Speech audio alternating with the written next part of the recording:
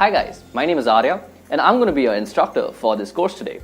So in this ethical hacking full course video, you'll be learning almost everything that is required for you to get started as an ethical hacker. So come, let's quickly go over the topics that we are going to be covering today. Firstly, we're going to be going through the basics of cybersecurity and cryptography, where we'll be learning the key concepts of confidentiality, integrity and availability, and how the cryptographic concepts also tie into the whole picture. Next, we'll be looking at some cyber threats. We'll be seeing how these cyber threats actually affect our computer, and then we'll also see how we can mitigate them. After which, we'll be looking into the history of ethical hacking. We'll learn how this all began in the Massachusetts Institute of Technology, and then we'll be looking into the fundamentals of networking and ethical hacking. In this, we'll be learning the various tools that are used in ethical hacking and also the network architectures that these tools are used in. After this, we'll be having a look into one of the most famous operating systems that is there, that is Kali Linux. Kali Linux is used by ethical hackers and penetration testers all around the world. We'll be learning how to install this on our local systems, we'll be learning the tools that come along with it and where we should be using them. After that, we'll be learning about penetration testing. And penetration testing is a subset of ethical hacking. So in this, we'll be learning about a tool called Metasploit, and using Metasploit, we'll be learning more about vulnerability analysis and how we can install backdoors in different computer systems and take advantages of these vulnerabilities. Now, Nmap is also another tool that we are going to be discussing in this course. We'll be learning how we can use Nmap to gather information from our networks and how we can use this information to our advantage. After that, we'll be learning deeply about 3 cyber attacks that are there in this industry. First is cross-site scripting, secondly, distributed denial of service, and thirdly, SQL injection attacks. Now, we'll be doing these attacks ourselves on dummy targets and learning more about these attacks and how they're orchestrated. And thus, we'll be learning more about how we can mitigate them if we actually become ethical hackers. Now, we'll also be discussing some very advanced cryptographic methods called steganography, which is basically used for hiding digital code inside images. Last but not the least, we'll be also discussing how you could become an ethical hacker yourself. So we'll be discussing a roadmap, we'll also be discussing the job profiles that are there in the industry, and we'll also be discussing the companies that are hiring for these job profiles along with the salaries that they are trying to offer. Also, we won't be leaving you hanging right there. We'll also be discussing the 50 most common interview questions that come along with these job profiles so that you can snag that job interview. And if you do like our content in the end, please leave us a like. Please leave a comment if you want to, and do hit the subscribe button so that you can join our ever-growing community of learners.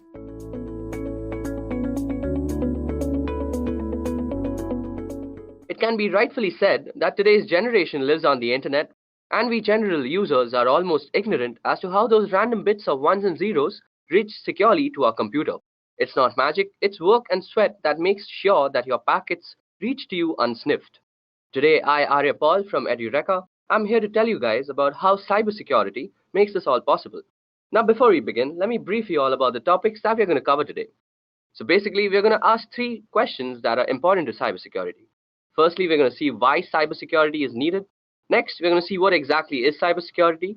And in the end, I'm going to show you all through a scenario how cybersecurity can save a whole organization from organized cybercrime. Okay, so let's get started. Now, as I just said, we are living in a digital era. Whether it be booking a hotel room, ordering some dinner, or even booking a cab, we're constantly using the internet and inherently constantly generating data. This data is generally stored on the cloud, which is basically a huge data server or data center that you can access online. Also, we use an array of devices to access this data. Now, for a hacker, it's a golden age. With so many access points, public IP addresses, and constant traffic and tons of data to exploit, black hat hackers are having one hell of a time exploiting vulnerabilities and creating malicious software for the same. Above that, cyber attacks are evolving by the day. Hackers are becoming smarter and more creative with their malwares, and how they bypass virus scans and firewalls still baffle many people. Let's go through some of the most common types of cyber attacks now. So as you guys can see, I've listed out 8 cyber attacks that have plagued us since the beginning of the internet. Let's go through them briefly. So first on the list, we have general malwares. Malware is an all-encompassing term for a variety of cyber threats, including trojans, viruses, and worms. Malware is simply defined as code with malicious intent that typically steals data or destroys something on the computer. Next on the list, we have phishing, often posing as a request for data from a trusted third party Phishing attacks are sent via email and ask users to click on a link and enter their personal data. Phishing emails have gotten much more sophisticated in recent years, making it difficult for some people to discern a legitimate request for information from a false one. Phishing emails often fall into the same category as spam, but are more harmful than just a simple ad. Next on the list, we have password attacks. A password attack is exactly what it sounds like: a third party trying to gain access to your system by cracking a user's password. Next up is DDoS, which stands for Distributed Denial of Service. A DOS attack focuses on disrupting the service of a network. Attackers send high volumes of data or traffic through the network that is making a lot of connection requests, until the network becomes overloaded and can no longer function. Next up, we have man-in-the-middle attacks. By impersonating the endpoint in an online information exchange, that is the connection from your smartphone to a website, the MITM attacks can obtain information from the end users and entity he or she is communicating with. For example, if you're banking online, the man in the middle would communicate with you by impersonating your bank and communicate with the bank by impersonating you. The man in the middle would then receive all the information transferred between both parties, which could include sensitive data such as bank accounts and personal information. Next up, we have drive-by downloads. Through malware on a legitimate website, a program is downloaded to a user's system just by visiting the site. It doesn't require any type of action by the user to download it actually. Next up, we have maladvertising, which is a way to compromise your computer with malicious code that is downloaded to your system when you click on an affected ad. Lastly, we have rogue softwares, which are basically malwares that are masquerading as legitimate and necessary security software that will keep your system safe. So as you guys can see now, the internet sure isn't a safe place as we might think it is. This not only applies for us as individuals, but also large organizations. There have been multiple cyber breaches in the past that has compromised the privacy and confidentiality of our data. If we head over to the site called Information is Beautiful, we can see all the major cyber breaches that have been committed. So as you guys can see, even big companies like eBay, AOL, Evernote, Adobe have actually gone through major cyber breaches, even though they have a lot of security measures taken to protect the data that they contain. So it's not only that small individuals are targeted by hackers and other people, but even bigger organizations are constantly being targeted by these guys. So after looking at all sorts of cyber attacks possible, the breaches of the past, and the sheer amount of data available, we must be thinking that there must be some sort of mechanism and protocol to actually protect us from all these sorts of cyber attacks. And indeed, there is a way, and this is called cybersecurity. In a computing context, security comprises of cybersecurity and physical security. Both are used by enterprises to protect against unauthorized access to data centers and other computerized systems. Information security, which is designed to maintain the confidentiality, integrity, and availability of data, is a subset of cybersecurity. The use of cybersecurity can help prevent against cyber attacks, data breaches, identity theft, and can aid in risk management. So, when an organization has a strong sense of network security and an effective incident response plan, it is better able to prevent and mitigate these attacks. For example, end-user protection defends information and guards against loss of theft, while also scanning computers for malicious code. Now, when talking about cybersecurity, there are three main activities that we are trying to protect ourselves against, and they are unauthorized modification, unauthorized deletion, and unauthorized access. These three terms are very synonymous to the very commonly known CIA triad, which stands for confidentiality, integrity, and availability. The CIA triad is also commonly referred to as the three pillars of security, and most security policies of bigger organizations and even smaller companies are based on these three principles. So let's go through them one by one. So first on the list, we have confidentiality. Confidentiality is roughly equivalent to privacy. Measures undertaken to ensure confidentiality are designed to prevent sensitive information from reaching the wrong people, while making sure that the right people can in fact get it. Access must be restricted to those authorized to view the data in question. It is common as well for data to be categorized according to the amount and type of damage that could be done should it fall into unintended hands. More or less, stringent measures can then be implemented across to those categories. Sometimes safeguarding data confidentiality may involve special training for those privy to such documents. Such training would typically include security risks that could threaten this information. Training can help familiarize authorized people with risk factors and how to guard against them. Further aspects of training can include strong password and password-related best practices and information about social engineering methods to prevent them from bending data handling rules with good intention and potentially disastrous results. Next on the list, we have integrity. Integrity involves maintaining the consistency, accuracy, and trustworthiness of data over its entire life cycle. Data must not be changed in transit, and steps must be taken to ensure that data cannot be altered by unauthorized people, for example, in a breach of confidentiality. These measures include file permissions and user access controls. Version control may be used to prevent erroneous changes or accidental deletion by authorized users becoming a problem. In addition, some means must be in place to detect any changes in data that might occur as a result of non-human caused events, such as electromagnetic pulses or server crash. Some data might include checksums, even cryptographic checksums for verification of integrity. Backup or redundancies must be available to restore the affected data to its correct state. Last but not the least is availability. Availability is best ensured by rigorous maintaining of all hardware, performing hardware repairs immediately when needed, and maintaining a correctly functional operating system environment that is free of software conflicts. It's also important to keep current with all necessary system upgrades. Providing adequate communication bandwidth and preventing the occurrences of bottlenecks are equally important. Redundancy, failover, and even high availability clusters can mitigate serious consequences when hardware issues do occur. Fast and adaptive disaster recovery is essential for the worst-case scenarios. That capacity is reliant on the existence of a comprehensive disaster recovery plan. Safeguards against data loss or interruption in connection must include unpredictable events such as natural disasters and fire. To prevent data loss from such occurrences, a backup copy must be stored in a geographically isolated location, perhaps even in a fireproof water-safe place. Extra security equipments or software such as firewalls and proxy servers can guard us against downtimes and unreachable data due to malicious actions such as denial of service attacks and network intrusions. So now that we have seen what we are actually trying to implement when trying to protect ourselves on the internet, we should also know the ways that we actually protect ourselves when we are attacked by cyber organizations. So the first step to actually mitigate any type of cyber attack is to identify the malware or the cyber threat that is being currently going on in your organization.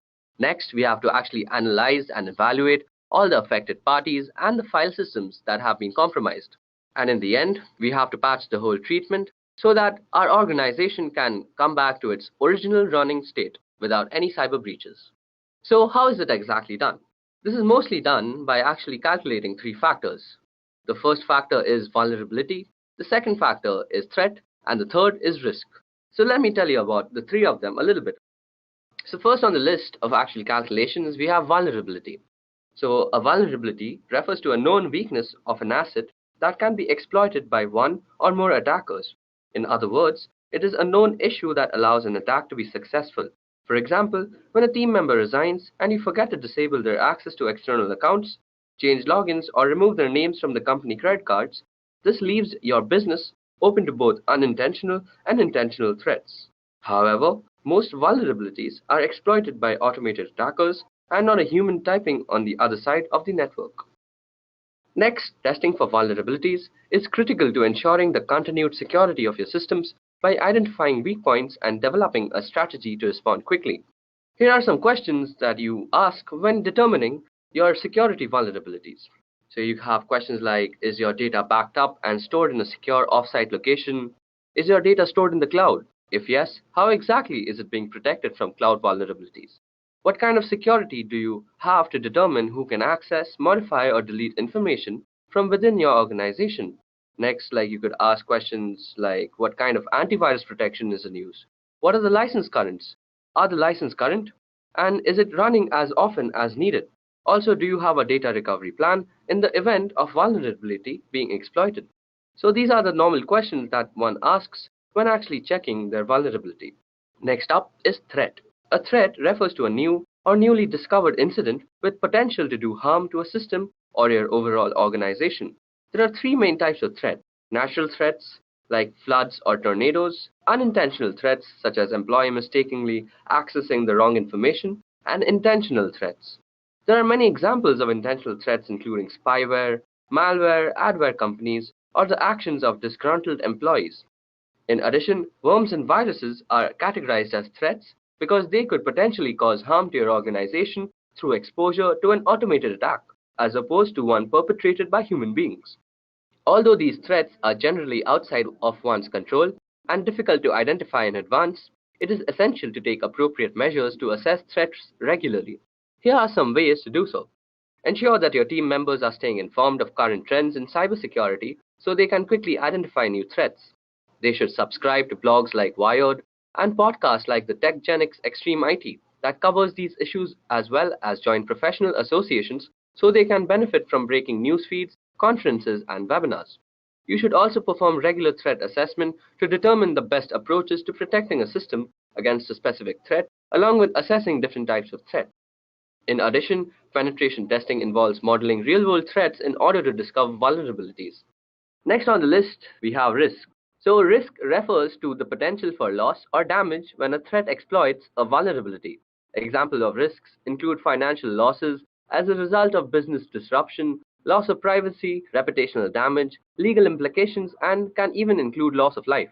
Risk can also be defined as follows, which is basically threat multiplied by the vulnerability. You can reduce the potential for risk by creating and implementing a risk management plan, and here are the key aspects to consider when developing your risk management strategy.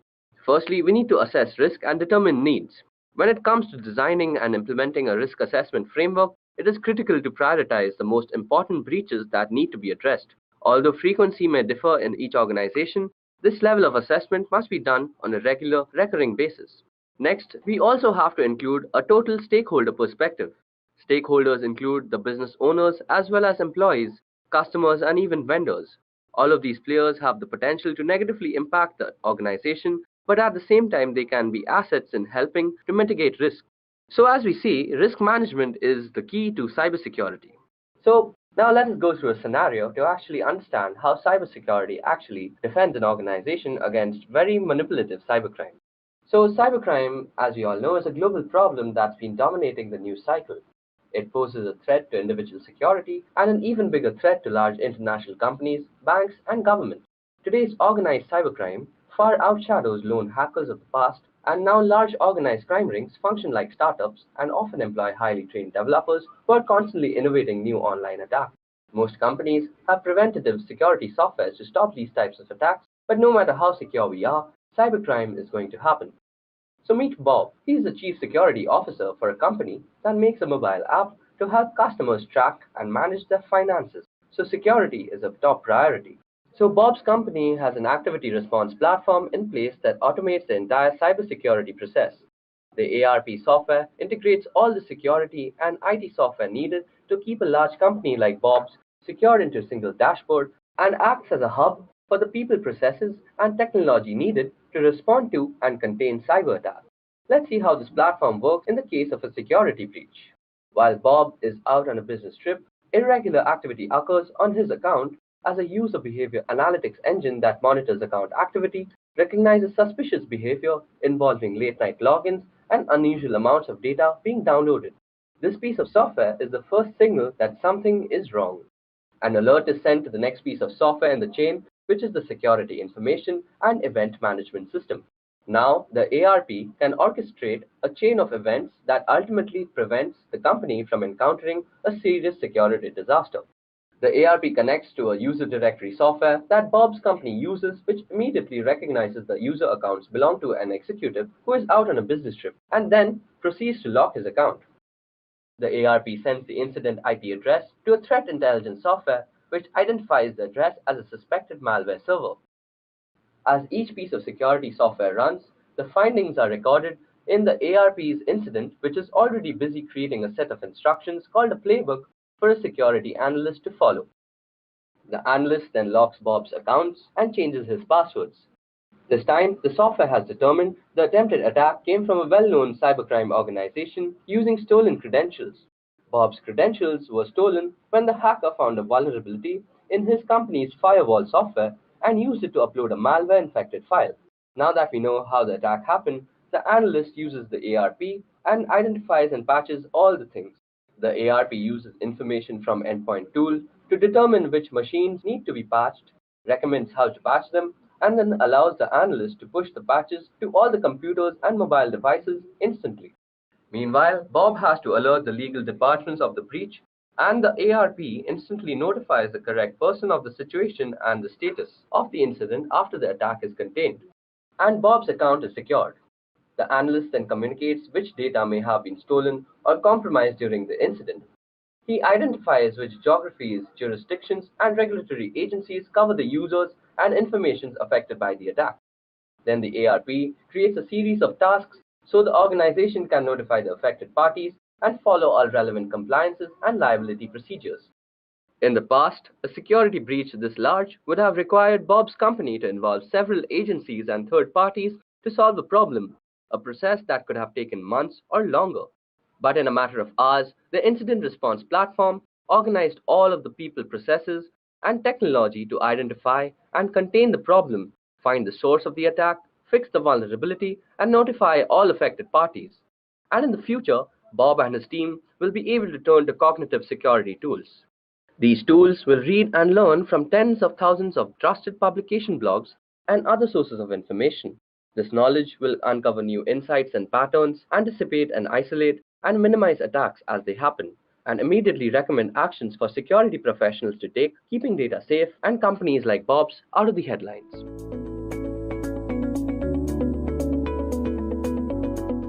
Cryptography is essentially important because it allows you to securely protect data that you don't want anyone else to have access to. It is used to protect corporate secrets, secure classified information, and to protect personal information to guard against things like identity theft. And today's video is basically going to be about cryptography. Now, before we actually jump into the session, let me give you guys a brief on the topics that we're going to cover today.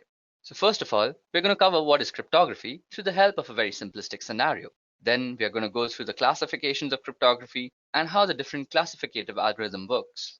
In the end, I'm going to show you guys a nifty demo on how a popular algorithm called RSA actually works. So let's get started. Now I'm going to take the help of an example or a scenario to actually explain what is cryptography. Alright, so let's say we have a person and let's call him Andy. Now suppose Andy sends a message to his friend Sam who is on the other side of the world. Now obviously, he wants this message to be private and nobody else should have access to the message. Now he uses a public forum, for example the internet, for sending this message. The goal is to actually secure this communication, and of course we have to be secure against someone. Now let's say there is a smart guy called Eve who has secretly got access to your communication channel. Since this guy has access to your communication, he can do much more than just eavesdrop. For example, he can try to change the message in itself. Now this is just a small example. What if Eve actually gets access to your private information? Well, that could actually result in a big catastrophe. So how can Andy be sure that nobody in the middle could access the message sent to Sam? The goal here is to make communication secure, and that's where cryptography comes in. So what exactly is cryptography? Well, cryptography is the practice and the study of techniques for securing communication and data in the presence of adversaries. So let me take a moment to explain how that actually happens. Well, first of all, we have a message. This message is firstly converted into a numeric form, and then this numeric form is applied with a key called an encryption key, and this encryption key is used in an encryption algorithm. So once the numeric message and the encryption key has been applied in an encryption algorithm, what we get is called a ciphertext. Now this ciphertext is sent over the network to the other side of the world, where the other person who the message is intended for will actually use a decryption key and use the ciphertext as a parameter of a decryption algorithm, and then he'll get what we actually sent as a message. And if some error had actually occurred, he'd get an error. So let's see how cryptography can help secure the connection between Andy and Sam. So to protect his message, Andy first converts his readable message to an unreadable form. Here he converts the message to some random numbers, and after that he uses a key to encrypt his message. After applying this key to the numerical form of his message, he gets a new value. In cryptography, we call this ciphertext. So now if Andy sends the ciphertext or encrypted message over communication channel, he won't have to worry about somebody in the middle of discovering the private message. Even if somebody manages to discover the message, he won't be able to decrypt the message without having a proper key to unlock this message.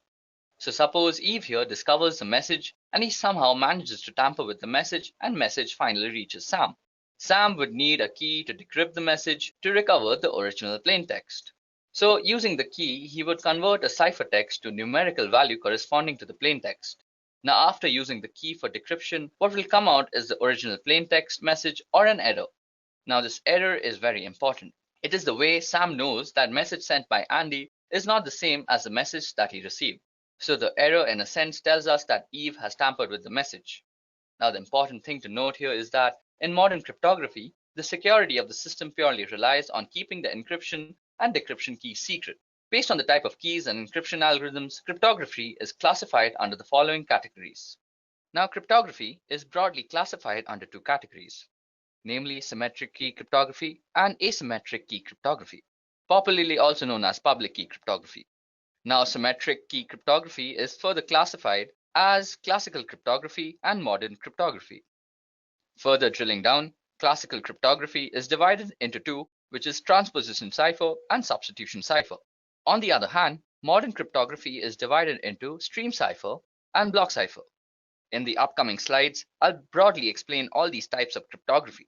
So let's start with symmetric key cryptography first. So symmetric key algorithms are algorithms for cryptography that use the same cryptographic keys for both encryption of plain text and decryption of ciphertext. The keys may be identical, or there may be some simple transformation to go between the two keys. The keys in practice represent a shared secret between two or more parties that can be used to maintain a private information link. This requirement that both parties have access to the secret key is one of the main drawbacks of symmetric key encryption in comparison to public key encryption, also known as asymmetric key encryption. Now, symmetric key cryptography is sometimes also called secret key cryptography, and the most popular symmetric key system is the Data Encryption Standards, which also stands for DES. Next up, we're going to discuss transposition cipher. So, in cryptography, a transposition cipher is a method of encryption by which the positions held by units of plain text, which are commonly characters or groups of characters, are shifted according to a regular system, so that the ciphertext constitutes a permutation of the plain text. That is, the order of units is changed, the plain text is reordered. Now, mathematically speaking, a bijective function is used on the character's position to encrypt and an inverse function to decrypt. So as you can see that there is an example on the slide. So on the plain text side, we have a message which says, "Meet me after the party." Now this has been carefully arranged in the encryption matrix, which has been divided into 6 rows and the columns. So next we have a key, which is basically 421635, and then we rearrange by looking at the plain text matrix, and then we get the ciphertext, which basically is some unreadable gibberish at this moment. So that's how this whole algorithm works. On the other hand, when the ciphertext is being converted into the plain text matrix is going to be referred, and it can be done very easily. Moving on, we are going to discuss substitution cipher. So substitution of single letters separately, simple substitution can be demonstrated by writing out the alphabets in some order to represent the substitution. This is termed as substitution alphabet. The cipher alphabet may be shifted or reversed, creating the Caesar and Abstash cipher respectively, or scrambled in a more complex fashion, in which case it is called a mixed alphabet or deranged alphabet. Traditionally, mixed alphabets may be created by first writing out keyword, removing repeated letters in it, then writing all the remaining letters in the alphabet in the usual order. Now consider this example shown on the slide. Using the system we just discussed, the keyword zebras gives us the following alphabets from the plain text alphabet, which is A to Z. So the ciphertext alphabet is basically zebras, then followed by all the alphabets we have missed out in the zebra word. So as you guys can see, it's zebras followed by S, C, D, F, G, H, and so on. Now suppose we were to actually encrypt a message using this code. So as you guys can see on the screen, I've shown you an example, which is a message, "Flee at once, we are discovered," is being actually encrypted using this code. So if you guys can see out here, the F letter actually corresponds to S, and then the L letter actually corresponds to I out here. Then we actually get the ciphertext, which is SIAAZQ, using the code and the process that I just discussed. Now traditionally, the ciphertext is written out in blocks of fixed length, omitting punctuations and spaces. This is done to help avoid transmission errors to disguise the word boundaries from the plain text. Now these blocks are called groups, and sometimes a group count, that is the number of groups, is given as an additional check. Now, 5-letter groups are traditional. As you guys can see that we have also divided our ciphertext into groups of 5, and this dates back to when messages were actually used to be transmitted by telegraph.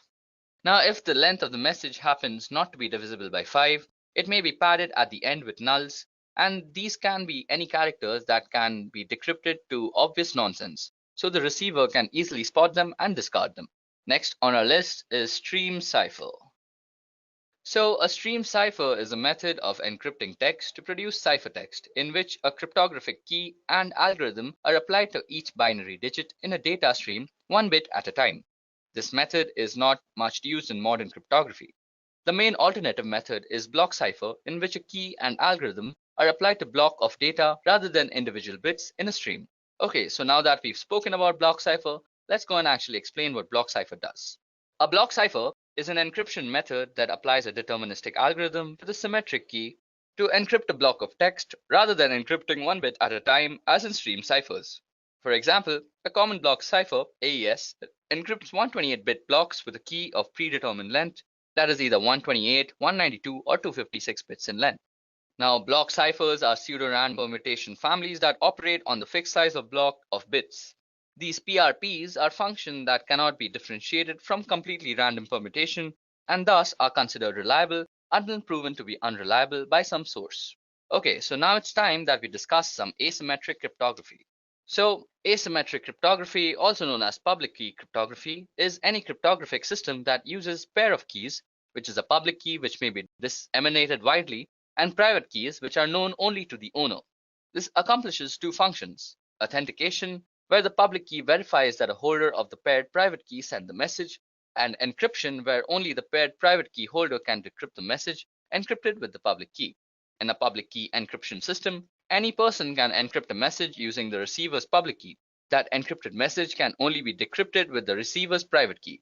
So to be practical, the generation of public and private key pair must be computationally economical.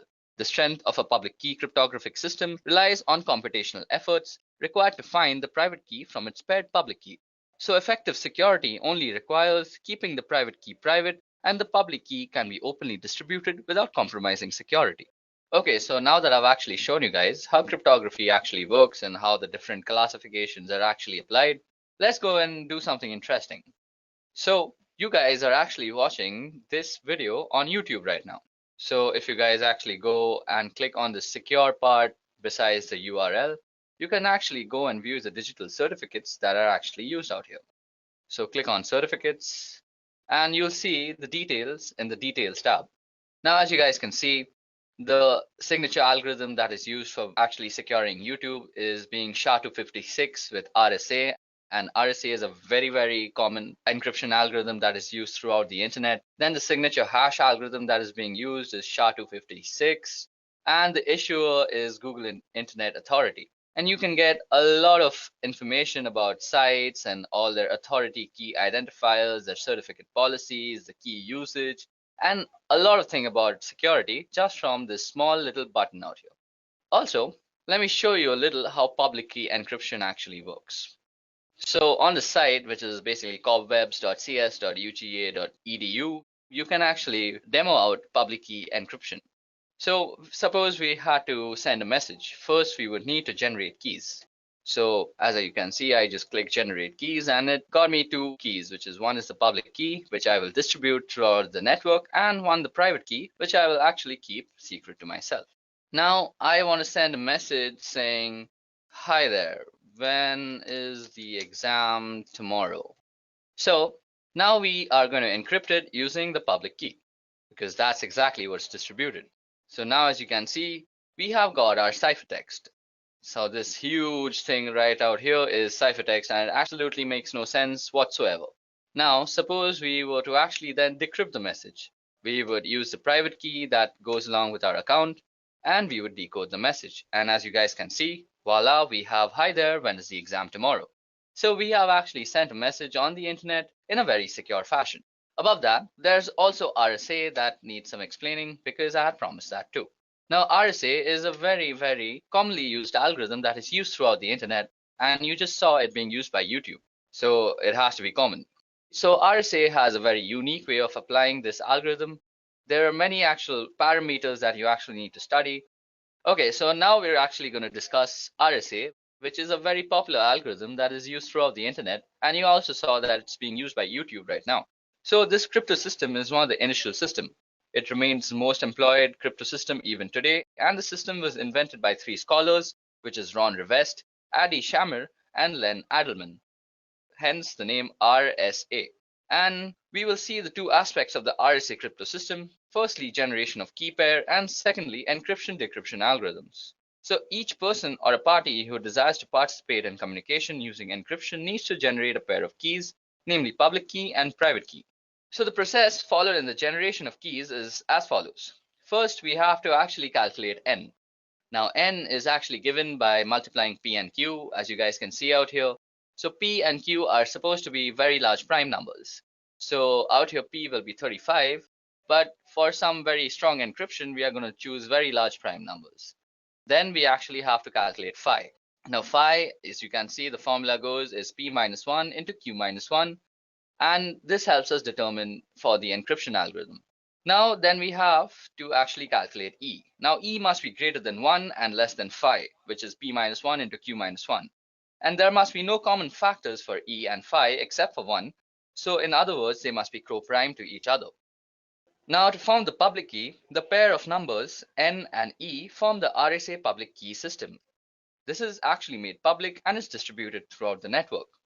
Interestingly though, n is a part of the public key, and the difficulty in factorizing a large prime number ensures that the attacker cannot find in finite time the two primes, that is p and q, that is used to obtain n.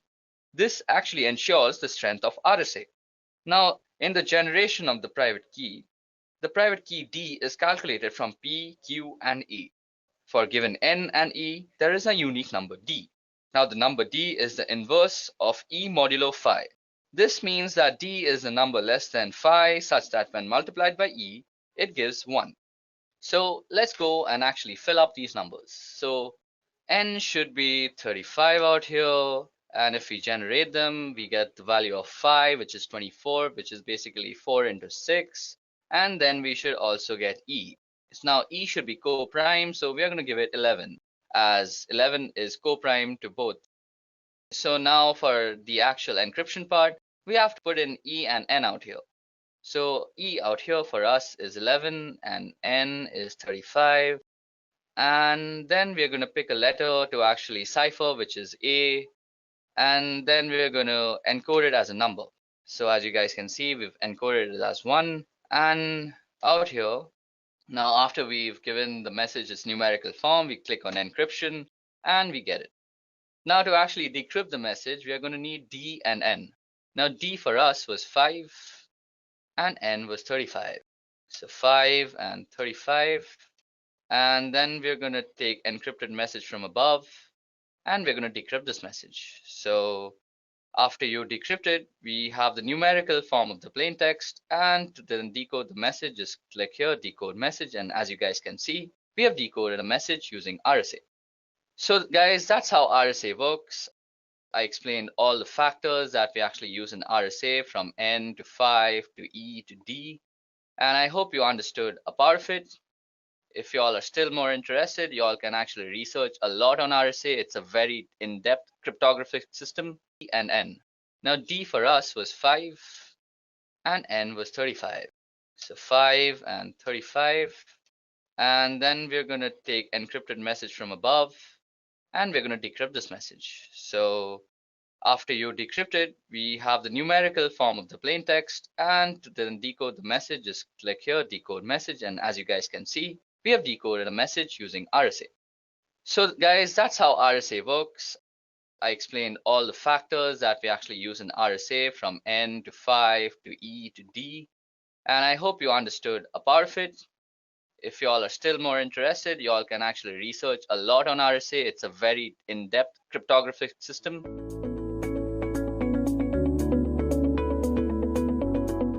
Just as pollution was a side effect of the Industrial Revolution, so are the many security vulnerabilities that come with the increased internet connectivity. Cyber attacks are exploitations of those vulnerabilities. For the most part, individuals and businesses have found ways to counter cyber attacks using a variety of security measures and just good old common sense. We're going to examine 8 of the most common cybersecurity threats that your business could face and the ways to avoid them. So before we actually jump into the session, let me give you how the session will actually work. We are going to discuss the most 8 common cyber threats. We're going to discuss in particular what they are, how the threat works, and how to protect yourself. Okay, so now let's jump in. Now, cyber attacks are taking place all the time. Even as we speak, the security of some organization, big or small, is being compromised. For example, if you visit this site out here, that is Threat Cloud, you can actually view all the cyber attacks that are actually happening right now. Let me just give you a quick demonstration of how that looks like. Okay, so as you guys can see out here, these are all the places that are being compromised right now. The red parts actually show us the part that is being compromised, and the yellow places actually show us from where it's being compromised from. Okay, as you guys can see now that someone from the Netherlands is actually attacking this place and someone from USA was attacking Mexico. It's a pretty interesting site and actually gives you a scale of how many cyber attacks are actually happening all the time in the world. Okay, now getting back, I think looking at all these types of cyber attacks, it's only necessary that we educate ourselves about all the types of cyber threats that we have. So these are the 8 cyber threats that we're going to be discussing today. Firstly, we're going to start with malware. So malware is an all-encompassing term for a variety of cyber attacks, including Trojans, viruses, and worms. Malware is simply defined as code with malicious intent that typically steals data or destroys something on the computer. The way malware goes about doing its damage can be helpful in categorizing what kind of malware you're dealing with. So let's discuss it. So first of all, viruses. Like their biological namesakes, viruses attach themselves to clean files and infect other clean files, and they can spread uncontrollably, damaging a system's core functionality and deleting or corrupting files. They usually appear as executable files that you might have downloaded from the internet. Then there are also Trojans. Now, this kind of malware disguises itself as legitimate software or is included in legitimate software that can be tampered with. It tends to act discreetly and creates backdoors in your security to let other malwares in. Then we have worms. Worms infect entire networks of devices, either local or across the internet, by using the network's interfaces. It uses each consecutive infected machine to infect more. And then we have botnets and such, where botnets are networks of infected computers that are made to work together under the controller of an attacker. So basically, you can encounter malware if you have some OS vulnerabilities, or if you download some illegitimate software from somewhere, or you have some other email attachment that was compromised with. Okay, so how exactly do you remove malware, or how exactly do you fight against it? Well, each form of malware has its own way of infecting and damaging computers and data, and so each one requires a different malware removal method. The best way to prevent malware is to avoid clicking on links or downloading attachments from unknown senders, and this is sometimes done by deploying a robust and updated firewall, which prevents the transfer of large data files over the network in a hope to weed out attachments that may contain malware. It's also important to make sure your computer's operating system, whether it be Windows, Mac OS, Linux, uses the most up-to-date security updates. And software programmers update programs frequently to address any holes or weak points. And it's important to install all these updates as well as to decrease your own system weaknesses. So next up on our list of cyber threats, we have phishing. So what exactly is phishing? Well, often posing as a request for data from a trusted third party, phishing attacks are sent via email and ask users to click on a link and enter their personal data. Phishing emails have gotten much more sophisticated in recent years and making it difficult for some people to discern a legitimate request for information from a false one. Now, phishing emails often fall into the same category as spam, but are way more harmful than just a simple ad. So, how exactly does phishing work? Well, most people associate phishing with email messages that spoof or mimic bank, credit card companies, or other businesses like Amazon, eBay, and Facebook. These messages look authentic and attempt to get victims to reveal their personal information. But email messages are only one small piece of a phishing scam. From beginning to end, the process involves 5 steps. The first step is planning. The phisher must decide which business to target and determine how to get email addresses for the customers of that business. Then they must go through the setup phase. Once they know which business to spoof and who their victims are, phishers create methods for delivering the messages and collecting the data. Then they have to execute the attack, and this is the step most people are familiar with. That is, the phisher sends a phony message that appears to be from a reputable source. After that, the phisher records the information the victims enter into the web page or pop-up windows. And in the last step, which is basically identity theft and fraud, the phishers use the information they've gathered to make illegal purchases or otherwise commit fraud. And as many as a fourth of the victims never fully recover. So how exactly can you be actually preventing yourself from getting phished? Well, the only thing that you can do is being aware of how phishing emails actually work. So first of all, a phishing email has some very specific properties. So firstly, you'll have something like a very generalized way of addressing someone, like dear client. Then your message will not be actually from a very reputable source. So out here, as you can see, it's written as Amazon on the label, but if you actually inspect the email address that it came from, it's from management@maisoncanada.ca, which is not exactly a legitimate Amazon address. Third, you can actually hover over the redirect links and see where they actually redirect you to. Now, this redirects me to www.fakeamazon.com, as you can see out here. So basically, you know this is actually a phishing email, and you should actually report this email to your administrators or anybody else that you think is supposed to be concerned with this. Also, let me give you guys a quick demonstration on how phishing actually works from the perspective of an attacker. So first of all, I have actually created a phishing website for harvesting Facebook credentials. I simply just took the source code of the Facebook login page and pasted it, and then made a backend code in PHP which makes a log file of all the Facebook passwords that get actually entered onto the phishing page. Now, I've also sent myself an email as to make sure this looks legitimate, but this is only for spreading awareness, so please don't use this method for actually harvesting credentials. That's actually a very illegal thing to do. So let's get started. First of all, you'll go to your email and see that you'll get some email saying your Facebook credentials have been compromised. So when you open it, it looks pretty legit. Well, I haven't made it look all that legit. It should look legit, but the point out here is to actually make you aware of how this works. So as you guys can see, it says, "Dear client, we have strong reasons to believe that your credentials may have been compromised and might have been used by someone else. We have locked your Facebook account. Please click here to unlock. Sincerely, Facebook Associate Team." So if we actually click here, we are actually redirected to a nice looking Facebook page, which is exactly how Facebook looks like when you're logging in. Now, suppose I were to actually log into my Facebook account, which I won't. I'll just use some random ID, like this is an email @gmail.com, and let's put password as admin123, and we click login. Now, since my Facebook is actually already logged in, it'll just redirect to facebook.com, and you might just see me logged in. But on a normal computer, it'll just redirect you to www.facebook.com, which should just show this site again. Okay, so once I click login out here, all that the backend code that I've written in PHP out here will do is that it's going to take all the parameters that I've entered into this website, that is my email address and the password, and just generate a log file about it. So let's just hit login and see what happens. So as you guys can see, I've been redirected to the original Facebook page that is not meant for phishing.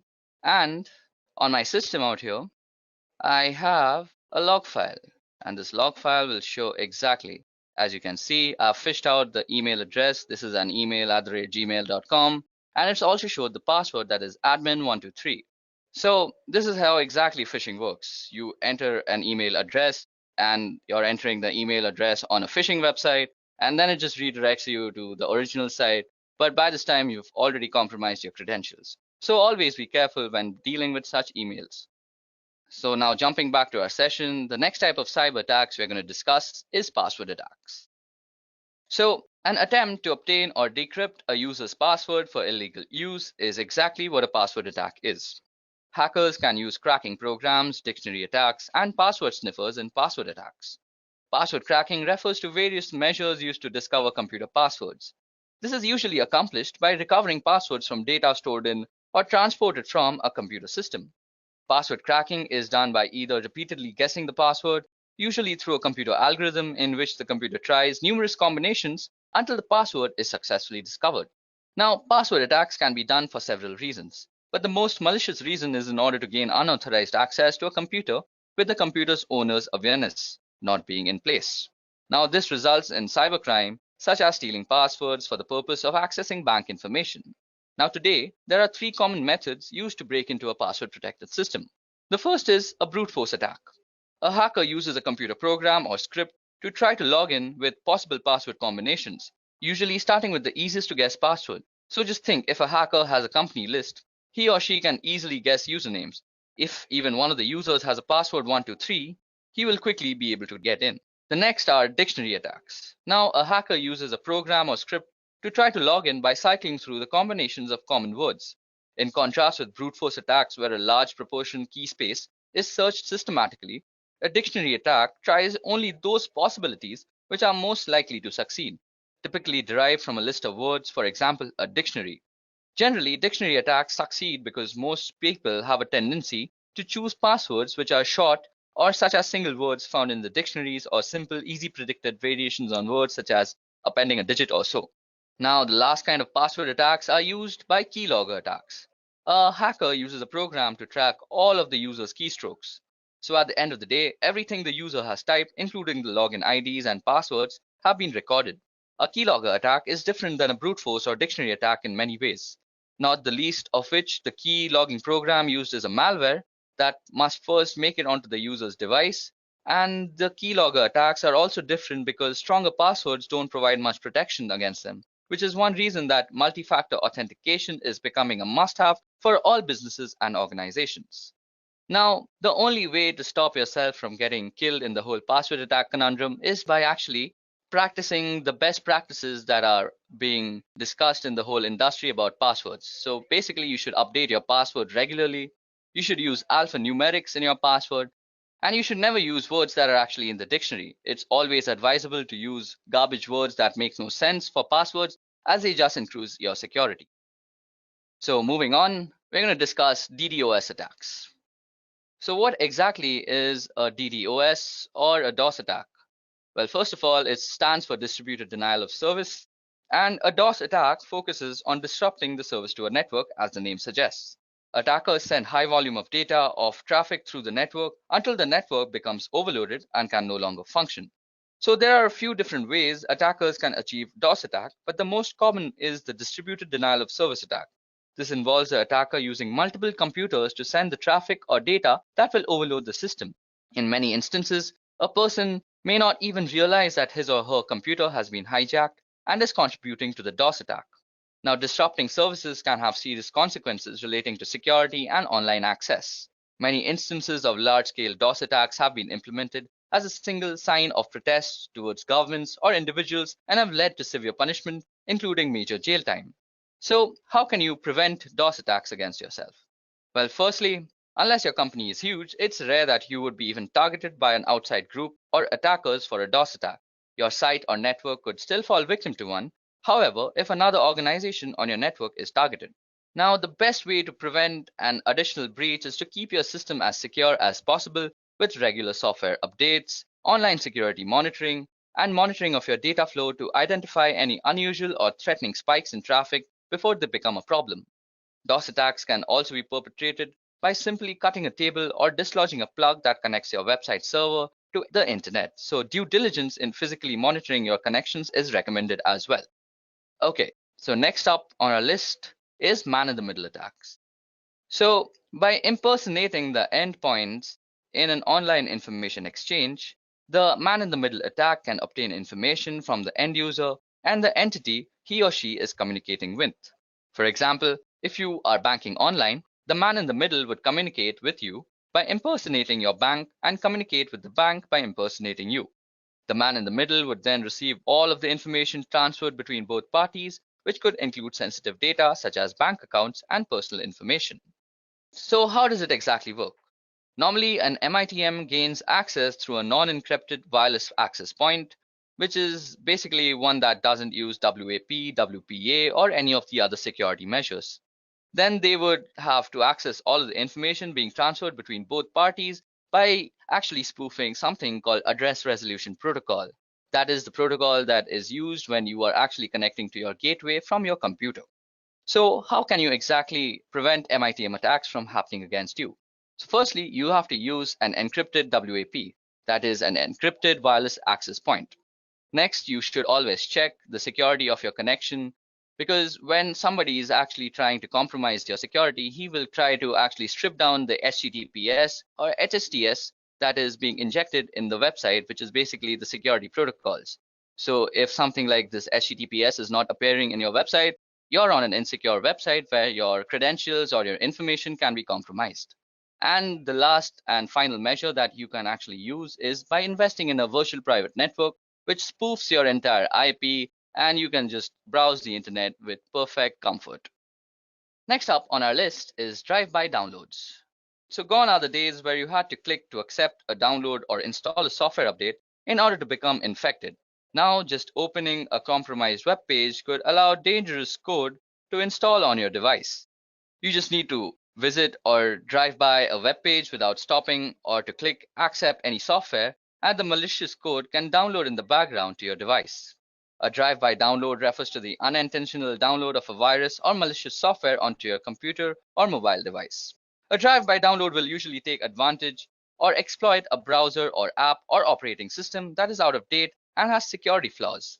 This initial code that is downloaded is often very small, and since its job is often simply to contact another computer where it can pull down the rest of the code onto your smartphone, tablet, or other computers. Often, a web page will contain several different types of malicious code in hopes that one of them will match a weakness on your computer. So how does this exactly work? Well, first you visit the site, and during the three-way handshake connection of the TCP/IP protocol, a backend script is triggered. As soon as a connection is made while the last ACK packet is sent, a download is also triggered and the malware is basically injected into your system. Now, the best advice I can share about avoiding drive-by downloads is to avoid visiting websites that could be considered dangerous or malicious. This includes adult content, file-sharing websites, or anything that offers you a free trip to the Bahamas. Now, some other tips to stay protected include keep your internet browser and operating system up to date, use a safe search protocol that warns you when to navigate to a malicious site, and use comprehensive security software on all your devices like McAfee All Access and keeping it up to date. Okay, so that was it about drive-by downloads. Next up is maladvertising or malvertising. So malvertising is the name we in the security industry give to criminally controlled advertisements which intentionally infect people and businesses. These can be any ad on any site, often ones which you use as a part of your everyday internet usage, and it is a growing problem, as is evident by a recent US Senate report and the establishment of bodies like Trust in Ads. Now, whilst the technology being used in the background is very advanced, the way it presents to the person being infected is simple. To all intents and purposes, the advertisement looks the same as any other, but has been placed by a criminal. Like you can see the mint ad out here, it's really out of place, so you could say it's been made by a criminal. Now, without your knowledge, a tiny piece of code hidden deep in the advertisement is making your computer go to the criminal servers. These then catalog details about your computer and its location before choosing which piece of malware to send you. And this doesn't need a new browser window and you won't know about it. So basically, you're redirected to some criminal server, the malware injection takes place, and voila, you're infected. It's a pretty dangerous thing to be in. So how exactly can you stop malvertising? Well, first of all, you need to use an ad blocker, which is a very must in this day and age. You can have ad blocker extensions installed on your browser, whether it be Chrome, Safari, or Mozilla. Also, regular software updates of your browser and other softwares that work peripheral to your browser always help. And next is some common sense. Any advertisement that is about a lottery that's offering you free money is probably going to scam you and inject a malware too. So never click on those ads. So the last kind of cyber attacks we are going to discover today and discuss about is rogue software. So rogue security software is a form of malicious software and internet fraud that misleads users into believing that there is a virus on their computer and manipulates them into paying money for a fake malware removal tool. It is a form of scareware that manipulates users through fear and a form of ransomware. Rogue security software has been a serious security threat in desktop computing since 2008. So now, how does a rogue security software work? These scams manipulating users into download the program through a variety of techniques. Some of these methods include ads offering free or trial versions of security programs, often pricey upgrades, or encouraging the purchase of deluxe versions. Then also pop-ups warning that your computer is infected with a virus, which encourages you to clean it by clicking on the program. And then manipulated SEO rankings that put infected website as the top hits when you search. These links then redirect you to a landing page that claims your machine is infected and encourages you a free trial of the rogue security program. Now, once the scareware is installed, it can steal all your information, slow your computer, corrupt your files, disable updates for legitimate antivirus softwares, or even prevent you from visiting legitimate security software vendor sites. Well, talking about prevention, the best defense is a good offense. And in this case, an updated firewall makes sure that you have a working one in your office that protects you and your employees from these type of attacks. It is also a good idea to install a trusted antivirus or anti-spyware software program that can detect threats like these. And also a general level of distrust on the internet and not actually believing anything right off the bat is the way to go. Machine is infected and encourages you a free trial of the rogue security program. Now, once the scareware is installed, it can steal all your information, slow your computer, corrupt your files, disable updates for legitimate antivirus softwares, or even prevent you from visiting legitimate security software vendor sites. Well, talking about prevention, the best defense is a good offense. And in this case, an updated firewall makes sure that you have a working one in your office that protects you and your employees from these type of attacks. It is also a good idea to install a trusted antivirus or anti-spyware software program that can detect threats like these. And also a general level of distrust on the internet and not actually believing anything right off the bat is the way to go.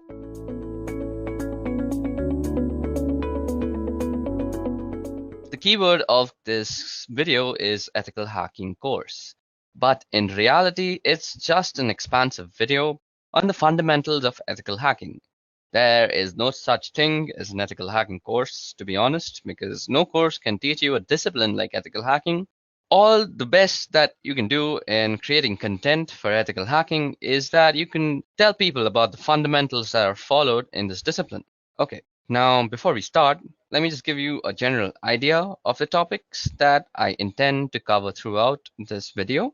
Okay, now to be honest, we're going to cover a pretty broad range of material. We are firstly going to be going over footprinting and reconnaissance, where you get an idea of what's involved in the ethical hacking engagement that you're working on and information about the target that you're engaged with. Then we're going to talk about networking fundamentals, and here we're going to get our hands dirty with packets and the understanding of TCP/IP at a deeper level, and also understanding how the different protocols work and why they work that way. Now, we are also going to be talking about cryptography, where we talk about different cryptographic ciphers. We're going to deal with web encryption to SSL and TLS. We are also going to talk about certificates and the creation of certificates and how they actually operate. We will also talk about public key cryptography, and we are also scanning and enumeration, so Nmap, and dealing with Windows servers and using SNMP and LDAP and all that sort of stuff. Then we're going to be talking about penetration, where we deal with different ways of getting into systems and also go over using Metasploit, which is an exploit framework. And we're going to talk about how to use Metasploit, and you actually get into systems and make use of the exploits that they have. Then we're going to talk about malwares, viruses, and worms and rootkits, and all of that sort of stuff. We're going to take a look at the different pieces of malware and how you would pull that apart in order to understand what it's doing and potentially make use of that malware during an ethical hacking engagement. Then we're going to talk about different types of denial of service attacks or DOS attacks, and the difference between a denial of service attack and a distributed denial of service attack. And there is a difference there. So we're going to go over those attacks. Now, we're also going to go over web application hacking and the types of tools that you would use during web application hacking, and the different vulnerabilities that web applications have, and how to make use of these exploits and those vulnerabilities. We're going to talk about wireless networking, how to probe wireless networks, what wireless networks are doing, and how to secure wireless networks. We're also going to talk a little bit about detection evasion, and to be honest with you, detection evasion kind of comes up in a lot of different areas through the many of the topics that we're also going to talk about: programming attacks, and how to protect oneself against programming attacks. Okay, so that was the number of topics that we are actually going to cover through this video. Now, the approach that I'm going to be taking in the series of videos is whenever possible, we're going to be going to use a hands-on approach. So we're going to show you the actual tools I'm going to make use of and the tools to do some sort of demonstration and how they actually work. I am a big believer in getting your hands dirty as the best way to learn anything. So, as we go through the series of videos, I strongly encourage you to get access to the tools that I'm going to be demonstrating wherever possible and dig in and get your hands dirty along with me. And there are places where we're going to be going over some theoretical material, and I'm not a big fan of PowerPoint slides. But sometimes they're a necessary evil in order to convey certain types of information. So, wherever possible, I'm going to minimize their use, but you will run across places where they're just a necessity. And we're going to have to go through some slides where, in order to get some particular points across, they are primarily of a theoretical nature. So that's the approach that we'll be taking through this video, and I hope you have fun as you go along the way. Okay, so let's begin. Now, the first topic that we're going to tackle is, what is hacking? Okay, so let us take a trip to the early days of hacking to start with. Now, the Internet Engineering Task Force is responsible for maintaining documentation about protocols and various specifications and processes and procedures regarding anything on the Internet. They have a series of documents called the Request for Comments, or the RFCs. And according to RFC 1389, it says, a hacker is a person who delights in having an intimate understanding of the internal workings of a system, computers, and computer networks in particular. While the expression hackers may go back a long time and have many different connotations or definitions, as far as computers go, some of the earliest hackers were members of the Tech Model Railroad Club at the Massachusetts Institute of Technology. And what those people did and the various things that they did and were involved in are detailed in Stephen Levy's book called Hackers for Our Purposes.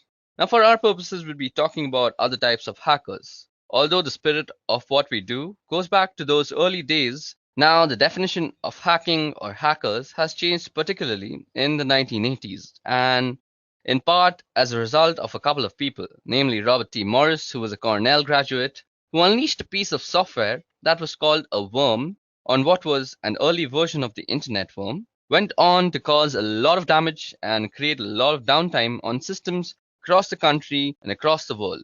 Now, the Morris worm did end up resulting in something good, however. That is, the Computer Emergency Response Team at Carnegie Mellon was created primarily in response to the Morris worm. Now, there's also Kevin Mitnick, who is another well-known hacker who was responsible for various acts of computer crime over a couple of decades. He was the first convicted in 1988. So the definition of hacker or hacking moved from something benign to something far more sinister in popular culture. Now, we see hacking or hackers in all sorts of popular culture.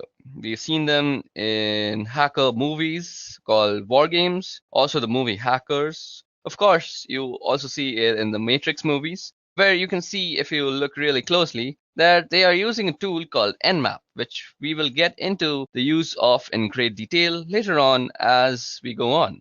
Now, also the movie Sneakers and the movie Swordfish. And on television, in addition to other places, you can see the agents at NCIS regularly doing things like cracking complex cryptography in just a matter of seconds or minutes. So, what is hacking really? Well, hacking is about a deep understanding of something, particularly with relation to computers and computing.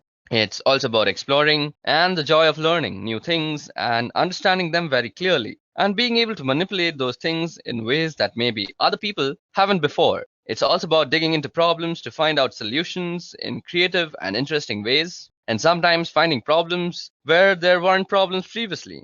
And that's a little bit about what is hacking. Okay, so now that we have talked about what exactly is hacking and how the meaning and connotations of that word has changed over time, how it came into existence, how it was coined, let's go over the reasons that people normally hack. Now, you may want to hack just for fun. As discussed previously, hacking is a tradition that goes back several decades at MIT, even preceding the computer-related definition of hacking. Now, MIT has a long and storied history of hacking, and sometimes of a computer related nature, which in this case happens to be true, and sometimes of a non computer related nature instance. Now, here you can see that MIT's homepage has been hacked, or you might even say defaced, to indicate that Disney is buying MIT. This was an April Fool's Day prank in 1998, and again, this is just the kind of hacking that you would do for fun rather. Now, sometimes you might want to hack just to prove a political point, or any point for that matter. In this case, again, Bill Gates had donated some money to the MIT, which allowed them to have a new building. And he was coming to MIT to visit and give a talk about Microsoft Windows and its systems.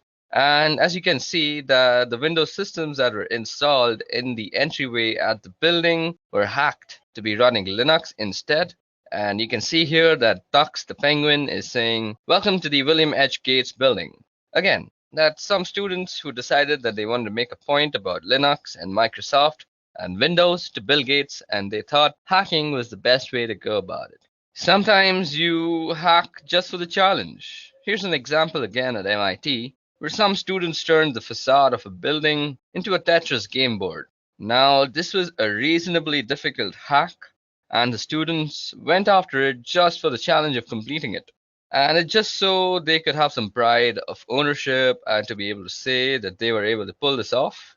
You know, the things that teenagers do to show off to other teenagers, it just increases with increase in scale. Now, in spite of its difficulties and its challenges and all the obstacles and planning that had to go into it, they were able to pull it off, and now they have those bragging rights. So that was one of them, and one of the instances where somebody would hack just for the challenge and for the fun in it. Now, sometimes you want to hack to prevent theft, and this is where we get more specifically into computer related hackings. You see a lot of articles and stories in the news over the last few years about cybercrime, and here's an example of data theft compromised. And a fewer than 1.5 million cards for global payments. So there are some attackers who got into this company, Global Payment, and they were able to pull out about 1.5 million credit card numbers during the intrusion there.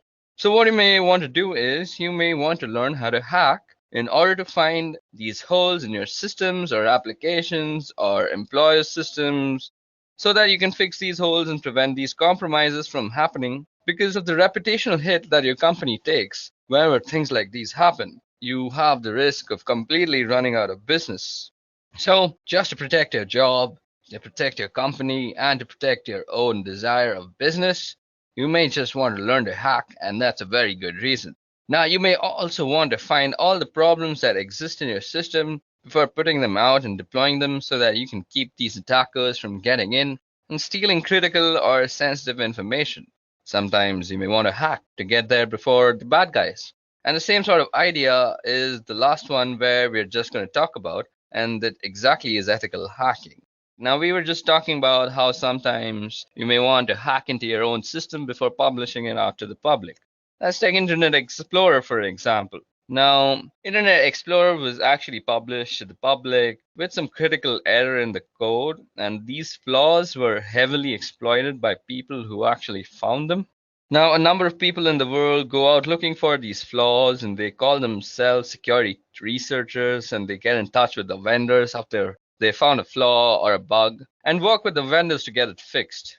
What they end up with is a bit of reputation, they get a name for themselves, and that name recognition may end up getting them a job or some speaking engagements or a book deal or any number of ways that you could cash in on some name recognition from finding these sort of bugs and getting them fixed. If you want to get there before the bad guys, you may think you're helping out a vendor, you may want to just make a name for yourself. You may want to find these sort of bugs before the bad guys do, because the thing about the bad guys finding them is they don't announce them and they don't get them fixed, and that makes everybody a little less secure. Finally, you may want to protect yourself from hacked computer companies and fight cybercriminals. And this is a new headline from June 18, 2012. And we're starting to see these sort of news headlines show up as companies are starting to retaliate against attackers in order to retaliate against attackers. Now, in order to retaliate against attackers, you need to be able to have the same sort of skills and techniques and knowledge and experience that those attackers have. And where your company may want you to learn to hack, or the company may want to bring in people who are skilled at these sort of activities so that they can attack the attackers, and hopefully you end up with more steely exterior and you get a reputation for not being a company that people want to go after. Those are several reasons, and there we go. I gave you around a bunch of reasons as to why you may want to hack: for fun, to prove a point, protect yourself, to protect the company, to not run out of business, and along with another bunch of reasons. Okay, so now that we have talked about why you would want to hack, let's move on to the types of hackers that exist. Now, we're going to be talking about the different types of hacking, and the first type of hacking that I want to discuss is ethical hacking and ethical hackers, which is really what we're going to be talking about through the rest of these lessons. Now, an ethical hacker is somebody who thinks like a black hat hacker, or thinks like somebody who's intent on breaking into your systems, but follows a moral compass that's more in line with probably the majority of the population. So, their intent isn't to do bad things. Their intent is to look for bad things and get them fixed so that bad things don't happen. Ethical hackers aren't out to destroy anything, and they're not out to break anything unless it's deemed to be acceptable as a part of the engagement, and also necessary in order to demonstrate a particular vulnerability to the organization that they're working with. So that's an ethical hacker, and there's a certification that's available from the EC Council. It's a certified ethical hacker, and if you find certifications valuable and this sort of thing is what you want to do, pursuing a certified ethical hacker may be something you might want to look into. Now, let's talk about black hat hackers. There's plenty of cases of black hat hackers through years, and let's talk about a guy in particular called Kevin Mitnick. This guy right here is a particularly good example, probably because he was a black hat hacker for a lot of his years. His goal was to cause mischief, to steal where necessary, and just to be engaged in the lifestyle of being a hacker and doing whatever was necessary to continue doing whatever he was doing. It crossed moral boundaries or ethical boundaries.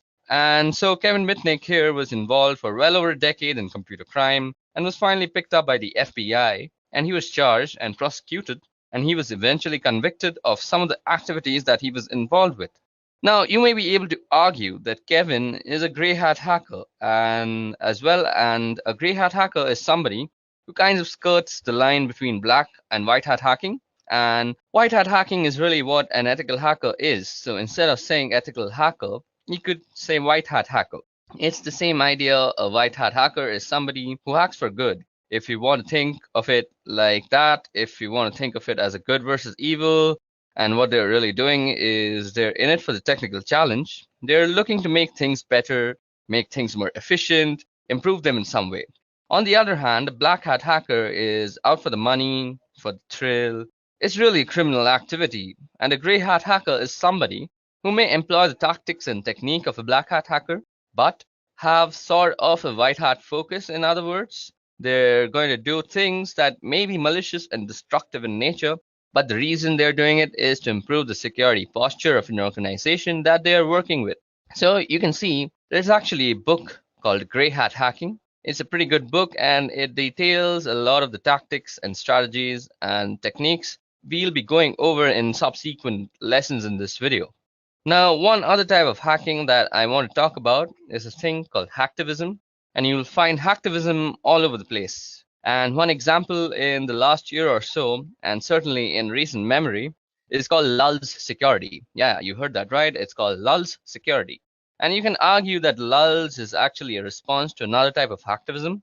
An organization called Anonymous started hacking companies like Sony to protest their involvement in a lawsuit regarding a PlayStation 3 hacker. Now, Lulz Security was supposedly protesting the treatment of Anonymous, or was hacking in support of this group, Anonymous. So they hacked a number of companies and did things like pulled information, usernames, and passwords from the databases at these companies. And they said that the reason was to shine a light on the security of these companies, and also theoretically to embarrass the companies with their weak or poor security postures. And the problem with that they were doing this through were posting information that they had found online. And that information often included details about customers for these particular corporations. And for an ethical hacker, a white hat hacker, that would cross the boundary of causing harm. So there's no reason for me as an ethical hacker to post information in a public forum about somebody, because I could be doing damage to them. But in this case, Lal Security and Anonymous, specifically Lal Security, were engaged in a form of hacktivism, and what they were doing was not only damaging to the corporation, that certainly was detrimental to those people. So different types of hackers and different types of hacking. We've got ethical or white hat hacking, we've got black hat, gray hat, and then we've finally got hacktivism. It's really the goal and the means that vary from one to the other. Okay, so now that we've discussed the types of hackers, let's also discuss the skills necessary to become one. So, what we're going to discuss in this part are the different skills that are required or will be learned as a part of this video. So, initially, just for basic computing, you need a basic understanding of operating systems and how to work them. There are going to be several fundamental types of tasks that I won't be going into any detail at all, and you'll need to know how to run programs and do things like open up a command prompt without me walking you through and how to do that. So I am going to assume that you have some basic understanding of how to do these sorts of tasks. Also, you need an understanding of the basic system software, and you'll need a basic understanding of how to use command line utilities. There are a number of tools and programs that we're going to be going through this video, and many of them use the command line. Now, whether it's on Windows or Linux, you'll need to be familiar with typing and being able to run programs from the command line and the various command line switches and parameters that those programs or types of programs are going to use. Now, from a networking perspective, you need a basic understanding of some simple networking concepts. You need to know what cables are and switches and hubs and how systems are networked together. You don't really need a deep level of understanding. I'll be going through some protocols at a reasonably deep level because I think it's important as an ethical hacker to understand what's going on at the protocol level so that you can know better what you are doing and how to achieve the goals and tasks that you have before you. So we're going to be going over some protocols. So just understanding what protocols are and how they go together, those sort of things are necessary from a networking perspective. Now, we're going to also be learning a bunch of life skills. Yes, there are some life skills that it's important to have. I think the most important one is the ability to accept failure and persevere. And by that, I mean you're going to be just running across several things that just don't work the first time around. And it's going to take a little bit of time and stick-to-itiveness to plug away and keep going until you get something to work. And the way that you get things to work is having an ability to problem solve. And sometimes solving problems requires being a little creative. Sometimes you need to think out of the box and come at a problem from a different perspective in order to find a solution. Throughout the course of this video, you're going to run across a lot of sticky problems through the course of learning about being an ethical hacker and just doing the work because it's not as simple. So here's a little recipe for how to do this. Now go follow this recipe every time and you're going to be successful. Every situation is different. Every system is different. You're going to run across some pretty sticky problems and you're going to have to just wait and get your hands dirty and keep failing and failing and failing and failing until you find a way to succeed. So I think those skills are very necessary to learn how to be an ethical hacker. Digging through some of the material that we'll be going over in this video, as far as what you're going to be learning, you're going to be learning about how to use a lot of tools. You're going to learn networking, and by that I mean we're going to be talking about different protocols that are involved in networking systems together. You're going to learn about security and security postures. Security is the heart and soul of ethical hacking. It's why we do ethical hacking in order to make systems and networks more secure than they were previously. That's the goal from a networking perspective. We're going to be talking about how to read packets from network captures. We're going to be going into TCP/IP related protocols in a fairly significant amount of detail. And you're going to understand how protocols interact with one another. So we're going to do all that, and the reading packets is going to be really important. And we're going to do a fair amount of that in addition to just a fundamental approach to learning how to read packets in several lessons. We're going to read packets as a way of understanding the different tools that we're using and how they're going to learn tactics and methodologies. And you get to learn to use the information you've gathered in order to get more information. And information is really what is this all about. You can't do anything without information. And sometimes it takes a fair bit of digging in order to find that information. And what you're going to learn is the entry points and the stepping stones to get the information that you need. And then once you have that information, you're going to be learning about ways to exploit it in order to get deeper into the target. You're going to learn security awareness. We're going to talk about risk and understanding risks and vulnerabilities. primarily recognize the difference between a vulnerability and an exploit, and there's a significant difference. There's security awareness and understanding what a risk is and how that impacts your target, and it's going to be key to a lot of things that we talked about. So it sounds like a lot. We're going to cover a fair bit of ground, not all of it at a deep level. Sometimes we're going to skim the surface, but there's an awful lot of material to be covered. So let's get started into talking about the different skills that are required or will be learned as a part of the series of video. So initially, just for basic computing, you need a basic understanding of operating systems. So it sounds like a lot that we're going to cover, and a fair bit of it is going to be at a very deep level, and sometimes we're just going to skip the surface. But there's an awful lot of material to cover, so let's get started. Okay, so that was all about the skills that we're going to develop throughout this video, and that might be necessary for you to become an ethical hacker. Now let's talk about the types of attacks that you might be dealing with as ethical hacker yourself. So now we're going to be talking about the types of attacks. Now, one type of attack that you'll find common, particularly in cases of hacktivism, for example, or cases where people are trying to make a particular point or just be a general pain, is this idea of defacing. Now, defacing goes back for quite a while. It's the idea of sort of digital graffiti, where you've left your mark or your imprint behind so that everybody knows you were there. Primarily a website thing, and it's really just making alterations to something that used to be pretty common a long time ago. Now, it's very particular for businesses or people or just organizations in general to have their home pages be replaced by this other thing that was along the lines of, hey, I was here and I took over your web page. We also have a pretty common one, or certainly has been common over the years, and it's a pretty good path towards quality exploits and high-profile vulnerabilities, and that's buffer overflow. Now, a buffer overflow is a result of the way programs are stored in memory. When programs are running, they make use of a chunk of memory called a stack. And it's just like a stack of plates. When you put a bunch of plates down, when you pull a plate off, you're going to pull the top plate. You're not going to pull the oldest plate, you're going to pull the one that was on top. So the same thing with the stack here. We're accessing memory, and this has to do with the way functions are called in memory. When you call a function, a chunk of memory gets thrown on top of the stack, and that's the chunk of memory that gets accessed. And you've got a piece of data in memory within that stack, and that's called a buffer. And when too much data is sent and tried to put into the buffer, it can overflow. Now, the bounds of the configured area for that particular buffer, it can overflow the bounds of the configured area for that particular buffer. Now, the way stacks are put together, we end up with a part of the stack where the return address from the function is stored. So when you overflow the buffer, you have the ability to potentially override that return. At which point you can control the flow of execution of programs, and if you can control the flow of execution of the program, you can insert code into that memory that could be executed. And that's where we get buffer overflow. That turns into exploits that creates the ability to get like a command shell or some other useful thing from the system where the buffer overflow is running. So that's a buffer overflow in short. Sometimes we also have format string attacks, and sometimes these can be precursors to buffer overflow formats. Now, format strings come about because the C programming language makes use of these format strings that determines how data is going to be input or output. So you have a string of characters that define whether the subsequent input or output is going to be an integer, or whether it's going to be a character, or whether it's going to be a string or a floating point, that sort of thing.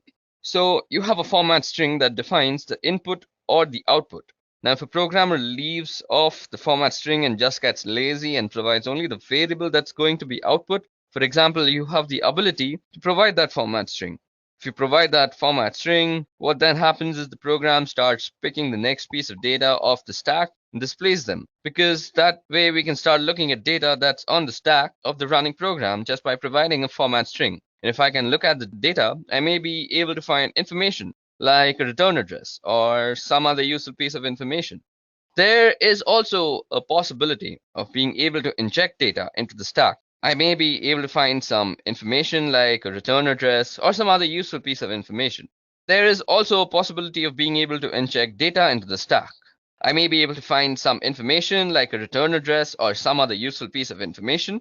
There is also a possibility of being able to inject data into the stack using this particular type of attack. Now, moving on to our next type of attack is a denial of service. A denial of service This is a pretty common one, and you'll hear about this a lot.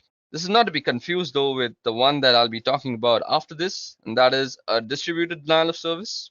So this one that you see is a denial of service attack. And a denial of service is any attack or action that prevents a service from being available to its legitimate or authorized users. So you hear about a ping flood or a SYN flood, that is basically a SYN packet being sent to your machine constantly, or a Smurf attack. And the Smurf attack has to do something with ICMP echo requests and responses using broadcast addresses. That one's been pretty well shut down over the last several years. You can also get a denial of service simply from a malformed packet or a piece of data, where a piece of data is malformed and sent into a program. Now, if the program doesn't handle it correctly, if it crashes, suddenly you're not able to use that program anymore. So therefore, you are denied the service of the program and thus the denial of service. Now, as I said, a denial of service is not to be confused with a distributed denial of service. And I know it's pretty trendy, particularly in the media, to call it any denial of service a DDoS or any denial of service a DDoS. Now, it's important to note that any denial of service is not a DDoS. A DDoS, or as you might know, a distributed denial of service, is a very specific thing. A distributed denial of service is a coordinated denial of service making use of several hosts in several locations. So, if you think about a botnet as an example, a botnet could be used to trigger a distributed denial of service, where I've got a lot of bots that I'm controlling from a remote location, and I'm using all these bots to do something like sending a lot of data to a particular server. When I've got a lot of systems sending even small amounts of data, all of that data can overwhelm the server that I'm sending it to. So the idea behind a distributed denial of service attack is to overwhelm resources on a particular server in order to cause that server not to be able to respond. Now, the first known DDoS attack used a tool called Stockholrot, which is German for barbed wire. Now, Stockholrot came out of some work that a guy by the name of Mixter was doing in 1999. He wrote a proof of concept piece of code called TFN, which was the Tribe Flood Network. Let me just show that for you. So you can see on the Wikipedia page that the Tribe Flood Network, or TFN, is a set of computer programs that is used to conduct various DDoS attacks such as ICMP floods, SYN floods, UDP floods, and Smurf attacks. Now, I know many people don't really consider Wikipedia a really good source of any sort of knowledge, but it's a good place to start off. So if you want to read about all these types of attacks like ICMP floods and what exactly is a SYN flood, you can always do that from Wikipedia. It's not that bad a place. Of course, you shouldn't use Wikipedia as your final Rosetta Stone. Moving on. So this program called OldRod, which was used to attack servers like eBay and Yahoo back in February of 2000. So that attack in February of 2000 was really the first known distributed denial of service attack, which is not to say that there weren't denial of service attacks previously. So to that, there were certainly plenty of them, but they were not distributed. Now, this means there weren't a lot of systems used to coordinate and create a denial of service condition, and therefore we get the distributed denial of service attack. So that's a handful of type of attacks and some pretty common attacks that you're going to see as an ethical hacker when you become an ethical hacker, or if you're trying to become an ethical hacker, you should always know about these types of attacks. Okay, so in this lesson, we're going to be talking about penetration testing and some of the details around how it works and logistics and specifically things like scope. So what exactly is penetration testing?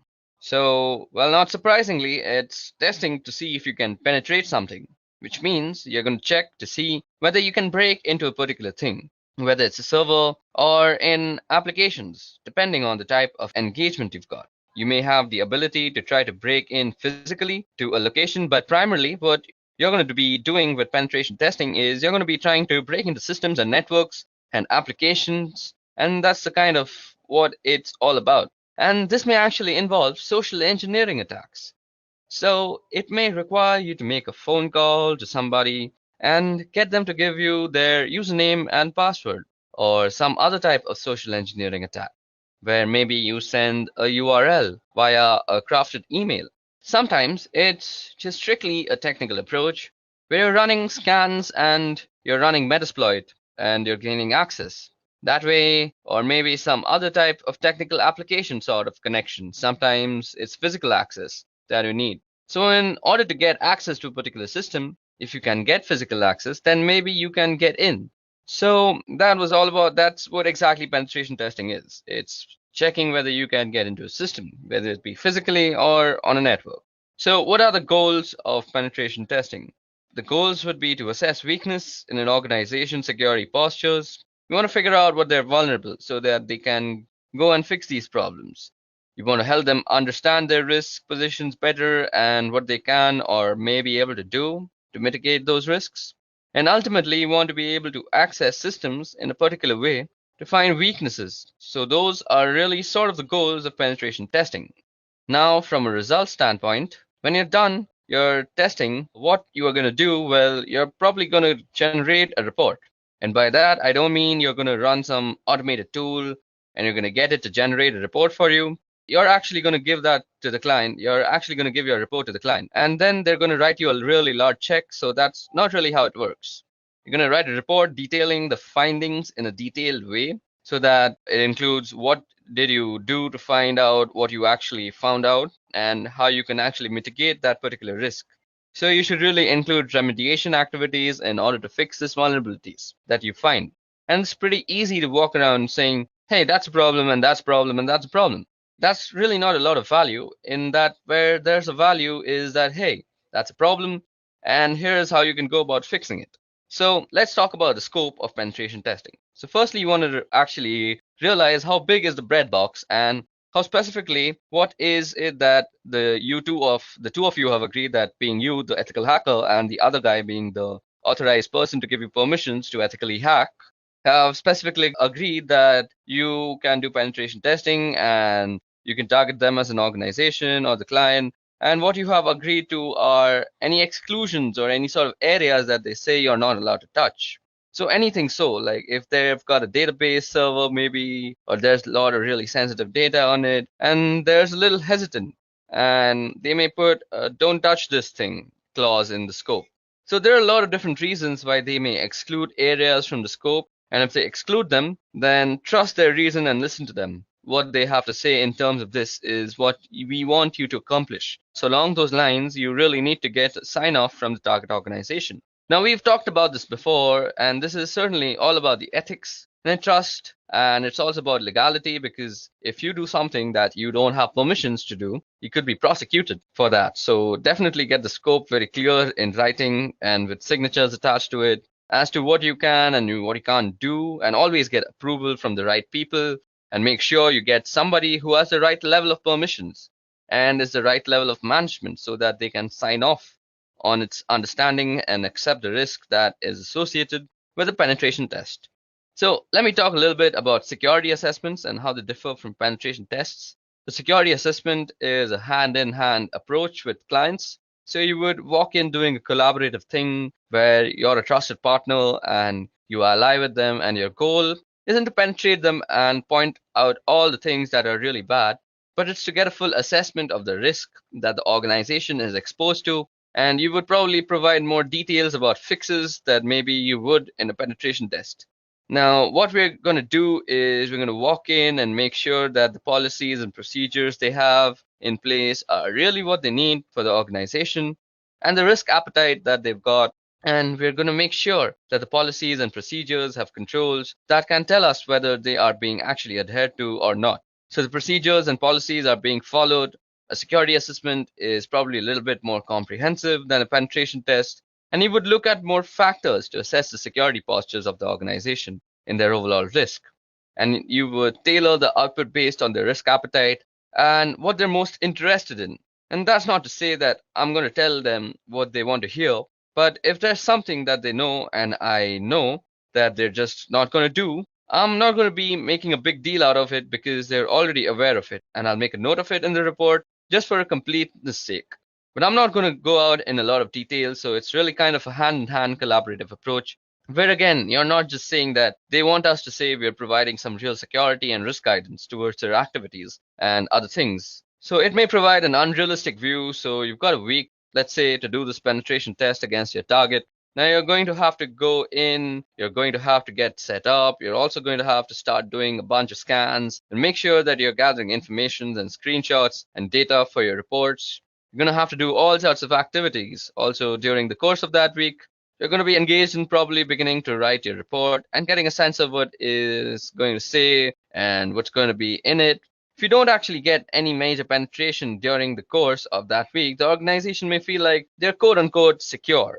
That's one of the reasons why penetration testing, while really sexy and show, is nice and all, but if an organization walks out of it believing that in a week you didn't manage to get the keys of the kingdom, then they must be secure. That's really misguided view, because a dedicated, skilled, and motivated attacker isn't going to just take a week or some portion of that week. If they're after something, they're going to dedicate themselves to it and really go after it. So just because you didn't find a penetration in some subset of a week doesn't mean that they're secure and invulnerable to attacks.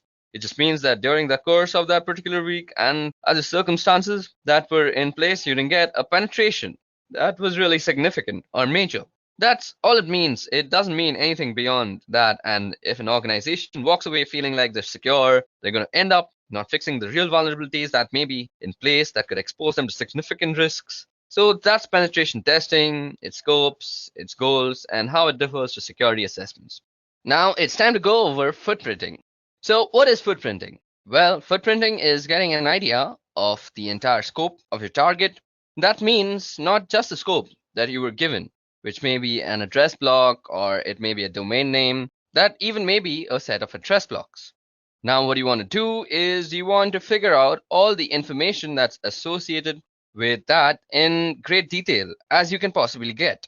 So you want a list of domain names as you're going to go through this. You probably want some sort of database or Excel spreadsheet or something to keep track of all the information, because you're going to have a lot of it at the end. You want to be able to find the information quickly. So having some sort of either notepad going with your notes, or as I said, a spreadsheet or a database. So if you can get organized in that way, you want to keep all those sorts of things down.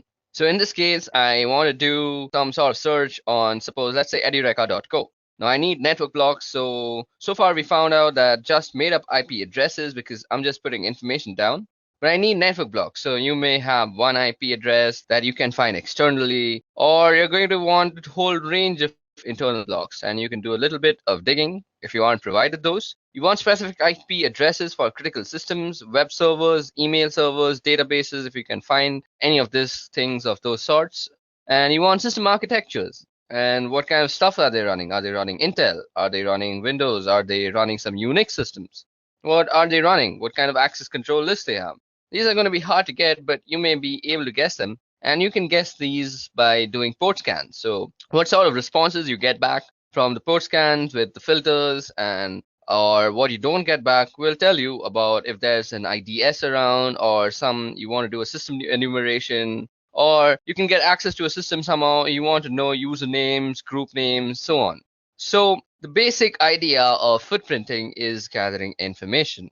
Now, if you can get access to systems somehow, you want to know usernames, group names. So you want system banners, routine tables, SNMP information if you can get it, DNS host names if you can get those.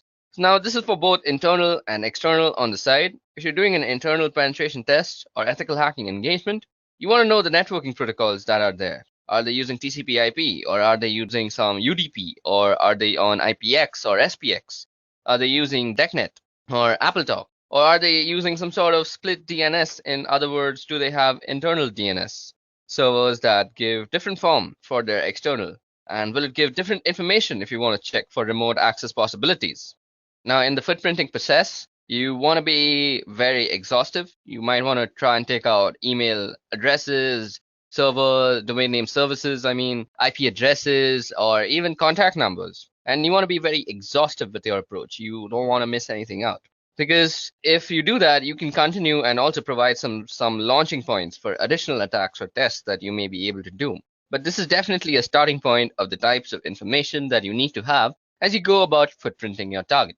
Now, next thing that we are going to see is very interesting. This is one of the many common tools that are out there on the internet, and that is the Wayback Machine, or also known as archive.org. Now, while it might not give you all the information that you need, but it certainly gives you a starting point. And what we're talking about out here is the Wayback Machine, or archive.org. So let me just give you a quick look at what archive.org looks like. Okay, I already have it open out here. So out here, what you can see is how a website looked like around some time ago. So for example, if you want to look at what Google looked like, so you just have to search for Google out here and wait for results to come back. Okay, so we see that Google goes way back to 1998. So that was the last capture, or the first capture rather. It was the first capture by the Wayback Machine, and we can see that it has a screenshot of November 11th and how Google looked. So let's see what Google looked like in November 11th of 1998.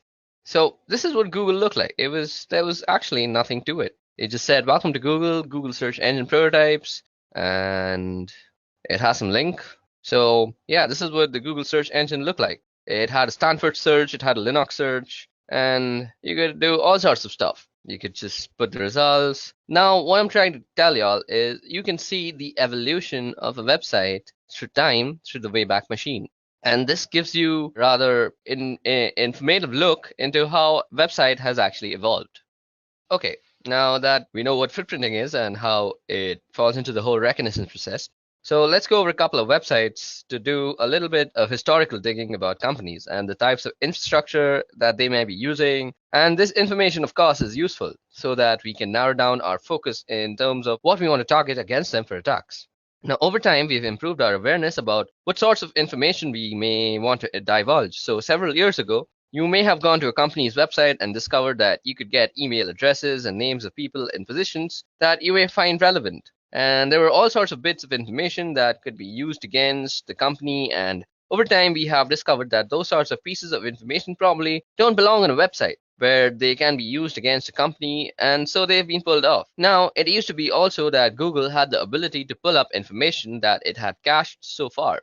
For example, if a website was no longer available, or if it was temporarily down and offline, there was a little cache button that you could click when you did, and the Google search, and you could pull up that cached information. So even though the website wasn't available, you could still get information from Google's servers. Now, Google's removed that, so we don't have that ability any longer. However, there is an internet archive that we can use. So this thing is called the Wayback Machine, and I have it open out here. So it's archive.org/web. So archive.org is a website that gives us information about other websites and how they looked like in years ago. And by so, I'm going to go to the Wayback Machine, which you can see is at the archive.org, and I'm going to go and try and search for edureka.co. So now we're going to take a historical look at edureka.co's website. And you can see we've got some years and they've got information going back up to 2013. So let's look at what this website looked like when it was just 2013. Okay, there don't seem to be any snapshots out here. I wonder what's going on. Okay, so let's go to 2014. And the first snapshot seems to be on the September 12th of 2014. Actually, it's on May 17th too. So let's see what that looked like. Okay, so this is what Edureka looked like back in 2013, or rather 2014, September 12th, 2014 to be actually exact. Now, you can see that we have some live classes and all these pictures are there, and they've got this weird picture of this guy out here. I don't know why that was a thing back in 2014. Now we can browse more advanced screenshots, or rather the screenshots that were taken later on, and see how this company has evolved with its infrastructure and the way it actually lays out its content.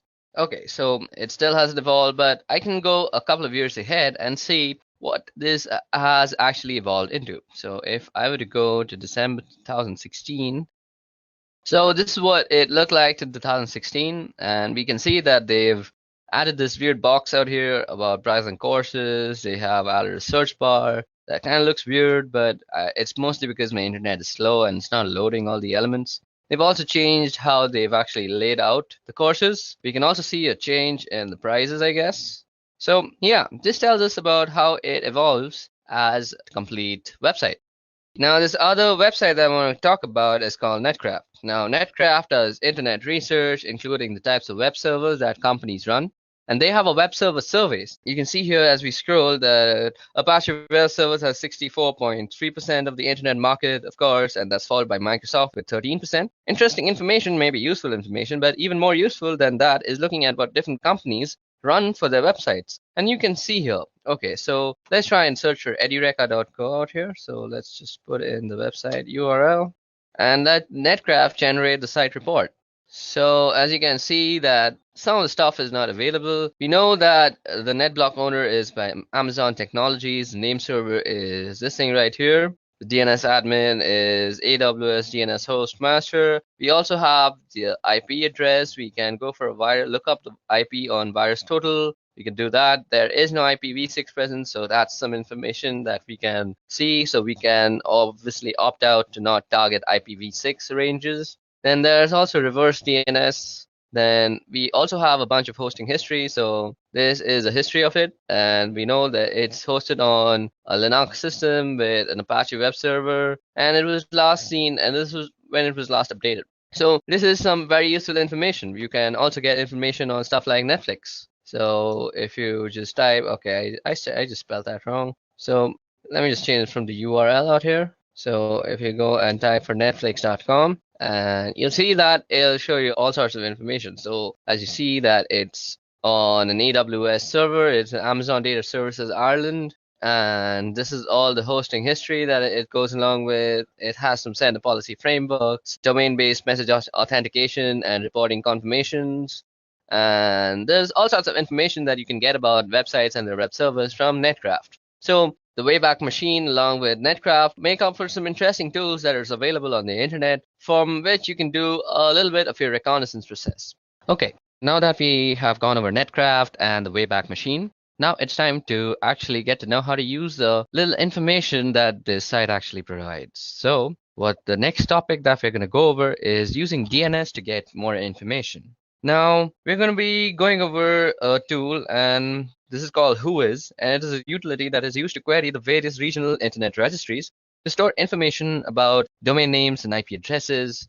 And let me just show it to you about all the internet registries that are there. So I have aaron.net open out here, and these are the internet registries that provides the ISPs and looks over the internet control as a whole. So out here we have Afrinic, we have Apnic, we have Aaron, we have Lacnic, and we have RIPE NCC. So these are all the regions and all the different types of stuff that they support, all the different countries. You can look at the map that it is supporting out here by just hovering over the providers. So as you can see, all these brown region out here is Africa, Afrinic. Then we have Apnic, which is this black or grayish thing, which is India and Australia and quite a lot of Asia. Then we have Aaron, which is a lot of North America and the United States mostly. Then is Lacnic, which is mostly the Latino side, which is the South American part. Then we have the rest of Europe, which is RIPE NCC, and this is the part that RIPE NCC is providing internet to. Okay, so that was all about the internet registries. Now let's get back to the topic, and that is using DNS to get more information. Now for this, we're going to be using a Linux-based system. So I have Ubuntu running on my virtual machine out here, and let me just log into it. So firstly, we are going to be using this query called Whois that looks up these internet registries that I just showed you. Let me just quickly remove this. Okay. So for querying information from the regional internet registries that I just talked about, you can use Whois to get information about who owns a particular IP address. So for example, I could do Whois, and let's see, I could do Whois Google, or rather Netflix.com, and we can get all sorts of information about Netflix.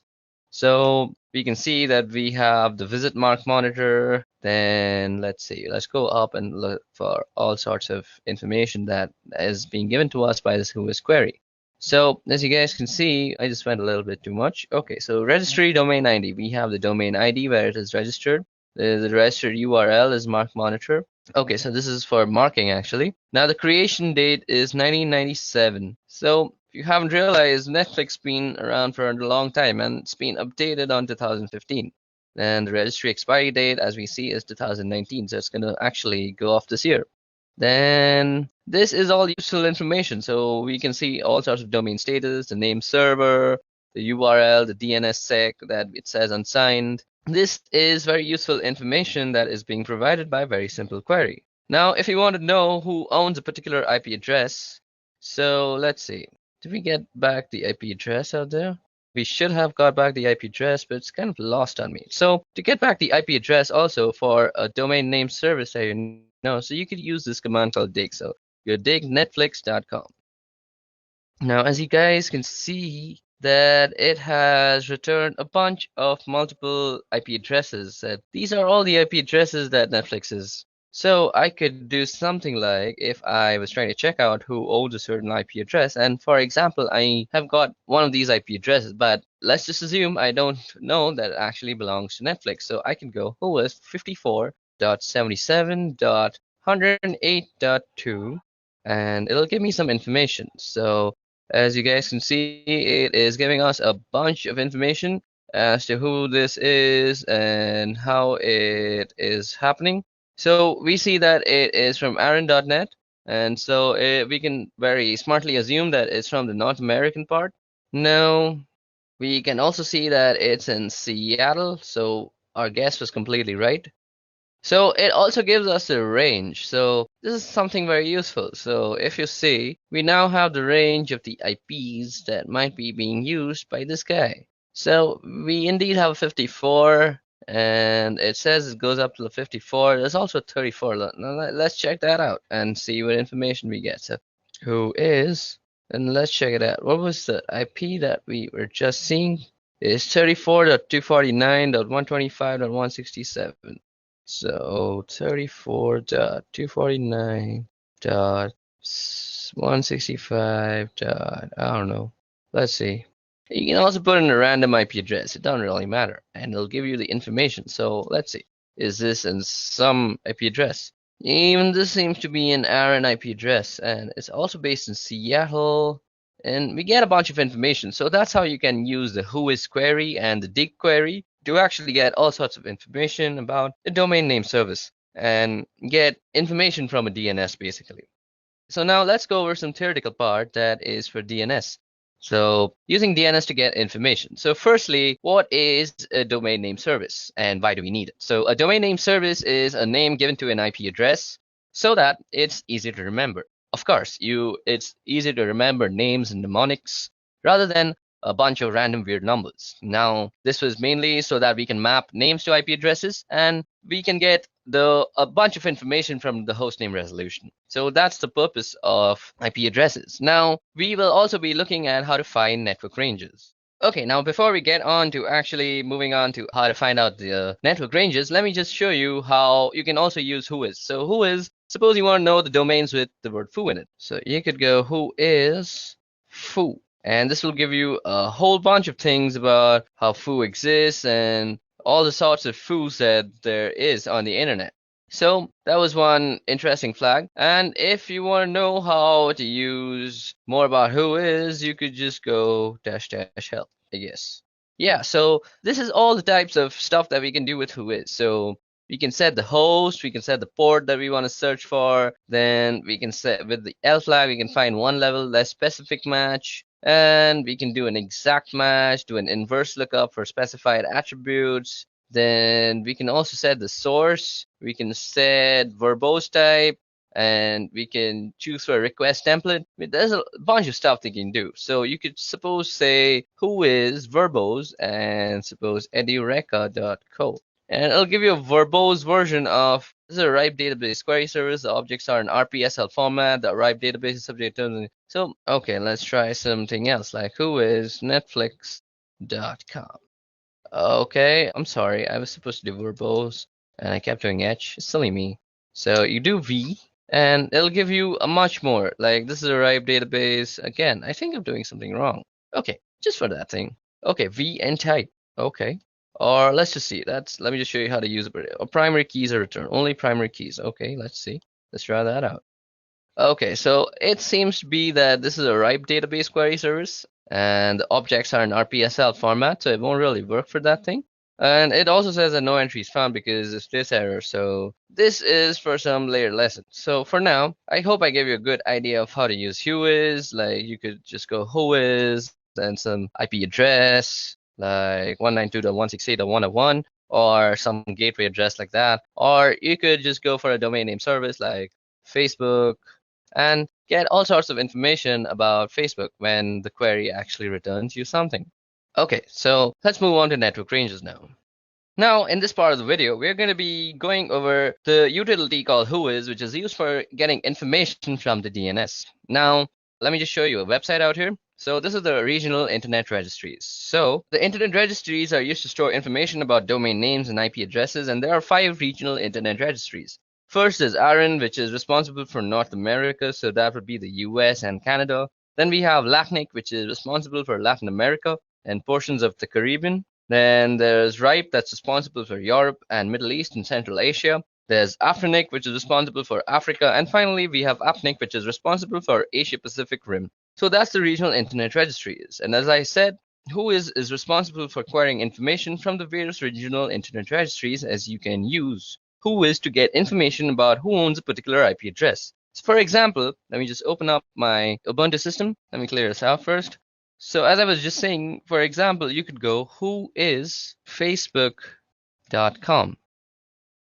Okay, so as you guys can see, we could find out pretty quickly about who owns a particular IP address. So for example, I could do whois and just go facebook.com. It tells me about who it belongs to. It also gives you who owns a particular IP address and who's responsible for them. From the information, you can get email addresses that belong to a particular company. This one has an email address for tech contact of ipreg @ so you can get all sorts of email addresses, tech contacts, and all sorts of stuff out there. The registry database contains only .com and .net and all sorts of information. Now, I want to query a different IP address, and different information belongs in the different regional internet registries, of course. So if I want to go to a particular database, I would have to use the -h flag. So I could do whois ARIN net and remember the IP address, and I'm going to query that again. And of course, I get the same information back because I went there. So you could just go whois h and then follow it with an IP address. So something like 34.205.176.98. So that's just a random IP address I just made up. And it says that whois option. Okay, so it's a capital H. Okay, so let's see that. And we get all sorts of information back from that. So area 8, ARIN, and all sorts of stuff. Now I can get information about domains as well. So if I can query something like netflix.com, and I can find out that this is that actually Netflix, and there's an administrative contact and a technical contact, and you can see the different domain servers. So the servers that would have authority of information about the DNS entries for that particular domain. You can also see other information like when the record was created, and a whole bunch of different phone numbers that you can contact. In addition to storing information about IP addresses and domain names, sometimes it will store information about particular host names, and there may be other reasons why you would store a host name or particular information about a host name on the system, whether one of the RIRS. Now, if I wanted to look up something specifically, once I had found that, I could now do a lookup on whois, suppose, let's say, something like whois foo. So let's say whois foo. Now, if you already don't have whois installed, you can easily install it by just going apt install whois on your Unix system, and that should do the trick.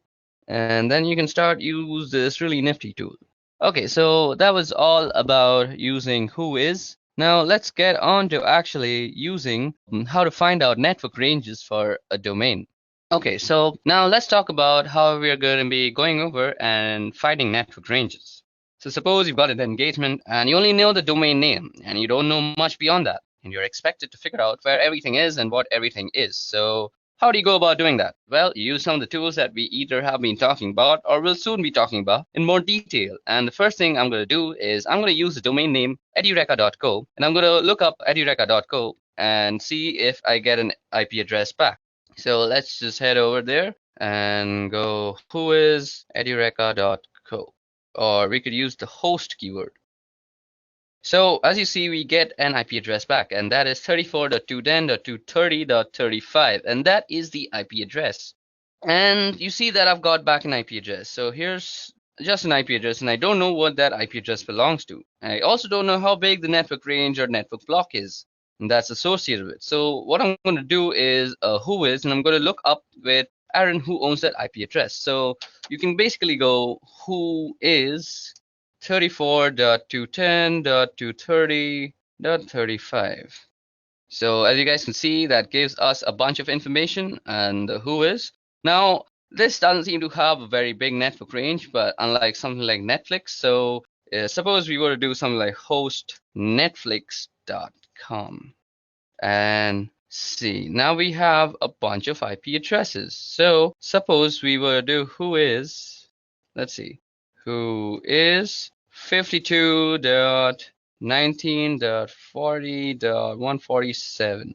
Now I'm expecting Netflix to be a much larger company and have a better, yeah, now see, we get net range. So this is the network range that we're talking about. So we had a random IP address and now we have found the network range. So that's how you find network ranges, and this can be very useful. So this gives me evidence that Netflix.com has a presence on different addresses. The one I have also located by looking up that particular host name. So I've got one address here that I can look at, and let's take a look at the website because that may be a different address. Now, if I didn't have that, I could also go and do something like an MX flag. So let's see. I could go dig, and this will give us all the mails. So dig MX, and let's see what MX does actually. You go help. So we could do dig-h for a list of options. So these are all the options that we have, and the one that we're going to use is something like this. So dig mx, and we say something like netflix.com. So these are all the mailings and MXs that we have gotten from Netflix, and this is information regarding it's still producing information. That's a big thing to produce. Okay, so as I was just saying, you can use the MX flag, and I could get back all the mail handlers in this case, and their mail is being handled by Google. And let's see, wait, let's go on to then it's going to tell me that Google's not particularly surprising, and other things that you can do is check for different host names, since I'm assuming DNS probably doesn't allow zone transfers, since most DNS servers don't anymore. Although they used to, you may have to start guessing, so I could do something like webmails that we find out here. So this shows us a dump of all the outstanding memory stuff. Okay, so that was all about finding network ranges. Now moving on to our next topic is using Google for reconnaissance. Now some people also call this Google hacking. Now if you know how to use Google to exactly target and find what you are looking for, Google is an excellent tool for reconnaissance purposes. And today I'm going to show you how you could use Google exactly for your searches. So first of all, let's open a tab of Google. Let's open up here. So let's go to google.com. Okay, so now we're going to be talking about how we can use Google to actually gain some information or some targeted information. So this is in general called Google hacking. Now when I say Google hacking, I'm not meaning by breaking into Google to steal information. I'm talking about making use of specific keywords that Google uses to get the most out of the queries that you submit. So for example, a pretty basic one is the use of quotations. You quote things in order to use specific phrases. Otherwise, Google will find pages that have instances of all those words, rather than the words specifically together in particular order. So I'm going to pull this query up, and this shows a list of, let me just show it to you. So if you go index of, now this is showing us an index of all the films. Now this is basically all those index of sites that you want.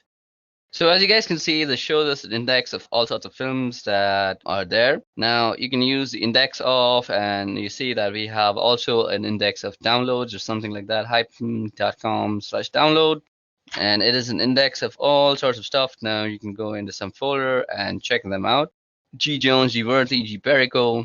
I don't know what these are, but some sort of stuff. And this is how you can use Google. Now let me just show you some more tricks. So you can use this. So suppose you're using Google to find for something like a presentation. So you could use something like file type pptx, and it'll search for every type of file there that is ppt. Okay, let's try some other site, .ppt. So config. Okay, so this brings up all the types of files that have some configs in them. So this is some gaming configuration, as we see. This is some digital configuration of Liverpool. Now you could also use something like this thing in URL, and you could use something like root, and this will give you all the things with root in their URL. So kingroot.n, digital trends, and how to root Android. So that's in the root. And suppose you want to say something like all in file type or Suppose you want some extension. So .ppt, .pbtx, does that work? Let's search for JavaScript files. Okay, I think it's JS. Okay, that doesn't seem to work either. This shows us all the things with JS in it. No, it's just external JS. I'm doing this wrong. So you could use file type. So let's see, file type, and we go, see, doc. So these are all the documents that you could find with the file type thing. And you could also do JS, I guess. Yep, and this will give you all the JavaScript files that are there. So this is how you can use Google to actually narrow down your searches. So suppose you want a particular set of keyword and we want to make sure we get the passwords file from Google.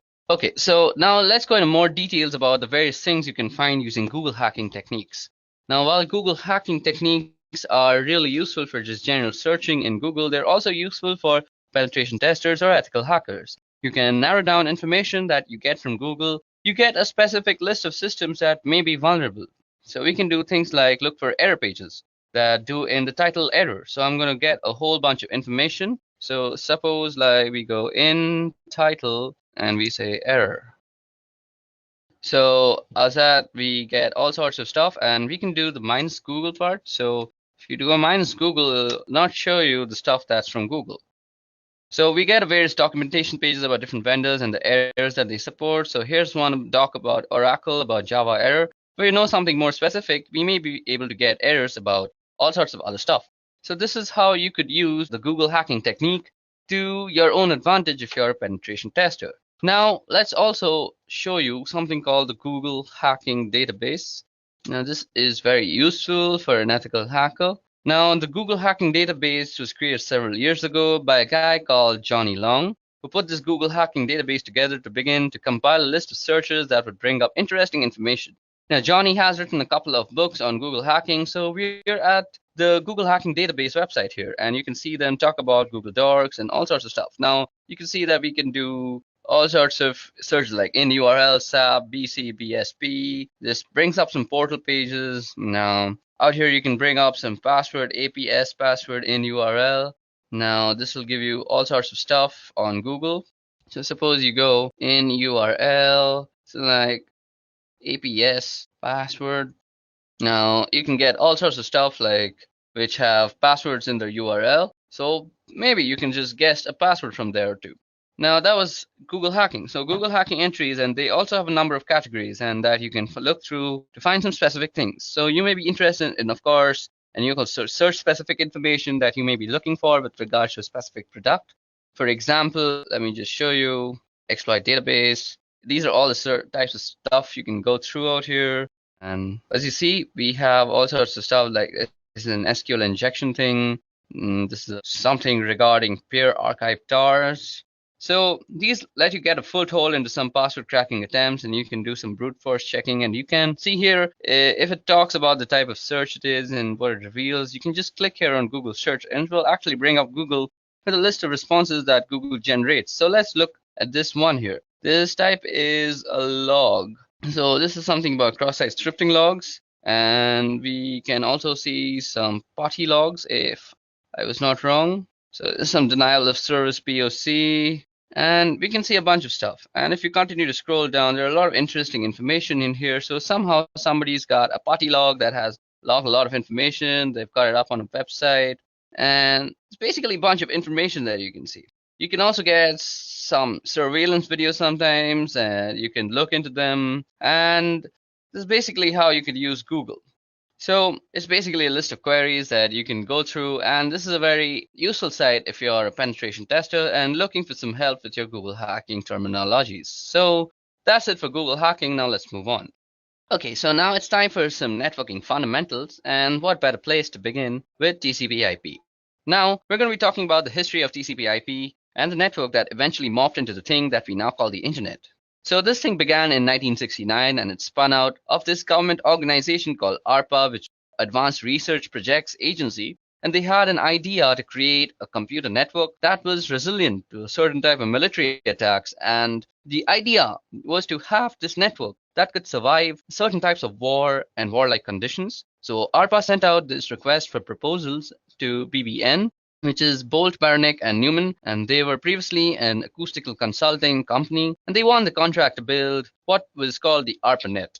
The first connection was in 1969, so that's where we get the idea that the internet began in 1969, and the internet as we call it now didn't really begin, but ARPANET did. And ARPANET has a long history that goes through NSF Net in 1980s, and after ARPANET was sort of decommissioned, and a lot of other networks were folded into this thing called NSFNet that then turned into what we now call the internet. And once a lot of other networks were connected into its first protocol on the ARPANET, initially there were 18 to 22 protocols, which was very first protocol defining communication on ARPANET. And it was called 1822 protocol because BBN report 1822, which describes how it worked shortly. And after that, there was this thing called the Network Control Program, and the network control program consisted of ARPANET's host-to-host protocol and an initial control protocol. Now, there's certainly not a direct correlation or an analogy here, but if you want to think about it in particular, where you could say that the ARPANET host-to-host protocol is kind of like UDP, and the initial connection protocol, or ICP, is kind of like TCP. So the host-to-host protocol provided a unidirectional flow control stream between hosts, which sounded a little bit like UDP. And ICP provided a bidirectional pair of streams between two hosts. And again, these aren't perfect analogies, but the host-to-host protocol is a little bit like UDP, and ICP is a little bit like TCP now. Now, the first router was called an interface message processor, and that was developed by BBN. It was actually a ruggedized Honeywell computer that had special interfaces and software. So the first router wasn't a ground-up built piece of hardware, but it was actually an existing piece of hardware that was specially purposed for this particular application. So Honeywell had this computer that they made out, and BBN took that and made some specific hardware interfaces and wrote some special software that allowed it to turn into this interface message processor, which passed messages over ARPANET from one location to another. So where did IP come in here in 1973?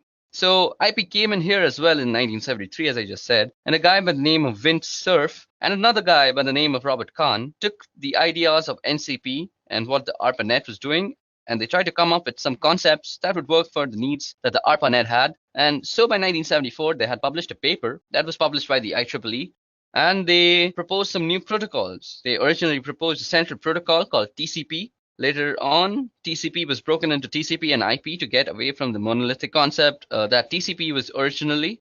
So they broke it into more modular protocols, and thus you get TCP and IP. So how do we get to our version 4, which is IPv4, since that's the kind of internet that we're using right now? Version 6 is coming and has been coming for many, many years now, but we're still kind of version 4. So how did we get here between 1977 and 79? And we went through version 0 to 3 by 1979, and 1980 we started using version 4. And that's eventually became the de facto protocol on the internet. In 1983, when NCP was finally shut down, because of all the hosts on the ARPANET were using TCP IP by that point in 1992, work began on an IP next generation, and for a long time, all of the specifications in the RFCs talked about PNG eventually, and IPNG became known as IPv6. You may be wondering where IPv5 went. Well, it was a specially purposed protocol that had to do something with streaming, and certainly not a widespread thing. One of the differences between IPv4 and IPv6 is that IPv6 has a 128-bit address, which gives us the ability to have some ridiculously large numbers of devices that have their own unique IP address. IPv4, by comparison, has only 32-bit addresses, and as you've probably heard, we're well on our way to exhausting the number of IP addresses that are available, and we've done a lot of things over the years to conserve address space and reuse address space so we can continue to extending to the point till where we completely run off IPv4 addresses. Another thing about IPv6 is it attempts to fix some of the inherent issues in IP, and some of those has to do with security concerns, and there are certainly a number of flaws in IPv4. And when they started working on IP next generation or IPv6, they tried to address some of those concerns in some of those issues. And they may not have done it perfectly, but it was certainly an attempt. And IPv6 attempted to fix some of the issues that were inherently in IP. And so that's the history of TCP IP till where we've reached today. Okay, so now that we've discussed a brief history on TCP IP and how it came about to the TCP IP version 4, let's discuss the model itself. Now we're going to be discussing two models, and those are the OSI model and the TCP IP model. Now, as I said, we'll be talking about the OSI and TCP models for network protocols and the network stacks. OSI, first of all, is the one that you see out here. It's the one on the left-hand side of the screen. And OSI stands for Open Systems Interconnect. And in the late 1970s, they started working on a model for how a network stack and network protocols would look originally. The intent was to develop the model and then develop the protocols that went with it. But what ended up happening was after they developed the models, TCP/IP started really taking off. And the TCP/IP model was what went along with it and matched better. What was going on with TCP/IP, which became the predominant protocol, and as a result, the OSI protocols never actually got developed. However, we still use the OSI model for a teaching tool, as well as a way of describing what's going on within the network stack. And in networked applications, you'll often hear people talking about different layers, like that's a layer 2 problem, or we're under a layer 3 space. Now, continuing through these lessons, I'll refer occasionally to the different layers, and when I do that, I'm referring to the OSI model. So let's take a look at the OSI model. Starting from the bottom, we have the physical layer, which is where all the physical stuff lives. The wires and cables and network interfaces and hubs, repeaters, switches, and all that sort of stuff. So all that sort of physical stuff is sitting in the physical layer. Now sitting above this is the data link layer, and that's where the Ethernet protocol, ATM protocol, frame relay, those sort of things live. Now I mentioned the switch below the physical, the switch lives at layer 1, but it operates at layer 2. And the reason it operates at layer 2 is because it looks at the data link address and the layer 2 or physical address, and that's not to be confused within the physical layer. It does get a little mixed up sometimes, and we refer to the MAC address. Now, the MAC address is not the physical address that I'm talking about. It is the message authentication code address on a system the MAC address on a system as a physical address because it lives on the physical interface and bound physically. However, that MAC address or media access control address lives at layer 2 at the data link layer. The network layer, which is right above at layer 3, that's where the IP lives, as well as ICMP, IPX, and from IPX, SPX suite of protocols from novel routers operate at layer 3, and at layer 4 above that is the transport layer. That's the TCP, UDP, and SPX again, from the IPX, SPX suite of protocols. And above that is the session layer, and that's layer 5, and that's AppleTalk, SSH, as well as several other protocols. And then there's a presentation layer, which is layer 6, and you'll often see people refer to something like JPEG or MPEG as examples of protocols that live at that layer. Then there's a presentation layer, which is the final layer, which is layer 6, and you'll often see people refer to something like JPEG or MPEG as examples of protocol that live at that layer. And then they live at that layer, which is the presentation layer. Finally, we have layer 7, which is the application layer, and that's HTTP, FTP, SMTP, and similar application protocols, whose responsibility is to deliver and use a functionality. So that's basically the OSI model, and that's the 7 layers of the OSI model. And there's some important thing to note here. That is, when we are putting packets onto the wire, the packets get built from top of the stack down from the top of the stack to the bottom of the stack, which is why it's called a stack.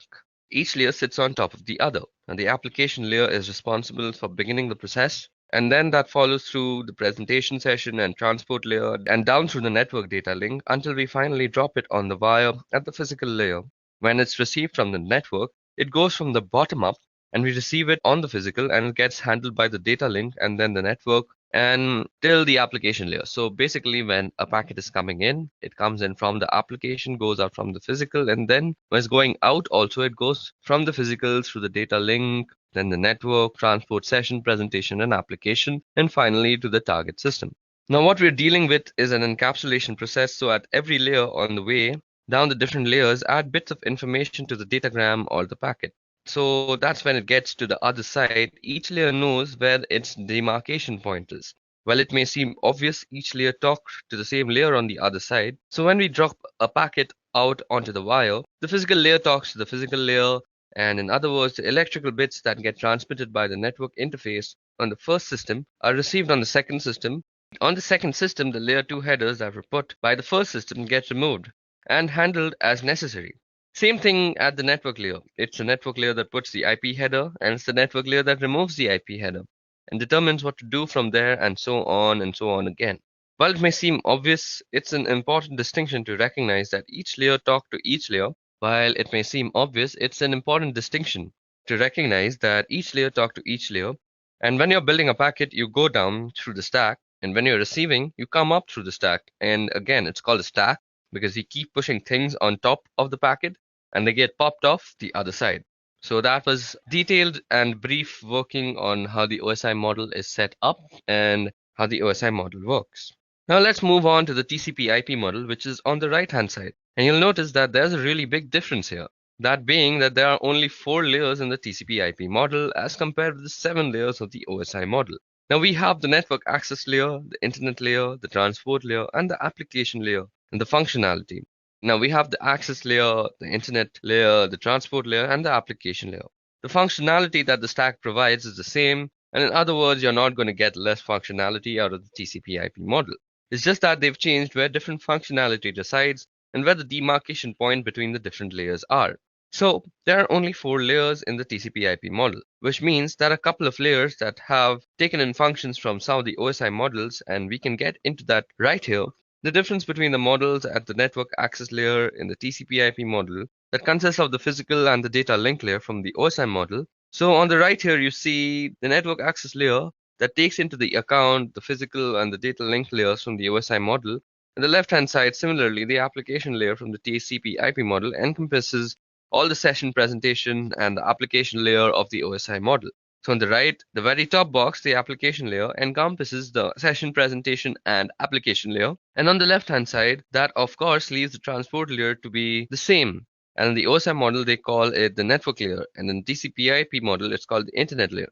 Same sort of thing, that's where the IP lives. And even though it's called the internet layer as compared to the network layer, it's the same sort of functionality. So those are the really big differences between OSI and TCP/IP model.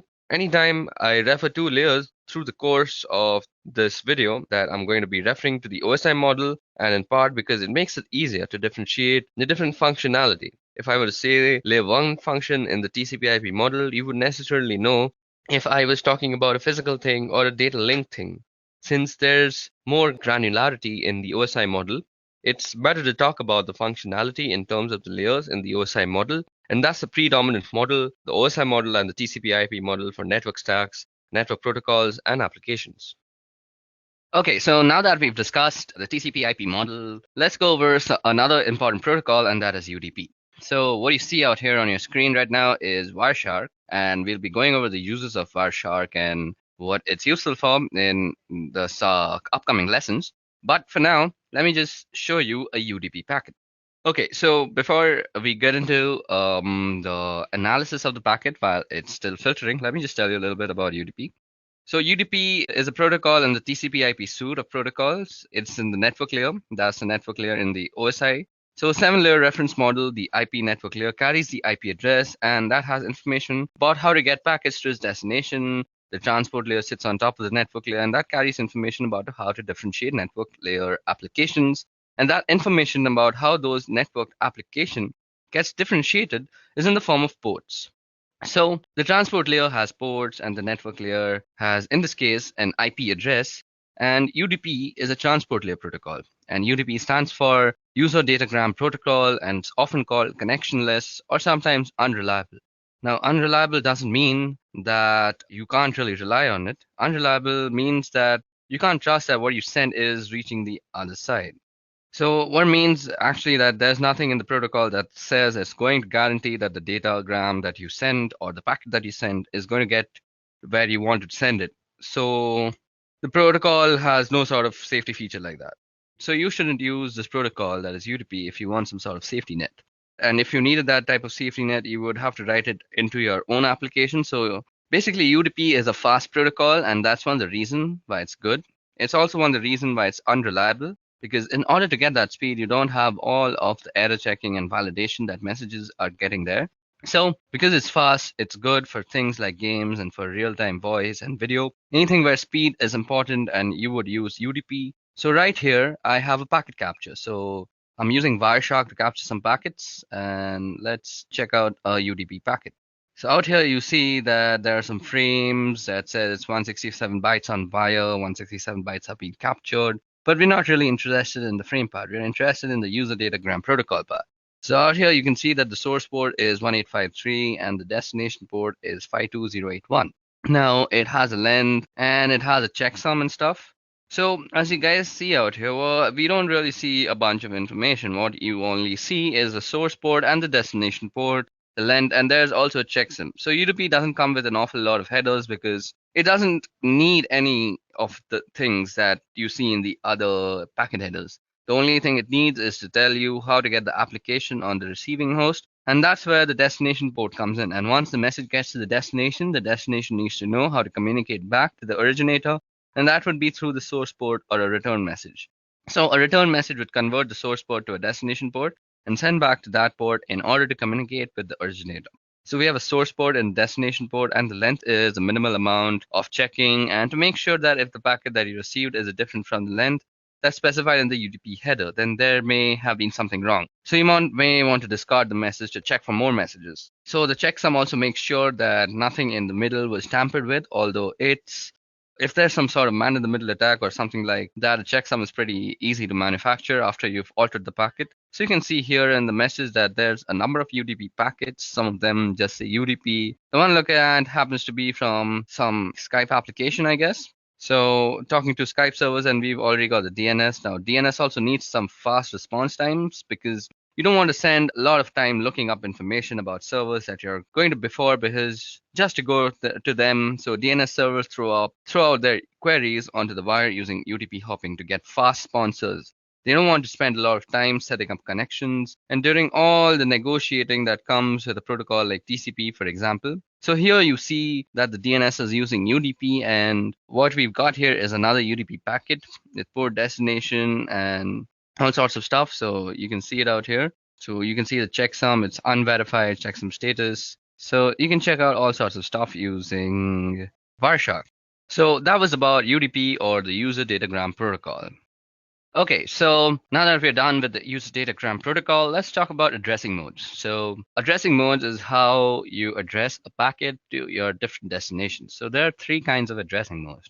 The first kind of addressing mode is unicast. This is a pretty simple one to understand. So there is one destination and one source, and the source sends the packet to the destination. And it depends on the protocol that you're using to actually address. So if it's something like TCP/IP, you're probably using a bidirectional stream, so the blue computer can talk to the red computer and the red computer can talk back to the blue computer. But you can also use a UDP stream, which is like one directional stream. So I'm not sure if I'm using the correct word.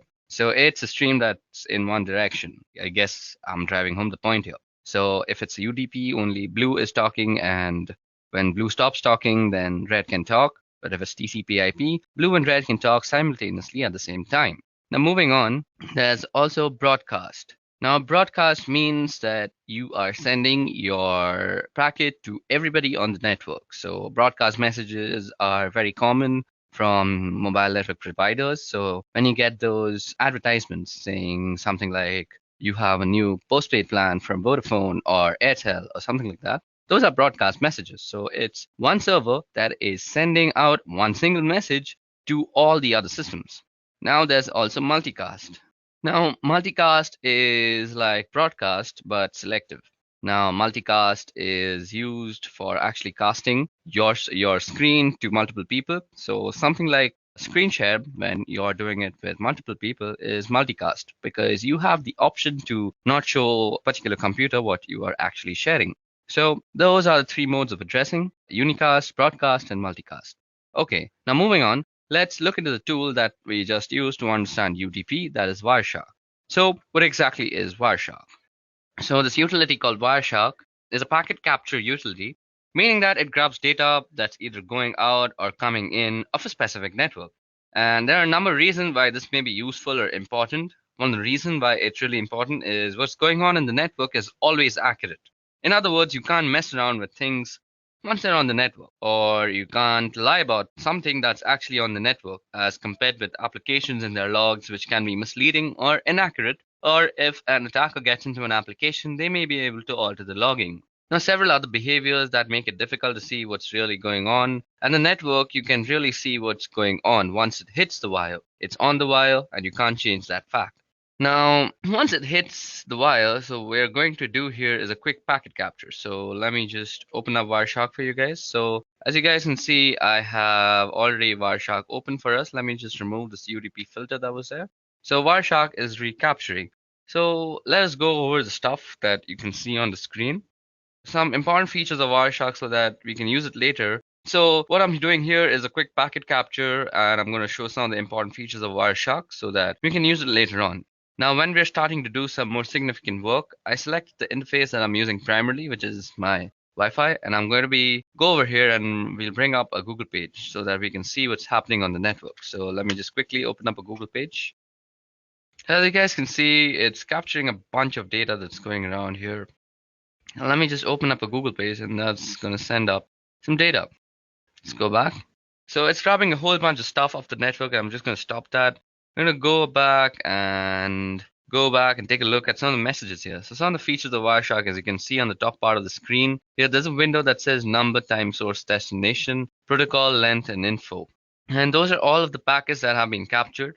And they're numbering starting from 1, and the time has to do with being relative to the point that we've started capturing. And you'll see the source and destination addresses and the protocol, the length of the packet in bytes, and some information about the packet. At the bottom of the screen, you'll see detailed information about the packet that has been selected. So suppose I'm still selecting this TCP packet out here. So we can go through the frames. The frame also has some interface IDs, the encapsulation type, and all sorts of information is there about the frame. Then we can look at the source port, the destination port, the sequence number, the flag set, the checksums.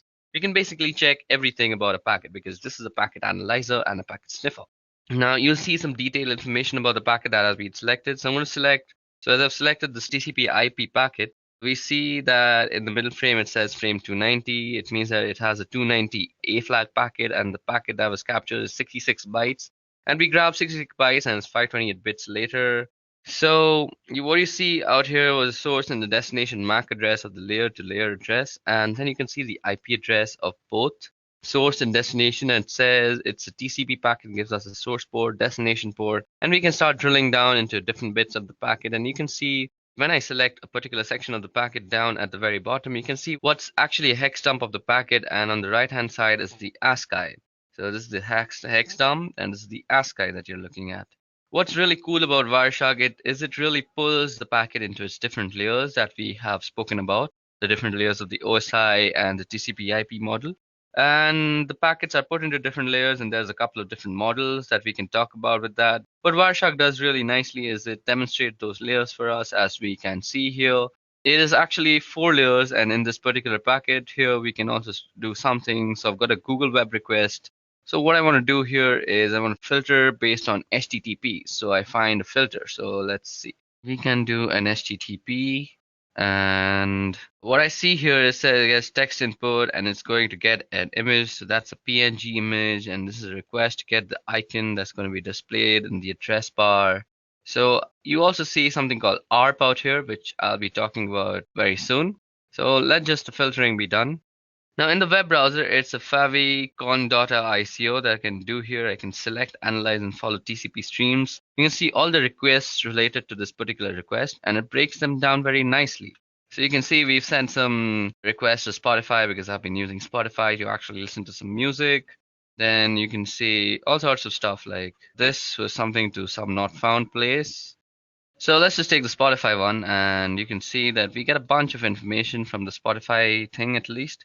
You can see the destination, the source, it's an Intel Core machine. So the first part of the MAC address, the first few digits lets you tell if it's what is the vendor ID. So Intel has its own vendor ID. So F496 probably tells us that that's an Intel Core. So Wireshark does this very neat little thing that it also tells us from the MAC address what type of machine you're sending your packets to from the MAC address itself. So it's coming from a Sophos 4C and going to an Intel Core, and the type is IPv4. So that was all about Wireshark. You can use it extraneously for packet sniffing and packet analysis. Packet analysis comes very handy when you're trying to actually figure out how to do some stuff like IDS evasion, where you want to craft your own packets and you want to analyze the packets that are going into the IDS system to see which packets are actually getting detected as some intrusion. So you can craft your packet in a relative manner so that it doesn't get actually detected by the IDS system. So this is a very nifty little tool.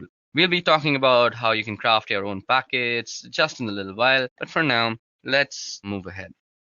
Okay, so now that we are done with our small little introduction and a brief use and history of Wireshark, now let's move on to our next topic for the video, that is DHCP. Okay, so DHCP is a protocol and it stands for Dynamic Host Configuration Protocol.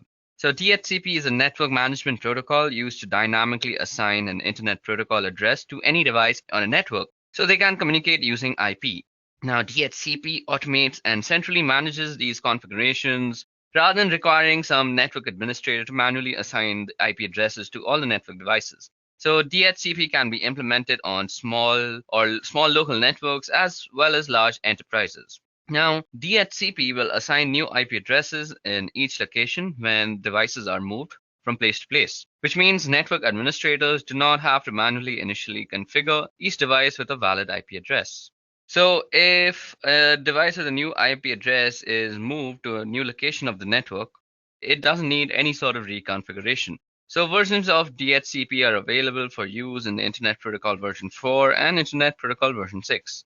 Now, as you see on your screen is a very simplistic diagram on how DHCP works. So let me just run you down. DHCP runs at the application layer of the TCP IP protocol stack to dynamically assign IP addresses to DHCP clients and to allocate TCP IP configuration information to DHCP clients. This includes subnet mask information, default gateways, IP addresses, domain name systems, and addresses.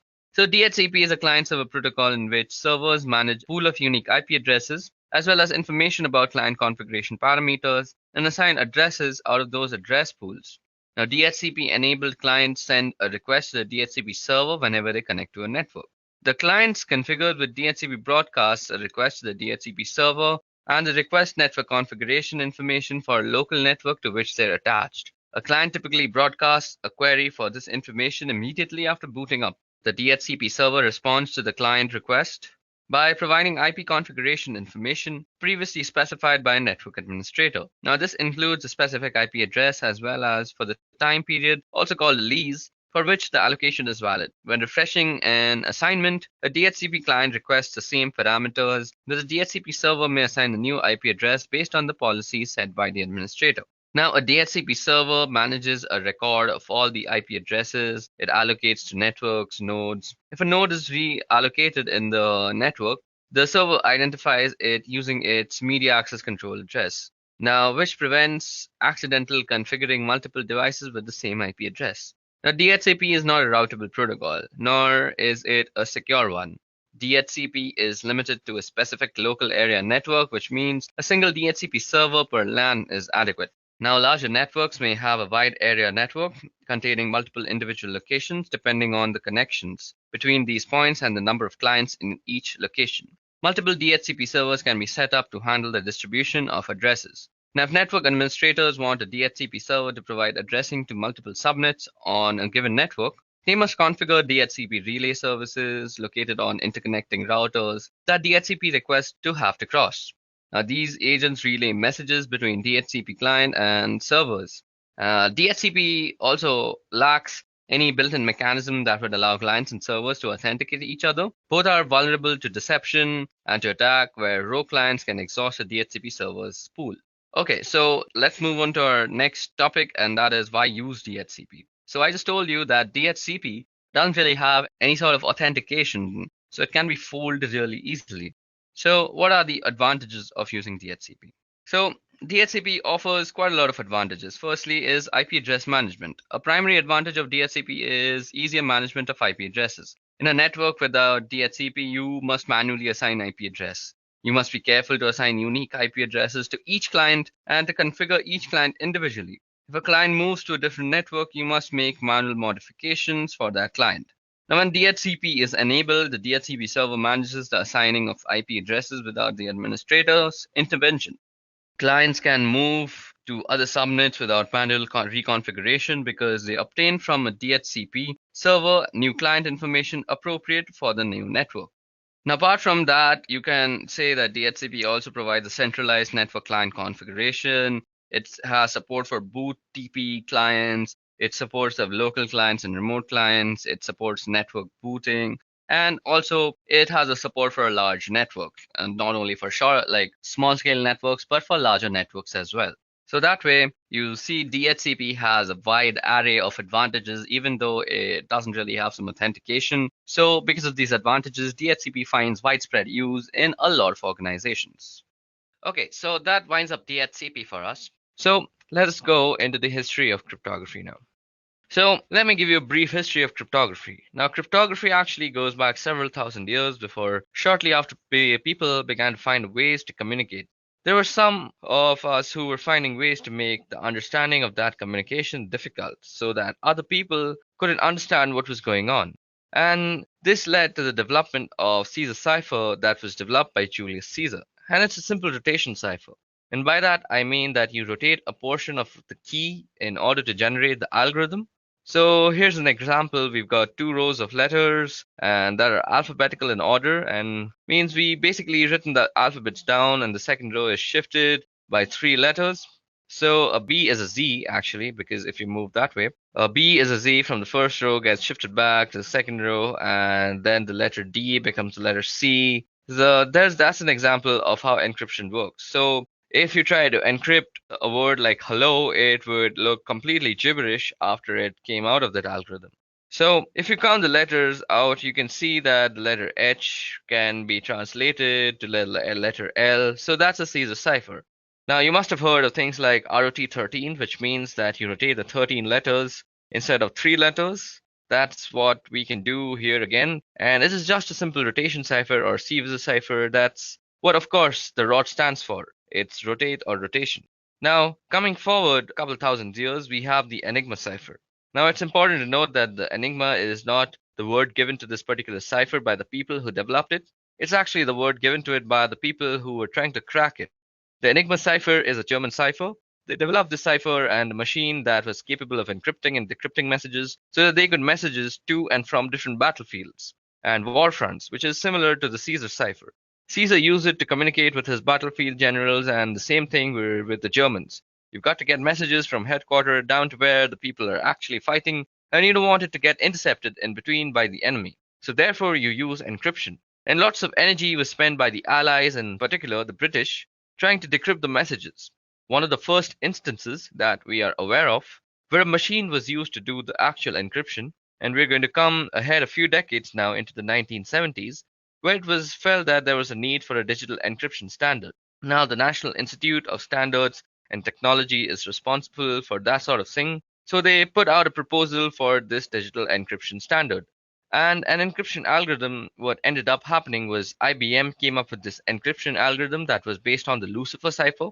That was one their people had been working on a couple of years previously in 1974. And they put this proposal together based on the Lucifer cipher, and in 1977 that proposal for an encryption algorithm was the one that was chosen to be the digital encryption standard, and so that came to be known as DES over time. And it became apparent that there was a problem with DES, and that was it only had a 56-bit key size, and while in the 1970s that was considered adequate to defend against brute forcing and breaking of code, by 1990s it was no longer considered adequate, and there was a need for something more, and it took time to develop. Something that would last long for some long period of time, and so in the meantime a stopgap was developed, and this stopgap is what we call the triple DES. The reason it's called triple DES is you apply the DES algorithm 3 times in different ways, and you use 3 different keys in order to do that. So here's how triple DES works. Your first 56-bit key is used to encrypt the plain text, just like you would do with the standard digital encryption standard algorithm, where it changes, and you take that ciphertext that's returned from the first round of encryption, and you apply the decryption algorithm to the ciphertext. However, the key thing to note is that you don't use the key that you use to encrypt. You don't use the first key to decrypt it, because otherwise you'll get the plain text back. So what you do is you use a second key with the decryption algorithm against the ciphertext from the first round. So now you've got some ciphertext that has been encrypted with one key and decrypted with the second key, and we take the ciphertext from that and we apply a third key using the encryption portion of the algorithm to that cipher. Encryption portion of the algorithm to that ciphertext to receive a whole new set of ciphertext, obviously. To do the decryption, you do the third key and decrypt it with the second key, you encrypt it, And then with the first key, you decrypt it, and so you do reverse order and the reverse algorithm at each step to apply triple des. So we get an effective key size of about 168 bits, but it's still only 56 bits at a time. Now I said triple des was only a stopgap. What we were really looking for was the advanced encryption standard once again. And NIST requested proposals so that they could replace the digital encryption standard in 2001. After several thousands of looking for algorithms and looking them over, getting them evaluated and getting them looked into, NIST selected an algorithm and it was put together by a couple of mathematicians. The algorithm was called Reindoll, and that became the Advanced Encryption Standard, or AES. It's one of the most advantages of AES is it supports multiple key lengths. Currently, what you'll typically see is as we are using 128-bit keys. However, AES supports up to 256-bit keys. So if we get to the point where 128-bit isn't enough, we can move all the way up to 256 bits of keying material. So cryptography has a really long history. Currently, we are in a state where we have a reasonably stable encryption standard in AES. But the history of cryptography shows that with every set of encryption, eventually people find a way to crack it. Okay, so that was a brief history of cryptography. Now, what I want to do is let's go over and talk about AES, triple DES, and DES in themselves because they are some really key cryptographic moments in history. Because there are some really key historic moments in the history of cryptography. Now, we're going to talk about the different types of cryptographic ciphers, and primarily we're going to be talking about DES, triple DES, and AES. Now, DES is the digital encryption standard. It was developed by IBM in the 1970s, and originally it was cryptographic cipher named Lucifer. And after some modifications, IBM proposed it as the digital encryption standard, and it was selected by the digital encryption standard. Ever since then, it's been known as DES. Now, one thing that caused a little bit of controversy was during the process of selection, NSA requested some changes, and it hasn't been particularly clear what changes were requested by the NSA. There has been some speculation that wondered if the NSA was requesting a backdoor into this digital encryption standard, which would allow them to look at encrypted messages in the clear. So basically, it would always give the NSA the ability to decrypt DES encrypted messages. It remained the encryption standard for the next couple of decades or so. So what is DES and how does it work? Basically, it uses 56-bit keys rather than a stream cipher. It's a block cipher and it uses 64-bit blocks. And in 1998, DES was effectively broken. When a DES encrypted message was cracked in 3 days, a year later, a network of 10,000 systems around the world cracked the DES encrypted message in less than a day. And it's just gotten worse since then with modern computing power being what it is. Since DES was actually created, we already had come to the realization that we needed something else. So along came triple DES. Now, triple DES isn't 3 times the strength of DES necessarily. It applies DES just 3 times. And what I mean by that is what we do is we take a plain text message, then let's call that P, and we're going to use a key called K1, and we're going to use that key to encrypt the message. And use a key that we will call K1, and we're going to use that to encrypt the message. And that's going to result in the ciphertext, and we'll call this C1. So C1, the output of the first round of encryption, we're going to apply a second key, and we'll call that K2 with that second key.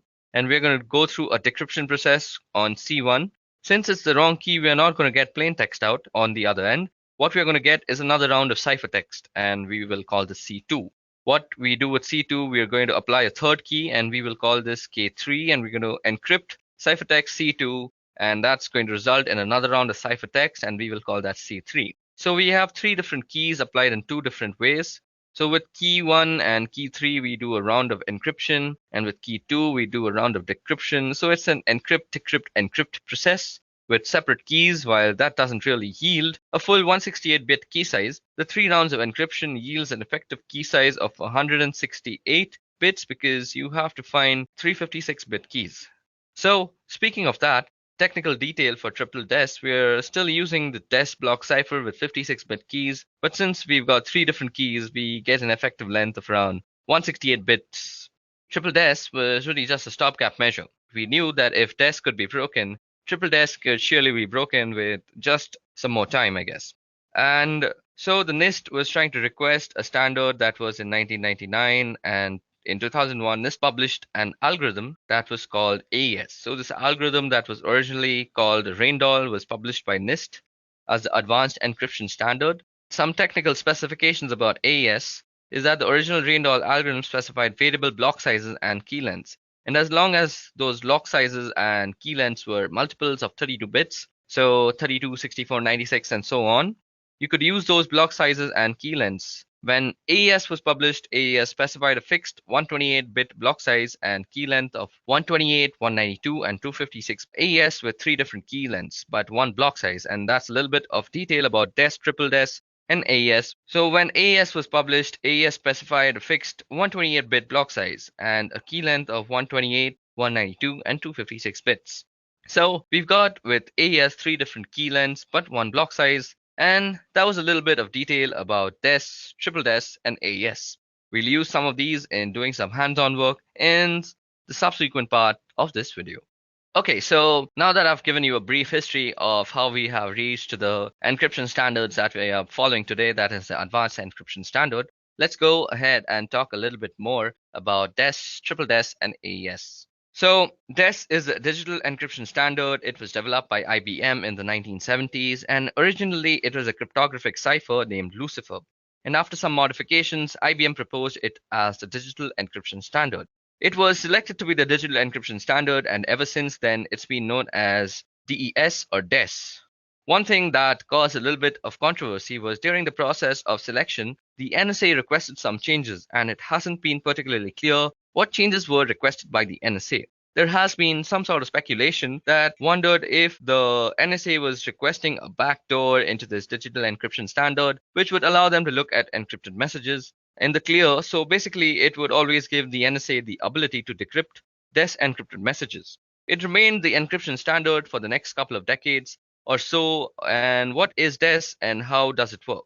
Now, DES remained the digital standard for encryption for the next couple of decades. So what does it do and how does it work? So basically, it uses a 56-bit key rather than a stream cipher. It's a block cipher and it uses 64-bit blocks. And in 1998, if you know, DES was effectively broken when a DES encrypted message was cracked in 3 days. And then a year later, a network of 10,000 systems around the world cracked a DES encrypted message in less than a day. And it's just gotten worse since then with modern computing being what it is today. Now, since DES was created and broken, we knew we needed something. And what came in between advanced encryption standards and DES is triple DES. Now, triple DES isn't 3 times the strength of DES necessarily. It's really DES applied 3 times. And what I mean by that is we take a plain text message, then let's call that P, and we're going to use a key called K1. And we're going to use that key to encrypt the message, and that's going to result in the ciphertext 1. So we'll call that C1. Now C1 is the output of the first round of encryption, and we're going to apply a second key called K2. And with that second key, we are going to go through a decryption process on C1. Now, since it's the wrong key, we are not going to get the plain text out of the decryption process. On the other end, we are going to get another round of ciphertext, and we're going to call that C2. Now with C2, we are going to apply a third key, and we are going to call that K3, and we're going to encrypt ciphertext C2, and that's going to result in ciphertext C3. So we have 3 different keys applied in 2 different ways. So with key 1, key 3, we do a round of encryption. With key 2, we do a round of decryption. So it's basically an encrypt, decrypt, encrypt process with 3 separate keys.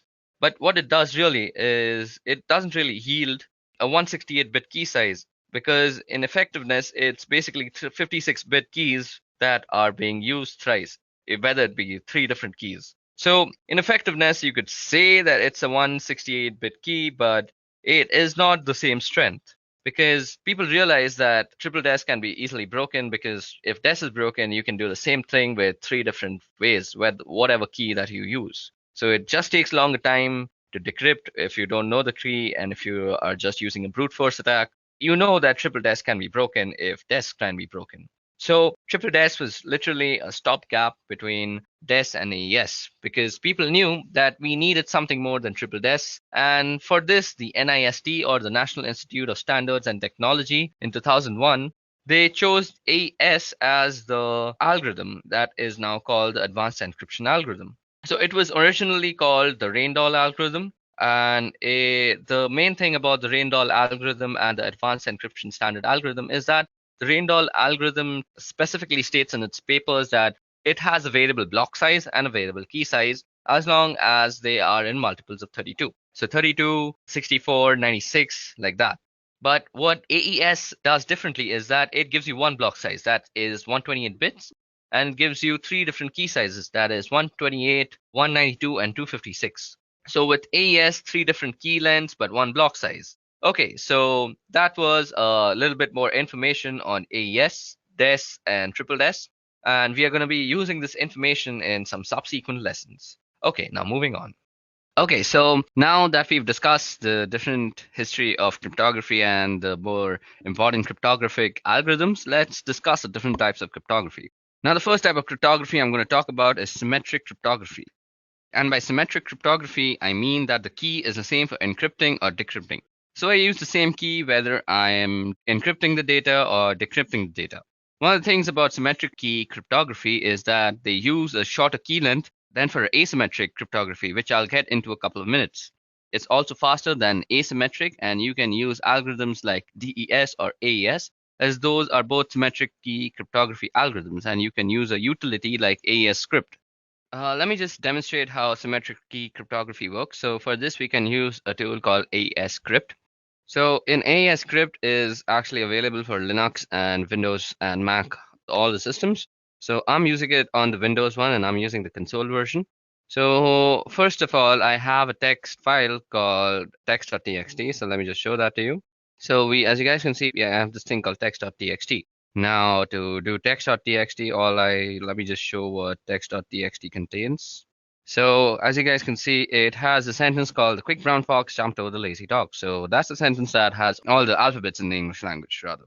So now we are going to try and encrypt it. So we can use something like AES or DES because both of them are symmetric key ciphers, symmetric key algorithms, rather. So we are using AES in this case. So what we're going to do is say AES script. We're going to encrypt it, and we're going to use a password of, let's say, Pokemon. So we're going to call it Pokemon, and we're going to do text.txt. We're going to encrypt that file. So now we have encrypted that file. Now let's go see. We must be having a new file. So this is called text.txt.aes. So that is our encrypted file, and this is what we would generally send over the network if we are sending it to anybody. So let's assume the person who's received it also knows our encryption algorithm. I mean encryption algorithm and the key that goes along with it. So let's try to decrypt it now. Now before I decrypt it, let me just show you what an encrypted message looks like. So this is what the ciphertext looks like. Type text.txt.aes. So yeah, as you guys can see, the Windows console can't really read everything, but if I were to go here, if I were to just go into the file and just edit with Notepad++, you'll see that it's a bunch of crap. You really can't make out anything. What is being made here, we can't really decipher much. So that's the point of using encryption. Now, if you were to decrypt it, all we have to do is AES script. We're trying to decrypt. We're trying to give the password is going to be, what was the password? Pokemon. Okay, so, and we're going to try and decrypt text.txt.aes. Let's dir that again. Okay, so that just decrypts our message for us. So this is how you would use AES script for encryption and decryption. So that just decrypts it, and that's how you would use symmetric key encryption to encrypt a file for this example. Symmetric key uses either a stream cipher or a block cipher, and the differences between stream or block ciphers is that block takes a block of bits at a time, and it's a fixed length. So for example, 64 bits, if I were to use a block cipher with 64 bits, I would need to take in 64 bits before I could start encrypting. Now, if I didn't have 64 bits to encrypt, I would have to fill it with padding in order to get up to 64 bits a stream cipher.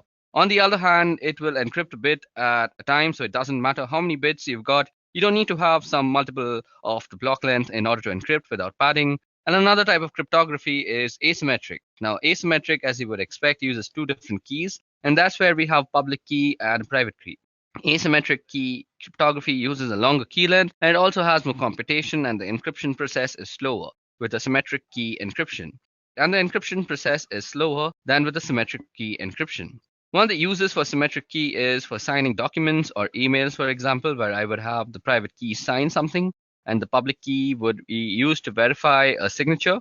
And another reason for using asymmetric key encryption is to ensure that you got it from who actually sent it. Since you've got two keys, you always know who the other end of the equation is. Where with symmetric key, since it's just one key, if you can intercept the key, you can decrypt and also encrypt messages. And so if somebody can figure out the key, you can break into a communication stream using symmetric key encryption. So asymmetric gives you the advantage of ensuring that the other end is who the other end says, and they are, since they're the only ones who should have the private key. And in this particular instance, in practice, however, hybrid encryption models tend to be used, and that's where you would use asymmetric encryption to encrypt asymmetric session keys. So basically, you encrypt the message that you are sending using symmetric key encryption, and then when you're exchanging the key with somebody else, you use asymmetric key encryption. So this is going to be a slower process. You probably won't want to use it for smaller files. In order to do that, fortunately, the file example that I have is a smaller one. So I'm going to try and generate a key right now. So for this, we have to head over to our Ubuntu system. So let's see. Let me show you how public key encryption actually works. And we are going to first create a key. So let me just clear this out for you. So first of all, let's create a file and let's call that text.txt. Now, if you see, we are going to edit text.txt to have some file. So have some text in it. So there seems to be a warning with the GTK. I'll just use echo instead. So now let's see if that is in our file. Okay, so let me just show you how asymmetric key encryption or public key cryptography works. So first of all, we need a text file. So let me see. Do we have a text file? So there seems to be a text.txt. So let's see what this text.txt says. So it says that this is a random text file. Now what we want to do is we want to create a public key first. So I'm going to use OpenSSL for doing this. So we go OpenSSL and we are going to use it with RSA. So we're trying to generate a key. So gen RSA, and we're going to use des3 to use this, and we're going to output it into a file called private.key. So we are also going to be using a 4096 bit. So this is going to be our private key. So this will create a private key using RSA algorithm. So let it work its way out. So first of all, it's asking me for a passphrase now. So since you can protect your keys with a passphrase, so I'm just going to use my name. Okay, so now we see if we ls, and we have a private dot key, I guess. Yep. So we have this private dot key. Now we're using this private key, we are going to generate a public key. So for this, I'm again going to be using OpenSSL. And OpenSSL is a Unix based, so you will need a Unix system. So you go RSA-UTL, that's RSA utility, and what we want to do is encrypt, and we want the public key in key, and we want to use the public key that we just generated. I'm sorry guys, so we are going to be using RSA. So first of all, we need to generate a public key. So for that, we use the private key. So we will give the private key as an argument after the in flag. So private.key, and we are trying to get out a public key. So pub out, and we're going to call it public.key. Okay, so there seems to be, okay, I messed it up a little. I forgot to give the output. So you go out, and then you use public.key. So it's asking me for a passphrase, and now it's writing the RSA key, and since the password was correct, we have a public key too. So if you see, now we have a public key and a private key. So we are going to encrypt our file using the public key. So we go OpenSSL, and we go RSA-UTL, and we go encrypt, and we can do pub in. So we are going to use the public key, and we want to put the text.txt as the file to be encrypted. So text.txt, and what we want to output is an encrypted file. So encrypted.txt. Okay, I call it OpenSLL. I need to go and edit that out now. Yeah, so that makes it a correct command. And now we have an encrypted file. So let's see. ls, and yep, encrypted.txt. So if we just cut that out, so we see it's a bunch of garbage, and we really can't read it unless we decrypt it. So For decrypting the key, all we have to do is, again, use OpenSSL. Let's clear this out first.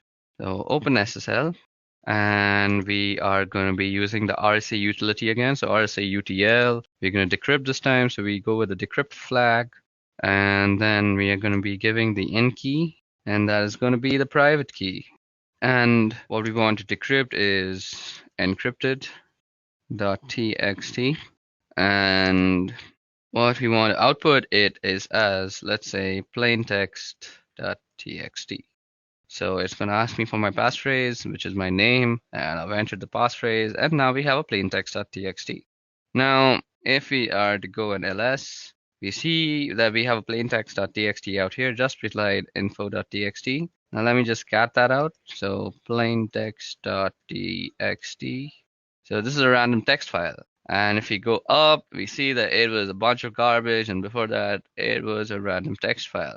Now, you can also run this command called diff plaintext.txt text.txt. So this will give you a difference in the text strings. So it's 0, so it gives you, that's the difference.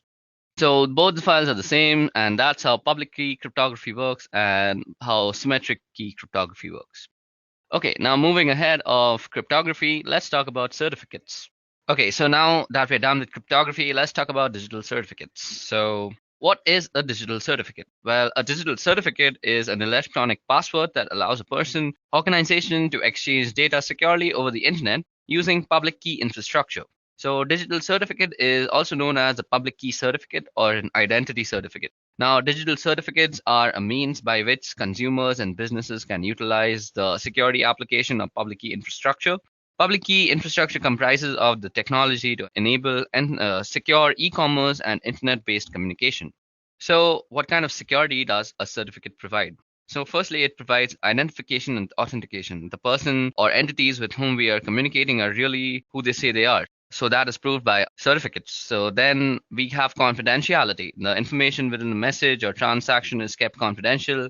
It may only be read and understood by the intended sender. Then there's integrity, there's non-repudiation. The sender cannot deny sending the message or transaction.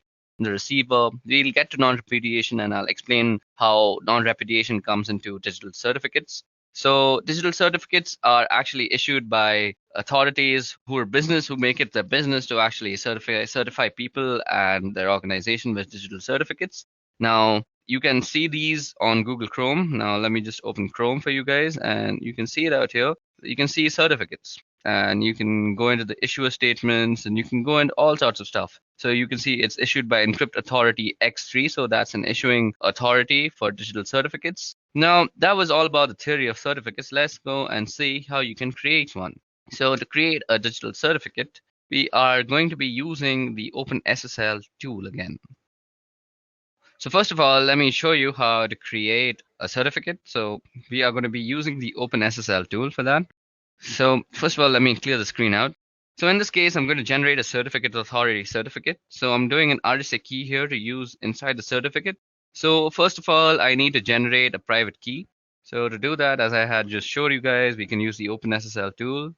You go OpenSSL and gen RSA, and we're going to use DES3. Then we're going to out it, and let's call it ca.key. And we're going to use 4096 bits. So I'm doing an RSA key here to use inside the certificate. So I'm generating a private key, and the private key is used as a part of the certificate. And there's a public key associated with the certificate. So you've got public and private key, and data gets encrypted with the public key and then gets decrypted with the private key. So they are mathematically linked at the public and private key, because you need one for the end of the communication and the other for the other end of the communication. And they have to be linked so that the data that gets encrypted with one key gets to be decrypted with other key. So this is asking for a passphrase, and so I'm going to be giving my name as a passphrase. So that has generated the key for us. So now I'm going to generate the certificate itself. So I'm going to be using the OpenSSL utility. So first of all, you say OpenSSL, and you say request. So it'll be a new request, and it's going to be an X509 request. It's going to be valid for 365 days, and let's see, the key is going to be ca.key, and we're going to output it into ca, or let's call it Edureka.key. CRT. So this is a certificate that I'm producing in the name of the company that I'm working for. So that is Edureka. So it says it's unable to load the private key. Let me just see, is the private key existing? I had a previous private key, so let me just remove that. Does it have a CA.key? Seems like I put the name differently. So let me just try that again. Open SSL, then we do request. So we're requesting a new certificate, and it's going to be X509, and it's going to be there for 365 days, and key is ca.key. Apparently that's what it's called out here. So, and it's going to be out into edureka.crt. Let's see if that works. So let's enter the passphrase. So it's my name. So now it's going to ask me a bunch of information that's going to be inside the certificate. So let's say it's asking the country name. Again, so let's put in the state. Okay, so IN, state, province name, some state. So Bangalore. Locality, let's say Whitefield. Organization name is Edureka. Unit name, Brain Force. Common name, let's leave that out. Email address, let's leave that out too. And we have our certificate. So if you go and list out your files, you'll see that there is a certificate called edureka.crt out here, which is highlighted. Okay, so now if you want to view this file, you could always use the OpenSSL. You could always use the OpenSSL utility. So you say you want to read an X059 request and you want it in text, and what you want to see is edureka.crt. Okay, so that is the certificate. So you see that it has all the signature, it has signature algorithm, it has all the information about the certificate, and it says signature issuer is CIN in state Bangalore, in location Whitefield, Edureka Brainforce, validity. It has all sorts of information. So that was all about digital certificates, who issues digital certificates, where are they useful. So this is basically non-repudiation. So nobody can say with this certificate that if this certificate is included in some sort of a website and that website tends to be suppose malicious and there's a complaint. Now the website can't go to a court of law and say they didn't know about this because the certificate that was included had their private key and the private key was only supposed to be known to the company. So that is non-repudiation. You just can't deny that you didn't do it. Okay, so that was all about certificates. Now moving on. Okay, so moving on, we are going to be talking about cryptographic hashing. Now, while the word cryptographic is in the term cryptographic hashing, and it does lead you to believe that there is encryption involved, there is no encryption involved in a cryptographic hash. There is a significant difference between hashing and any sort of encryption, and that is primarily that encryption is a two-way process. When I encrypt a piece of data or a file or anything else, what I'm doing is putting it into a state where I expect it to be able to get it back out again. In other words, when I encrypt a file, I expect it to be able to decrypt the file and get the original contents. Hashing is a one-way function on the other hand. Once I've hashed a piece of data or a file, there is no expectation and ability to get the original piece of data back. Hashing generates a fixed length value and different types of hashing will generate different length values. For example, MD5 will generate a different length value than SHA-1. And they're both hashing algorithms, but they generate different length values. And the resulting value from a hash function should be in no relation at all to the original piece of data. As a matter of fact, if two inputs generate the same hash value, it's called a collision. And if you can generate collisions, you may be able to get a point where you can generate a piece of data that are going to generate the same hash values, and that leads you to the potential ability to break the particular hashing algorithm that you're using. So what we can use hash is for, well, one thing we can use hash is for file integrity. We can run a hash on a file and get a value back, and later we can check that the value to make sure if it's the same. If it's the same, I can be sure that the same file was hashed in both instances. So let me just show you an example of what I just said, that if we hash a file, we'll get the same hash every time. So remember the certificate that we just created. Let me just log in again. So we are going to hash this certificate and it will create a certain hash. And we are going to see that every time we hash it, we are getting the same hash. So we can use this command called md5 sum and we can do edureka.crt. So this is the hash produced after you've hashed edureka.crt. So if I do an md5 again, So MD5 is a hashing algorithm that you should know of. So edureka.crt, and it will produce very similar hash. Let's see if SHA-1 works like this. So SHA-1 edureka.crt. Okay, SHA-1 is the SHA from the SHA-utils package. Okay, so I've proved my point that with MD5, which is a cryptographic hashing algorithm, we are getting the same hash back. So if you are able to produce the same hash, that means you have broken the algorithm in itself.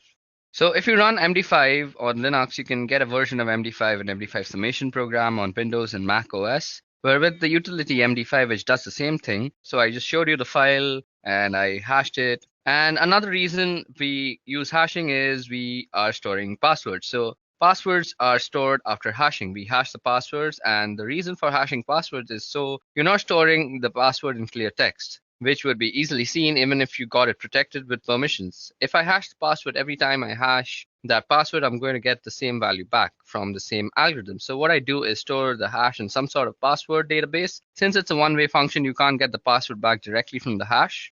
Now, what you can do with most password cracking programs, do some variation of this, and you just generate hashes against a list of words until you get a hash value that matches the one in the password. Once you get the hash that matches the one in the password, you know what password is there and here. And we come back to the idea of collisions. If I can take two different strings of characters and get the same values back, then it's easier to crack the password because I may not necessarily get the password, but if the hash that I get back from a particular string of data is the same as that I get from the original password, then it doesn't matter whether I know the password because the string of data that I put in is going to generate the same hash value that you're going to compare when you log in. And this hash value will just give you that it's valid and you'll be able to log in. So suppose the password that you chose while making your account is dog, and the dog word produces this hash value. And if I were to like hash cat with the same algorithm, and if the algorithm was prone to collisions, it might produce the same hash value as dog. So with the password cat, I could open up your password.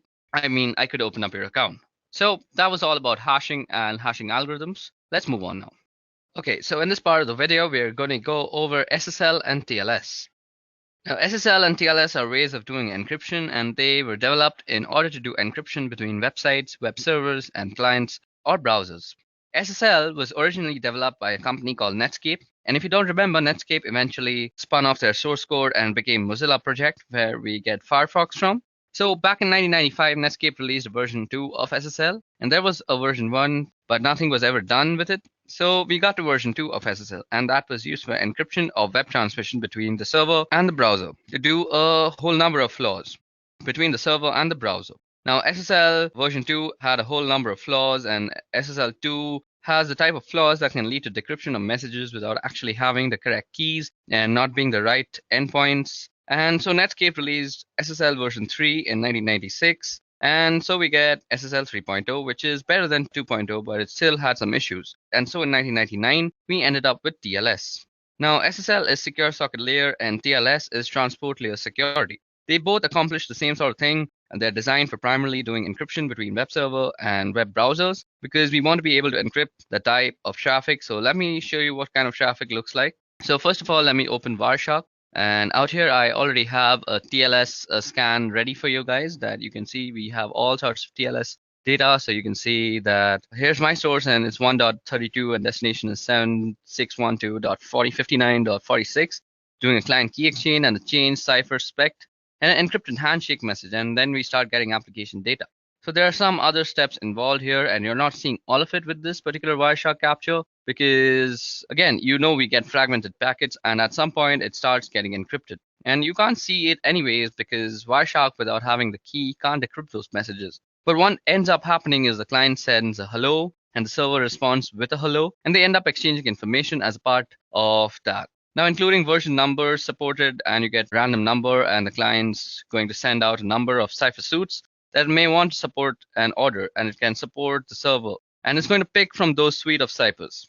Now, then we start doing the key exchange and then do the change cipher spec and from the client and server, and eventually the server just sends a finished message. And at the point we've got this encrypted communication going on, but there's this handshake that goes on between the two systems. And there's a number of different types of handshakes depending on the type of endpoints that you've got. But that's the type of communication that goes on between servers and the client one. Important thing about using SSL and TLS is, as I mentioned, some of the earlier versions had vulnerabilities in them, and you want to make sure that the servers aren't actually running those. So you want to run some scans to figure out the type of calls and ciphers that different systems use. So for this, we can use something called SSL scan. So this is available for Unix. I'm not really sure if there is something that is similar for Windows or Mac, but on a Unix-based system that is Linux, we can use SSL scan. So let me just show you how to use that. Clear this part out. So what we can do is run SSL scan again, suppose www.edureka.co. So I'm going to do an SSL scan here against the website, and you can see it's going out and probing all the different types of ciphers that we know on this system. Start with SSL v3 and are going to TLS version 1. And we could force SSL scan to try to do an SSL v2 if I scroll back up. Here I get the surface ciphers, which is SSL version 3. It's using RSA. And it's using RSA for the asymmetric. Now, in order to do the key exchange, and once we get the session key up, we're going to use AES 256, and then we're going to use the secure hash algorithm to do the message authentication, or the MAC. It sometimes calls the HMAC for the hashed message authentication code. And what it does is simply hashes the MAC address that you would check one side against the other to make sure that the message hasn't been fiddled with in transmission. You can see here all the different types of cipher suites that are available. Here's TLS running RC4 at 40 bits using MD5, so that would be a pretty vulnerable type of communication to use. And between the server and the client, the 40-bit cipher using RC4 is a low-strength cipher, and we would definitely recommend that clients remove those from the supported ciphers that they have on their server. All that configuration would be done at the web server as well as when you generated your key and your certificates. Normally, certificates would be handled by a certificate authority. Now, you can also self-sign certificates and have those installed in your web server in order to do communications with your clients. The challenge with that is browsers today warn when they see a certificate against a certificate authority that is entrusted of it, and it doesn't have any certificate authority at all. So you'll get a warning in your browser indicating there may be a problem with your certificate. If your clients are savvy enough, and if the users are savvy enough, you may be able to make use of these self-signed certificates and save yourself some money.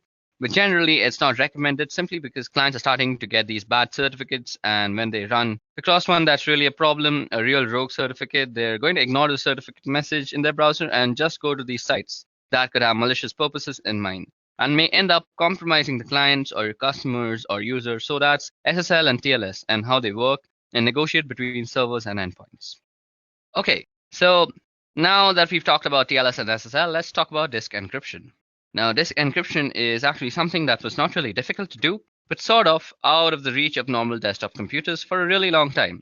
Although there have long been ways to do encryption of files, and to a lesser degree, maybe entire disks. As we get faster processors, certainly encrypting the entire disks and being able to encrypt and decrypt on the fly without affecting performance is something that certainly comes within reach. And it's a feature that shows up in most modern operating systems to one degree or another. Now, these days, we're going to look at a couple of ways here of doing disk encryption. I'm going to tell you about one of them first, and it's not the one I can show. I can't really show the other one either. So with Microsoft, their Windows system have this program called BitLocker. Now, BitLocker requires either Windows Ultimate or Windows Enterprise. I don't happen to have either version, so I can't really show it to you, but I can tell you that BitLocker has ability to do entire disk encryption, and they use AES for the encryption cipher. And the thing about BitLocker is that they use a feature that comes with most modern systems, particularly laptops. They'll have a chip in them that's called the Trusted Platform Module, or TPM. The TPM chip is what it does is it stores the keys that allows the operating system to be able to access the disk through this encryption and decryption process. And they use a pretty strong encryption cipher, which is AES, but you have to have one of the couple of different versions of Windows in order to be able to use BitLocker. And it's one of those things you would normally run in an enterprise, and so that's why they included it on its enterprise version. Now, on the macOS side, they have this thing called File Vault, and you'll see in the system preferences on the security and privacy, if you go to File Vault, you can turn on File Vault. Now, if you have the little button that there says turn on File Vault, then you can turn on the File Vault and it would ask you about setting up keys, and it works similar to Windows BitLocker. Now, PGP happens to have the ability to do disk encryption, and you can see that in the case of this, you've burned the system. They've got a package called GDE Crypt, which is a GUI that allows you to map and mount a created encrypted volume. So I could run GDE Crypt, and it would help me set up the process of encrypting the volumes that I've got on my system. Now, disk encryption is a really good idea because when you are working with clients, the data is normally very sensitive. So, as I mentioned, you can always use things like BitLocker and Windows Vault or other such softwares for disk encryption. So, what I mentioned before is now not only possible, it's very much a reality with current operating systems. Now, let's talk about scanning. Now, scanning refers to the use of computer networks to gather information regarding computer systems. And network scanning is mainly used for security assessment, system maintenance, and also for performing attacks by hackers. Now, the purpose of network scanning is as follows. It allows you to recognize available UDP and TCP network services running on a targeted host. It allows you to recognize filtering systems between the users and the targeted hosts. It allows you to determine the operating systems in use by assessing the IP responses. Then it also allows you to evaluate the target host TCP sequence numbers and predictability to determine the sequence prediction attacks and the TCP spoofing. Now, network scanning consists of network port scanning as well as vulnerability scanning. Network port scanning refers to the method of sending data packets via the network to a computer system specified service port. This is to identify the available network services on that particular system. This procedure is effective for troubleshooting systems issues or for tightening the system security. Vulnerability scanning is a method used to discover known vulnerabilities of computing systems available on a network. It helps to detect a specific weak spot in an application software or the operating system, which could be used to crash the system or compromise it for undesired purposes. Now, network port scanning as well as vulnerability scanning is an information gathering technique, but when carried out by anonymous individuals, they are viewed as a prelude to an attack. Network scanning processes like port scans and ping swipes and return details about which IP address map to active live host and the type of service they provide. Another network scanning method known as inverse mapping gathers details about IP addresses that do not map to live hosts, which helps an attacker to focus on feasible addresses. Network scanning is one of the three important methods used by an attacker to gather information during the footprint stage, and the attacker makes a profile of the target organization. This includes data such as organization's domain name systems and email servers, in addition to its IP address range. And during the scanning stage, the attacker discovers details about the specified IP addresses that could be accessed online, their system architecture, their operating systems and services running on every computer. Now, during the enumeration stage, the attacker collects data, including routing tables, network user, and group names, simple network management protocol data, and so on. So now let's talk about intrusion detection evasion. So before we get into IDS evasion, let's talk about what exactly is an IDS. Now, an intrusion detection system, or IDS, is a system that monitors network traffic for suspicious activity and issues alerts when such activity is discovered. While anomaly detection and reporting is primary function, some intrusion detection systems are capable of taking actions when malicious activity or anomalous traffic is detected, including blocking traffic sent from suspicious IP addresses. Although intrusion detection systems monitor network for potentially malicious activity, they are also prone to false alarms or false positives. Consequently, organizations need to fine-tune their IDS product when they first install them. That means properly configuring their intrusion detection system to recognize what normal traffic on their network looks like compared to potentially malicious activity. An intrusion prevention system also monitors network packets for potentially damaging network traffic, but where an intrusion detection system responds to potentially malicious traffic by logging the traffic and issuing warning notification, intrusion prevention systems respond to such traffic by rejecting the potentially malicious packets. So there are different types of intrusion detection systems. So intrusion detection systems come in different flavors and detect suspicious activities using different methods. So kind of intrusion detection is a network intrusion detection system. So that is NIDS is deployed at a strategic point or points within the network where it can monitor inbound and outbound traffic to and from all the devices on the network. Then there is host intrusion detection system, that is HIDS, which runs on all computers or devices in the network with direct access to both the internet and the enterprise internal network. HIDS have an advantage over NIDS in that they may be able to detect anomalous network packets that originate from inside the organizations or malicious traffic that NIDS has failed to detect.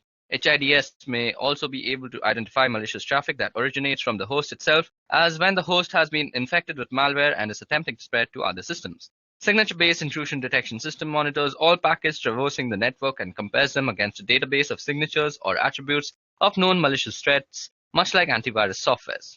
So now let's talk about into IDS evasion. Okay, so now let's talk about IDS evasion. Now, IDS is an intrusion detection system, as we just spoke about, and is there to detect exactly the types of activities that we are engaged in sometimes. And sometimes you may be called in to work on a target where your activities are known and should be known by the operators or the operations people involved in monitoring and managing the network. And the idea being not only do they want to assess the technical controls that are in place, but they also want to assess the operational procedures and ensure that the systems and processes are working the way that they are supposed to be working. Now, when you are engaged with a target that you are in full cooperation with, you don't need to do these types of evasion tactics. All these techniques may be actually avoided. But if you're asked to perform an assessment or a penetration on a target where they are not supposed to see your activities, then you need to know some different techniques to evade detection from an IDS. So we're going to talk about a couple of different things that you can do. So one thing that you can do is manipulate packets to look a particular way. Now, for this, there's a tool called Packeth. So Packeth is a really good way to actually manipulate traffic, and by actually manipulating the contents of a packet, like you can specify the destination and source. So it's a really useful tool to set up packets, look a particular way. One thing it can do is allow you to spoof IP addresses. So I could set a source IP address here that was something completely different from mine. Now, if I'm using TCP or UDP, I'm not going to see the response back. And in this case, TCP, I'm not even going to get the three-way connection made because the responses are going to go back to the source IP. But what you can do is, in addition to spoofing, you can set up particular ways that a packet may look, like changing the type of service or by changing the fragmentation offset or by different flag settings that may allow you through an IDS without maybe getting flagged. And it may also allow you through a firewall. Now, it's a slim possibility, but it's a possibility. Now, another thing you can do is use Packeth to generate a lot of really bogus data. And what you might do is hide in the noise generated by Packeth. So you could create some really bogus packets that are sure to set off IDS alarms, and then you can run some legitimate scans underneath and hopefully be able to get some responses different from mine. Now, if I'm using TCP or UDP, I'm not going to see the response back. And in this case, TCP, I'm not even going to get the three-way connection made because the responses are going to go back to the source IP. But what you can do is, in addition to spoofing, you can set up particular ways that a packet may look, like changing the type of service or by changing the fragmentation offset or by different flag settings that may allow you through an IDS without maybe getting flagged. And it may also allow you through a firewall. Now, it's a slim possibility, but it's a possibility. Now, another thing you can do is use Packeth to generate a lot of really bogus data. And what you might do is hide in the noise generated by Packeth. So you could create some really bogus packets that are sure to set off IDS alarms, and then you can run some legitimate scans underneath and hopefully be able to get some responses.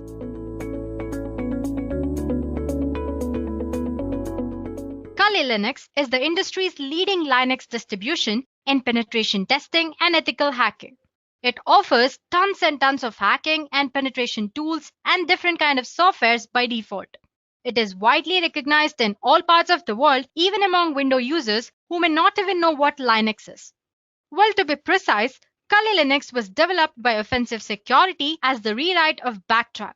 Backtrack, just like Kali Linux, was a Linux distribution that focused on security. It was used for digital forensics and penetration testing purpose. But the question here is, why should you choose Kali Linux when you have other choices like Parrot Security Operating System, Backbox, Black Arc, and many more out there?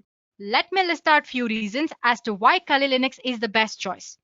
First and foremost, it offers more than 600 penetration testing tools from different kind of security fields and forensics. Secondly, Kali Linux is customizable. So if you're not comfortable with current Kali Linux tools or features or graphical user interface, you can customize Kali Linux the way you want. It is built on a secure platform. The Kali Linux team is actually made up of a small group of individuals. Those are the only ones who can commit packages and interact with repositories, all of which is done using multiple secure protocols. So Kali Linux is definitely a secure platform. Although penetration tools tend to be written in English, Kali includes multilingual support.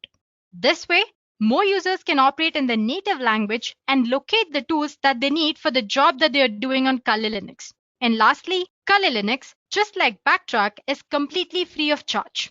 On top of all these benefits, Kali Linux offers different installation options.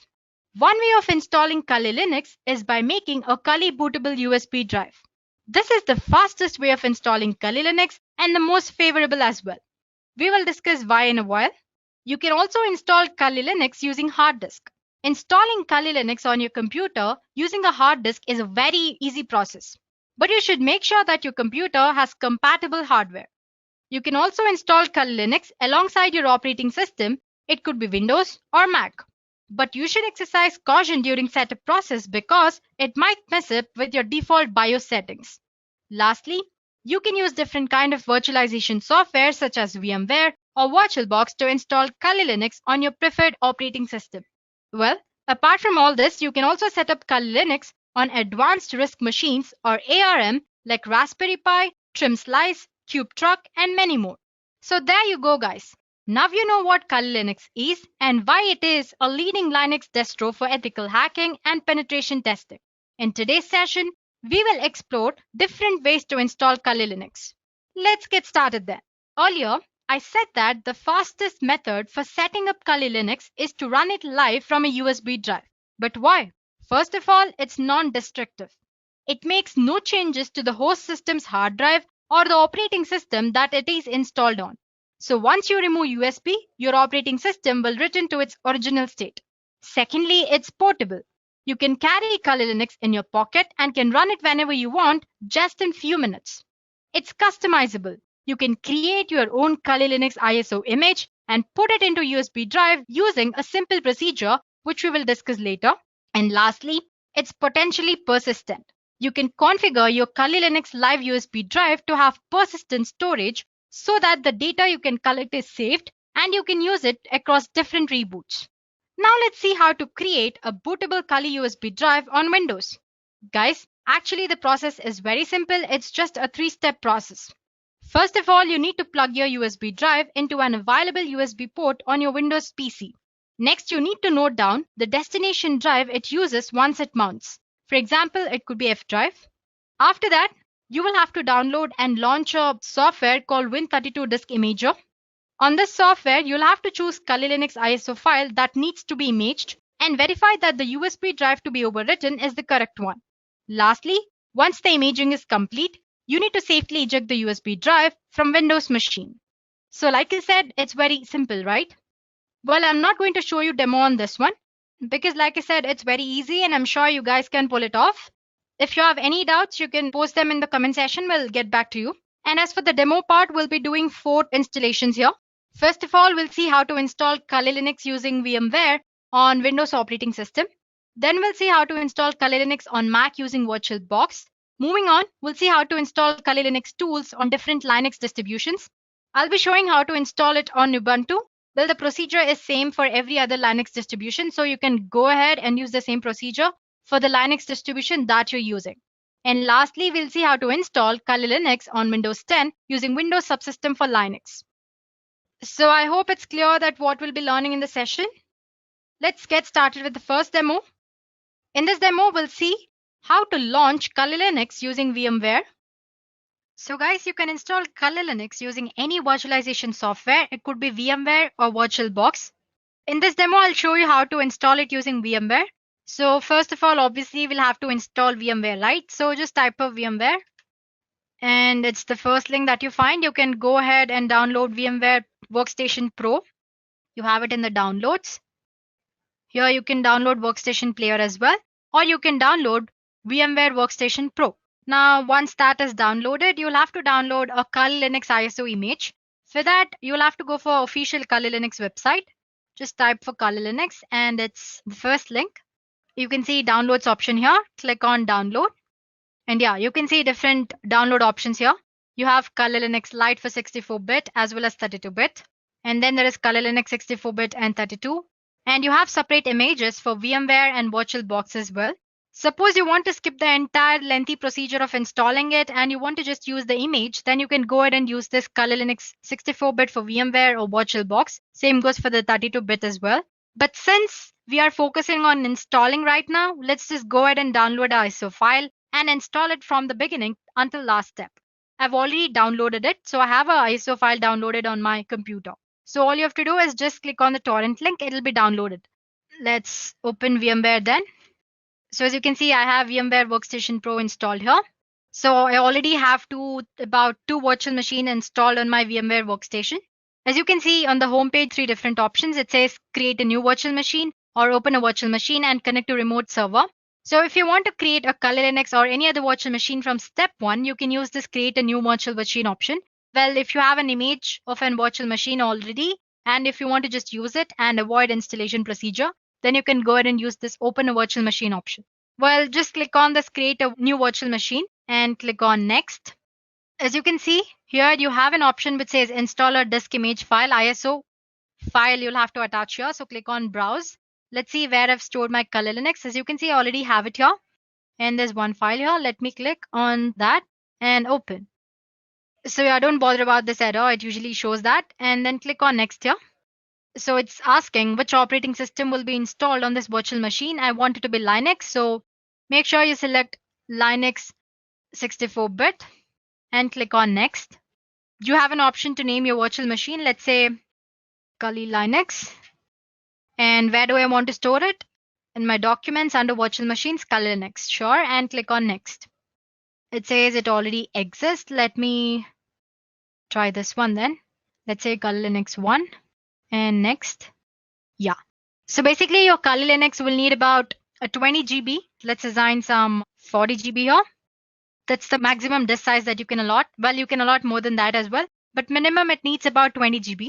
And you have an option which says store virtual disk as a single file or multiple files. Let's just select store virtual disk as a single file to avoid complications and click on next here. So as you can see, you can review your virtual machine settings here. You have an option to make changes to the settings. You can make changes right now or you can do it later as well. Let's just go ahead and make changes now. Click on this customize hardware option here. Well, as for the memory for this virtual machine, it totally depends on what you're using virtual machine for. If you're not using it for heavy works, then you can assign least amount of memory. Let's say I want to assign about 2 GB. There we go. And as for the processors, number of processors 1. And the number of core processors, you can choose as many as you want. Let's say 2. This will increase the performance of your virtual machine. So, and again, it totally depends on whatever you want to choose. And yeah, we have already attached the image. Network adapter, you can set for NAT. USB controller and sound card, you can retain the default settings. And as for the display, click on accelerated 3D graphics since what Kali Linux has a graphical user interface. And it says 768 MB is the recommended amount of memory that you can use for graphics. So let's go ahead and select that and click on close. Well, you can actually make all the settings after installing Kali Linux as well. No problem there. Once you've done that, click on finish here. As you can see, my Kali Linux image is ready for installation. You have two options to power up. As you can see, you have this option here. You can click on that to power on this virtual machine, or you can go ahead and click on this. Let me click on this. So once you click on that, you should be greeted with this Kali boot screen. As you can see, there are a lot of options here. We did discuss live option earlier, right? So if you don't want any trace of Kali Linux on your operating system, you can go ahead and use live option here. You have live USB persistence mode and live USB encrypted persistence as well. Suppose you want to store some data and save it for a later reboots, you can use live persistent option here. And most of the time people get confused with this install and graphical install. Just don't go ahead and click on install option. Do it only if you're well versed with command line interface. So basically that install option is for command line interface. So you'll be greeted with Kali Linux command line interface. Since if you're using Kali Linux for the first time, go ahead with graphical install. Select the graphical install and click enter. So as you can see, it will start mounting storage devices. Whole installation process might take about 10 minutes. So it's prompting you to select a language. So select your preferred language, then your country location. Let's say English and click on enter. And it's asking you for the country location. Just give United States and enter. And I want the keyboard to be configured with American English. You can choose any native language. Like I said earlier, it supports multilingual or it supports multiple languages. So go ahead and choose it. But it might complicate the way you use Kali Linux later. So you can always go ahead and stick ahead with English only. Well, it doesn't matter. So as you can see, it's configuring the network. So it'll detect the ISO file and load installation component and then prompt you to enter a host name for your system. Well, in this installation, let's just enter Kali and click on enter. You can give the name you want.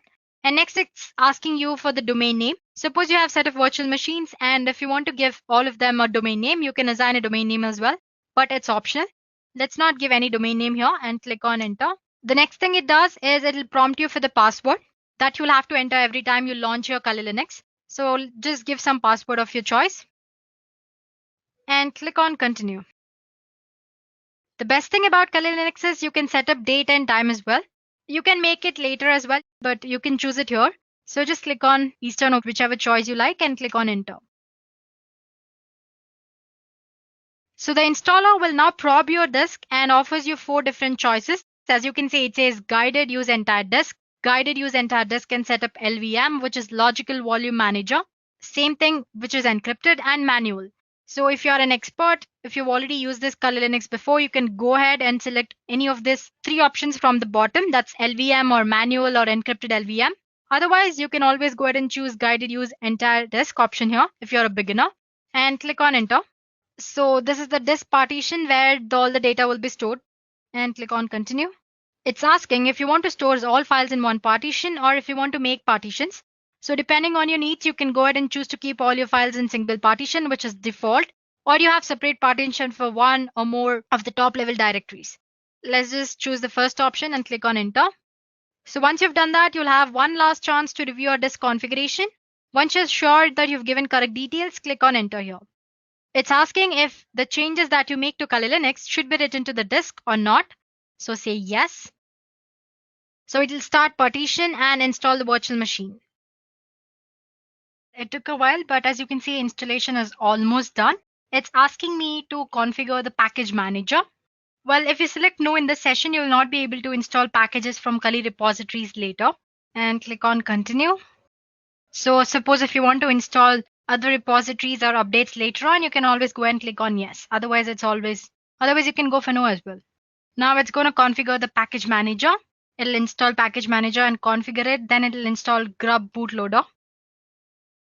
And it's asking if you want to install grub bootloader to master boot record. Definitely yes. So select yes and click on continue.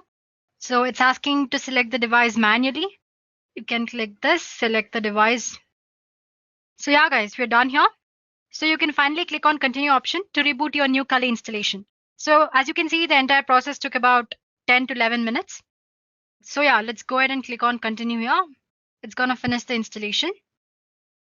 So guys, as you can see, the installation process from the step where we select the language till the last step is same. It's just the medium on which you're installing is different. For example, right now we used VMware. Later on, I'll show you how to use VirtualBox. But once your Kali Linux image is ready to boot, the rest of the installation process is similar to this. So it's finished installing. It's loading the image. So if you have done everything right during the installation process and according to your needs, you'll land up in this page. Username. So we've given it this Kali, right? Kali and password. As you can see, it's showing an error. It says that didn't work. Please try again. This is mostly because first time when you log in, you should use word root as your default username. But later on, once you've already logged in, you can change the username according to your need. So root and password, you can use the same password which you set during installation process. So as you can see, login is successful. And here I go. My Kali Linux is up and running. So I can start using Kali Linux according to my needs. So once you've done that, you can go ahead and install VMware tools so that you can maximize it, full screen and all that stuff.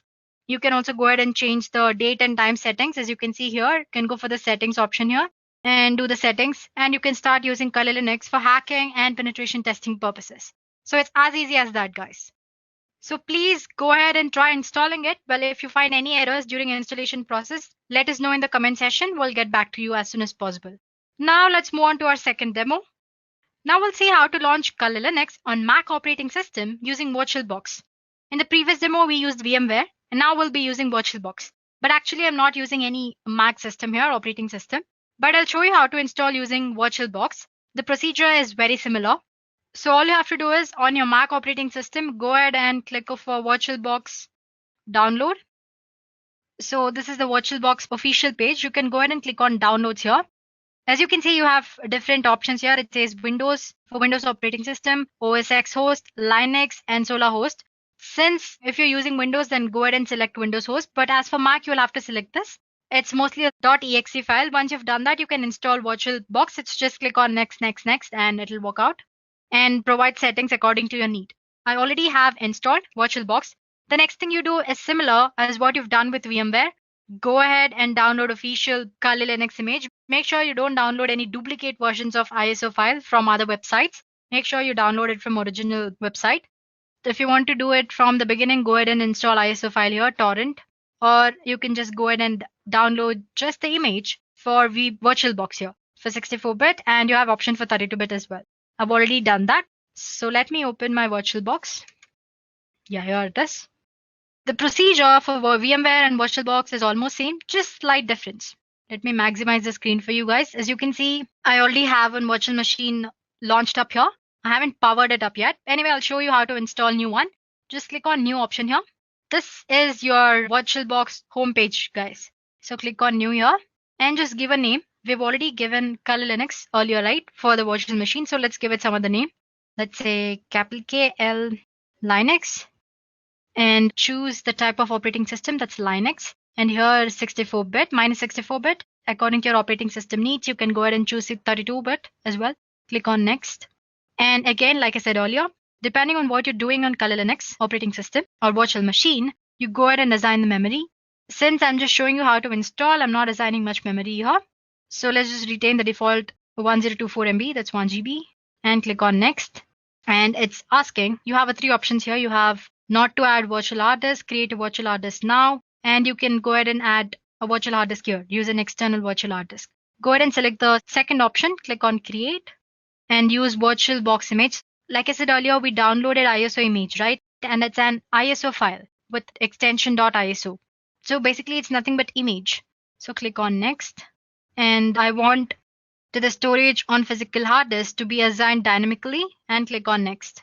So this is the name of the virtual machine which we just gave earlier. It's asking you to choose the path wherever you want to store your virtual machine. Let's say documents and virtual machines. Click on open and save. So that's the path I've set up. And as for the memory, Kali always needs you to assign at least 20 GB. So let's go ahead and give 20 GB. You can always assign more than that. And click on create.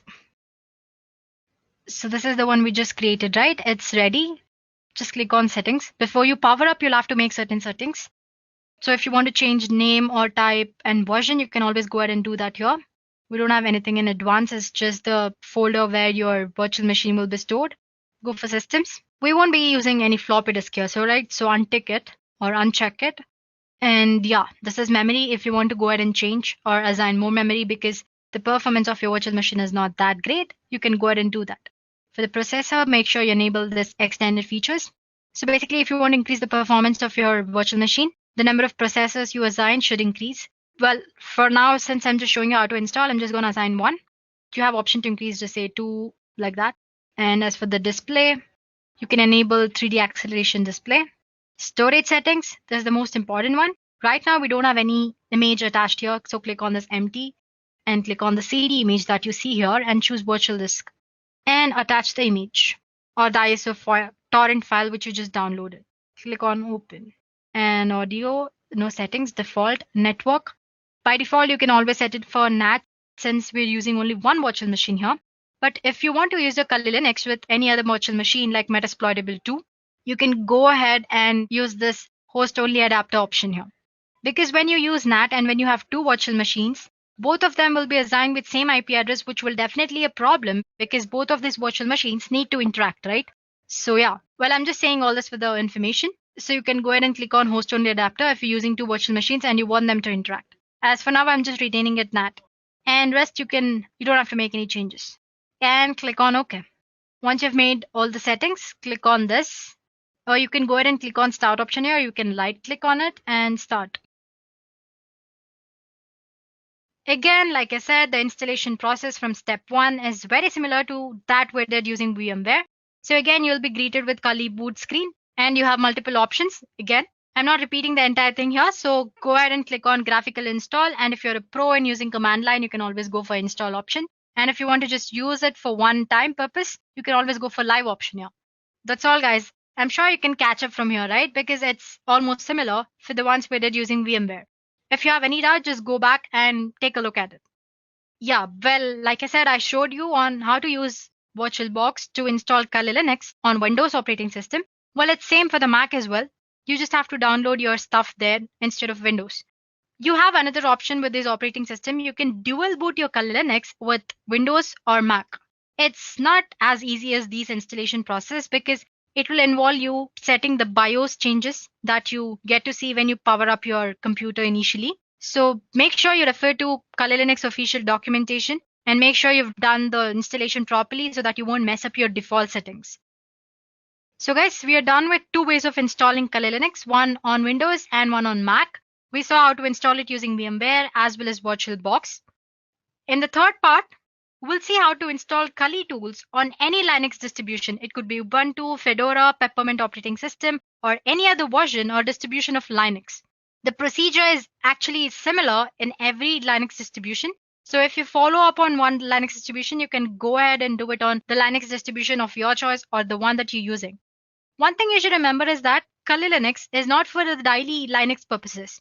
Well, it's only for ethical hacking or web application penetration testing for these purposes. So guys, we'll be using a tool called Katulin. Let me spell it for you guys. It's Katolin. So let's just search for that. There we go. It's a script that helps you to install Kali Linux tools on your Linux distribution of your choice. So it's usually the GitHub script. So click on the first link that you find. So for those of you who like to use penetration testing tools provided by Kali Linux development team, you can effectively do that on your preferred Linux distribution using this tool, which is Katolin or Katolin. So as you can see, once you've installed Katolin properly on your operating system, you should be greeted with this page. I'll show you how to do that. Don't worry about it. So the purpose of asking you to see this page is to take a look at prerequisites. So first thing, you need to have a Python of version 2.7 or above installed in your operating system. And you need a Linux distribution system. It could be Ubuntu or it could be Fedora or Peppermint, any other Linux distribution. I have Ubuntu here. I'll be using VMware Workstation Pro. It's already open, but let me just go back. All you have to do is search for Ubuntu and click on the first link. So as you can see, there are a lot of options to install Ubuntu. Just click on this and you'll be able to download a file, ISO image. I've already done that. I'm not doing it again. Let's go back to VMware Workstation. As you can see, I already have my Ubuntu operating system installed. Installing Ubuntu is very straightforward. So just take a look at the instructions that you need to know when you're installing Ubuntu. Once you've done the installation, it should look something like this. So let me power up my Ubuntu operating system.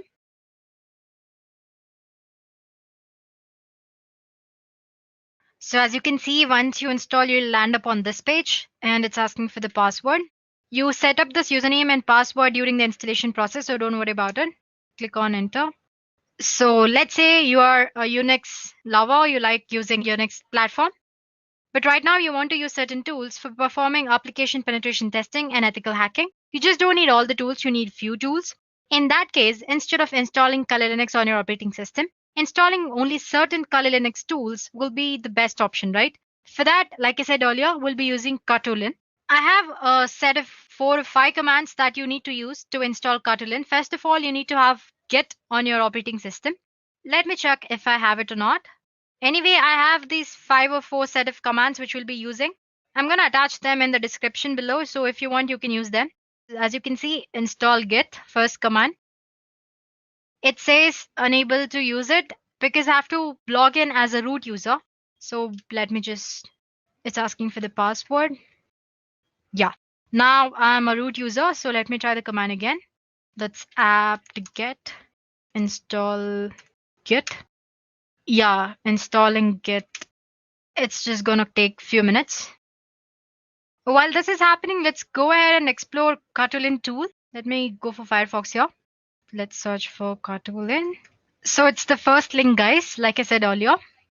So let me scroll down. As we saw, this should be the home page, and we did take a look at the requirements. So let's just go back and see if it's done. It's still happening.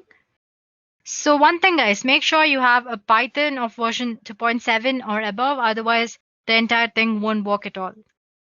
Yeah, guys, it's done. Now we are done with the first step. We need to install or we need to clone the Katolin, right? So what you do, like I said, I have a command right here. Just copy this and place it over there. Control C. Let's go back to terminal and let me clear the screen for you guys. Yeah, and paste. So basically, I'm cloning it here. And the next command is I'm copying the Python file to this directory and click on enter. It's done. It's just quick process. Now we'll have to change permissions so that we have access to use Kotlin. For that, basically we are giving execute permission. So chmod plus X. Make sure you take a look at that. Plus X and enter. We are ready, guys. Now our Kotlin is installed. Say lin. So as you can see, it's all ready. But the first thing that you should do is before you upgrade your system, it says please remove all the Kotlin repositories to avoid any kind of problems. So as you can see, it shows you like 5 options here. First one, it says add Kali repositories and update. Next, view categories. Like I said, Kali Linux has 600 plus tools, right? So you have different tools categorized under different headings. Then you have classic menu indicator. It's nothing here. As you can see, I have a small icon here. If you click on that, it'll just show you different menus. That's all. And if you want to install Kali menu for easy access, you can do that as well. So let me just click one. Under one, it says add Kali Linux repositories, update, remove, and view all contents. So let's try removing them. Let's try with adding repositories. It says there are certain duplicate signatures removed and all that.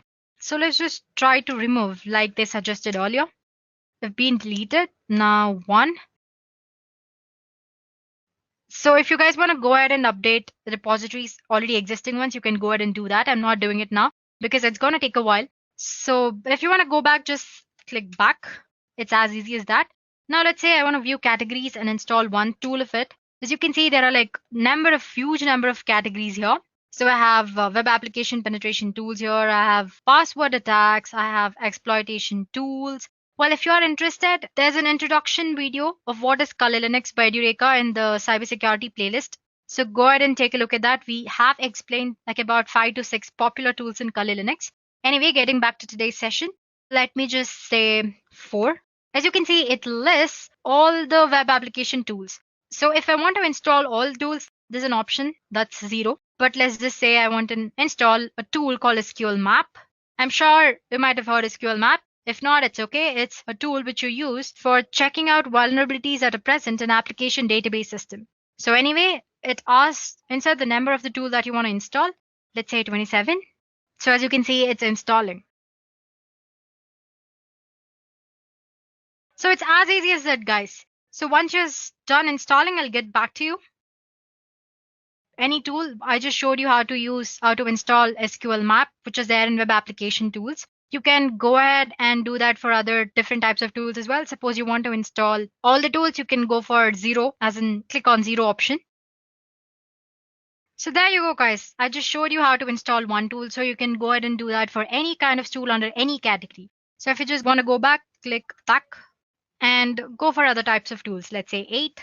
There you can see. So whatever different type of exploitation tools you want, you can go ahead and install them. Let me just click back and the back. Sometimes when you try to install all the tools, you might get an error saying that the file doesn't exist or repository doesn't exist. All you have to do is go for first option here. As you can see here, you have option 2, which is update. So update your repositories. Make sure the Kali Linux mirror, which is present for the updation, is the right one. Once you've done that, you won't get any errors. All the tools will be installed properly. So suppose you want to get back from these Kotlin, easy, just press Ctrl C. And yeah, as you can see, it says goodbye. So that's as easy as it is to use Kali Linux tools on any kind of Linux distribution. While I've showed you on Ubuntu, the procedure is same on any other Linux distribution, guys. So there we go, guys. We're done with 3 things. First, we did on Windows using VMware, then on Mac using VirtualBox. And third, I showed you how to install Kali Linux tools on any kind of Linux distribution. And finally, there's one last demo. Here we'll see how to install Kali Linux on Windows operating system using Windows Subsystem for Linux feature. So let me get back to my operating system. We won't be needing VMware Workstation anymore. So guys, we'll be using a feature called Windows Subsystem for Linux, which is by default present in all the current versions of Windows 10. This is actually for those who prefer using Kali Linux command line interface. So make sure to listen to me properly. Or use this option only if you are a pro in using command line interface or if you have any experience using command line interface. Otherwise, just go ahead and use VMware or VirtualBox and install Kali Linux graphical user interface option. So yeah, this Windows Subsystem for Linux allows you to run Linux distributions as subsystem on your Windows operating system. This feature is really a new feature. It exists only in Windows 10. So you need to use latest version of Windows 10 to perform this demo or use this option. And in addition to that, we also have other prerequisites, especially we need to have Git installed, or you can go ahead and zip the file, which is Windows Subsystem for Linux files normally, but having Git is also a nice thing. Secondly, you need to have Python of version 3 or above. Make sure you've installed Python and set up the path.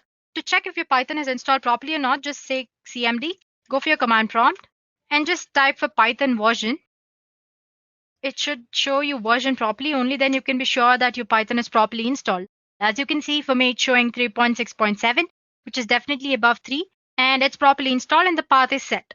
The first thing you need to do is enable WSL or Windows Subsystem for Linux. Just go for the control panel and there click on Programs and turn Windows features on or off. Make sure not to touch any other features. It might mess up your operating system. So scroll down, it's usually at the bottom. By default, it's never enabled. If you're using it for the first time, you need to enable it. So first thing you do is enable it. As you can see here, it says Windows Subsystem for Linux. Make sure you enable it, check mark it, and click on OK. Once you have done that, run your command prompt or terminal as an administrator. All you have to do is right click on it and click on Run as Administrator. And yes. Now we'll be enabling base distribution. That is, like I said, Windows Subsystem for Linux allows you to run a Linux distribution as subsystem, right? But for that, we need to enable this base distribution. For that, you need to install the base distribution or any kind of Linux distribution that you need. So just use lx-run and install. So once you type that, this is the output which you get. It says it's the legacy Windows system for Linux distribution. So you can go ahead and install other Linux distribution which are available in Microsoft Store. But unfortunately, Kali Linux is not available, but it doesn't matter, right? We are anyway installing it using the procedure. Just click on Y here, saying yes. I've already installed, so it's showing legacy Windows system for Linux distribution is already installed on my system. For you, it might take a while. After installing, the most important thing is it'll ask for you to set up a password and username. Don't skip that step, wait for a while, and make sure you set up the password and username properly. Only then the entire thing will work out. Once you've done that, we are done here. You can close the command prompt. The next thing you need to do is install Git. I already have it installed. It's very easy. Install.exe file and click on the installation process. It's very straightforward. And open Git bash. Yeah. Before that, let me go ahead and create a folder called text here. And as you can see, it's stored on my desktop. Right now it's empty. Anyway, let me go back to Git here and cd desktop test.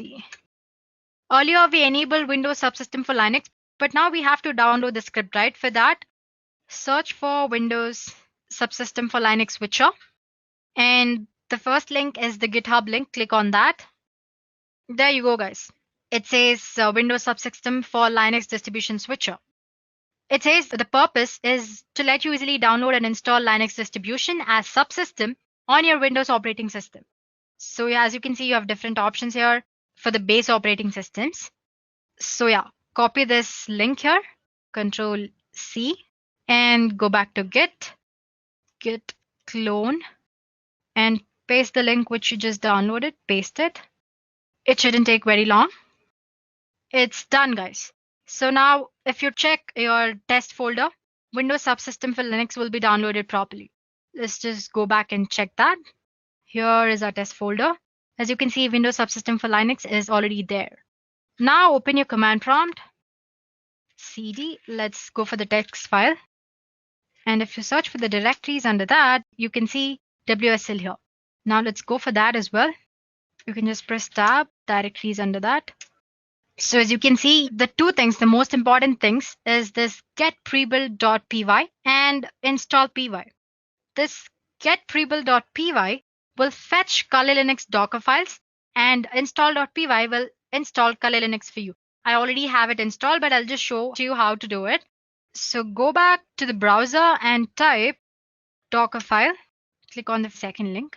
I just wanted you to copy the command easily so that you won't make mistakes. This is the one which you'll have to copy to fetch the Kali Linux Docker file. So you can just copy this part and go for command prompt. Let me maximize this for you. Here you can say, so if you remember, I said Python is must So make sure you've installed it properly and set up the path. Python get pre-built. Let me just pre-build.py and copy it. As you can see, it's installing. It's going to take probably like 2 minutes.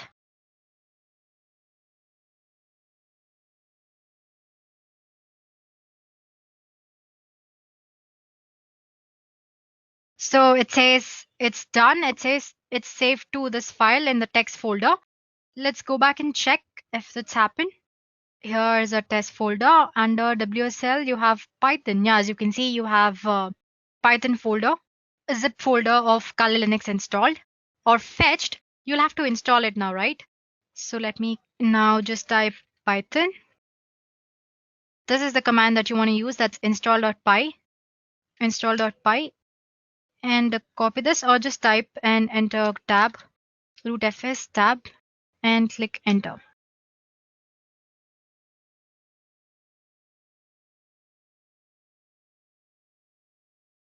So as you can see, it took a while, but it did install, right?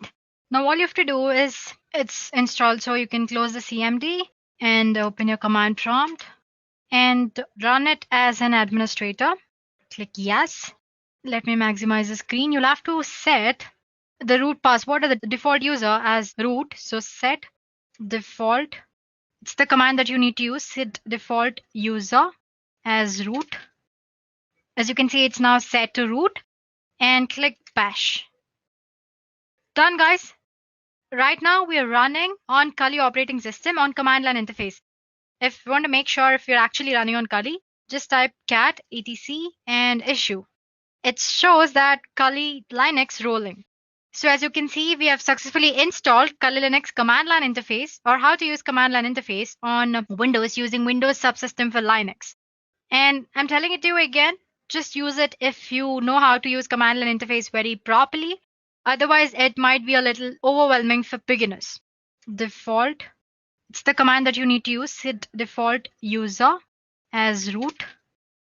As you can see, it's now set to root, and click bash. Done, guys. Right now we are running on Kali operating system on command line interface. If you want to make sure if you're actually running on Kali, just type cat etc and issue. It shows that Kali Linux rolling.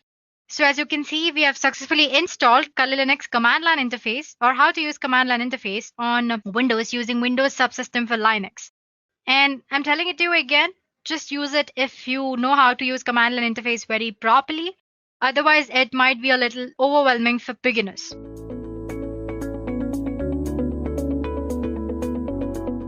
So now it's time that we go through the command line basics of any Linux terminal.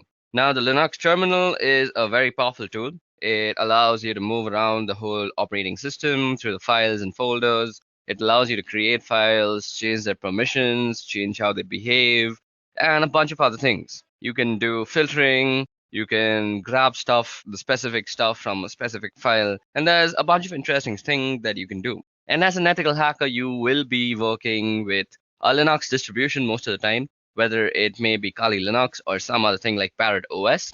But you will be working on Linux most of the time because it's a powerful tool for networking analysis and scanning and all sorts of stuff that you want to do as an ethical hacker. So the first essential step is to actually know how to use the tool that is available to you. And that is out here, which is the terminal. Now, as I'm running this on a virtual machine, you might find it that my execution times are much slower. And that is because I have a very, very slow laptop because my virtual machine is actually eating up a lot of my RAM. And I have a bunch of other processes that are also rendering. I do this on my free time. So let's go ahead and go through the commands that we are going to actually go through. Now, let me actually make a list of commands that I want to teach you guys. So let me see if LeafPad is available. Firstly, LeafPad is basically a text editor. So the first command that we are going to start off with is cd. Now, cd stands for change directory. Now, at this moment, we are in the root directory, as you guys can see. We can print the current working directory with this thing called pwd, and that is a current working directory, as you see. It's called root. And suppose we want to change our directory to the home directory. So all we have to do is cd, which stands for change directory, as I just said, and specify the path. Now cd/home. Okay, so once we're in home, I want to make a list of commands that are used on the CLI that I want to teach to you guys. So what would I do? I would firstly see if any files are available that I can edit. Okay, so these files are available, but let's create a new file for ourselves. So firstly, let's do nano list.txt. Now what nano does is Nano will open up a small command line text editor. Now, command line text editors are very much used by ethical hackers because they save a bunch of time. If you're always switching between GUI and command line because you'll be doing a bunch of stuff on the command line, and suppose you want to write something, you're always switching to GUI, it's a waste of time. And you want to save time as an ethical hacker. So you can use this thing called a command line editor, and it can basically do most of the stuff a GUI editor would do. Now you say nano and the name of this file. So Nano basically has created this file now, and it has opened up this new fresh window, which overrides the command line that we were in, the bash. And this is a place where you can actually edit what goes into the file. Now, let's see the list of commands that I'm going to teach you. I'm going to teach you ls. ls will be the list of files. We did cd. We saw a pwd. So that was the print working directory. We'll be looking at how you can copy stuff with the cp command. Then we'll be looking at mv, which is basically move. Then we'll be looking at cat, and that's an interesting one. And also less, which is another interesting thing. Then we'll be looking at grep, which is actually used for grepping or grabbing things from files that you might want to see. You'll see what I mean in a short while. We'll see echo, which probably does what you think if you have any experience with Linux. Then we'll be doing touch, and we'll be doing make dir, which is make directory, and then we'll do in chown, chmod, then one of the most dangerous commands that is rm, and then you can do man plus help. Okay, so these are the list of commands that we are going to go through in this part of the video. So suppose I was making this video and I wanted to save this somewhere. So if you see down here, there are a bunch of options that are shown to you. Now this caret sign might be not what you're thinking, that the shift 6 one, it's not shift 6. It's actually a control. So caret is control, and then G of course means G. So if you go control G, it will actually get help. Now what we want to do is save the file, and that is control O, and that is write out. So what we want to do is say control O, and now it's going to say if we want to name the file list.txt, and we want to name the file, and it says that we have written down 15 lines. So that's how you save a file. Now all we want to do is exit out of here. Okay, so first let's go ls, and let's go through whatever there is. So ls shows us the list of files that are there in that directory. Now ls can also show you the list of files in a directory with the path that you specify. Like if I say ls var, it'll show me everything that is in var. Okay, there are a lot of interesting things in var, so let's head over to var. So cd/var, and you hit enter, and now we are in the folder var. So now to actually demonstrate how powerful ls is, we have a few flags. Now to see the flags of any command, you can just do -- help universally throughout the Unix command line. So out here you see some information that is kind of tough to read, but if you go on top and scroll out here, you'll see all the flags that you can use with the command, that is ls, and how you can use them. So you can see what to use, and you can read a little bit about it. So if you use all, it ignores entries starting with dot. So suppose we were to do ls in var, let's see. So it shows us like this. Now if we do lsl, it'll show a long list with more information. So these are the permissions that you see out here. We'll be seeing how we can change the permissions of files soon enough. And this is who owns the file, the user and the user group. This is the file number, I guess. I'm not sure. This is when they were created. The name of the file. This is the time when the file was created, I guess. Okay, so that's how you get very detailed information about all the files. Now, there's another thing you might want to use with ls, and that is the a tag. So you can go lsa, and it will show you all the hidden files also. So now you see some 2 files that were not shown out here. Our file list begins from backup, but when we do -la, we see 2 more files, that is dot and dot dot. So let's see if we can move into that, cd dot. So we can't even move into that. So that's interesting. So these are hidden files. So These are not seen to random users, and we can actually do stuff with them. We'll see how we can use hidden files later on. So if you want to show hidden files through ls, all you have to do is ls and -la. So that was all about ls. So let's move back to /home, where our list of commands that I want to show you all was. So cd home, let's ls and see what was it called. It's called list. And suppose I want to see the contents of list.txt. All I have to do is say list.txt. Now it shows us whatever this file is containing. It'll read it out for you. So we've done cd, we've done ls and its various forms, we've done pwd. Now it's time to do cp. So cp is basically used for copying files from one place to another. So suppose I want to copy this address file that is there into some other directory, let's say var. So all I would have to do is cp name.txt, and then you specify which location you want to actually copy it to. So cd/var. So this is where I want to copy my file to, and you hit enter and it's copied. But that was a very small file. Now we can actually check if it was copied before I move on and pour some more knowledge into you. So let's go into var. So cd/var, hit enter, and you're in var again, and you see ls, and now you see a name.txt. So let's remove name.txt from here because I want to copy it again and show you all a difference between a flag that I'm going to use right now. So the hyphen and letters that you use are called flags technically in the Linux terminology. So let's go back to home. Now, instead of the name of the file and moving back to home just like I did, you can type out the complete name of the file out here. So you could have gone cd/home/name.txt and copy it to /var. But this time what we're going to do is we're going to use the -v, which is basically used for a verbose output of whatever you're doing. So most of the commands that we're going to using will have a -v with them. So let's see how this actually affects the output. So what we're going to do is we want to copy, so cp and verbose, and we want to copy the file name.txt, and we want to copy it to the folder called var, right?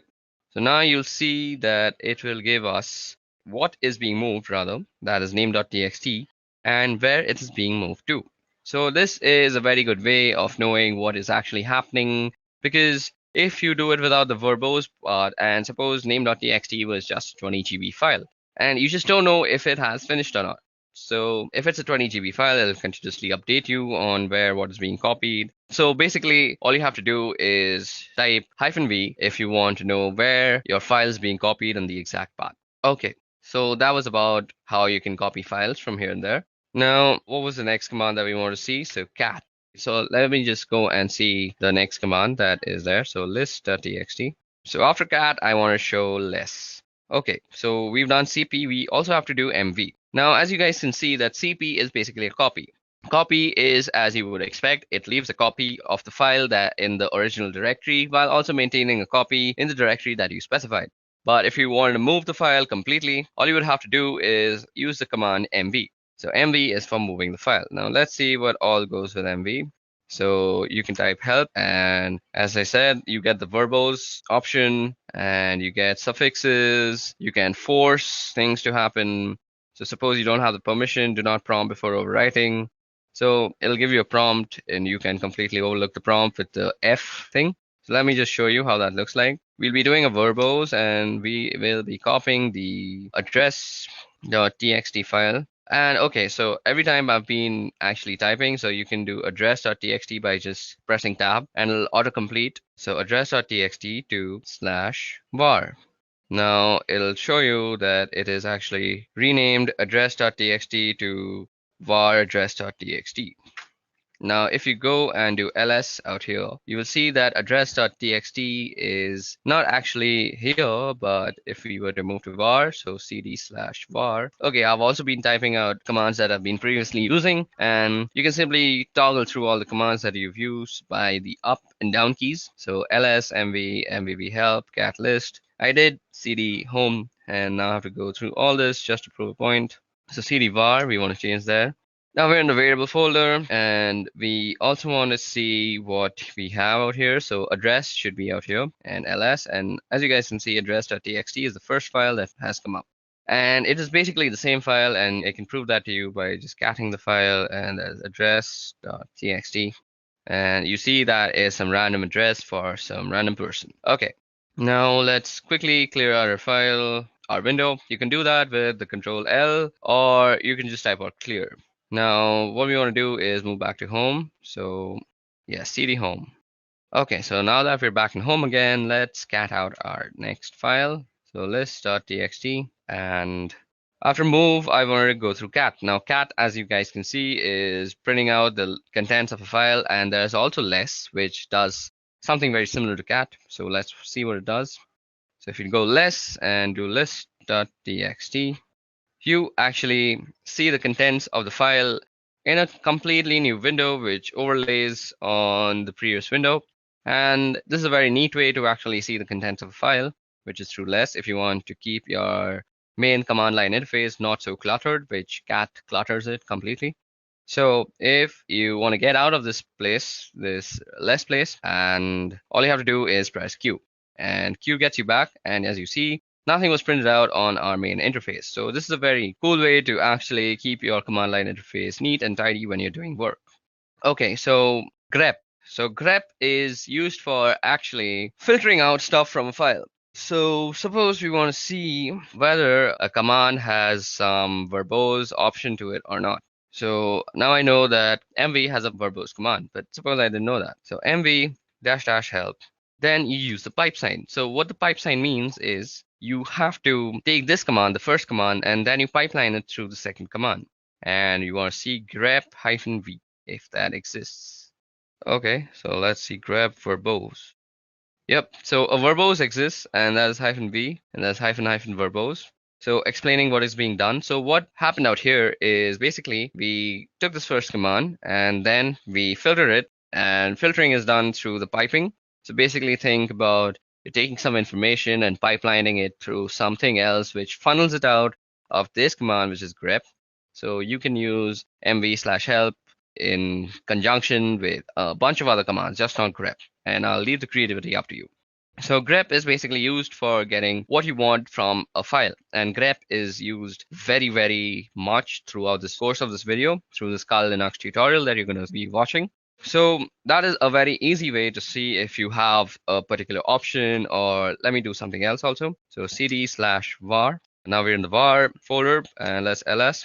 We actually have name.txt. Now let's also go into backup. So cd b and tab, and that brings us the backup folder, and we're now in the backup folder. Let's do an ls out here. Okay, so we have a bunch of files. Okay, we have some password.back. Now see, if you have cat and you go password.back, you can see the entire thing. Now, what if you didn't want this entirety of it, or if you wanted something in particular? You want to be very neat. So you can do that same command. You can pipeline it, and you can say grep, and you want everything with no login. So we can see that there are a bunch of things that say no login, and we only want those. And these are all the things that say no login in them. And it's a much lesser list, and it gives us a very particular list that you are looking for. So that is how you use grep. So now let's head back to home. Okay, I typed that wrong. And again, let's see what the next command is. So now let's start txt. So we've done grep. We now have to do echo. Echo and then touch. Okay, let's go back. Q. We press Q and we get out of there. So what did I have to teach again? I'm such a dummy. We have to do echo. Okay, so what is echo used for? So suppose you were to say echo and open quote hello world. It would basically do what command says, and that is echo whatever you say. Now it'll say echo hello world, and that will basically echo whatever you typed out in the quotations, that is hello world, spelled very wrong.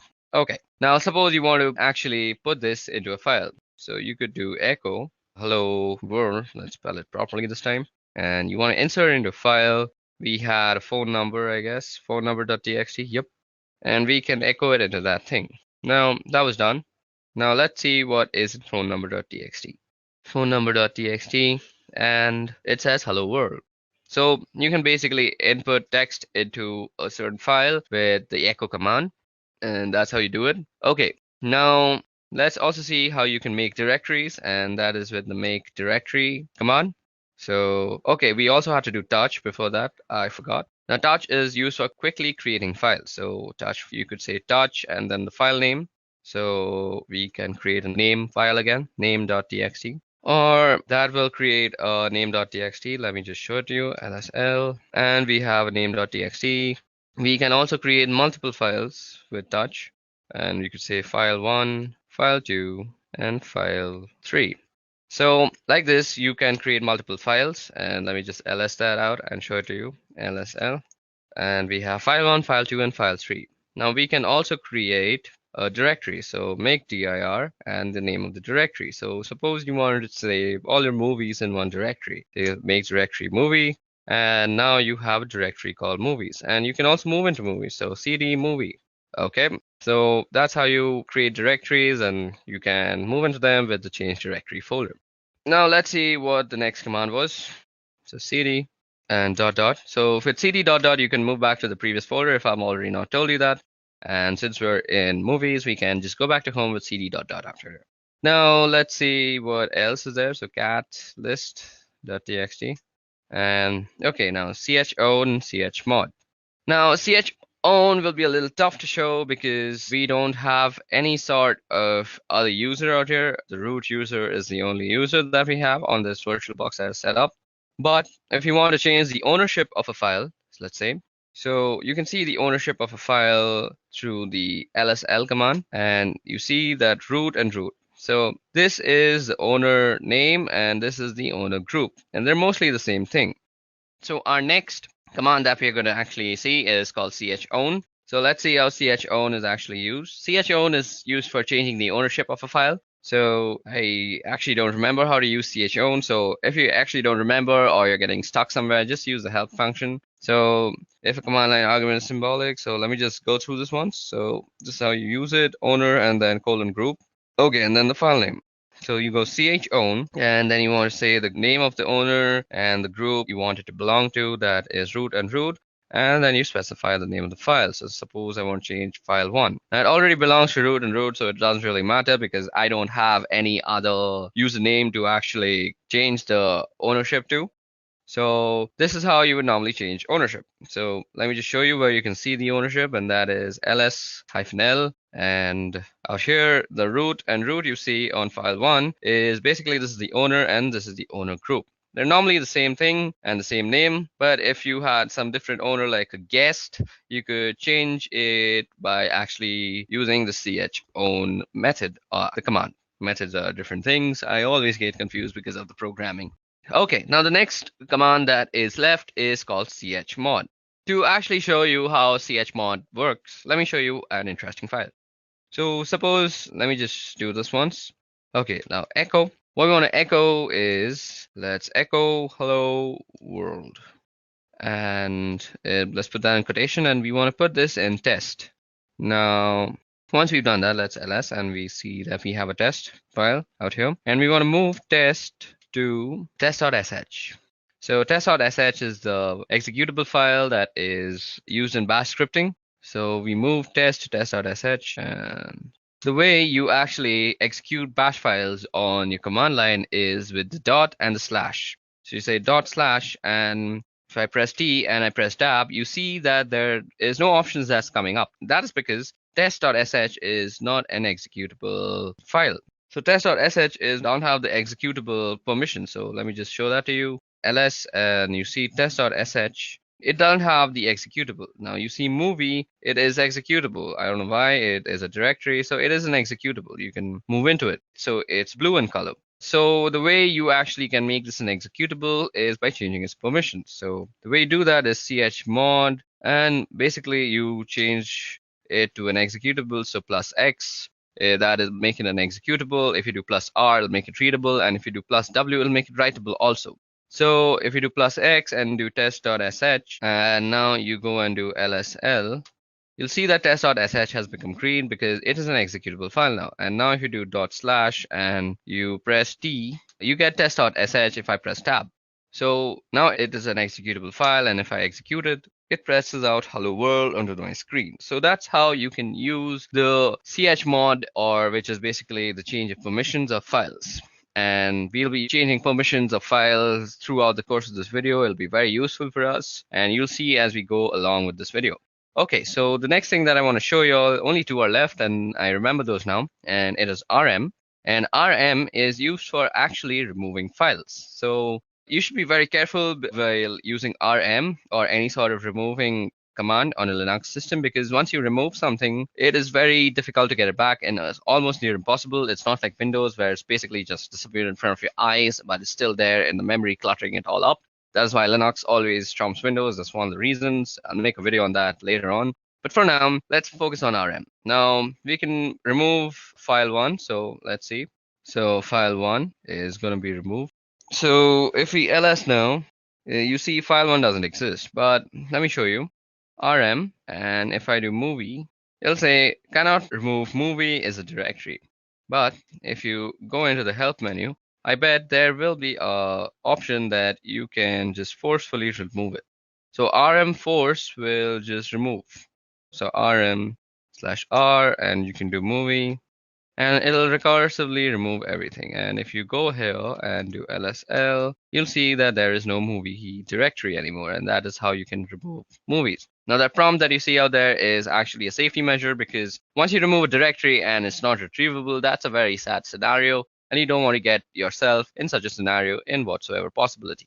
Okay, moving on, so on and so forth. That was all about the RM folder. Now you can do RM and the address of anything. So RM, I know we moved an address.txt, so into the var folder, we can go rm var and address.txt. And that will remove address.txt from the folder of var. Let me just show you that worked. So cd var and ls, and you see that there is no address.txt out here. Okay, another way to get help for any command that you want is man, and suppose you want to see about rm. It'll show everything about RM that is there to show to you. It'll show you how to use it. It'll give you a description, synopsis, the name, remove files or directories. It's a very useful way. So out here you see this is the manual page. So that is what it means, man. And you can press line 1 or H, or you can press Q to quit. So that's very much helpful. Okay, guys, so that was all about the command line interface and how we can use it to go about the operating system and change file permissions, copy files, remove files, and a bunch of other stuff. Now it's time to get on with the interesting stuff, and that is, firstly, we're going to be learning how you can actually stay anonymous with proxy chains. Okay, guys, so now that we are done with the command line basics, it's time that we move forward with proxy chains. So before we move forward with proxy chains, let us head back to our PowerPoint presentation and see what exactly proxy chains are. Okay, so proxy chains. Now, as the name suggests, proxy chains are basically a chain of proxies. Now, where is a proxy used? A proxy is used whenever you want to anonymize yourself on the wire or the network. You do not want to know, or you do not want your others to know what the source IP address was for your client system. And to do this, all you have to do is send your packets through a bunch of intermediary systems, and these intermediary systems carry the packet out and they transmit it to the target system. And this is much slower, and let's see how we can use this in Kali Linux now. In combination with Tor in order to anonymize traffic, not only on web browsing traffic, but rather instead on all networks related traffic generated by pretty much all your applications. But you can also change this in the settings. Now, what we're going to do is we're going to open up the proxy chain configuration file, and we're going to understand all its options that are available. So to do that, all you have to do is say nano. You go into the etc folder, and then you go for the proxy chain. .conf. And what you see out here is the nano editor, and we had spoken about the nano editor when we were discussing the CLI part. I hope you haven't skipped that. Now what you see out here is a bunch of instructions and options. So let me just zoom in into this command line interface, and now you can read everything much well. So what proxy chains is, well, it gives you the ability rather to route your traffic through a series of proxy servers and stay anonymous in such a fashion by hiding behind them or by having them forward your requests, so it looks that on the other side that your requests are coming from them as opposed to you. Now, surprisingly enough, there are a large amount of these proxy servers out there that you can use, but they're not very stable. You know, they go up and down and they're not very fast. So for specific targets, they can be useful, but not for brute forcing and not for any sort of computing attack. So suppose you're doing something to a certain target. If you're trying to log in or you're already logged in, you can definitely do it through proxy chains. And it will be reasonably fast and reasonably stable as well. But if you're doing some sort of mass scanning or you're brute forcing a password or something of a kind of a proxy chain with a list of proxies selected from the internet, especially the free proxies, it's not going to work. I mean, it's going to work out eventually in a technical sense, but it will consume more time than you can spare. And by that, I mean it can be a very, very long time. It can take about months or two to do a simple scan. So that's not an option. And there are other ways of doing that. But for the time being, I just want you to know how you can use proxy chains and how you can configure it. And actually, because it's really useful and I use it fairly often, and a lot of people do, and it's a fantastic piece of software. So first off, we have the types of proxies. So you see HTTP, SOCKS4, and SOCKS5. Now, there are fundamental differences between these protocols, and you always want to find yourself a SOCKS5 proxy as that's the best possible one, and that has the ability to anonymize all sorts of traffic. HTTP, well, as the name it says, it's for HTTP traffic, and SOCKS4 is very similar to SOCKS5, but it does not support IPv6 protocol and it does not support UDP protocol. So this can be SOCKS4 and it can be rather problematic, and you always want to make sure that you're using SOCKS5 wherever and however. Anyway, down below, you have these other options, which we will go over. So basically, how you enable these options is that you don't need to type some complex lines of code or anything of any kind. Basically, all you have to do is just delete the hash out here. Let me just show you. So suppose we wanted to actually activate dynamic chains option. So all we have to do is delete the hash. But let's put in the hash right now. So after you delete the hash, all you have to do is save the file and the option is enabled. This hash presents a commented outline, meaning that the system reading this will ignore if there is a hash, and if there isn't a hash, it will take it into consideration and interpret it accordingly. Anyway, what we have here are statements which allow us to specify how we want our traffic to be routed. So first off, we have dynamic chain. Now, dynamic chain is a sum and is an option which you will find people using the most. It is most commonly used option and a preferable one too at that. And honestly, I think it's the best one out there, primarily because it's the most stable one. And here's why. Now, suppose you have ABCD proxies. So those are some servers with IP addresses, with open ports. And if you have a strict chain policy, which is enabled on this computer right now, as you see, if you have a strict chain policy, we can only be able to access any site on the internet in general by going through ABCD. So you have to go through all of them, and you have to go through them in that specific order, that is ABCD. And that's not always a good thing. I mean, if you're paying for 5 proxies, that's not a problem because they will always be operational and they will always be up. And why not? That's not a bad idea or an option. But there are, however, people who use proxies for free and they don't tend to pay for them. Why would you pay for like 5 proxies for a simple scan or something of that kind? They're not free and they cost money and they're rather expensive also. But still, I mean, the act of paying itself identifies you and kind of diminishes the amount of anonymity you have on the internet. So some complex payment methods can still be used to actually anonymize yourself, but it's fairly simpler to just use a dynamic chain. So firstly, we're going to go ahead and uncomment the dynamic chain option, and we're going to comment out the strict chain option. So strict chain will no longer be used, and I will be using dynamic chains. And one more thing to note here is that if you want to use proxy chains in combination with Tor, if you want to route all your traffic through the Tor network, not just web traffic, you must be enabling dynamic chains. I mean, there is a chance that it will work with strict chains, but due to the instant instability of Tor nodes, it is highly unlikely you will need dynamic chains, and that is why I'm using them. Anyway, if you're using dynamic chains, just give you the ability to go from ABCD to your desired destination by not having to adhere to any order. So let's say C is down and you would go a B, D, and it would work with no problems. Even if B was down, you would go to a D and you would go and still reach the destination. So as long as one single proxy is functional, it's going to work and you don't require any specific order to do it down below. Now down below you have some other options too. So first is random chains. Now random chains in effect are basically the same thing as resetting your service. I mean, if you're resetting your Tor, you will be now assigned a new IP address. Tor assigns you a new IP address every 10 minutes or so. Anyway, with the random chain, you can specify a list of IPs, and then you can tell your computer, okay, I want you to try, and I want you to connect to this point. And every time you connect, every time you transmit a packet, I want you to use a different proxy. And we can do that as well. And that's one of the options definitely. And you can say, okay, use this phone 5 times and then change to another one or some kind of like that. There are a lot of options to specify there, primarily the chain length. Anyway, down below there's quiet mode. And you don't really need that. Then that's proxy DNS request no leak from DNS data. This is very important. You cannot have any DNS leak. And let me explain to you what DNS leaks are. And even though somebody cannot get your particular IP address, they can get the IP address of the DNS server that you are using. And that DNS servers do is resolve the main domain to the IP address and vice versa.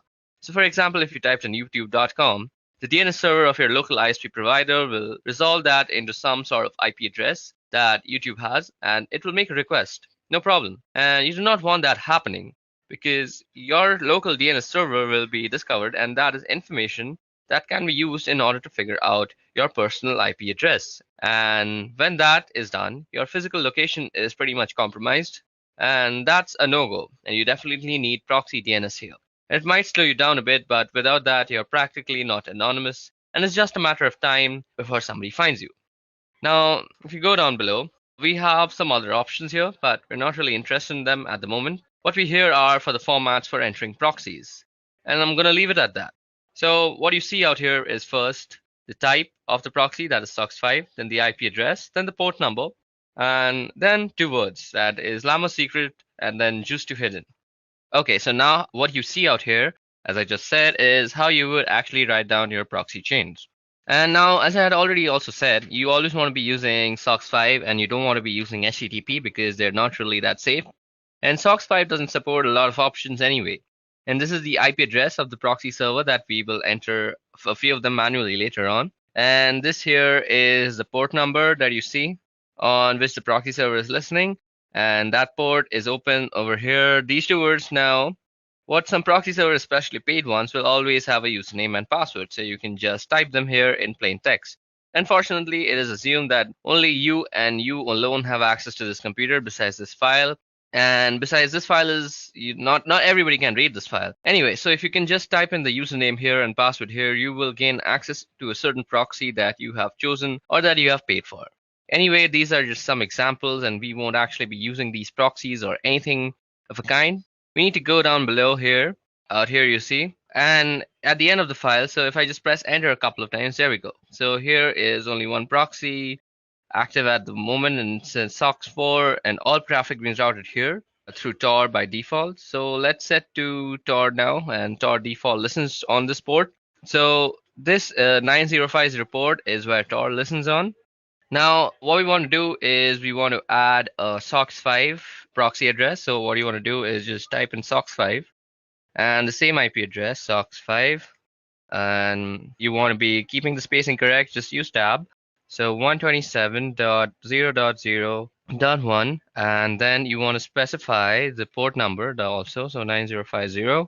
So what you see out here, the 127.0.0.1, this is the loopback address of your computer. So this is for inter-device communication, and if you ping this address, if you're pinging yourself basically, and usually people ping this address in order to make sure that the IP protocol is set up correctly, even though they don't have internet connectivity. So let's just type in 1.27.0.0.1 and the same port number and 9050.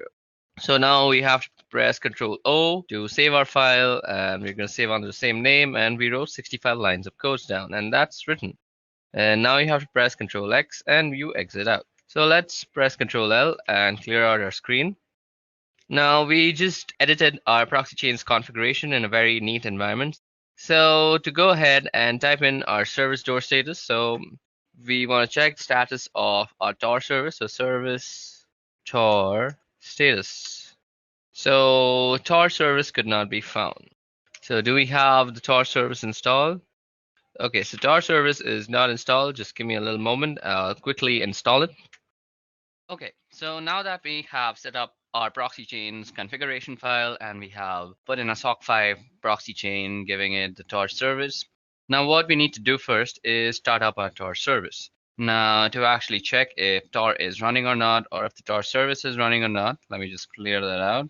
We need to go service Tor status. And you see it says it's inactive. So what you have to do is say service Tor start, and that will start the Tor service. It might take some time depending on the system that you're using, and voila, there it has started it for me. Now, what you have to do to actually use proxy chains before you go to any website. So all you have to do is say proxy chains.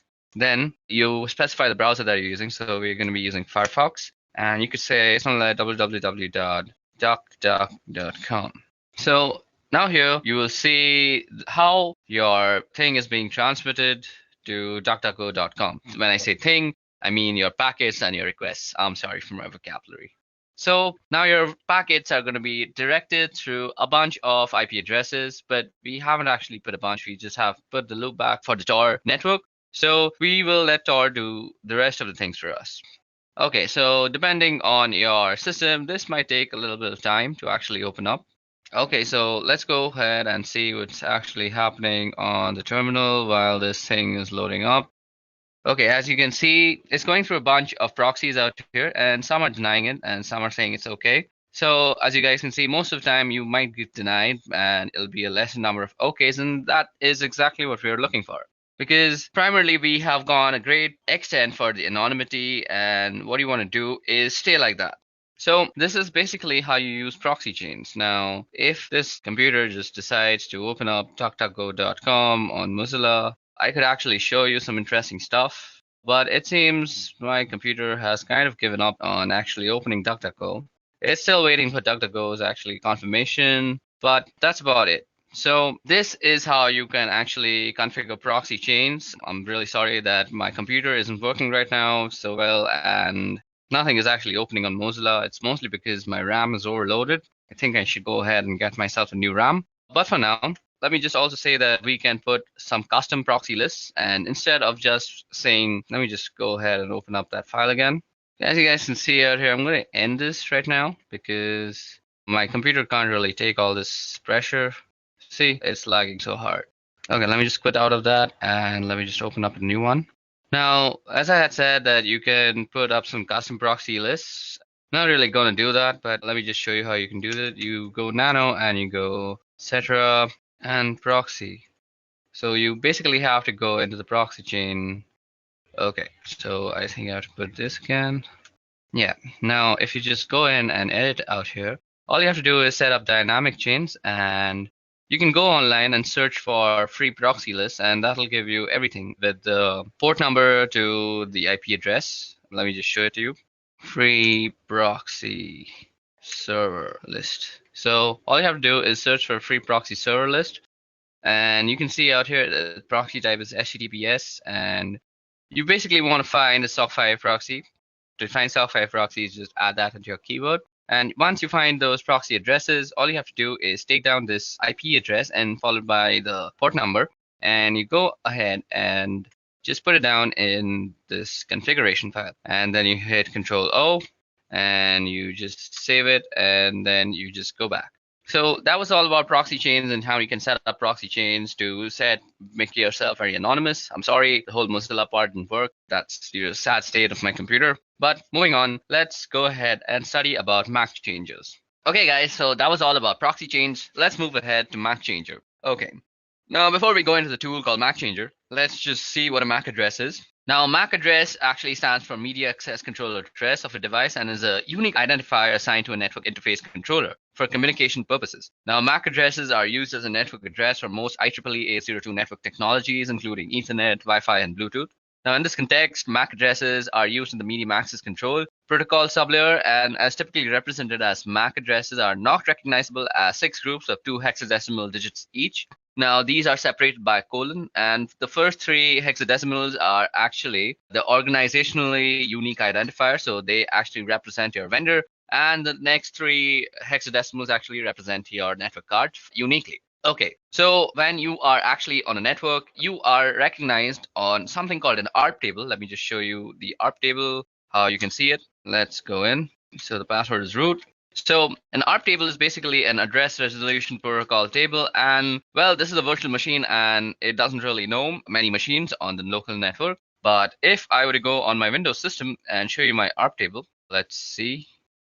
Okay, so if I show you the ARP table of my Windows machine, on any machine that has a TCP/IP protocol suite installed, you will have this command that is working called ARP. and you give the -a, and now you see that your IP address or somebody else's IP address is actually mapped to a physical address. Now, the MAC address is very commonly used in the ARP protocol, and this is how you are actually identified on a network. Now, sometimes what you want to do is be unknown on this network. There are various reasons why you want to do that. Let me just give you an example of a very malicious reason that was done in my college. So we as students would actually change the MAC address of our own computer to the professor's computer. So we would somehow look up the professor's IP address and then come to know about his MAC address. And then we would spoof our MAC to be his MAC address. And then we would do some sort of malicious activity on the college internet.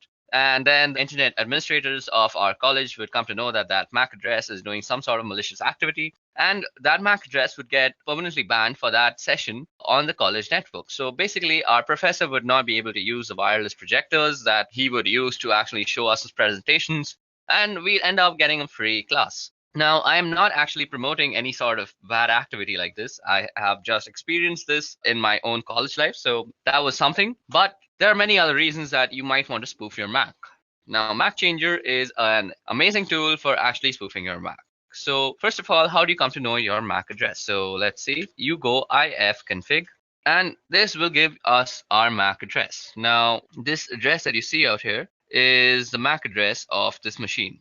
So you can also check out the MAC address by going Mac Changer.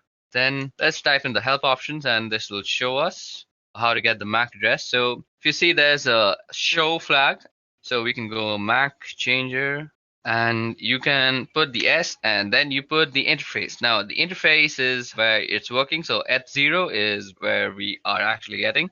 We don't want the loopback one. So eth0, and this will give us the MAC address. So our current MAC address is 080027. Let's see if that was the same one shown. Where is that MAC address? Okay, so ether 080027. So I'm sorry, this was the MAC address. I selected the wrong thing. What I was showing you is the IPv6 address, and you can see that's very, very long. So this is our MAC address. Now, what you might want to do to change your MAC address, well, let's see. With V, we can get the version. With S, you can show. We can do the E. And as I said, if you remember that the first 3 bits is about the vendors, so you can also get the vendor list by going -L. So you go -L, and this will give you a list of MAC addresses and which vendor they belong to. So sometimes if you know the vendors that are actually being used on the network of your college, for example, and you want to just stay anonymous and not raise any flags of suspicion, so you could hide yourself as a Cisco router. So suppose your college was using all sorts of Cisco routers, and you decided that today I'm going to spoof myself as a Cisco router and I'm going to screw around with the network. So it would not raise any flags before you actually decided to do some malicious activity. In some deeper inspection of your MAC address, people would actually realize that you are actually spoofing the address. And after some investigation, they would indeed take some time to actually reach to you and how you spoofed it. But the point of changing your MAC is not raising any flags. And that is exactly what you should try to do. So MAC Changer is also very useful for getting the list of all the MAC addresses and their vendor IDs. Now let me just clear the screen out quickly. So we go clear, and let's bring back the help. So we go MAC Changer and --help. Now what we want to do is give ourselves a random MAC address. Now MAC Changer, so that is done with the R flag, and we want to do it on eth0. So once you run that, you will be given a new MAC address. So our new MAC address is f6c649. Now you can verify that by running ifconfig. Now we could just do ifconfig, and you see our new MAC address is on ether. So we could also do something like this, ifconfig, and you could grep ether. So that is telling you the MAC address, and this is completely new. Also, you could show it through the MAC Changer tool itself. Okay, so we need to give it the eth0. I forgot that. Now you see that this is our current MAC address and this is our permanent MAC address, and they two are completely different. Sometimes you also might want to actually change your MAC when your laptop is or your system is booting up, because you might want to stay anonymous all the time. Who knows? And sometimes you might think, I'll actually change it when I want to change it. But let's face it, we are forgetful as human beings, and we tend to forget things that we are supposed to do. So what else is better than to actually automate the whole process yourself and forget about remembering all these stupid nitty-gritty stuff? So you can tell Linux or Kali Linux to actually change your MAC address on boot up is use this tool called crontab. Now crontab is actually used for scheduling tasks on Linux. So let me show you how to do that. Firstly, let's clear our screen and go crontab and go help. Now you see it's a pretty small menu. So first we start with the U flag, which user this file is going to work for. Then we got the E flag, which is for editing crontab users, the users crontab list. And you can see the list of users crontab. And let's see, so do we have any crontab lists? So there is no cron tab at this moment, so we can set up one for ourselves by going to the E. Then there's the R, which is delete users cron tab. And I want to tell you all, be very careful when deleting anything of that sort, because once you delete something from Linux, as I've already said, that it is very, very difficult to actually retrieve it back. You might get fragmented pieces of what you had actually deleted, and that will only leave you with sadness and devastation. Now, what you want to do is go through cron tab and press E, and this will bring us to select an editor. To change, later run select editor. So we'll do with nano. So what you have out here is the README file of cron tab, and if you read this entire thing, you will get how to use cron tab completely. But if you have any sort of doubts, even after reading it, you can leave them down in the comment section below. Now, what you want to do is actually set up a cron tab so that you can change your MAC address whenever you reboot your computer. So all you have to do is say at reboot, what you want to run is MAC changer.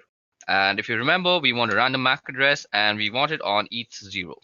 So that's done. Now all you have to do is save this thing. So you go Control O, and that will write it out to cron tab. And you press enter and you have written down one line. Now you go Control X, you have exited out.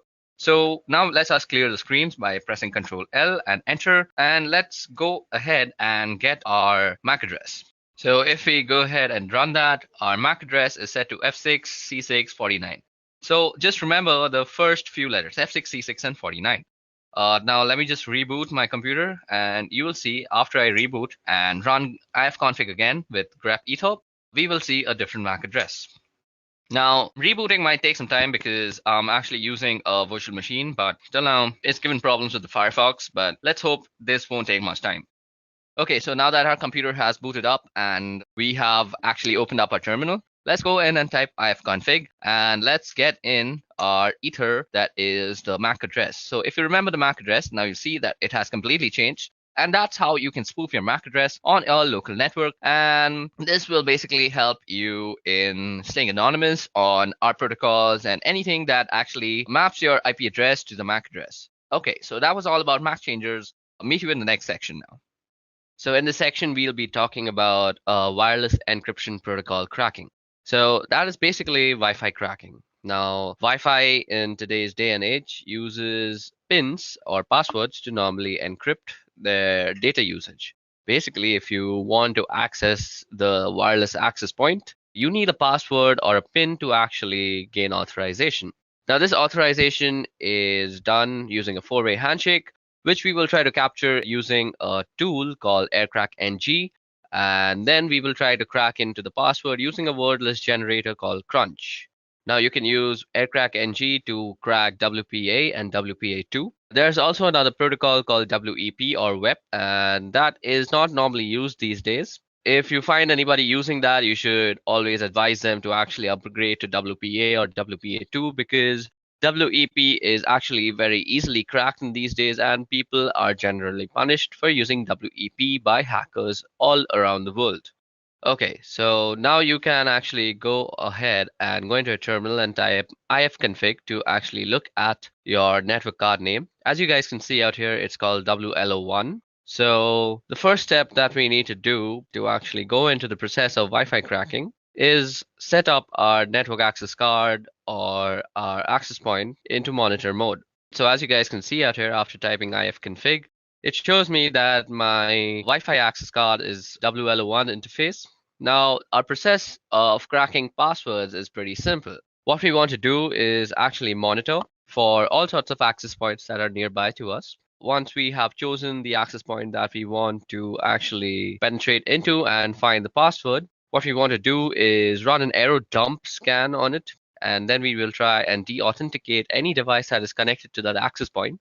Now, one assumption out here is that the password is saved in that device and it will automatically try to re-authenticate itself with the access point. And we want to catch and log this re-authentication process, which will actually have a four-way handshake between your device and the access point. So this is basically the procedure we are going to follow. Now, another thing that you need to know before actually using this process to gain any access to any Wi-Fi is that you need to know a little bit about what the password is. Maybe it could be the length, or it could be something like a specific character at a specific place. Maybe you know a series of characters. So you just can't really guess the password out of thin air. That is not how cracking works, unless you have some unlimited potential of processing power. In that case, you can very well brute force it and just find the password. But if you're not somebody who has unlimited processing power and you're trying to use AirCrack NG, you need to know a little bit about the password. Also, before we proceed with this wireless encryption protocol cracking, what I want to say is if you want to get into somebody's Wi-Fi network or you want to actually test for vulnerabilities, it's better that you test for router vulnerabilities than actually cracking a Wi-Fi password, because you're more likely than not to find more router vulnerabilities than actually successfully crack a Wi-Fi password if you don't know anything about it. If you don't know anything about the password, just go ahead and run some vulnerability tests on the router itself, and more often than not, you will just find something you can abuse. Okay, now let's talk about the two tools that I'm going to be using. Now, these two tools, one of them is already installed on Kali Linux, but if you're not using this on Kali, you can also use this on any Linux-based system. So what you have to do is download and install AirCrack NG, which is easily installed with the command apt-get install AirCrack NG. And you also have to install this word list generator called Crunch. Now, Crunch is easily downloadable by just Googling the name, and the first link will be a SourceForge link, and all you have to do is go inside that and install it. And once you figured out how to install Crunch, you can make sure that it's installed.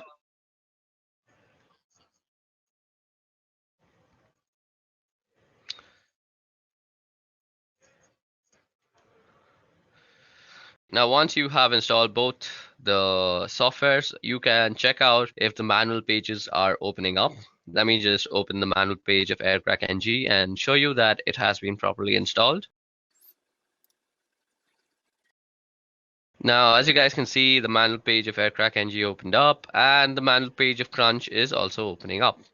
So that means both of our softwares have been successfully installed on our system. Now, before we go ahead, let me just show you how Crunch actually works. So Crunch is basically a word list generator. What you would do is you try and generate a word list with given characters. So what you can see out here is I've typed in Crunch 35. So that means the minimum length is 3 and the maximum length is 5.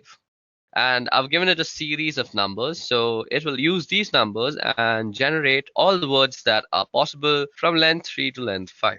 So the way we are going to use Crunch in conjunction with AirCrack is that we are going to use Crunch to generate the word list, and then we're going to pipe the word list through AirCrack NG when we are actually trying to capture and crack what we will capture in a certain log file. Now, what you want to do first is actually put your network interface card on a monitor mode. Now, you can do that by typing in ifconfig and then the interface name, which happens to be WLO1. And first, you have to put it down. So, ifconfig WLO1 down. Now, to put your interface card into monitor mode, you have to type in iwconfig and you go the name of the interface and then you go mode monitor. Okay, it seems I've spelled it wrong, so let me just do it once again. So that has put our network interface card into monitor mode. And what we need to do after that is we need to start up our network interface. So all we have to do is type in ifconfig WL1 up. Now, once it is up and running, you can check by typing in ifconfig that indeed your network interface card is up and running. Don't worry, it's running in monitor mode if it's up and running. What we want to do next is pretty important to the whole process. So what we want to do now is check for some services that might still be running in the background that might hamper with our whole scanning process. So we do this by actually typing in the command airmon ng check, and then the name of the interface. So as you guys can see, nothing is exactly running right now. But if there were any process running, you would only add the command airmon ng check, and instead of writing the interface name, all you have to do is say kill, and it will kill any processes. Now, if you see any process named the network administrator, you want to kill that process first separately and then kill any other child processes. You may need to actually run this command a few times before all the processes are killed, and then you're good to go. Okay, so now that we have finished killing all the subprocesses, what we want to do is run an error dump scan on the network card. So that is WLO1. So for this, we go error dump -ng, and then we put in the name of the interface. And this will start up a scan that will look something like this. So after you run the error dump scan on your interface, what you see out here is a result of all the access point that is found out through the monitoring mode. Now, if you see, we have a bunch of columns out here. First of all, we have the BSS ID column. Now, the BSS ID column is basically the MAC address of all the routers that are found. Now, every router obviously has a MAC address. So those are the MAC address that is tied to the router names, which is shown by the ESS ID. Then we have the PWR column, we have the beacons column, we have the data packets column. Another important column is the channel column. It's important to know which channel your router is working on. Then we can see the cipher column, the authentication. So out here we can see the encryption that is used. So most of it is using WPA2. So what we will be cracking is basically WPA2. So from this list, what you need to recognize is basically the Wi-Fi router that you want to crack into. Now, I'm performing this particular test in my office, and I don't really have the permission to actually go in and test them for these vulnerabilities. I'm not the security analyst of here. So I don't really have the permissions to penetrate into them. So what I have done is I have run a similar test at home using my own Wi-Fi, and I will show you the results for that. But for this working example, you will see the scans that I'm running in this office. So as we intend to stay ethical, what we are going to do out here is we are going to capture whatever we find in our office for only educational purposes. But when we are doing the actual cracking step, that is the last step of this whole procedure, I'll be running it on a file that I had generated at home, as I just said, because I have permissions to do whatever I want with my own Wi-Fi and passwords. Okay, so for this example, I'm going to pick this Wi-Fi that is called Edureka Wi-Fi, and it's running on channel number 6. So what we want to pick from here is the BSS ID and the channel number. We need to remember these two things. First, the BSS ID, and second, the channel number. Now, what you want to do after that is open up a new window on your terminal and log in as root. Now, what we want to do here is run a separate error dump scan on this specific BSS ID and check for all the devices that are actually connected to this access point. Now we do this by running the command error dump ng, and while we are doing this, we also want to capture all the scan outputs that we actually get into a certain file. So we'll be actually storing it in a file called capture, and then we just have to pass in the BSS ID and the interface. We also have to specify the channel. So let's see what the channel is one. So the channel is channel 6. So that's what we want to do. And we specify the channel with the -C flag.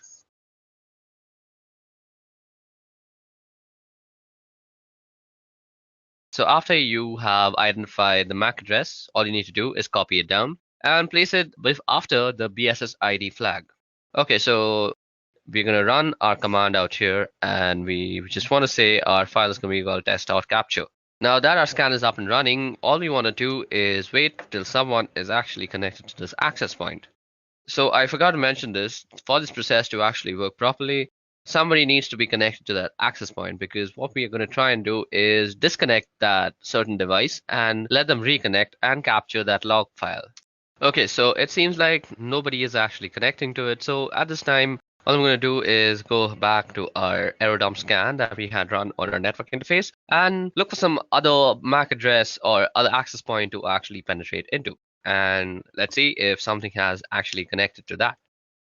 Okay, so, oh, voila. Now what you see out here is that somebody has actually connected to this access point, and his MAC address can be seen under the stations tab. Now, what we want to do is run a deauthentication broadcast message on that station and deauthenticate that guy. Now, to actually run the deauthentication process, all you have to do is go ahead and open up a new terminal window again and let the scan be running in the background. Don't close any scan at this moment. Okay, so the information that we need to remember is the BSS ID, or rather the MAC ID of the station. Now, you also want your monitoring to be running on the same channel so that your deauthentication message is being already broadcast on the same channel. So we can do that easily by going airmon ng and saying WL1, and you can say start on the specified channel. So what we want to be doing is running this on channel 6. Then we want to go and use the third suite of tools, that is Air Replay. Now, Air Replay is used for broadcasting deauthentication messages and all sorts of stuff. Now, you can see all this in the help menu also, and you can do that by typing in --help. If you go down, you see that you can send a deauthentication message using the -0 flag, and that's exactly what we're going to do. Then we say 0 again because we want to constantly send a broadcast of deauthentication. So it's looping basically. And until and unless we stop the scan, nobody will actually be able to access the Wi-Fi. So it's basically like a small DOS attack. And then we want to specify the BSS ID. Okay, so it seems like I forgot the whole A tag before the BSS ID, and that should get it working. Okay, so it seems like I have copied some wrong BSS ID, I guess. So let me just go ahead and copy that once properly. Okay, so now that we have the proper BSS ID, as you guys can see, we are running a deauthentication broadcast message on that particular network access card. And now you want to run this for around a couple of minutes so that you become sure that all the devices have disconnected. Now, while this is happening, what you're doing is basically sending a DOS attack to that small little Wi-Fi, and you want to catch the handshake that occurs between devices and the router that it is connected to while reconnecting themselves. Okay, so now that we've let the scan run for a couple of minutes, let us just stop it. Let's stop this other scan too. Now, if I go and list out the files on my desktop, you should see that there's something called the test capture. Now, the test capture is given to us in various formats. We have the capture format, which is test capture -01.cap, and then we have test capture CSV. We have a Kismet CSV. So it gives you a bunch of formats to actually run your cracking on.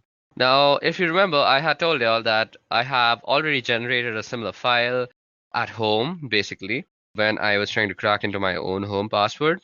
So I will be running the test on that file, or the cracking procedure on that file, and that is the last step of this whole procedure. So let me just go ahead and move into that folder. So I go cd scan. Now, as you guys can see out here, if I list down the files, you can see a capture1.cap, capture1.csv, there's a Kismet CSV, and there's a netxml. So I was not lying when I said that I have already done this at home. So we are going to run our cracking process on capture01.cap.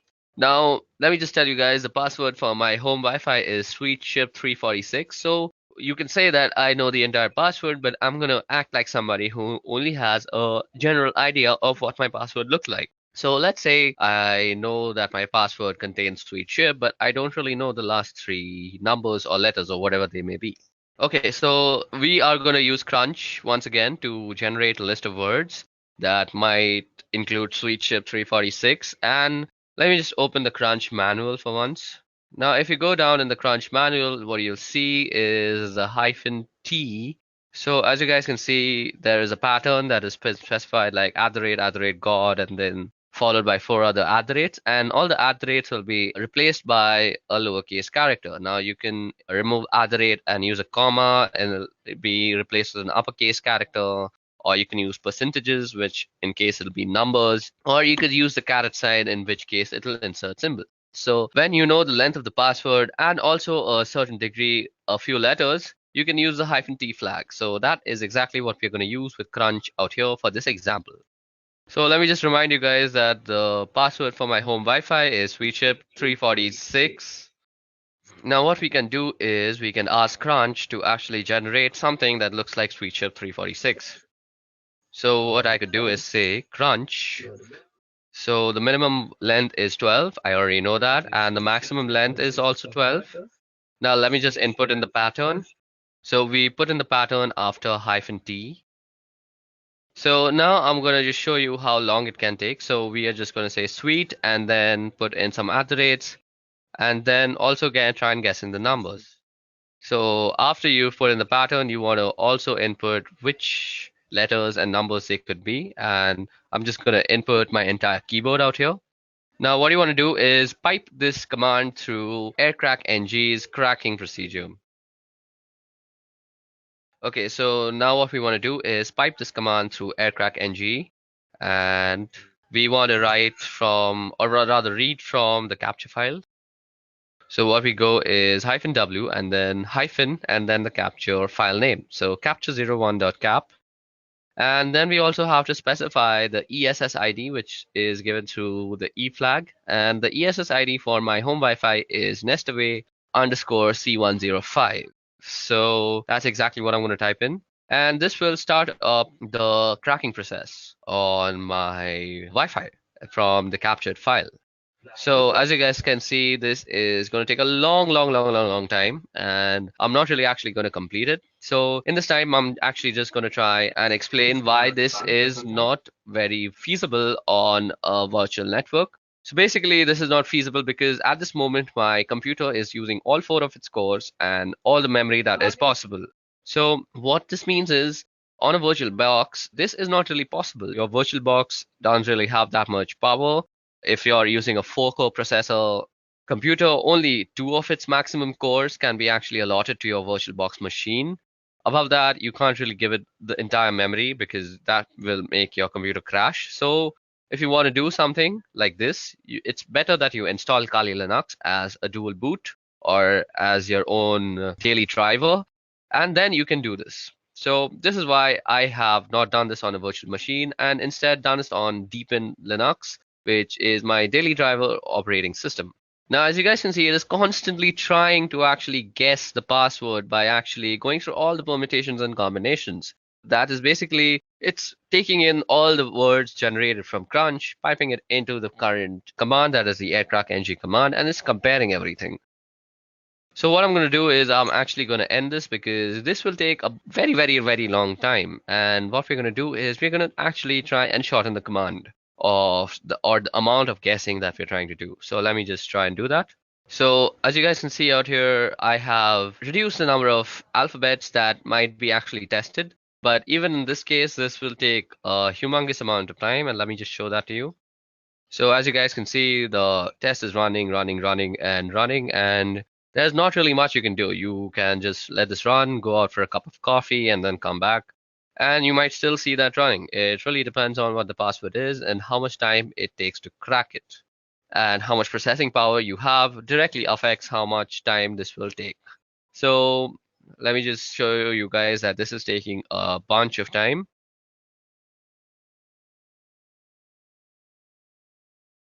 Okay, so now that I have fast forwarded a lot into the scan, you can see that I have tried almost 2127608 keys. So that's more than 1,000,000 keys. That's 2,000,000 keys that I've tried. So, and it still hasn't reached SweetShip 346. So what we're going to do is, just to show you for demonstration purposes that this procedure actually works, let me just shorten our guessing even more.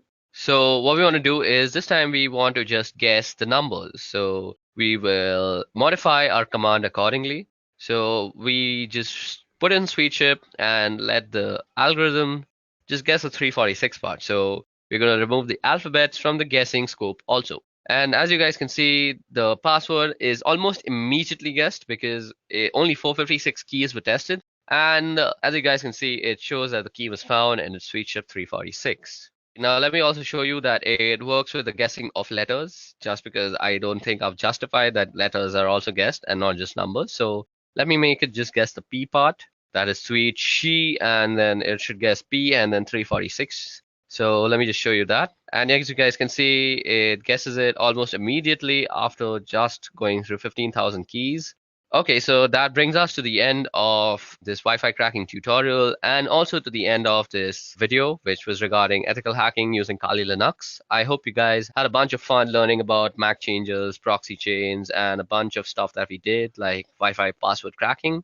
I hope you practice these procedures and methodologies that I've taught you only for your own educational purposes and not use it to harm anybody or do anything harmful with it, because let me just tell you very seriously that you can be prosecuted by the law. So let's end this video on a good note by saying please practice this for only educational purposes. Let me just show you that. And as you guys can see, it guesses it almost immediately after just going through 15,000 keys. Okay, so that brings us to the end of this Wi-Fi cracking tutorial and also to the end of this video, which was regarding ethical hacking using Kali Linux. I hope you guys had a bunch of fun learning about MAC changes, proxy chains, and a bunch of stuff that we did, like Wi-Fi password cracking.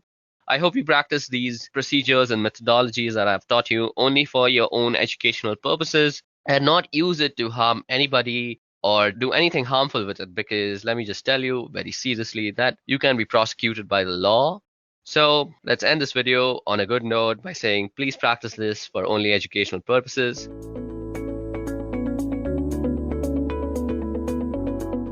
If you are a hacker, pen tester, security researcher, or just another person who pings Google in front of friends to look cool, then it's likely that you must have already known about some Linux distros which are particularly made for them. Today, we are going to explore one such Linux distro, Parrot Security OS, one of the leading Linux distribution in penetration testing and ethical hacking. So let's quickly go through today's agenda first. We will begin by discussing how Linux distributions are suitable for ethical hacking and different type of Linux distros that are available for ethical hacking and penetration testing. Then we will begin with our today's topic, which is Parrot Security OS. We will discuss its features, its history, if or not Parrot Security OS is suitable for you. Moving on, we will see how Parrot Security OS is different from Kali Linux. And then I'll show you how to install Parrot Security OS using VMware software. And finally, we'll end this session by taking a look at few popular Parrot Security OS tools. So I hope agenda was clear to you guys. Let's get started then. A security-focused operating system is a hacker's best friend, as it helps a hacker to detect the weaknesses in computer systems or computer networks. Whether you want to pursue a career in information security, or you are already working as a security professional, or if you are just interested in this specific field for fun, a decent Linux distro that suits your purpose is always a must. Now, if you're wondering what a Linux distro is, it is a Linux distribution that has been curated to perform security-related tasks. And most of the time, a Linux distro will have a Linux base of Ubuntu or Debian flavor, and they usually have some custom tools pre-installed in it as well. As you guys know, Linux is the best choice for security professionals for obvious reasons, and hence, most of the distros are usually built on it. A Linux distro can help you in performing analysis, ethical hacking, penetration testing, digital forensic tasks, and various other auditing purposes. But guys, apart from these distros, there are other open source tools as well that you can bundle and use as per custom requirements. But using these distros have a lot of advantages. Like first of all, they save a lot of time and effort that you need to spend when you are dealing with custom requirements. Secondly, they help beginners to easily start with security testing without having to get into the nitty-gritties of operating system. And lastly, the most popular reason is you have great pool of distros that you can choose from. Most of the time, Kali Linux is the obvious first choice of operating system for every new hacker.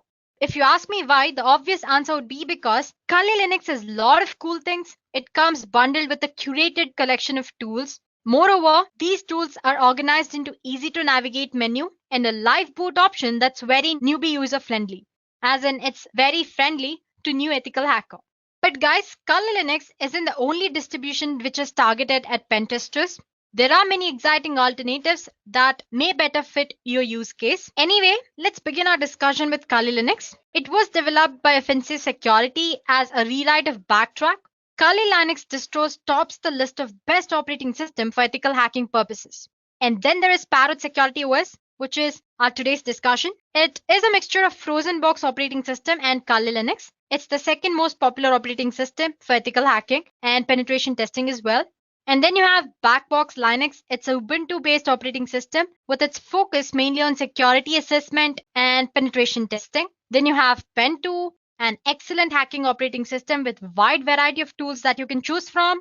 Apart from these, you have Deft Linux, Blackout Linux, Cyborg, Bucktrack, and many others. But as for today's session, we will be discussing about Parrot operating system. Parrot OS is the second most popular Linux distro for ethical hacking after Kali Linux. It is a comprehensive, portable security lab that you can use for cloud penetration testing, computer forensics, reverse engineering, hacking, cryptography, and many other security purposes. Now, a little bit about its history. The first release of Parrot OS appeared in April 10, 2013. Originally, it was developed as part of Frozen Box. Now it has grown to include a community of open source developers, professional security experts, advocates of digital rights, and Linux enthusiasts from all over the world. Well, compared to others, Parrot Security OS promises a lightweight operating system and it's highly efficient. Along with its plethora of legally recognized tools, you also get the opportunity to work and surf anonymously, which is like a granted wish to an ethical hacker or any penetration tester. We'll learn about other features in the later part of the session. So moving on, since its release in 2013, Parrot has grown rapidly and currently offers many different flavors targeted towards different use cases. For example, like I said, we have Parrot Security. It's the original Parrot OS and is designed with penetration testing, forensics, hacking, development, and privacy in mind. Then you also have Parrot Home, which is targeted towards desktop users. It strips out the penetration testing packages and presents a nicely configured Debian environment. Then you have Parrot Air. It's focused on wireless penetration testing. Parrot Studio. It's designed with multimedia creation in mind. Then you have Parrot Cloud, the most popular. It targets server applications, giving the user access to full suite of penetration testing tools included in Parrot Security. But it doesn't have a graphical front end like we do in Parrot Security. Moving on, we also have Parrot IoT. It's designed for low resources devices such as Orange Pi, Raspberry Pi, and you have Pine64 and many others. So it's true that Parrot Security OS doesn't have large community of users behind it as Kali Linux does, but the distribution has been gaining a lot of momentum recent years, so things could be very different just a year or two from now. So let me convince you more. Let's just discuss the features of Parrot Security OS. Let's start with the system requirements. It's based on Debian 9. It runs on a custom hardened Linux 4.5 kernel. It uses a made desktop and LightDM display manager. It requires a minimum of 256 MB RAM and works with both 32 and 64-bit systems as well as ARM compatible version. Apart from this, Parrot OS can also be installed on cloud and updated to perform cloud-based security testing. So basically, it runs on Debian 9. It is compatible with 32 as well as 64-bit systems and ARM systems as well. And it requires a minimum of 256 MB RAM. So those are the system requirements. Moving on, it also supports anonymity. It offers a tool called AnonSurf, including anonymization of entire operating system. It comes with custom-built anti-forensic tools, interfaces for GPG and CRISP setup. Additionally, it also supports encryption tools such as LUKS, TrueCrypt, and VeraCrypt, and many others. Moving on, it also supports forensic boot option to shut boot automounts plus many more. It braces Falcon programming language, multiple compilers, debuggers, and beyond. It also provides full support for developing frameworks for embedding systems and many other amazing features. So guys, these are few features of Parrot OS. So basically, Parrot operating system supports anonymity. It offers different kind of cryptography tools. It also supports forensic mode. And it also provides opportunity to develop frameworks for embedded systems and many other amazing features. Moving on, before you go ahead and use Parrot OS, there are some important considerations that you need to take a look at. First of all, Parrot OS provides general purpose features like any other normal operating system. But guys, before you go ahead and use Parrot OS, there are some important considerations that you need to take a look at. First of all, it provides general purpose features like any other normal operating system does. But at its core, it is still tuned for security and forensics. Now let's see how different Parrot OS is from other distributions. Parrot is different from a general purpose distribution because it does not try to hide its features. For example, there is a tool called Parrot Update Reminder. It's simple yet powerful program. Using this program, you can check for system upgrades once a week. But instead of hiding the upgrade process behind a progress bar like any other operating system, It shows the user the full upgrade process from the app output. So you can see the upgrade process going on. Secondly, Parrot was designed to be a very comfortable environment for security experts and researchers. It includes many basic programs for daily use, which other penetration testing distributions usually exclude. Parrot security includes its own sandbox system. I mean, it provides a secure distribution. User applications in Parrot are protected to limit the damages in case if the system is compromised anytime. So this way, no harm is caused. So like we discussed earlier, it also supports digital forensics. Digital forensics experts need an environment that does not compromise their proof. So Parrot comes with auto-mount functions which are disabled by default to allow forensics acquisitions to be performed in a very safe way. So before you go ahead and choose any of these operating systems, make sure you check out their features or the services they offer and make sure if they are suitable for the task which you want to perform. But as for Parrot OS, these are its features we discussed earlier, and these are the certain points that you should take into consideration before you go ahead and use it. Now, if you're wondering who the Parrot security is made for, well, it's made for security experts, digital forensics experts, engineering and IT students, researchers. You have journalists and activists as well in the list, and you have the newbie hackers, police officers, and special security institutions. So basically, if you ask me, it's suitable for a student or the entry-level security experts as well. So first, I'll show you how to install Parrot Security OS on VMware. So basically, when it comes to installation, you have two options. You can install Parrot Security OS alongside your operating system using dual boot option, or you can install it using any of these virtualization software like VirtualBox or VMware. As for today's session, I'll show you how to install it using VMware. So let's get started with our installation. So guys, just search for the Parrot Security OS and it's most probably the first link that you find on the net. This is Parrot Security OS official website. As you can see, there's a little bit about its history, its features. It says it's based on Debian. It's designed for security development and privacy in mind. It also includes a laboratory for security and digital forensics experts. Along with that, it also focuses if you want to develop your own software and all that. And its project goals mostly are security, privacy, and development. This is the part which you should consider important development, unlike other operating systems.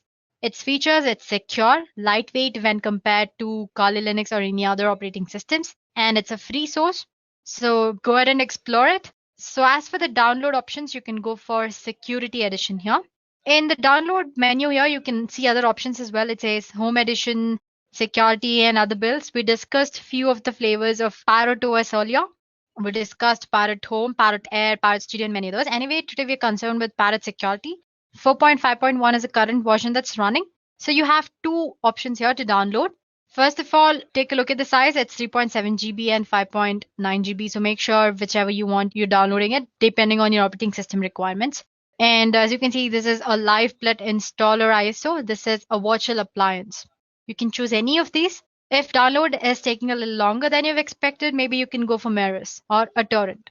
So I've already installed it. I'm not doing it. I have both ISO file as well as this OVA format installed as well.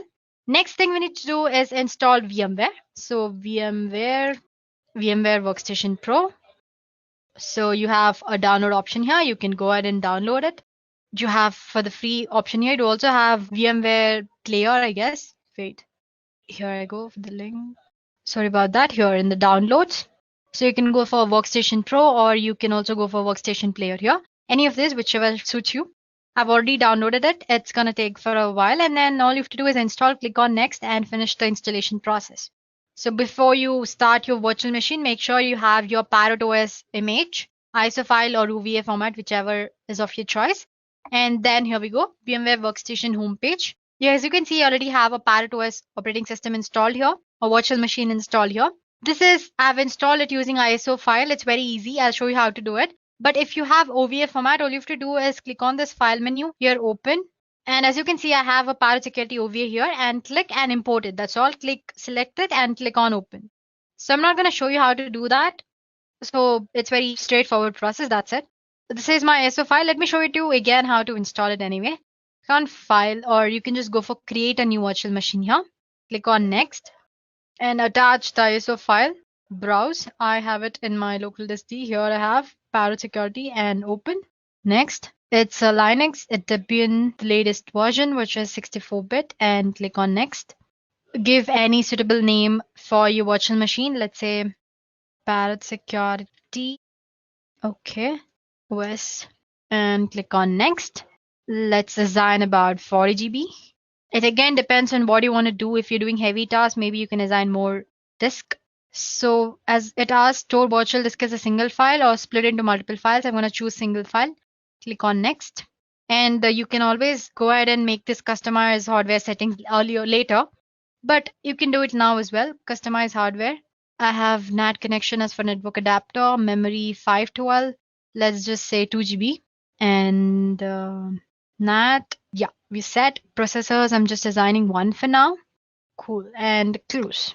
As you can see, the changes which you have made are displayed here. Once you're satisfied with your settings with that you made, click on finish. You're good to go. Your security system has been displaying here.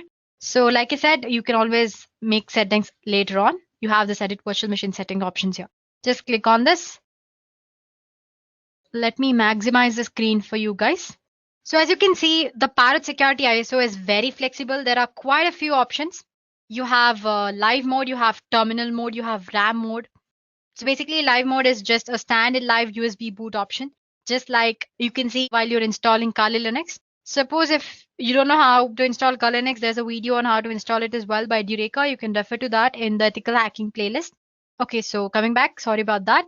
You have persistence mode, encrypted persistence, forensics mode, and all that. Terminal mode, as you can see, is another live boot option, but without graphical user interface. But the most popular one among new hackers, or if you're the first time user, is install option with a graphical user interface. So it's almost familiar with Kali Linux users. If you want to get a feel of Parrot Security, if and all its features, maybe you can go for live mode. But if you want to get just started, then you can always go for install mode. I'm going to click on that and click on standard installer. So it's mounting all the installation tools and all that. So once the machine is booted up, you'll be asked to select your preferred language. In the grub menu, select the graphical installer options and click on, let's say English and United States, American English. So then the loader will automatically install some additional components and configure your network related settings. It might take a while. So basically then the installer should prompt you for a host name and the root password. Let's give some root password. Give the password of your choice. Re-enter the password for verification. And now it's going to ask you to set up a user apart from the root user. So let's just say test user. Continue. I'm going to keep it as test. Continue and choose a password for the new user, which is different from the root user password that you'll have to remember. So just give this new user a password. Continue. Re-enter the password. Okay, let me just go back and my mistake. Let me try it again. Select your time zone. So basically, after you've set your password, it's asking you for the time zone. Let's say Central, Eastern. So now the installer will provide you 4 choices about the partition of the disk. The easiest option for you is to use guided use entire disk option, which is the first option here. Experienced users can always go for manual partitioning method for more granular configuration options. So yeah, guided partitioning, I'm going to select it. Guide use entire disk. This is the disk where I want to store. So it's asking if you want to store all files in one partition or different. Let's just say all files in one partition and hit on continue.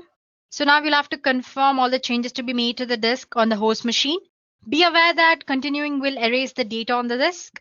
So after that, you can just click on finish partitioning and writing disk thing. It's asking if you want to write the changes to the disk. Obviously, yes. So click yes. So once on confirming the partition changes, the installer will run through the process of installing the files. Let it install the system automatically. This may take a while. So I'm going to meet you guys once the installation is done.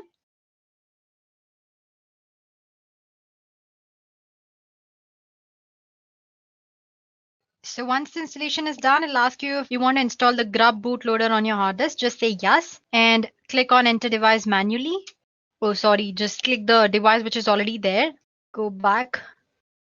The installation process is now almost complete. So guys, the installation is done. Once the installation is done, you can see the machine boots you into Mate desktop environment. As in, if you've chosen the install option, you'll be presented with a LightDM login screen. So basically, you'll have to enter the password and the which you set up for the test user earlier, not the root password. Please do remember that. I'm sure you remember setting up a password for the user, right? That password. And login. So here we go. So guys, here we are. As you can see, the machine boots you into the Mate desktop environment. Let me pronounce it M-A-T-E. You can call it whatever you want, Mate or Mate desktop environment. So as you can see, it's very good looking. Apart from that, Parrot Security will automatically detect when updates are available and prompt you to update the system as soon as you install it. Here, it's not showing it to me because I've already updated it. But otherwise, all you can do is just go to the terminal here. You can see a terminal option here, right? Go to terminal there and just say sudo apt-get update. It'll ask me for the password. Here we go. Might be I might have updated in another virtual machine anyway. I installed the other one as well. Maybe it's in that. Anyway, it'll update for you. So let me just minimize this. While it's updating, let's go ahead and do other things. Oh, it's almost done, I guess. Yeah, as you can see, it's almost updated. And it says 116 packages more can be upgraded. And if I want, I'll have to run update list. If I want to see which of those packets are, I have to just list out those using apt command here. I'm not showing you to you guys. So anyway, when you're making use of it, make sure your system always stays updated. Okay, let's go back to exploring Parrot OS. So as you can see, system is laid out in a very straightforward manner with a collection of tools that you might be familiar with if you've used Kali Linux before. The menu system is almost similar to Kali Linux and it's very easy to navigate. The real difference is that Parrot Security is meant to be used as a daily driver, as in your regular operating system, to do the other things as well. To prove that, you can see you have sound and video options here, a lot of programming languages options as well. You have system tools and you have graphics included. You have Office applications or softwares. You have Base, you have Math, Writer, and Planner, just like any other normal operating system. So while you can use Kali Linux as a desktop workstation, it really is a penetration testing distribution first. I'm talking about Kali Linux. So with Kali, you need to build the system towards being a daily use system. As in, you start using Kali Linux, you need to modify or you need to customize it in such a way that you make it more plausible or easy for you to use for the daily purposes. But that's not the case with Parrot Security OS. Its interface and everything is so good, it almost appears like a normal operating system, and it is like a very normal operating system. So you have your penetration testings, which are there, and along with that, you have your day-to-day applications are also there in this. Now talking about the system requirements, the default Parrot Security install uses about 313 MB of RAM. So as you can see here, you can see this quite little bar. It's like a task manager, which you can find it in your Windows. You can click on that, it'll show you all the progress that's going on. First of all, it says the Parrot GNU Linux system and the release and the kernel, all the information about your ISO file. And you have Mate desktop environment here. And the hardware, which is this, and the processor it's based on, available space and all that. When you click on the processes, it shows all the processes which are currently running, sleeping, just like your task manager and your Windows operating system. So yeah, like I said, it requires about 313 MB of RAM, approximately around that. But of course, this is only system-related process running. When compared to Kali Linux, it's very lightweight. Kali Linux install requires about 604 MB of RAM, and that too only with system-related process running. So like I said, it's a very lightweight system. So yeah, the bar is a task manager. It lists all the processes that are running and all that. You obviously have a terminal, which I showed earlier. The cool thing with terminal is that it goes with their interface. Other than that, it's pretty much like any other normal terminal. And then there is appearance of the interface, I mean. My first reaction when I saw it was, wow, amazing, right? When compared to the plain Kali Linux. So yeah, you get to use cool collection of wallpapers as well. You have change desktop background here. You have fonts, interface, and see you have quite a lot of collection of wallpapers. And you can go ahead and add your customs as well. That's all about the interface. And like I said, it's like any other normal operating system. So it comes with a lot of programming languages and a bunch of text editors. You also have IDs as well. It uses Pluma as your default text editor. So that's it when talking about the normal operating system. Now talking about the performance, almost all of us know that Kali Linux is a bit laggy, and when you run it on a low-end system, sometimes it's like a nightmare when you have brute force attack going on in the background or you're doing something else. It's gonna, what do you say, stuck or it's very slow. But in Parrot OS, it's very lightweight and doesn't lag much. As you can see, it's smooth. Now, talking about hardware requirements, pretty much both Kali Linux and your Parrot require high-end hardware, but Parrot needs low specification hardware as compared to Kali. So, if I have to conclude in one word, Parrot is a good-looking distro. It's very lightweight. It's resource friendly, and if you want to know how much resources it's consuming and all that, you can always go ahead, click on the little bar which is available there, click on the resources. You can see the CPU history, memory, network history, file systems, and all that. So basically, it's a good looking distro, lightweight, resource friendly. All these features apart, Parrot Security OS has pretty good collection of features as well, which we discussed earlier. It comes like with hell lot of tools, but if you see the sections, there are a lot of other things which are not in Kali Linux. So the most pointed tool here is that in Kali Linux, suppose if you want to say private when you're doing hacking or any other stuff, you'll have to install Anonsurf, Tor, and then enable them or proxy chain. You also have option of proxy chains to stay yourself anonymous on the system while you're doing hacking or pen testing or anything. But with Parrot OS, you already have Anonsurf pre-installed. All you have to do is click on that start button. So let me show you how to stay anonymous.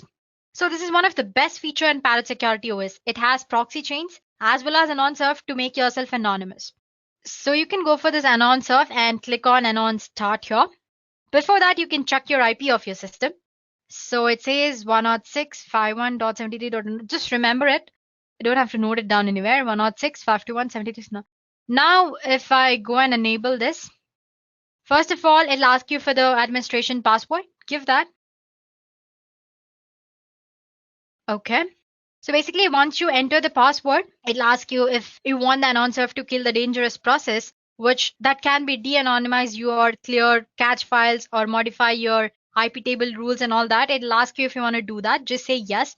So basically, as soon as you click on S, as you can see the notifications here, the tool will attempt to kill dangerous processes that can de-anonymize you anytime.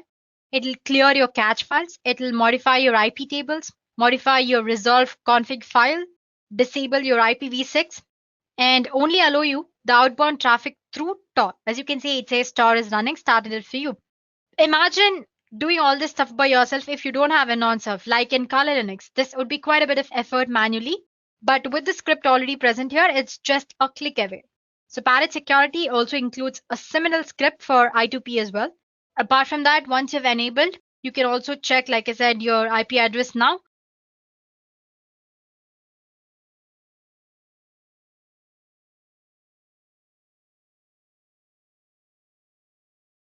So as you can see, it says global anonymous proxy activated, dance like no one's watching, encrypt like everyone is. So basically, it's saying that surf is started up. As you can see, my IP address has been changed. It was something of 160 something, but right now it's 182. So Anonsurf has made me anonymous. Now I can do whatever you want in an anonymous mode. So that's all I wanted to show you here. Now back to Firefox. It has quite a documentation part. Well, it's still in the creation stage here. As you can see, documentation. It's not all that well prepared or created yet. So if you have any minor doubts, you can go ahead and refer to the documentation part here. So yeah, here you go.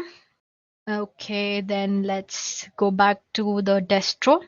One thing that you can point out about Parrot OS is that it has a lot of cryptography tools, such as it has Zulu script, Zulu mount, a graphical utility that will help you mount your encrypted volumes. Then there is something called CryptKeeper. It's another graphical utility that allows you to manage encrypted folders and much more. These utilities makes confidentiality easily accessible even with the minimal experience. I mean, if you do not have any idea about cryptography, you can easily start learning here. That's what I meant.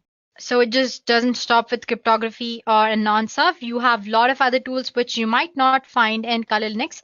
So let me show you guys that Parrot, as you can see, you have a lot of tools. You have most used tools, which is Armitage, you have Wireshark, ZenMap, OWASP, and all that. Then you have wireless testing tools. Give me a second. Yeah, post exploitation. This set of tools, mostly you can't find them in the Kali Linux. You have OS backdoor tools, web backdoor tools, you have Webco, Weavly, and all that. And you have something called social engineering kit. If I'm right, it should be in the exploitation tools. Where's exploitation here? You can see a social engineering toolkit. Just click on that. Password.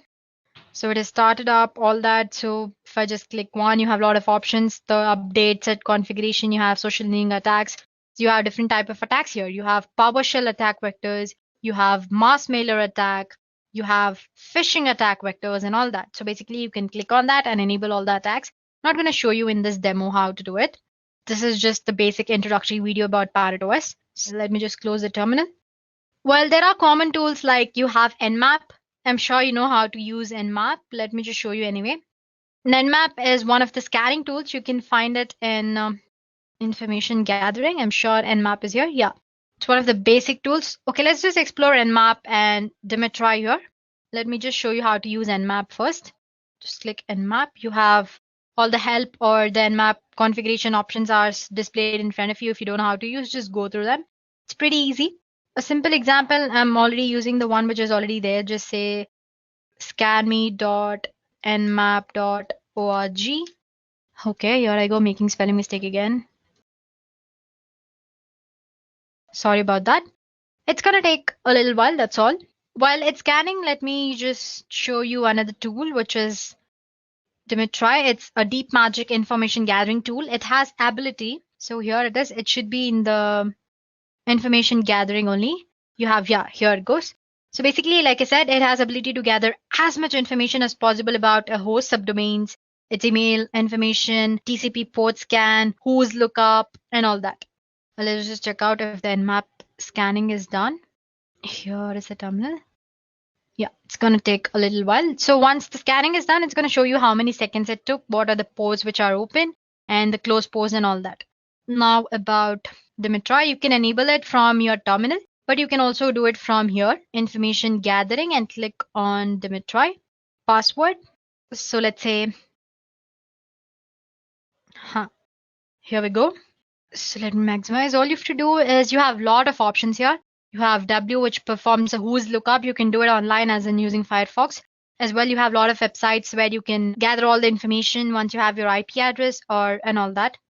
And you have retrieve ncraft.com information on a host, perform search for possible subdomains, email address, and all that. So basically, you can give all these options in one go.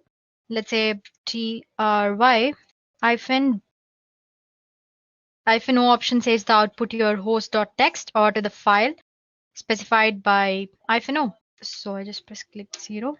Let me just give sudo. Let me just check if I have given any file here. I do have a file called test.txt. Okay. So like I said, in the -o option, it'll save your output to the .txt file or to the file specified by -o option. So basically just specify the file name where you want to store all the scan info and the website where you want to, website of whose information you want to scan. So let's say www.pinterest.co. Here you go. It started a scanning. Let me just scroll up. The host name and the host IP address it's showing. Once you have IP address, as you know, you can gather almost all the information. It's also showing the places where it's originated, it's created, lost, modified. You have sources, you have address here, and then, yeah, last modified, created, source, and all that. So basically, it's showing a lot of information here. Similarly, you can, using Dimitri or a deep magic information gathering tool, you can actually gather information about any other website you want to know. Let's just check out if Nmap is done scanning. So see, as you can see, it's done. So I've given a website name here. Instead of that, you can go ahead and give the IP address, which is this one, and it'll show you the same results. As you can see, there are a lot of ports. Usually Nmap scans about more than 1,000 ports. As you can see, it says 992 are the closed ports and these are the open ports. And suppose you want to know information about each port, because basically if you're an hacker, if you try to hack something, you don't need information about all the ports. It's basically the one port which you want to. So to know that, there are a lot of options which are provided by Nmap. If you want to know more about by Nmap, there's a video in the Edureka playlist all about Nmap. It's under network security. So you make sure to take a look at that.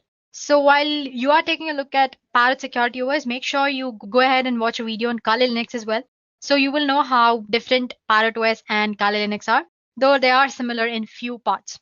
So yeah, that's it about system as in Parrot OS. So like I said, it's one good looking distro, which is lightweight when compared to Kali Linux and lot of tools, lot of unique tools as well when compared to Kali Linux. And it's very smoother, way smoother. Apart from all these good things, there are few things that are problematic with Pirate OS. First of all, like you don't find a search bar here. That's not a problem, but that's one demerit you can say. And it's also a little problematic when it comes to launching your application. The process is a little slow, unlike Kali Linux. So guys, this is your Parrot OS. So basically, this was a crisp video on what Parrot OS is, its review, its features, and all that. And make sure to watch a video on Parrot OS versus Kali Linux.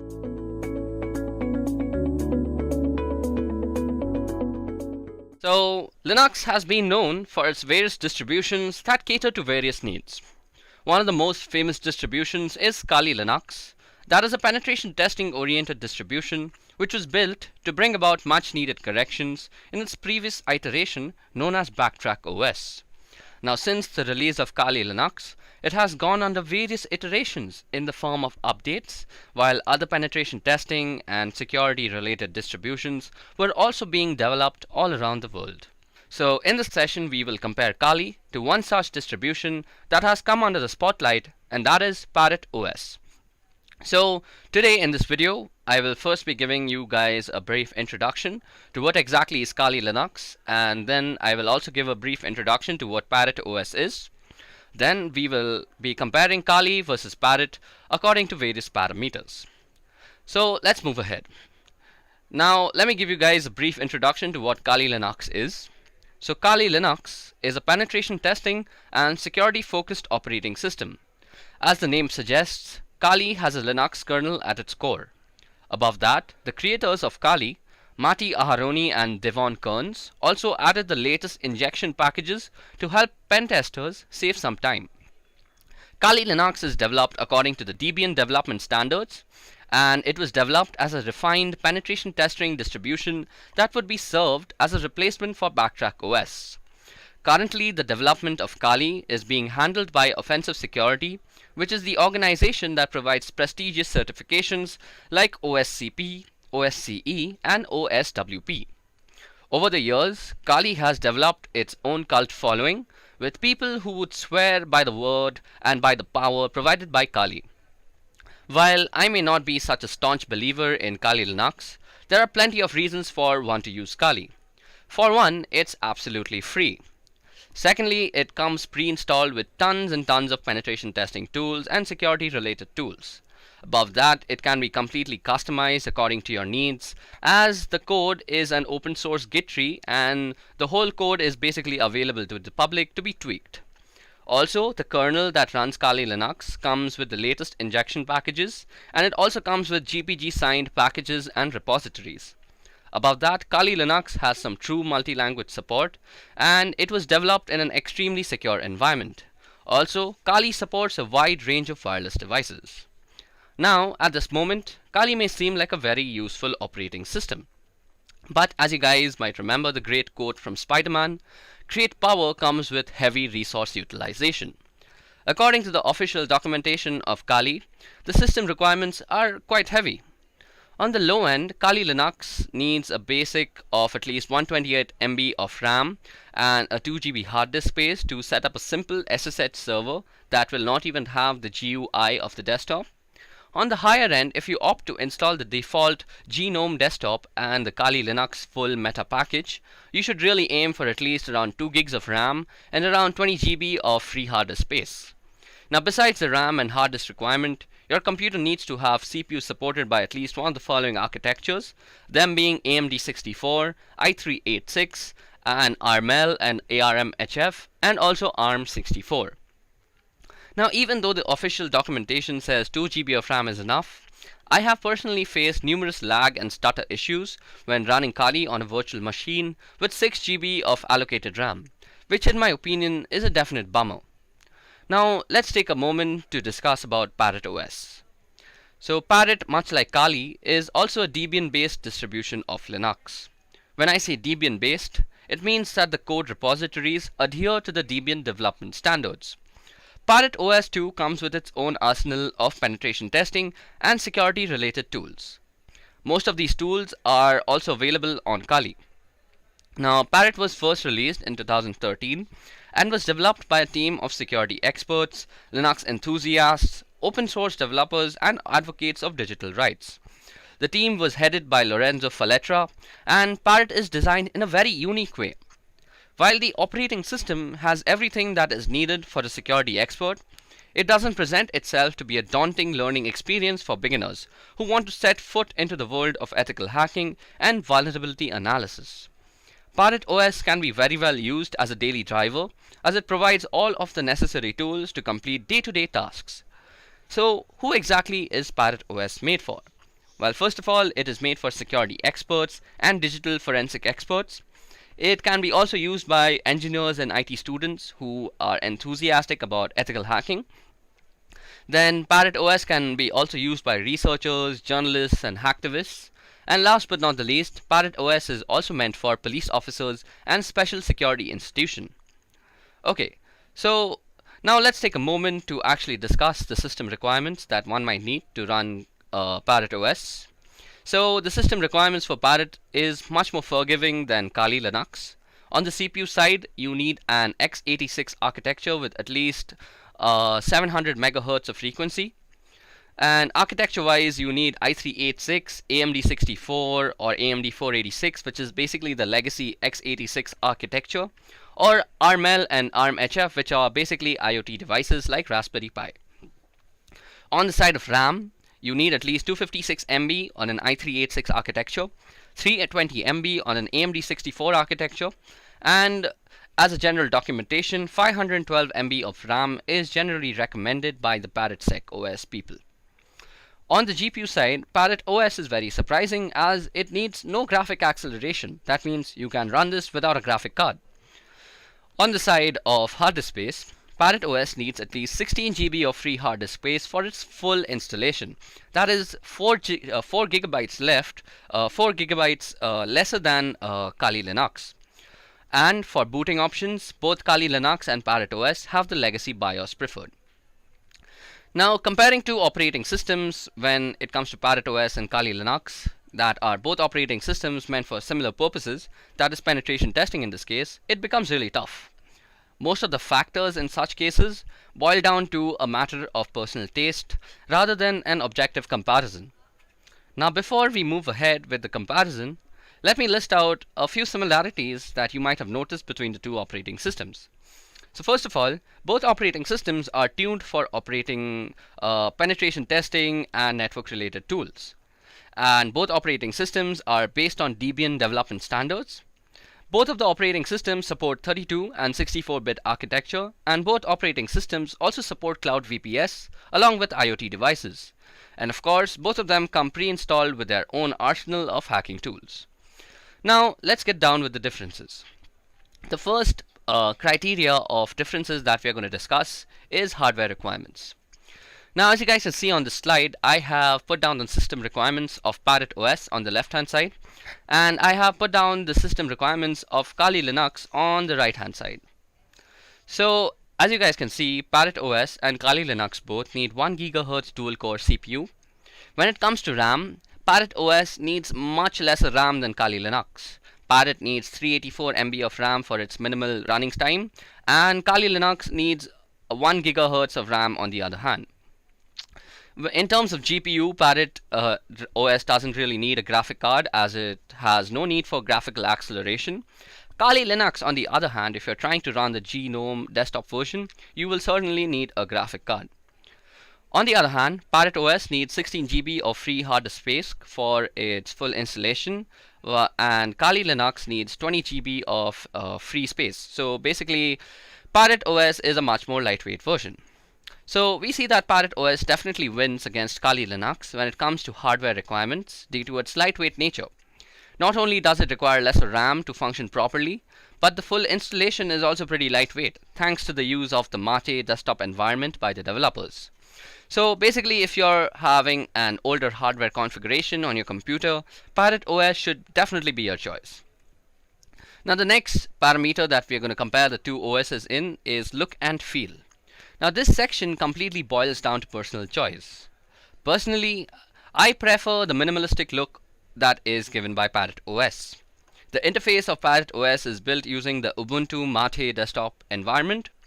There are two clear sections. On top, you see a pane, which contains applications, places, systems, which is much like Kali itself. Parrot also gives some cool information about CPU temperatures along with a usage graph. And the bottom pane contains the menu manager and the workstation manager, which is a brilliant addition to the Linux system. Kali Linux, on the other hand, follows the GNOME desktop interface. While it still has the functionality that is offered by Parrot OS, it doesn't provide the same clean and refined look in my opinion. If you don't know your way around a Kali interface, it is pretty easy to actually get lost. Now, the next parameter that we're going to compare them is hacking tools. Now, since both these operating systems are tuned for penetration testers and ethical hackers, I think hacking tools is the most important criteria that both the operating systems are going to be compared in.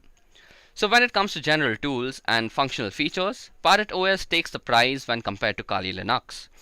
Parrot OS has all the tools that are available in Kali Linux, and also it adds its own tools. There are several tools that you will find on Parrot that is not found on Kali Linux. Let's take a look at a few of them. So the first one that you see is called Wi-Fi Fisher. Now Wi-Fi Fisher is a rogue access point framework for conducting red team engagements or Wi-Fi security testing.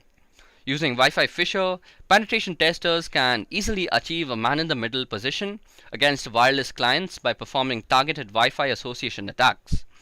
Wi-Fi Fisher can be further used to mount victim customized web phishing attacks against the connected clients in order to capture credentials or infect the victim stations with some sort of malware.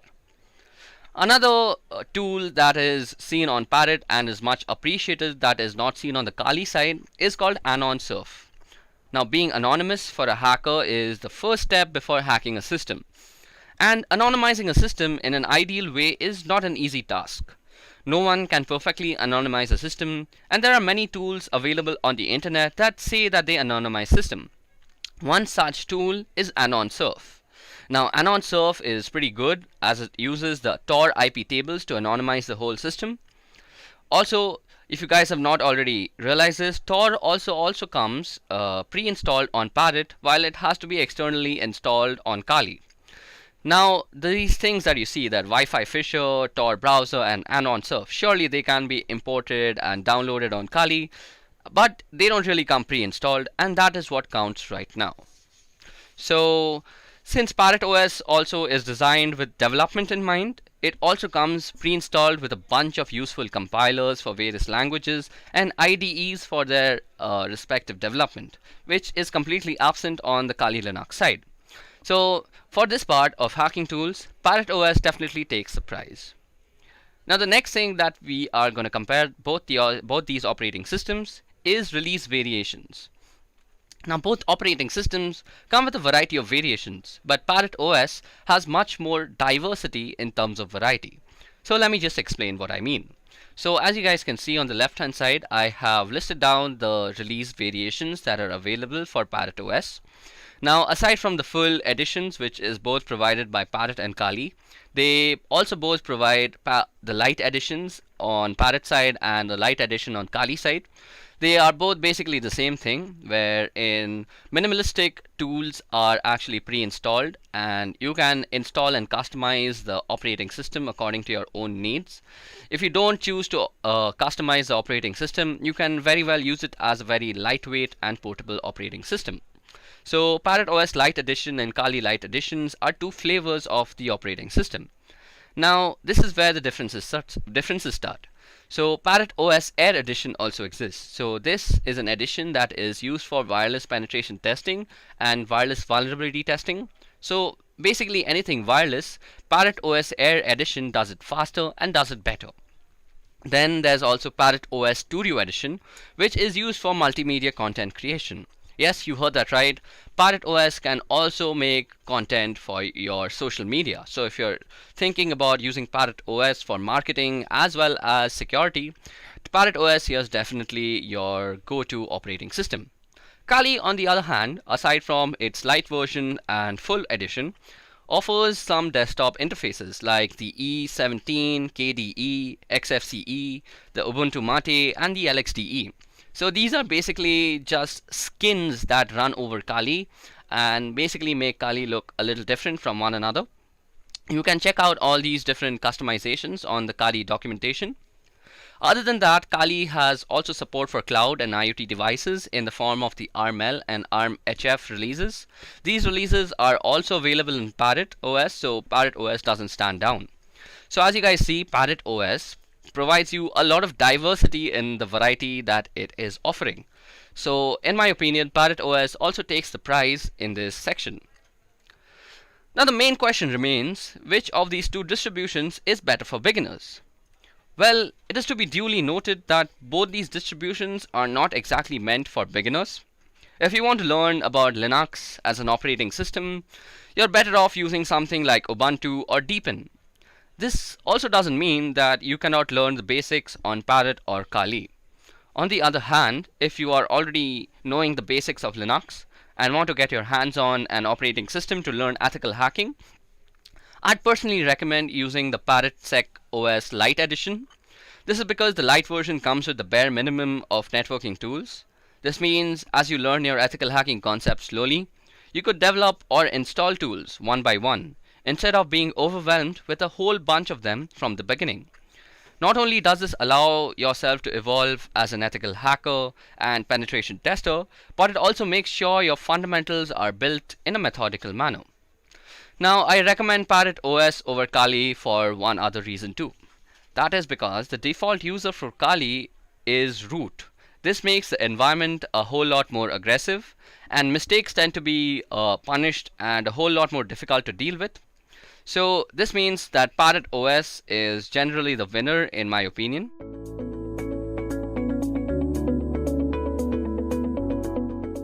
When you get hired as a penetration tester or a security analyst, one of your main roles is vulnerability assessment. So what exactly is vulnerability assessment? Well, a vulnerability assessment is the process of defining, identifying, classifying, and prioritizing vulnerabilities in a computer system, application, and network infrastructures, and providing organization doing the assessment with the necessary knowledge, awareness, and risk background to understand the threats to its environment and react appropriately to them. So vulnerability is a situation that can be taken advantage of by a hacker or a penetration tester for their own misuse or actually for fixing the issue. So vulnerability assessment has 3 steps. So the first step is actually identifying the assets and the vulnerabilities of the system. The second step is actually quantifying the assessment. And the third is reporting the results. Now, vulnerability assessment is only a small part, and pen testing is an extended process of vulnerability assessment. Pen testing or penetration testing includes processes like scanning, vulnerability assessment in itself, exploitation research, and reporting whatever the results are. So, in the industry, one of the most widely used frameworks when penetration testing is Metasploit. So, Metasploit is widely used in penetration testing, as I just said, and also used for exploitation research. So, some of you might ask, what exactly is an exploit research? Well, in this world, there are tons of exploits, and the way to approach each one of them is ever so different. So what we have to do is exploit all the research that is available to us, and we have to find the best way to approach them. So suppose, for example, you have a secure shell login. So the best way to actually approach a secure shell login, until my knowledge, is that you have to get a backdoor access to this from the port numbers that you can scan via Nmap or Zenmap. Okay, so without wasting much time at looking at PowerPoint presentations, let's actually get started as to how we can use Metasploit. So Metasploit is a freely available open source framework that is widely used by pen testers, as we just discussed.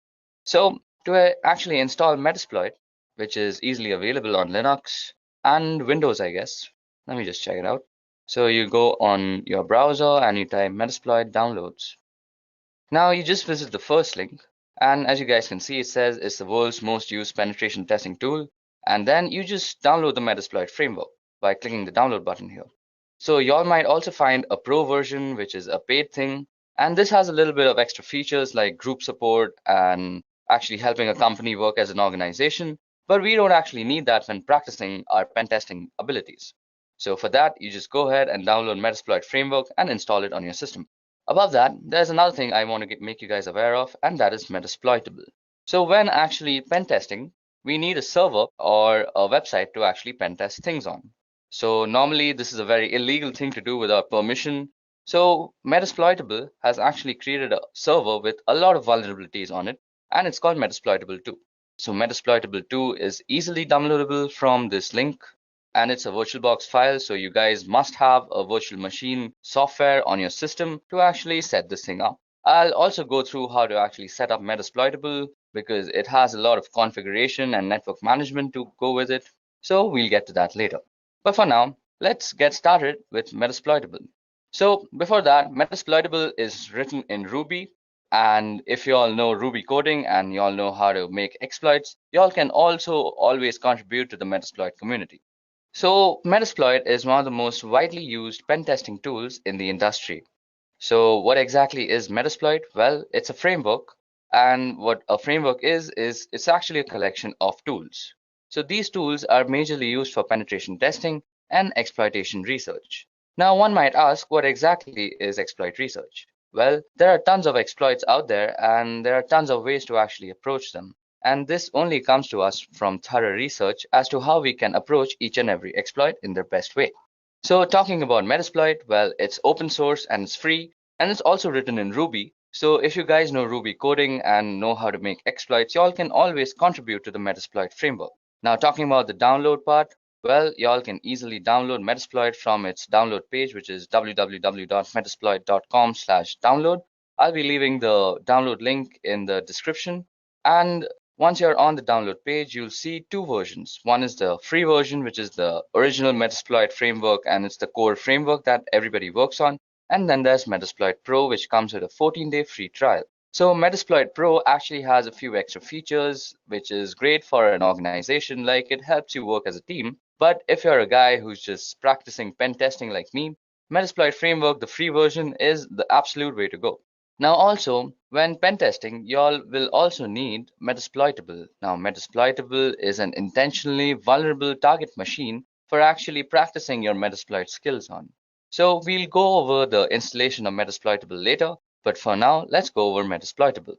So once you guys have actually downloaded the link, y'all can actually install it on your systems. And Metasploit actually has three interfaces. So we are going to be using the command line interface, or the MSF console in other words, but y'all can also use the GUI interface, which is called Armitage if I'm not wrong. So let's get started. So first of all, I've already actually downloaded Metasploit and installed it on my computer. And y'all can just do the same by pressing the download button, as you guys can see. So to start up Metasploit, all you have to do is go on your terminal. And so to start a Metasploit, all you have to do is go on your terminal on Linux.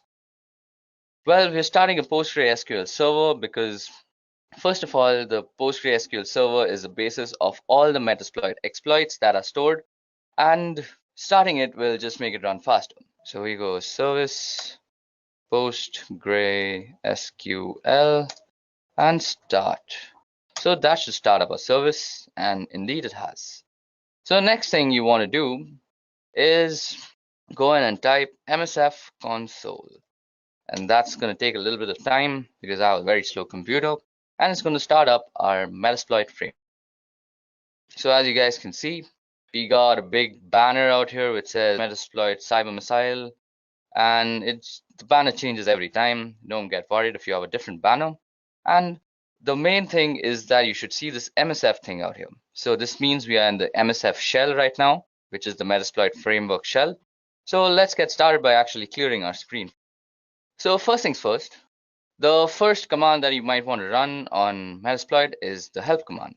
So help will tell us everything that we can do with this framework. So as you guys can see, there are a bunch of commands and their descriptions to go along with it. Y'all can give it a quick read and find the things that are interesting to you. So as you guys can see, banner is display an awesome Metasploit banner. Y'all can change the banner. As you guys can see, there are a lot of juicy commands, like there's a banner command, which I just had used. So if you go and type banner, it'll give you a nice cool banner about Metasploit. And there are other commands which work very similar to Linux, like cd, which changes the current directory. You can change the color by toggling colors, and then you can connect with a host and all sorts of stuff. So Metasploit has a bunch of exploits. So before we go further, I want to make you guys aware of 3 important terms regarding Metasploit. So the first is a vulnerability. And we had already discussed this, that a vulnerability is a situation which can be taken advantage of by a system or a person who access. So the second part is an exploit. So what exactly is an exploit? Well, an exploit is a module which is a bunch of code written in Ruby on Metasploit that is used to target different vulnerabilities. And the third thing is a payload. So a payload is the action that you do once you actually have access to somebody's system. So basically, suppose you've hacked somebody and you've gained access to their system. Now the activities you do after gaining access is defined as the payload.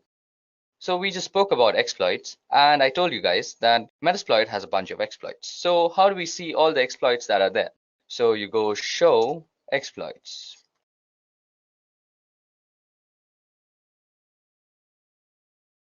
Well, as you guys can see, we've loaded up a bunch of exploits, which is basically all the exploits that Metasploit has to offer at this moment.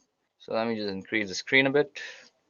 And let's scroll completely to the top.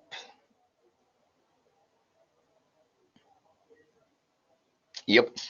So as you guys can see, show exploits gave us a bunch of exploits, and it shows their name, a description, a disclosure date, and a rank. So the name and description is, as it says, it's the name of the exploit and it's a short description about it. The disclosure date is when the exploit was actually released by Metasploit, and the rank is how it has fared against the vulnerability it was released for since it was actually released. So as you guys can see, ranks range from excellent, great, good, and stuff.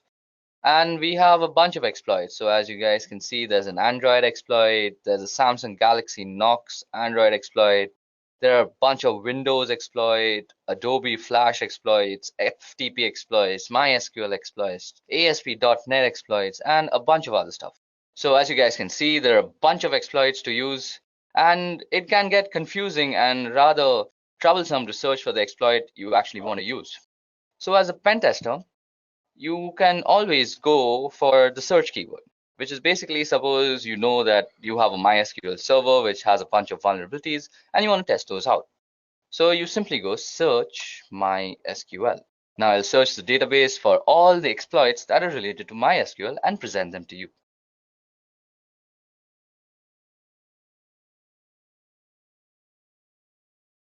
Okay, so we have our results. So as you guys can see, we have a bunch of MySQL related modules now. Now this makes it way easier if you're a pen tester and you're looking for MySQL exploits. Now suppose you choose your exploit and let's see. Let's choose, which one do we want to use today? We're going to just use this MySQL hash dump. So to actually use this, we have to copy the name. So double click on it and it'll just select it, and then you go Control Shift C in your terminal. So that copies it. And so if you want some more information about it, you can always go info and then just paste in the name of the exploit. So this gives us a bunch of information, actually gives us all the information you need about the exploit. So it gives you the name, that it's a MySQL password hash dump. Its module name is auxiliary scanner and all this stuff. It's licensed by Metasploit framework in itself, and it has a normal rank. And these are all the options that you might need to set when actually using the exploit. And this also gives you a small description. So it says this module extracts the usernames and encrypted password hashes from a MySQL server and stores them for later cracking. So seems like pretty cool stuff you can do with MySQL server and its password database. So if you actually want to use this, so you have to use the use keyword. So we go use and Control Shift V. So as you guys can see, it's denoted in red out here that we are indeed in the exploit that we want to use. Now, the first thing you want to do when you're using an exploit is you want to go and say show options. Now, as you guys can see, these are the options that we actually need to set before using the exploit. Now, The options can be necessary or they can be optional. So there's a password field out here, which is not really necessary, but will help your exploit if you actually provide it. But you need to provide the R hosts, which is the targeting host machine, and the port and the threads is already set.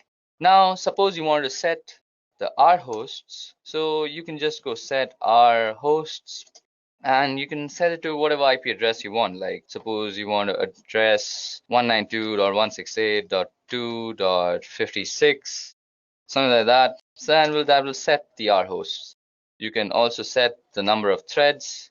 Now, threads are actually what the threads mean in parallel processing. That means how many parallel threads you're going to run so that you have faster computation. So this means you need GPU power if you have multiple threads running. So let's set threads to 30 for now. So we've set the threads to 30, and then you can go show options again and see that you have indeed actually set your options. So we've set the threads to 30 and our host has also been set. So that was all about how you can get into a module, get some information about a module, and how you can also use the module. So once you're done using the module, or once you're done setting up the options rather, you can go ahead and run the command run or even exploit. And this will start actually running the exploit on the system that you want to. Now I've put in a very arbitrary IP address, and that does not have MySQL port running, so our exploit failed. Now, once you have tested out your exploit and you want to go back to the main MSF Unix shell, just go ahead and type back. It's as simple as that. So that brings us back to the MSF command line. So let's go ahead and clear our screen now. Okay, so it's time we do something interesting. So to do that, first of all, we need to go ahead and actually download Metasploitable 2. So to download Metasploitable 2, you have to go on this link. I'll leave the link in the description. So, or rather, you can just go on your browser and type in Metasploitable 2 download. So Metasploitable, as we had earlier discussed, is a Linux-based distribution, and it's mostly meant for actually practicing your pen testing skills. So basically, it has a bunch of ports open on it. So it's basically just for your ease so that you don't go ahead and test it out on some valid website and then get thrown into jail, because that's a very illegal thing to do. So go ahead and download Metasploitable 2 and then also download Oracle VirtualBox Machine or Oracle VirtualBox. So you all can also easily download that from www.virtualbox.org. And this is because you should never run Metasploitable 2 on a system that is connected to a network. You should always use it on a virtual machine because it's protected that way so that nobody else can access it. So to actually set up Metasploitable, once you've downloaded it, you go ahead and open up your VirtualBox. So out here, you have to go into Global Tools and you create a host-only network manager. Now I've already created a host-only network manager, and then you go ahead and enable the DHCP server by pressing this out here, like enable. Then you go back and you just go new. You give it a name, like whatever you want to name it. I have already named mine Metasploitable 2, as you guys can see. So we're going to call this demo for just demonstration purposes. Choose the type to be Linux, and it's Ubuntu 64-bit. Click next, give it a gig of RAM, and you are going to use an existing virtual hard disk. So out here, you just click on this button out here, and you browse to the place where you've actually downloaded and unzipped your Metasploitable download file. Then you'll get this virtual machine disk file, this is a VMDK file, and you just go ahead and load it up. So I'm not going to do that again because that's just going to eat up my RAM, and I've already installed it out here. So that was all about the installation and the configuration. So now let's get started and let's start playing around with Metasploitable. So once you're done downloading and installing Metasploitable on your computer, all you have to do is go ahead and start it up in your VirtualBox machine. And the login ID and the password both are MSF admin. So first of all, we need the IP address of our Metasploitable server. So we go ifconfig, and this gives us the address. So as we can see out here, our address is 192.168.56.101.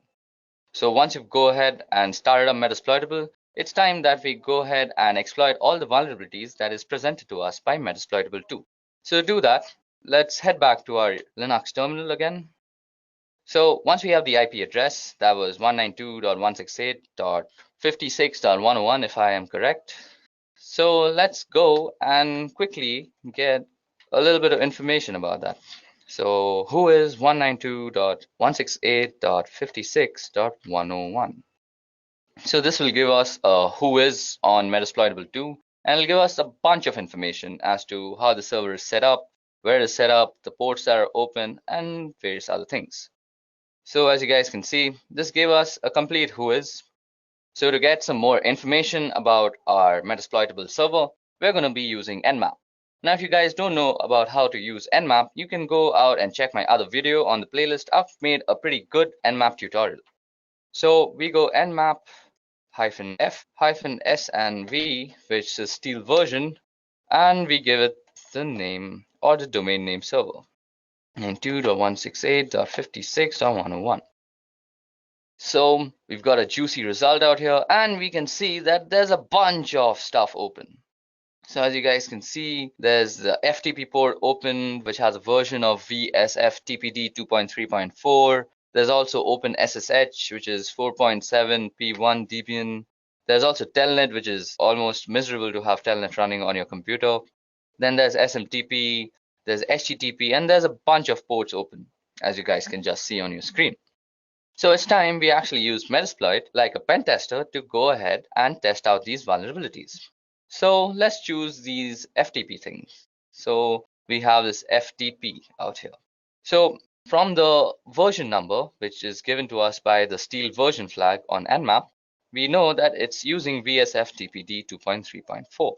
So we can easily search for an exploit of the same version. So as a pen tester, you would go search VSFTPD 2.3.4.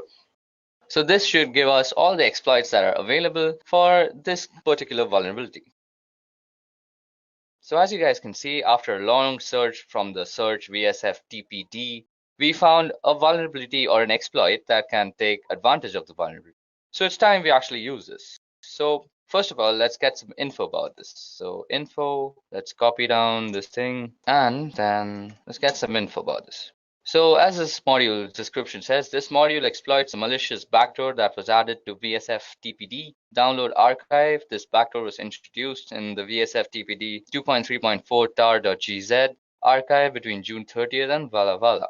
So we have the options of setting an R host. It has an available target. It's provided by these guys, and it's a pretty good exploit in my opinion. So let's go ahead and use it. So we go use and the name of the exploit. So it's visible to us that we've again entered the exploit module, which is Unix/FTP/VSFTPD 234 backdoor. So what we're going to do is we are going to actually gain a backdoor access to our Metasploitable system. So to actually make this more believable, so if you guys go into your Metasploitable system, so you guys can see that you're in the root directory. So you can gain some root access by going sudo su and going msf admin. So we're now a root user in the msf admin, or rather the Metasploitable console. So if we go ls, we can see the various files. And if we go /home, we're in the home directory now. And if we do ls out here, we can see that there are a bunch of stuff. So there's an FTP folder, there's a hacked folder, there's an MSF admin folder, and there's service and there's user. So that's 5 folders if you guys remember. So now what we're going to do is we're going to gain some backdoor access into this system, and we're going to create a bunch of folders in the home directory. So let's get on doing that. So to do that, we head back to our Metasploit terminal, and we go show options as we had already entered our exploit. So go show options. So as we see, the options that we have to provide is the R host and the port number. Now the port number has already been set because it's 21, and that's where FTP runs, or rather TCP runs. And we now just have to set the host. So to set the host, we have to just put in the IP address of our Metasploitable server. So if I remember correctly, it's set our hosts to 192.168.56.101. So that has set our hosts. So we can again check that if we've done it correctly by going show options. and we indeed have set our hosts. Now all we have to do is run the exploit. So we go and hit run. So as you guys can see, we have actually gained a backdoor service has spawned and it's handling, and the command shell session has started. Now you might be confused as to why do I have this blinking line? Well, this blinking line actually means that you are inside the Metasploitable server. That means we have already gained a backdoor access, and this blinking line denotes that we are on the terminal of Metasploitable 2. Now if you guys don't believe me, let's do some experimenting. So as I had said, I'll create a bunch of folders in the home directory. So let's change to the home directory first. Or rather, first you can also do a who am I, and instead that you're the root user. Next, you go and do cd/home, and I'll change to the home directory. Now, let's make a bunch of folders, like make directory, this is a test. So that should have made a directory. So let's go into that directory, cd, this is a test. So we're already into the directory, this is a test. Now let's make a file called targets.txt. So that creates the file. So just to see if you have actually done it properly, let's go back to our Metasploitable server. Now in the home directory, you go and type in ls again. Okay, so let's type in ls and see. So as you guys can see, we have created a this is a test folder, and it's already available there. So let's go and move into that folder. So this is a test, and we are already in that folder. So, and we had also created a text file which was called targets. So that was ls, and it should give us a targets.txt. So as you guys just saw, we gained a backdoor access into a remote system through a vulnerability that was available to us on the FTP port. So we first did that by scanning the entire domain name server of Metasploitable via Nmap and gaining some intelligence as to what ports are running and what ports are actually open. Then we found out that the FTP port was open. Then we went on to Metasploit and we found out exploit that vulnerability very successfully. We found out how to use the exploit, some information about that exploit, and in the end, we actually executed our commands. And we are already in that folder. So, and we had also created a text file which was called targets. So that was ls, and it should give us a targets.txt. So as you guys just saw, we gained a backdoor access into a remote system through a vulnerability that was available to us on the FTP port. So we first did that by scanning the entire domain name server of Metasploitable via Nmap and gaining some intelligence as to what ports are running and what ports are actually open. Then we found out that the FTP port was open. Then we went on to Metasploit and we found out exploit that vulnerability very successfully. We found out how to use the exploit, some information about that exploit, and in the end, we actually executed our commands.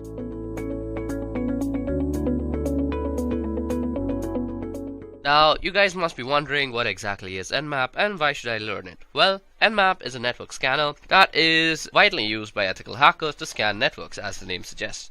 Now, you might wonder, why do I need a network scanner? Well, let me give you an example. So, suppose you have a Wi-Fi that has been set up in your new house, and you realize that your data is being actually consumed at a faster rate than you are using it. Now, you have suspected that it's your pesky neighbor who keeps on connecting to your Wi-Fi and eating up all your data. So to actually confirm all your doubts, what you want to do is a network scan. And Nmap is a pretty wonderful tool to do that. Now, Nmap runs on Linux, Mac OS and Windows, and I'm mostly going to be running this on Linux because that's what I do most of my penetration testing and network testing on. So let's go ahead and get on with the installation of Nmap on your computer. So what you do is go apt-get install Nmap. Now for this you have to be logged in as root. If you're not logged in as root, just add sudo before this whole command and it will install it. Now I already have Nmap installed, so I'm not really going to install it again and again, so let's just go ahead and just do a few scans on our website, that is www.edureka.co, and we are going to see what we get back as results. So first of all, let me just show you how you can scan a certain domain name service or certain DNS. So Nmap, we are going to use a flag all the time. Now let me just tell you what are flags. So if you just go into Nmap and type --help, this will give you all the flags and options that are available to actually use on Nmap. So if you are actually stuck and you can't remember stuff, just go in and type nmap-help and it will give you all the stuff. Now, network scans generally take a long time, so I'm going to be using the fast mode most of the time. So for fast mode, all you have to do is type in edureka.co and sit and wait for this scan to get over. Now when the scan gets over, you will see a bunch of information, and let me just wait till that information pops up and then we'll talk about the information together. Okay, so as you guys can see, our scan has been completed. It took 13.71 seconds to actually do the scan. Now as you guys can see, it shows us the ports, the states, and the services. Now the ports is basically the port number which our service, that is also bind to, is working on. So we can see that SSH service is working on port number 22, SMTP on 25, HTTP on 80, RPC bind on 111, and HTTPS on 443. So that is how you can use Nmap to scan a certain website. Now if you see, Nmap has also given us the public IP of the DNS, because what Nmap does is it looks up the DNS and then translates it to an IP that is recognized to that DNS server. So Nmap also returns the public IP. So what we can do also is nmap-f and 34.210.230 and .35. Okay, so as you guys can see that our command also works when we put in the IP address and it produces the same results. Now we can also scan for multiple hosts. Now suppose you are on a network and you want to scan for multiple hosts. Now you don't really want to run different commands for that. Now what you can do is just go in and type nmap and a bunch of IP addresses like 192.168.1.1 and 192.168.1.2 and 192.168.1.3. And what this will do is it will run an Nmap scan on these three different IP addresses, and you did this in just one command. So that's a way that you can do this. Now you can also know about how much of your scan is left by just pressing the up button. So that will tell you and give you a constant update on how your scan is going. Like mine is 32.4% done and 34.7 now, and also show you kind of the time remaining. Okay, so till this port scan is going on, let me just tell you about the states. Now states can be of two types: open, closed, and unavailable. Sometimes you'll see that it is unavailable, and that's because some sort of firewall or something is running out there. States can also be closed. In that case, mostly Nmap will not return you any result unless you're explicitly finding something of the closed state. So that was a little trivia on states and how they work. Let's see how much our scan is done. So our scan is done 81% and it takes around another 20 seconds. It should be done soon. Now this scan could be significantly made faster with just the F tag, but I really want to give you all a good look into how this works. 97, 98, 99. Okay, so as you guys can see, this is our result. It gives us a bunch of ports and services. Now, as I just said, this thing can be also closed and also unavailable. So open and closed, we see both the examples. Okay, so that was about how you can scan multiple ports. So you can also scan multiple ports with this command, as I will show you. So 192.168.1.1 to 30. Now what this will do is basically scan everything from 192.168.1.1 to 192.168.1.2 up till 30, like that. So this is a very useful way of actually scanning multiple IP addresses, and let me just show you how that works. Since we have used the F flag, this is going to work considerably faster. Now as you guys can see out here, this had taken around 119 seconds, so that's around 2 minutes. Now this will take a considerably lesser time. So let's see, this was done in 29.91 seconds and we did 30 IP addresses. So we see that -F surely speedens the whole scanning process. Now you can also give nmap a target list. Now let me make a target list. So targets.txt. Let me just cat it out for you. So there's nothing in it. Now all I want to do is edit this file.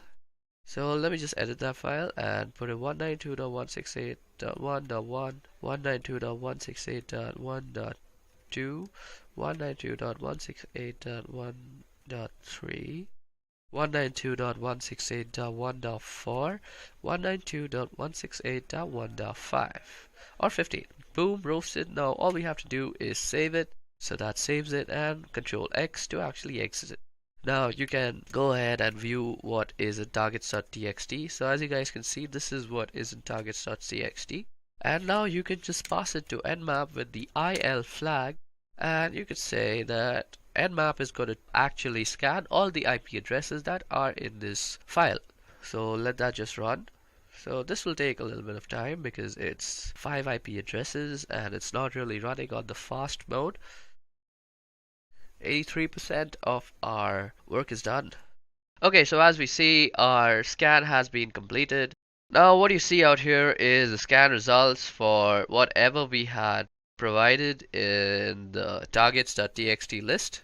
So that's how you can also provide nmap input file, and it will give you the results for all the targets that were specified in the file.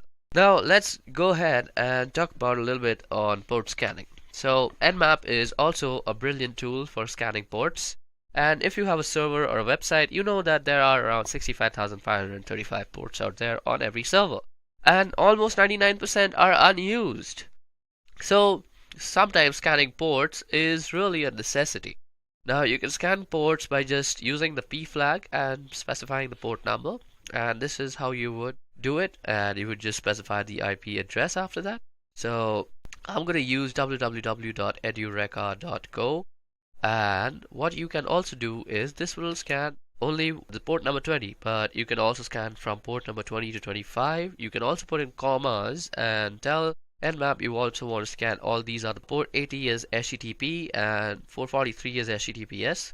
So you can surely do that. So let me just go ahead and run this. Okay, so that gives us an information on the ports that is there. Now something about ports also, you suppose you know you want to scan for some HTTP ports, so you can just say nmap, and with the -p you can just say that I want to scan the HTTP port on www.edureka.go. So that will just go ahead and do that, and as you guys can see, that gave us a result. And you can also add in stuff like MySQL, FTP, and stuff like that. So let me just see and show you how that runs. Okay, HTTP is not a port, HTTP.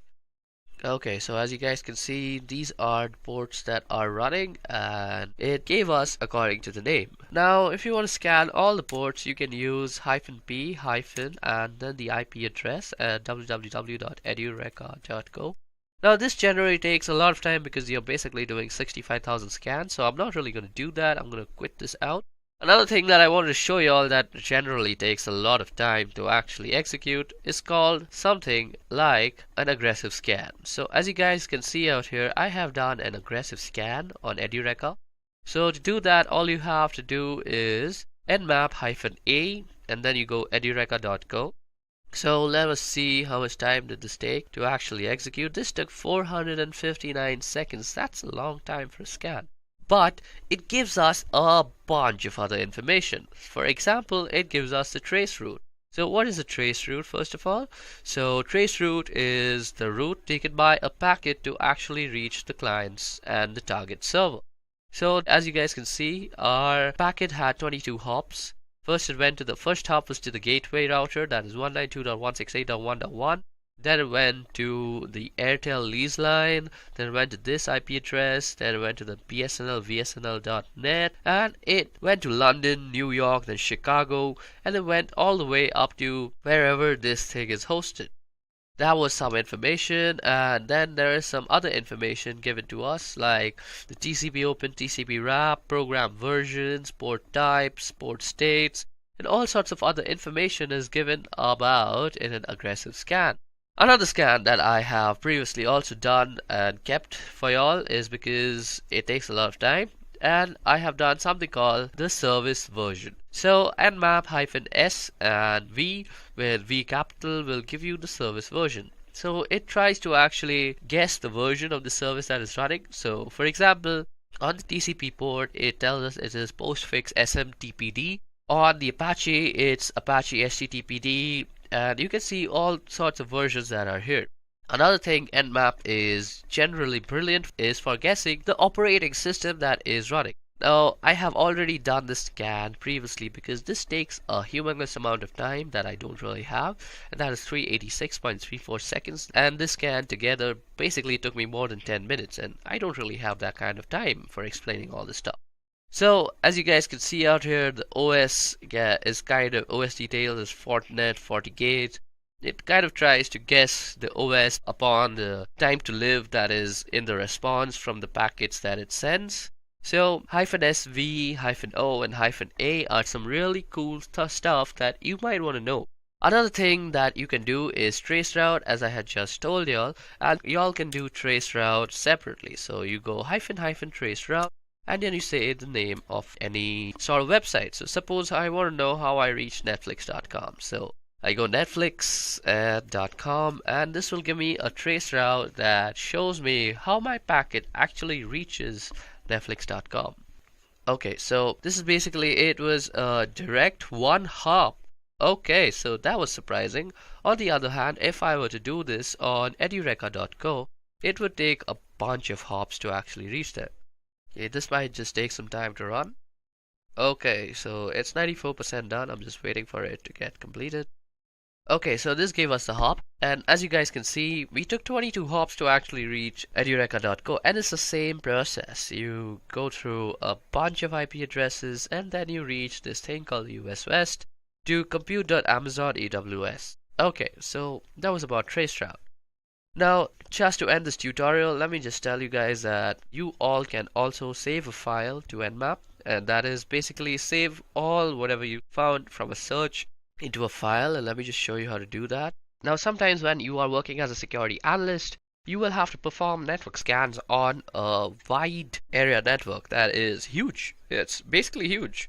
And these scans take a lot of time, and you don't really have the space on your command line to actually store that and see that in a way that is feasible for analysis. So what you want to do is actually save it in a file.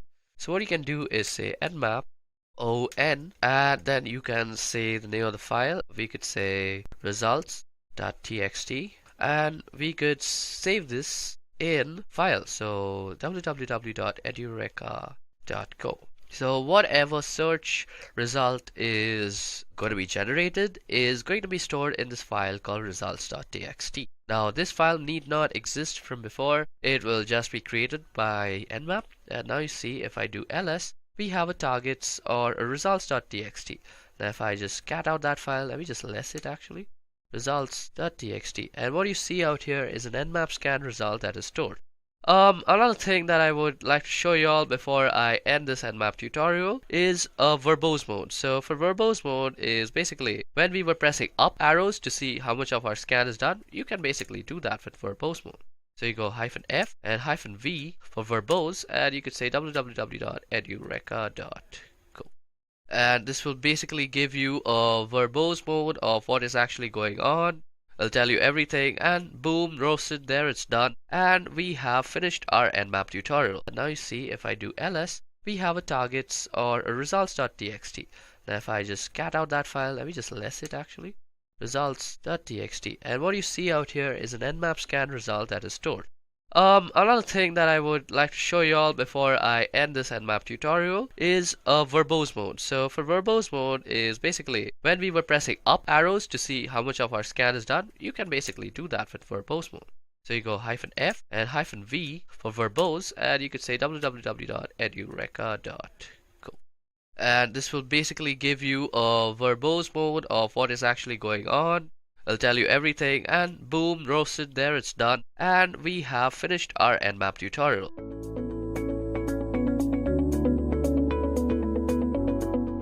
So first of all, what exactly is cross-site scripting?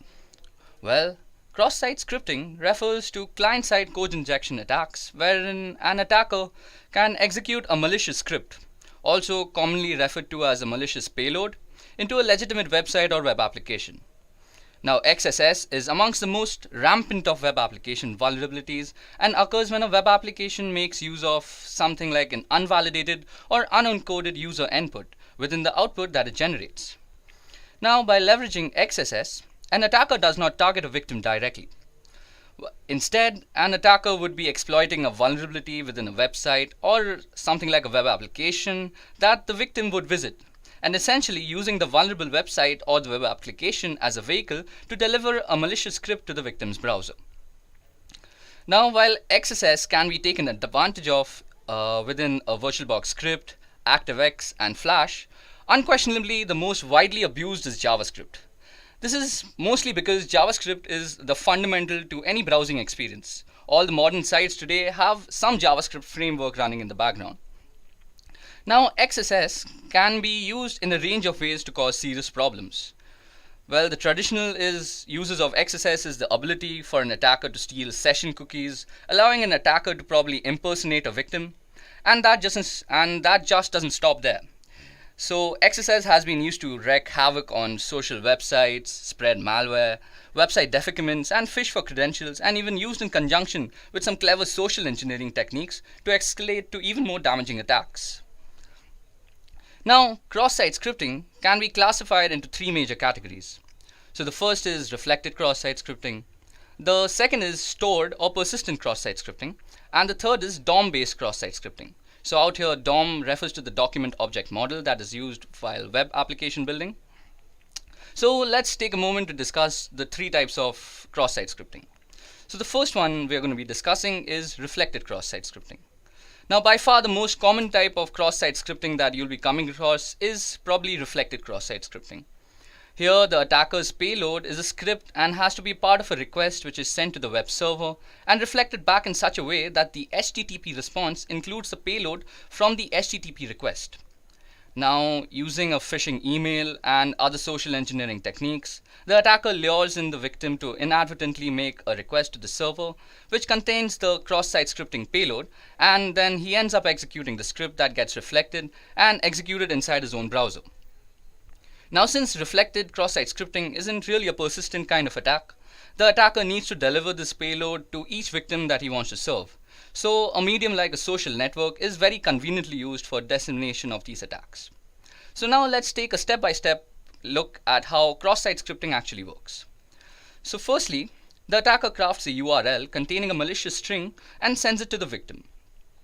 Now the poor victim is tricked by the attacker into requesting the URL from the website which is running a website response script, and then the website includes the malicious string from the URL in the response. And then in the end, the victim's browser executes the malicious script inside the response, sending the victim's cookies to the attacker's server. Okay, so at first, reflected XSS might seem very harmless because it requires the victim himself to actually send a request containing a malicious string. Now, since nobody would be willingly attacking himself, so there seems to be no way of actually performing the attack. But as it turns out, there are at least two common ways of causing a victim to launch a reflected cross-site attack on himself.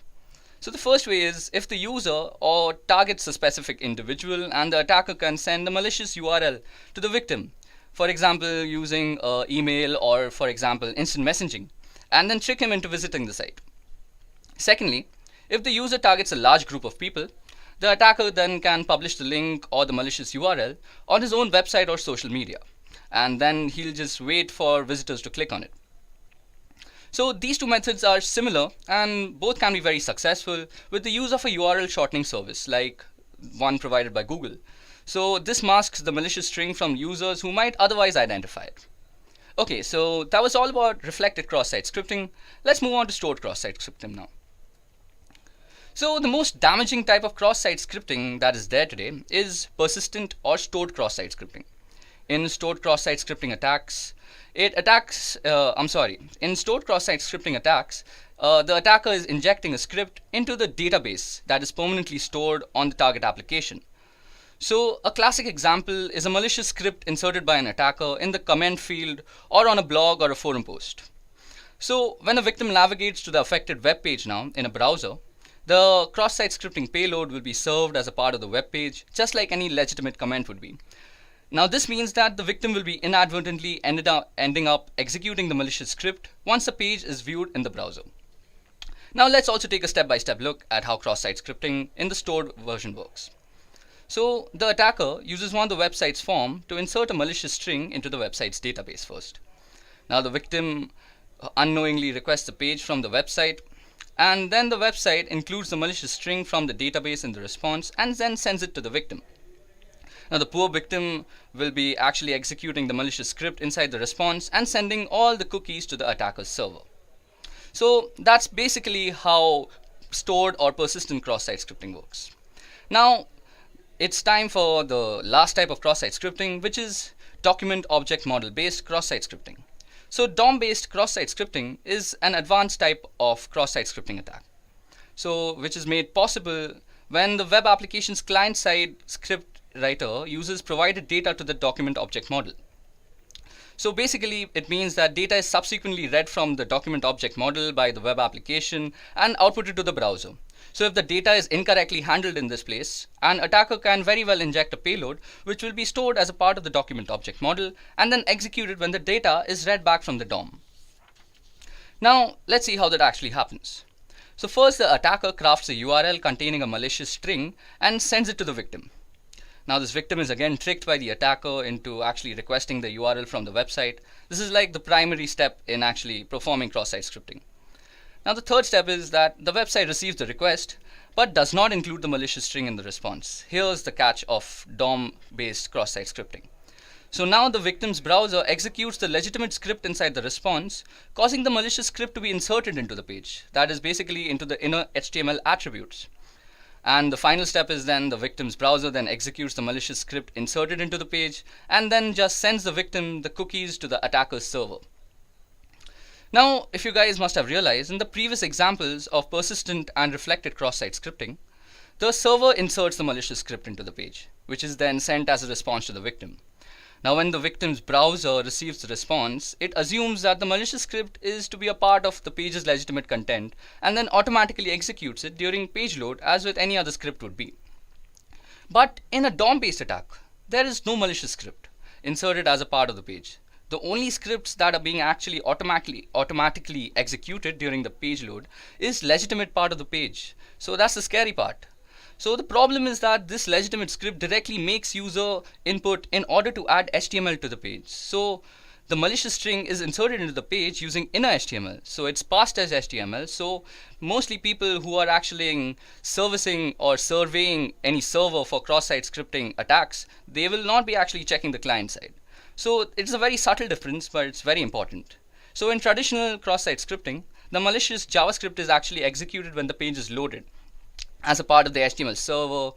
And in DOM-based cross-site scripting, the malicious JavaScript is executed at some point after the page has already been loaded, because the page's legitimate JavaScript treating user input is using it in an unsafe way. So now that we have actually discussed all the three types of cross-site scripting that is widely available today, now let's see what can actually happen if if you were actually a victim of cross-site scripting. So let's see what can happen if you actually were a victim of cross-site scripting. So the consequences of what an attacker can do with the ability to execute JavaScript on a web page may not immediately stand out to you guys, but especially since browsers like Chrome run JavaScript in a very tightly controlled environment these days, and JavaScript has very limited access to users' operating systems and user files. But when considering that JavaScript has the access to the following that we're going to discuss, we can only see how creative JavaScript attackers can get. So firstly, with malicious JavaScript has access to all the same objects that the rest of the web page has. So this includes a thing called cookies. Now cookies are often used to store session tokens, and if an attacker can obtain a user session cookie, they can impersonate that user anywhere on the internet. Secondly, JavaScript can read and make arbitrary modifications to the browser's document object model. So your page will just be incorporated with all sorts of scripts and viruses without you even knowing from the server side. Now, JavaScript can be used with the XML HTTP request to send HTTP requests with arbitrary content to arbitrary destinations. And the most scary part is that JavaScript in modern browsers can leverage HTML5 APIs, such as accessing a user's geolocation, webcam, microphone, and whatnot, and even specific files from the user's file system. Now, while most of these APIs require the users to opt in, cross-site scripting in conjunction with some very clever social engineering can bring an attacker a very long way. Now, the above in combination with social engineering, as I just said, allows an attacker to pull off advanced attacks including cookie theft, key logging, phishing, and identity theft too. Now, critically, cross-site scripting vulnerabilities provide the perfect ground for attackers to escalate attacks to more serious ones. So now that we understand what cross-site scripting attacks are and how damaging they can be to your application, let's dive into the best known practices that are actually followed to prevent them in the first place. So the first mechanism that is used is called escaping. So escaping data means that taking data an application has received and ensuring that it's secure before actually rendering it for the end user. Now, by escaping user input, key characters in the data received by a web page will be prevented from being interpreted in any malicious sort of way. Now, in essence, you're censoring the data your web page receives in a way that will disallow characters, especially those brackets that begin the HTML attributes, like in HTML and IMG. So these will be stopped from being rendered, which would otherwise cause harm to your application and users and database. But if your page doesn't allow users to add their own code to the page, a good rule of thumb is normally to escape any and all HTML, URL, and JavaScript entities. However, if you are running a forum and you do allow users to add rich text to your content, you have a few choices. So firstly, you'll need to carefully choose which HTML entities you will escape and which you won't, or by replacement format for raw HTML such as Markdown, which will in turn allow you to continue escaping all the sorts of HTML characters. Now, the second method that is normally used is called validating input. So validating input is the process of ensuring an application is rendering the correct data and preventing malicious data from doing harm to the site, the database, and the users. So while whitelisting and input validation are more commonly associated with stuff like SQL injection, they can also be used as an additional method of prevention for cross-site scripting attacks. So input validation is especially helpful and good at preventing cross-site scripting in forms, as it prevents a user from adding special characters into the fields instead of refusing the request completely. But input validation is not the primary method of prevention for vulnerabilities, such as cross-site scripting and even SQL injection for that example, but instead they help to reduce the effects should an attacker actually discover such a vulnerability in your system. Now, the third way to prevent cross-site scripting attack is to sanitize user input. So sanitizing data is a strong defense, but should not be used alone to battle cross-site scripting attacks. It's totally possible that you find the need to use all three methods of prevention in working towards a more secure application. Now, as you guys might notice, that sanitizing user inputs is especially helpful on sites that allow HTML markup to ensure data received can do no harm to users, as well as your database by scrubbing the data clean of potentially harmful markup and changing the unacceptable user input into an acceptable format. Okay guys, so that was all the theory about cross-site scripting. It's time for the demo right now. So for the demonstration now, I'm going to be showing you guys the three types of cross-site scripting that we have discussed throughout the course of this session.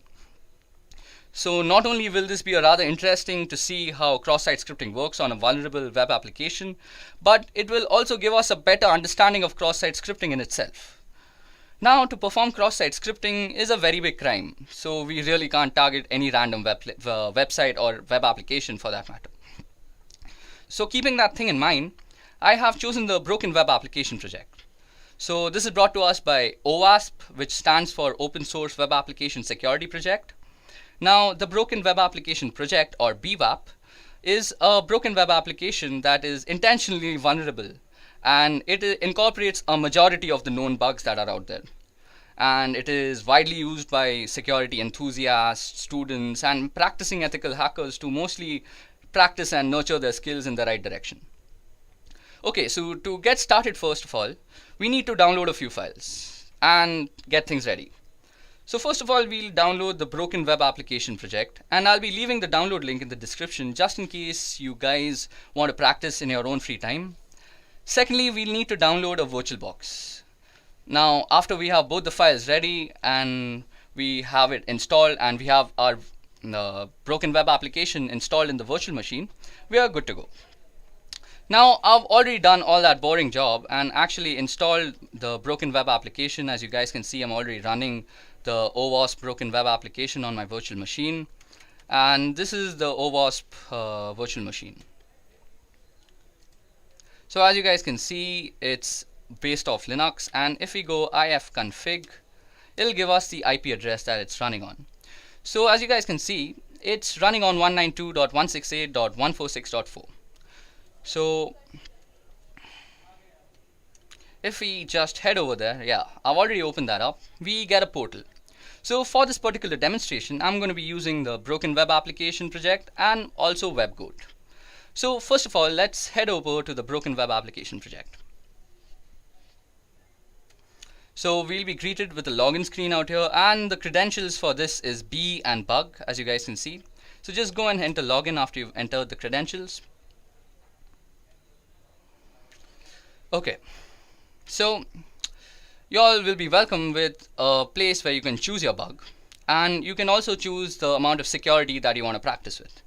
So since this is a very simple demonstration, I'm going to set the security to low, and the first thing that we're going to test is actually reflected cross-site scripting. So reflected cross-site scripting mostly has things to do with the GET request when we are actually coding on the back end. So let's see. So first of all, we go ahead and choose reflected cross-site scripting for the GET method, and we go and press hack. Now we'll be presented with a form. Now form is a very good way of actually showing reflected cross-site scripting, because normally when an attacker will be trying to attack you, he'll be trying to send you a form or any way you can actually input something into his server. So interestingly, if we go and just input nothing into these two fields and just go, we'll see the URL change out here. So firstly, you guys see that the fields are very clearly visible, and these are the two fields, and that means that it's an unencoded input. So this is a very rich place to actually practice your web vulnerability and penetration testing skills. So if I were a hacker, I would try and run a script out here. So if I were to go script, and I've already practiced a few out here, as you guys can see. So if we go script alert, this is an example of reflected XSS. Yeah, and if we go and just end the script out here, this is going to actually render the JavaScript input as a part of the page, and we are going to get an output because of this. So that's how reflected cross-site script is actually working. So as you guys can see, what am I saying? As you guys can see, the web application has actually rendered our JavaScript, and now we can see that reflected cross-site scripting is actually working out here. So now you guys must have realized that in a practical scenario, this form must be sent to the victim and must be tricked into filling the form for the attack to be successful. Also, in more practical scenarios where sites are also having forms, they're going to be putting filters to the content of the input parameters such that you cannot run JavaScript in them, and you cannot also input any unencoded inputs into them. So that was all about reflected reflected cross-site scripting. So now let's move on to stored cross-site scripting, which is the most dangerous form of cross-site scripting. Okay, so as I had discussed, the comment sections are normally the best place for actual stored cross-site scripting. So as you guys can see out here, we already have a few comments that I had added for practicing. Now in stored cross-site scripting, the attacker is normally attacking the data that is stored. So basically we are going to inject the script into the database, into the server. So if the script has some malicious intent, and it can do a multitude of things if it has a malicious intent, we'll not get into that. So for that reason, let's first add a normal comment out here. So let's say if this was a blog, I'd say good job there, like I'd said, or something like, hey man, nice work. And if you go and press submit, okay, it's showing this is an example of persistent cross-site scripting because I had already inserted a malicious script. So this is that script out here, the second input. But just for demonstration purposes, let's go and input it again. So we can also input raw data, that is unencoded input, in the form of a script. So let's go alert. And let's just print hello world.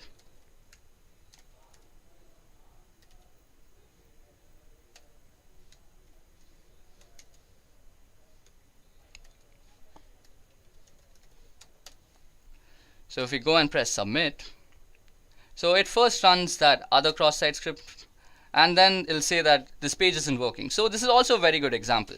Now we have two scripts actually running on this page. So the first one is actually, this is an example of cross-site scripting, persistent.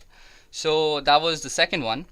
And then comes the hello world. So that's actually two scripts running back to back. So anybody, if I were to actually come back to this site any other day and these comments existed, it would just get automatically executed from the database because we are referring to it. Okay, so time for DOM-based cross-site scripting, and I was using this application for the first time yesterday, and I realized that there is actually no way that we can actually test DOM-based cross-site scripting here. So to actually test DOM-based cross-site scripting, we are going to be using this thing called WebGoat.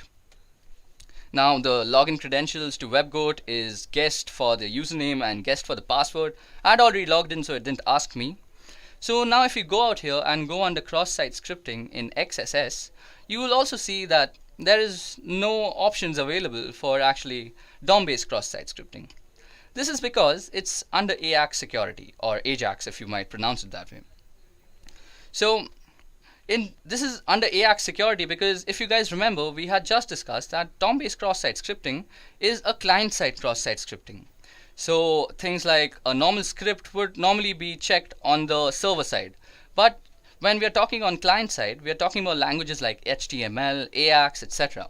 So you can put your scripts in HTML form. So suppose we were to go, so let's input a script first. So suppose we were to go script hello world.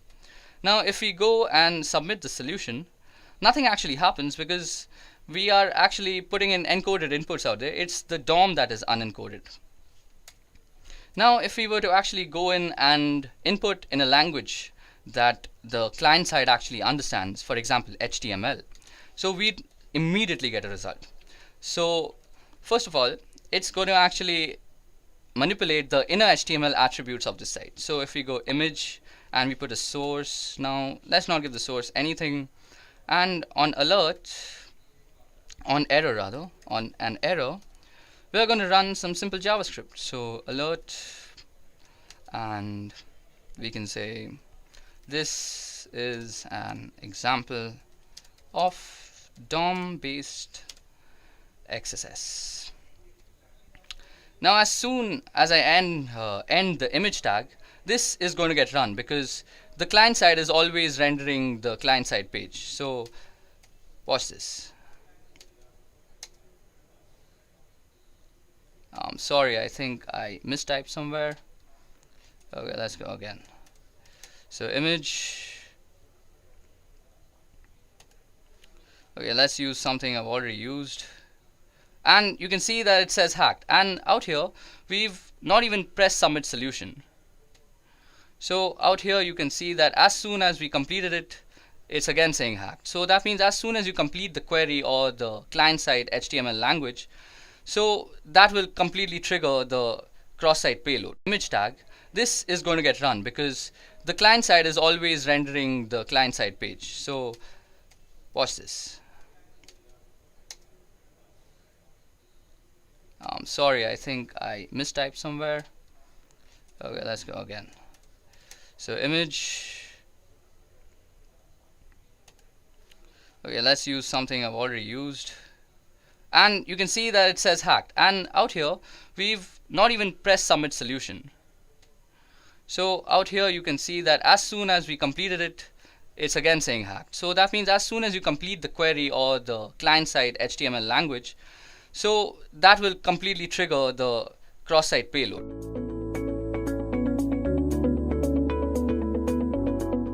Firstly, let's go over what DOS and DDoS means. Now, to understand a DDoS attack, it is essential to understand the fundamentals of a DOS attack. DOS simply stands for denial of service. This service could be of any kind. For example, imagine your mother confiscates your cell phone when you are preparing for your exams to help you study, without any sort of distraction. While the intentions of your mother is truly out of care and concern, you are being denied the service of calling and any other service offered by your cell phone. Now, with respect to a computer and computer networks, a denial of service could be in the form of hijacking web servers, overloading ports with requests, rendering them unusable, denying wireless authentication, and denying any sort of service that is provided on the internet. Attacks of such intent can be performed from a single machine. While single machine attacks are much easier to execute and monitor, they are also easy to detect and mitigate. To solve this issue, the attack could be executed from multiple devices spread across a wide area. Not only does this make it difficult to stop the attack, but it also becomes near impossible to point out the main culprit. Such attacks are called distributed denial of service or DDoS attacks. Now let's see how they work. The main idea of a DDoS attack, as explained, is making a certain service unavailable. Since everything that is attacked is in reality running on a machine, the service can be made unavailable if the performance of the machine can be brought down. This is the fundamental behind DOS and DDoS attacks. Now, some DOS attacks are executed by flooding servers with connection requests until the server is overloaded and is deemed useless. Others are executed by sending unfragmented packets to a server which they are unable to handle. These methods, when executed by a botnet, exponentially increase the amount of damage that they are doing, and their difficulty to mitigate increases in leaps and bounds. To understand more about how these attacks work, let us look at the different types of attacks. Now, while there are plenty of ways to perform a DDoS attack, I'll be listing down the more famous ones. These methodologies have become famous due to their success rate and the damage they have caused over time. It is important to note that with the advancement in technology, the more creative minds have devised more devious ways to perform DOS attacks. Now, the first type of methodology that we're going to discuss is called ping of death. Now, according to the TCP/IP protocol, the maximum size of a packet can be 65,535 bytes. The ping of death attack exploits this particular fact. In this type of attack, the attacker sends packets that are more than the max packet size when the packet fragments are added up. Computers generally do not know what to do with such packets and end up freezing or sometimes crashing entirely. Then we come to reflected attacks. This particular attack is more often than not used with the help of a botnet. The attacker sends a host of innocent computers a connection request using a botnet, which are also called reflectors. Now, this connection that comes from the botnet looks like it comes from the victim, and this is done by spoofing the source part in the packet header. This makes the host of computers send an acknowledgement to the victim computer. Since there are multiple such requests from the different computers to the same machine, this overloads the computer and crashes it. This type of attack is also known as a Smurf attack.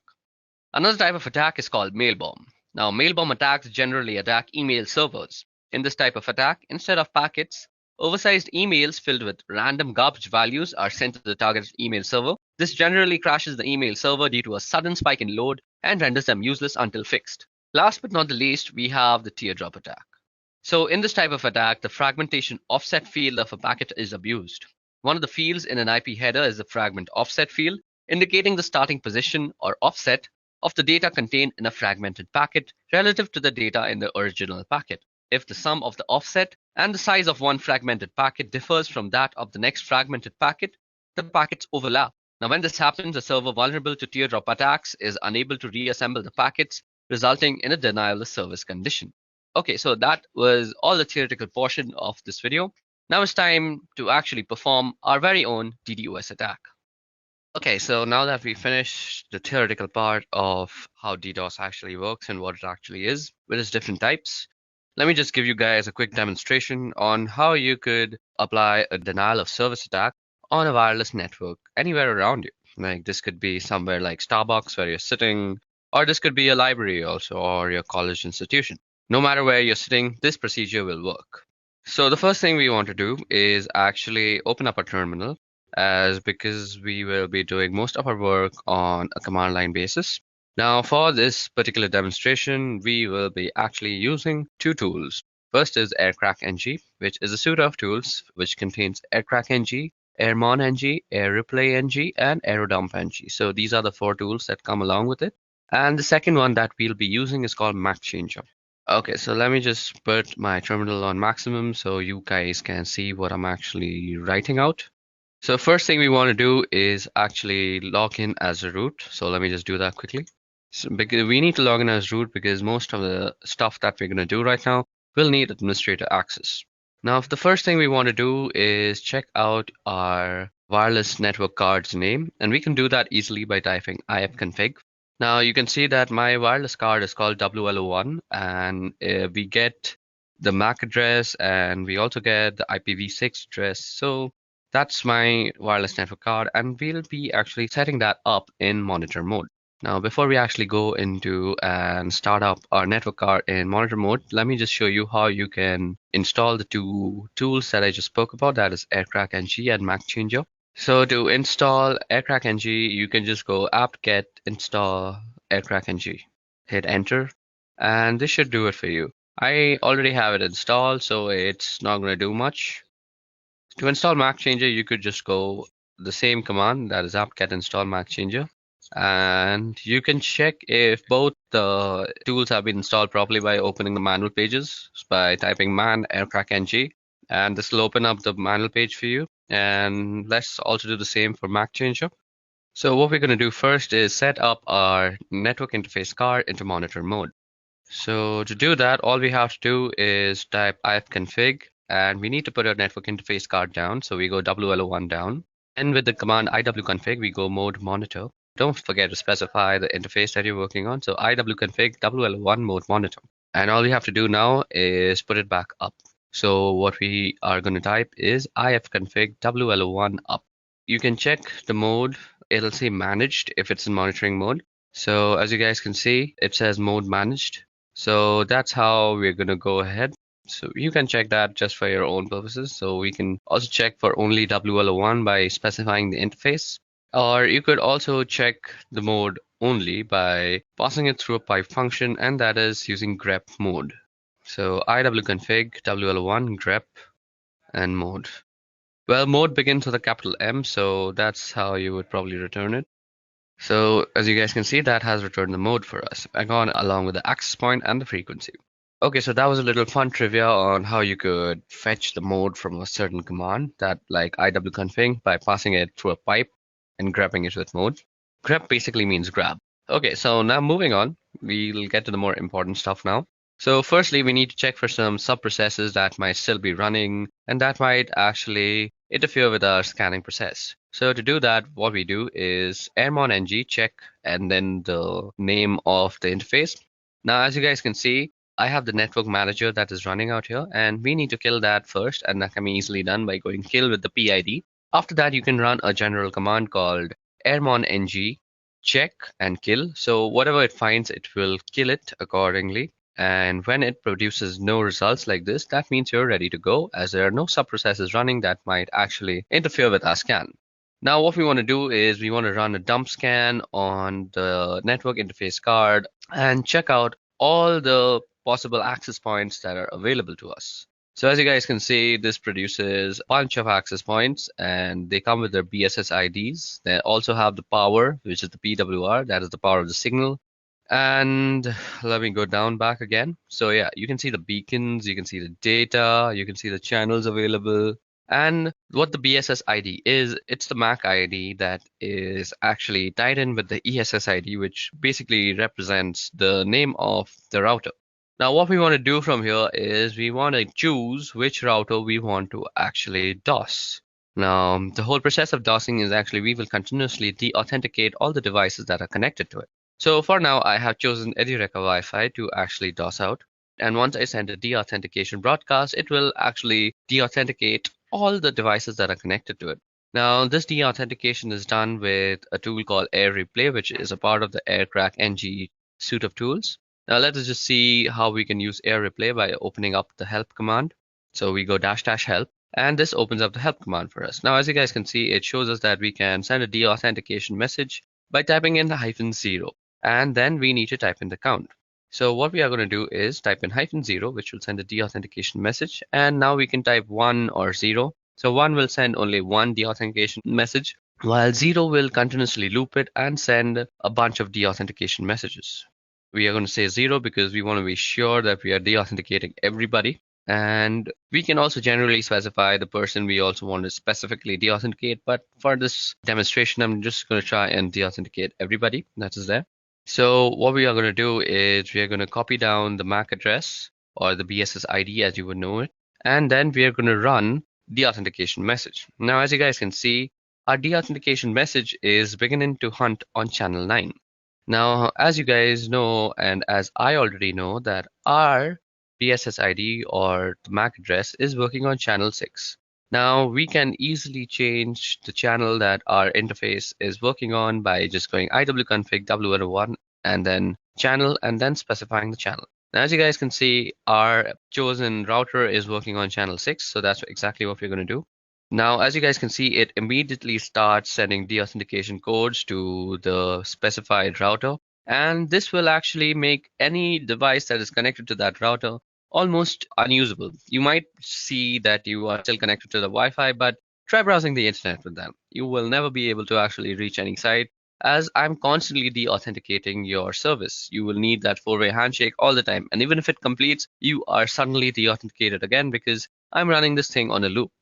Now, you can let this command run for a few moments or how much of a time you want to DDoS that guy for. Well, this is not exactly a DDoS because you're doing it from one single machine, but you can also optimize this code to actually look like it's running from several different machines. So let me just show you how to do that. We're going to write a script file to actually optimize our code a lot. So this script file will actually automate most of the things that we just did and also optimize a little by changing our MAC address every single time. So we become hard to actually point out. So the first thing that we want to do is we want to put our wireless network card down. And maybe that's not the first thing that I want to do. Just give me a moment to think about this. I haven't actually thought this through, and I'm doing this on the fly. Okay, so the first thing that we're going to do is we're going to start a while loop that is going to continuously run until we actually externally stop it. So we go while true, and then we're going to say do. And the first thing that we want to do is send out a deauthentication message, and we are going to send it around 10 deauthentication messages. And we want to run it on a specific BSS ID. So that is the BSS ID that I had copied. So let me just put in that. And then we just put in the interface that it's supposed to work on. Now, what we want to do after that is we want to change the MAC address after we have sent all these 10 packets. So what we will need to do is put down our wireless network. And as I already discussed, we can do that with ifconfig WL1 down. And now what we want to do is change our MAC address. So we can do that with the simple tool that we had installed and saying MAC changer -R. So let me just open up a quick tab and show you guys how MAC changer actually works. Now you can already check out my other video called the ethical hacking course, which actually covers a lot of topics, and MAC changer is just one of them. And you can check how to use it in depth in that video. But for now, let me just give you a brief introduction to how MAC changer works. The MAC changer will basically give you a new MAC address every time. Let me just open up the help menu for you guys. So as you guys can see, these are the options that are available to us. We can get a random MAC address. We can also tell it to show our MAC address. And we also have to specify the interface when we want to show us the MAC address. Now let me just generate a new MAC address. So you see out here that interface up or insufficient permissions is being shown. So this means we always have to put down our interface first. So let me just do that quickly. ifconfig WL1 down. And now what we want to do is give ourselves a new MAC address. And boom, roasted, we already have a new MAC address, as you guys can see from the new MAC part. Now, if we put back our network interface card and then try and show our MAC address again, we see that our current MAC and our permanent MAC are two completely different MAC addresses. And our current MAC and the new MAC are identical. So this is how you can actually generate new MAC addresses to spoof your own identity on the wire.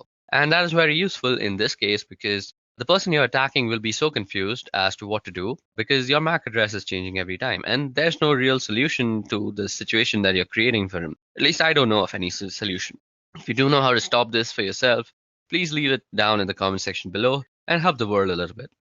Now we want to also get to know what our MAC address is every time. So let me just pipe my function through the whole thing, and let me just try and grab the new MAC address. So MAC changer are one and grep MAC, and then we want to put our network card in the monitor mode, and then we also want to put up our network interface card. Now what we want to do out here is optimize it. So we can't be attacking constantly. So let us put a sleep timer. So this will make our program sleep for a particular amount of time. I'm going to make it sleep for 5 seconds. So after every 5 seconds, it's gonna send that particular BSS ID 10 deauthentication messages. Then it's gonna bring down my interface card. It's gonna change my MAC address. It's gonna put back the interface card into monitor mode and sleep for 5 seconds and then repeat the entire process. And to end the script, let's just say done. So that will denote when the loop is done. Now let me just save it. Control O, Control X to exit. And there we go. Okay, so first of all, to actually run this, need to give it some more permissions. So as you guys can see, we already have it. Let me just put it in a much more readable format. Okay, so as you guys can see, our dos.sh doesn't really have executability. So we can do that with the command chmod. So I'm going to give it some executable permissions. So chmod plus x and then the name of the file. So this will actually change our dos.sh into a executable bash script.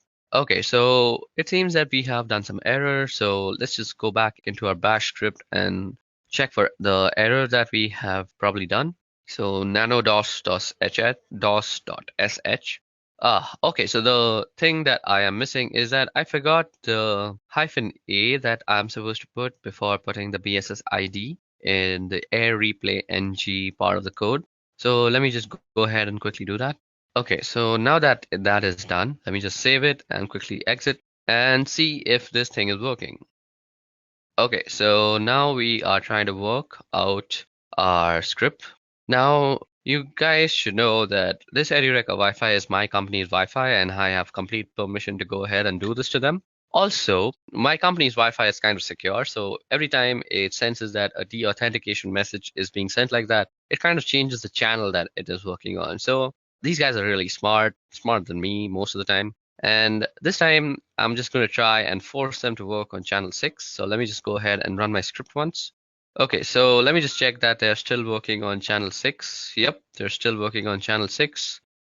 Let me just check my script once if it's correctly done, if I have the perfect MAC ID. Let me just copy in the MAC ID just to be sure once again. So there you go, we've copied it. Let's go into the script and let's paste it out. Okay, so now that that is done and we have the MAC IDs and everything set up properly, let me just show you how to run the script. So you go dot and backward slash, and then you said dos.sh. Now you see that our thing is working on channel 8. So this will definitely not work and will say that BSS ID is not there. So what we need to do, as I had showed to you guys earlier, we can go iwconfig WL1 and change the channel to channel 6. Oops, I changed it to channel 8 again.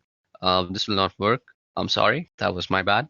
So now that we have changed it to channel 6, you can see that it is sending everything immediately. Okay, so that is actually running our script very well. And as you guys can see, the security measures that are taken by my company, it will not always work on channel 6. It'll keep rotating now until it finds a safe channel. So it really can't find a safe channel. I will always be DOSing on channel 6 and it will run sometimes and it won't run sometimes, but mostly with unsecure Wi-Fi that is running at your home mostly, this will work 100% times. So let me just stop this because my company will go mad on me if I just keep on DOSing them. So this brings us to the end of our demonstration. This is how you can always DOS your neighbors if they're annoying you. But remember, if you're caught, you could be prosecuted. So this was about how DDoS works, what DDoS actually is, and the different types, and how you can do one on your own with your own system. And by my company, it will not always work on channel 6. It'll keep rotating now until it finds a safe channel. So it really can't find a safe channel. I will always be DOSing on channel 6 and it will run sometimes and it won't run sometimes, but mostly with unsecure Wi-Fi that is running at your home mostly, this will work 100% times. So let me just stop this because my company will go mad on me if I just keep on DOSing them. So this brings us to the end of our demonstration. This is how you can always DOS your neighbors if they're annoying you. But remember, if you're caught, you could be prosecuted. So this was about how DDoS works, what DDoS actually is, and the different types, and how you can do one on your own with your own system.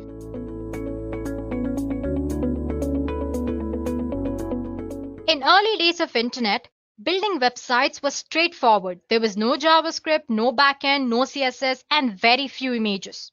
But as web gained popularity, the need for more advanced technology and dynamic websites grew.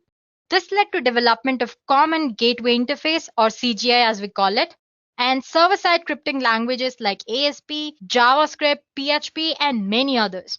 Websites changed and started storing user input and site content in databases.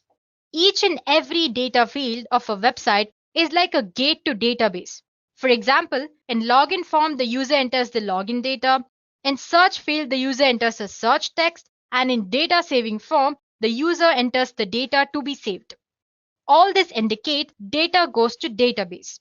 So instead of correct data, if any malicious code is entered, then there are possibilities for some serious damage to happen to the database and sometimes to the entire system. And this is what SQL injection is all about. I'm sure you've heard of SQL.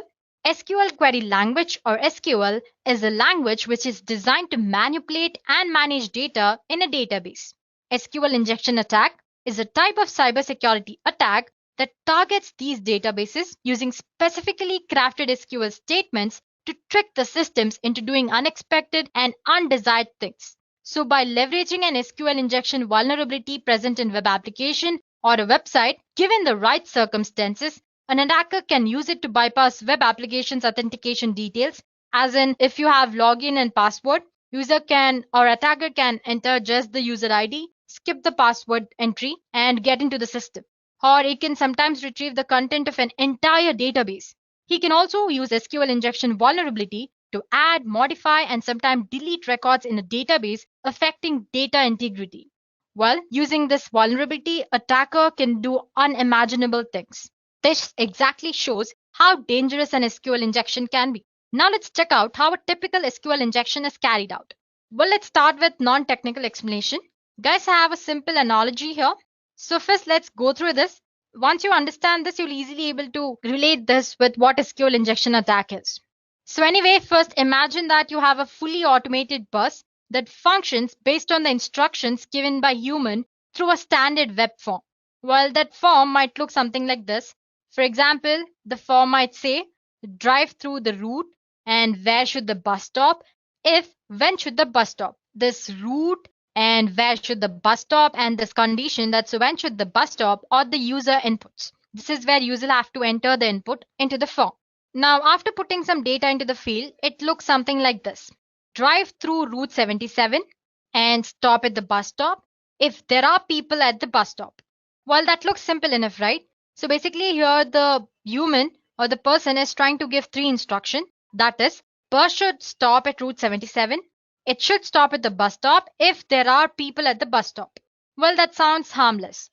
Now imagine a scenario where someone manages to send these instructions, which look something like this. Drive through Route 77 and do not stop at the bus stop and ignore rest of the form if there are people at the bus stop. And now since the bus is fully automated, it does exactly as instructed. It drives up Route 77 and does not stop at any bus stop even when there are people waiting, because the instruction says do not stop at the bus stop and ignore the rest of the form. So this part, which is if there are people at the bus stop, is ignored.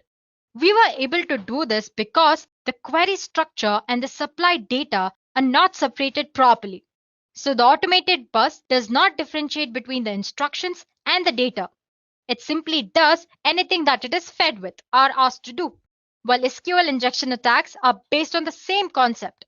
Attackers are able to inject malicious instructions into good ones, all of which are then sent to database server through a web application. And now the technical explanation. An SQL injection needs two conditions to exist, which is a relational database that uses SQL and a user-controlled input which is directly used in an SQL query. Let's say we have an SQL statement, a simple SQL statement The statement says select from table users where username is so and so and password is so and so. Basically, you can think of it as a code for a login form. It's asking for the username and the password. This SQL statement is passed to a function that sends the entire string to connect a database where it will be passed, executed, and returns a result at the end. If you have noticed, the statement contains some special characters, right? We have asterisk here to return all the columns for selected database row. And then there is equals to only returns values that match the search string. And then we have single quote here and here to tell the SQL database where the search string starts or ends. So for user, you have starting here, ending here, and for password here. So basically a pair. Now consider the following example in which a website user is able to change the values of this user and password such as in login form. So if the values are put into user and password, it looks something like this. Select from users table where username is Dean and password is Winchesters. And the SQL statement is simple enough. It's very direct. So if there is a user called Dean with password Winchesters, then all the columns of table users are extracted. Now suppose if the input is not properly sanitized by the web application, the attacker can easily insert some malicious SQL statement like this. The username might be Dean or 1 is equal to 1, and then you have double hyphen followed by password is equal to Winchesters. So basically, along with the data, the user or the attacker has tried to enter a malicious SQL statement disguising it as a data here. So guys, you need to notice two things here. First one, we have or 1 is equal to 1. It's a condition that will always be true. Therefore, it is accepted as a valid input by application. For example, if Dean is not a valid user or if there is no user called Dean in the database, application would consider the next value because there is or in between. Our next value is 1 is equal to 1, which always returns true.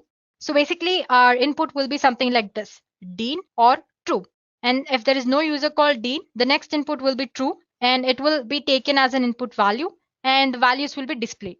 So the next part, which is double hyphen. I'm sure you know what double hyphen represents, right? Basically, it's commenting the next part of the SQL query. So it instructs the SQL parser that the rest of the line is a comment and should not be executed. So the part, that's password part, will be ignored. So basically what we're trying to do is we're trying to bypass the password authentication here. So once the query executes, the SQL injection effectively removes the password verification, resulting in an authentication bypass. By using double hyphen, we're commenting rest of the comment. And before that, using 1 is equal to 1, which is translated to true, we are trying to enter the database without even giving an valid value. So the application will most likely log the attacker in with the first account from the query result. And as you guys know, most of the time, the first account in a database is that of an administrative user. So basically by doing nothing or basically by giving some random data here, the attacker was able to extract the admin details. It sounds very dangerous, right? So that's all an SQL injection attack is all about. Basically, you're trying to manipulate the valid or the correct SQL statement as a malicious code and trying to extract data from the database. Now, what's the worst that could happen when you suffer an SQL injection attack? There are a number of things that an attacker can do when exploiting an SQL injection on a vulnerable website. First of all, he can access data without authorization. For example, by tricking the database into providing too many results for a simple query. Then he can extract sensitive information like social security numbers or credit card details. Next thing, he might somehow get in touch with authentication details of users registered on a website, and then he can use this information to log in during other attacks. He can also alter data in the database without authorization. For example, he can create fraudulent records or add extra users, or he might even actually delete the entire table. Or an attacker can easily control application's behavior that's based on data in the database. For example, by tricking an application into allowing a login without a valid password, which we saw earlier. I showed you how using an SQL injection attack, you can bypass an authentication mechanism or you can avoid password verification. Well, it all depends on the capabilities of an attacker. But the exploitation of an SQL injection vulnerability in a website or an application can lead to complete takeover of the database and the web server. It sounds as dangerous as it looks. Well, guys, there are different types or categories in SQL injection. Attackers can exfiltrate data from servers by exploiting SQL injection vulnerabilities in multiple ways. So guys, till now we've learned what SQL injection attack is and what worst could happen as a result of an SQL injection attack. Now let's explore different type of SQL injection attacks that there are. Attackers can exfiltrate data from data servers by exploiting SQL injection vulnerabilities in multiple ways.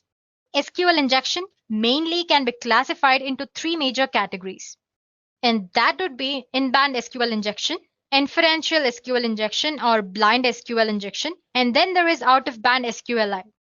So let's begin with in-band SQL injection. In-band SQL injection is one of the most common and very easy to exploit when compared to other SQL injection attack types. In-band SQL injection occurs when an attacker is able to use same communication channel to both launch the attack as well as gather the result. It's further divided into error-based SQL injection and union-based SQL injection. Now talking about the next type, which is blind SQLI, or we can also call it inferential SQL injection. It usually takes much longer when compared to in-band SQL attack, but it is just as dangerous as any other type of SQL injection. So in this attack, no data is actually transferred via web application, and the attacker will not be able to see the result of an attack like in band. That is why what we call it as the blind SQL injection. So basically here, an attacker reconstructs the entire database structure by sending payload, by observing the web application's response, and by resulting behavior of database server. So basically he observes and then attacks based on the data he finds out. It is further divided into blind Boolean based SQLI and then blind time based SQLI. And lastly, we have out of bound SQLI, which we'll discuss at the end. Okay, let's get started with error based and then we'll move forward with the other types. Okay, so here we go. Error based SQL attack. It's type of in-band SQL attack. It is a technique that relies on error message thrown by a database server to obtain information about the structure of the database. So basically here an attacker will rely on the error message which is sent by the database server to manipulate the database. So an attacker can retrieve information such as table names and other content from visible database errors. If you guys notice, most of the times the errors are too detailed. Well, it's not necessary for the errors to be so detailed. Well, that's one, you can say, a drawback of database errors here. For example, let's consider this query. Well, don't get overwhelmed by the complicated way it looks. Anyway, you have a request here. With this valid data, I'm attaching an injection point, which says extract the version basically. That's all it is doing. The above query returns an error in which it displays version of MySQL that I'm using. So guys, as you can see, basically I'm using version parameter here, and this is my entire injection point. And using this version parameter, the query will result an error. In the error, it will display version of MySQL that I'm using. Similarly, I can fetch existing database, tables in the database, and finally the content which is present in the table. So the best way or the way to avoid here is you can avoid displaying database error messages in very detailed format, which in turn prevents hackers from fetching the information. So basically make errors as little informative as possible, up to the point. So that's all about the error-based SQL attack. So in simple terms, the attacker makes use of the information which is provided in the error to extract data from the database. Next type of attack is union-based. I'm sure you can understand by the name itself. Anyway, in this attacker, the attacker uses union SQL operator to combine the results of two or more select statement into a single result. And this result is then returned as a part of HTTP response. So here's an example. So as you can see, I have an HTTP response here, which ID is equal to 1. Till here, it's a valid statement. After that, it's our injection point. We are trying to use select MySQL, which is a standard database name, and union operator select version. So basically, this will again display the version of MySQL that I'm using. So these are two different kind of in-band SQL types. Moving on to next type, which is Boolean. So like I said earlier, guys, this inferential or blind SQL injection are referred to as blind because no data is actually transferred via web application, and the attacker will not be able to see the result of an attack here. Okay, so the first type, which is Boolean based. So when an SQL query fails, sometimes some part of web page or disappear. I'm sure you might have noticed, right? Suppose if you're entered something wrong in the URL, sometimes the page which you're viewing either disappears or it might change the entire website or it might fail to load anyway. These indications allow attackers to determine whether the input parameters is vulnerable and whether it allows extraction of data. This attack is typically very slow, especially on large databases, since an attacker would need to enumerate a database character by character. So guys, for example, you can see the query which is on the screen. With this request, the page should load as usual if the database version is 5x, but if it behaves differently, for example, like it might display an empty page or half the details of the website are gone, then you can consider the website version is different, indicating if the website is vulnerable to an SQL injection or not. So basically what he does is here, the attacker gives some sort of input. He observes what kind of response does a database server gives to that query. Based on that, he'll determine if it's possible to exploit the SQL vulnerability present in that application, or if at all the SQL vulnerability is present or not. So that's all about Boolean based. Then comes the time based SQL injection. In some cases, even though a vulnerable SQL query does not have any visible effect on the output of the page, it may still be possible to extract information from an underlying database. Hackers determine this by instructing the database to wait or sleep a stated amount of time before responding. So basically here, if there is no visible output from the database server, the attacker will ask the entire database to sleep for a while. If the page is not vulnerable, it will load quickly. If it is vulnerable, it will take longer than usual to load in response to the query. So to execute that, the true function is changed to something like sleep 3, which instructs the database to sleep for 3 seconds. So basically, as you can see in this example, we are instructing the database to be sleep for 3 seconds. If the page takes longer than usual to load, we can assume that the database version is 5.x. Okay, then comes our final SQL injection type, which is out of bound SQL. It's not very common. Sometimes only when attacker can retrieve information from a database is used some sort of out of band techniques. Usually these type of attacks involve sending data directly from the database server to a machine that is controlled by the attacker. So guys, these are the major categories of an SQL injection. And now that we have learned the theory part, it's better if we know how to actually perform them in reality. So let's explore at least a few of these types, if not all. So to show you guys how to perform an SQL injection, first of all, I need a web application or a website on which I can actually perform an SQL injection. There are a lot of web applications which are vulnerable. So all you have to do is just type php id is equal to 1. This should give you the applications which have SQL vulnerability present in this database. But the thing is, I'm still not sure if I can use these websites. It's almost illegal, right? Because these are actually present on the net. But that won't be posing a problem since we're just trying to learn how to perform SQL injection. There are a lot of vulnerable web applications or websites which are especially made to actually perform such attacks. I'm sure you might have seen in other previous videos related to ethical hacking and cybersecurity, where we used Kali Linux and we used Metasploitable 2. We had different other kind of vulnerable web applications like DAM vulnerable application and Mutiliday and many others. As for today's session, we'll be using another such web application, which is called WebGoat. As you can see, it says WebGoat is a deliberately insecure web application maintained by OWASP designed to teach web application security lessons. So you can install and practice with WebGoat.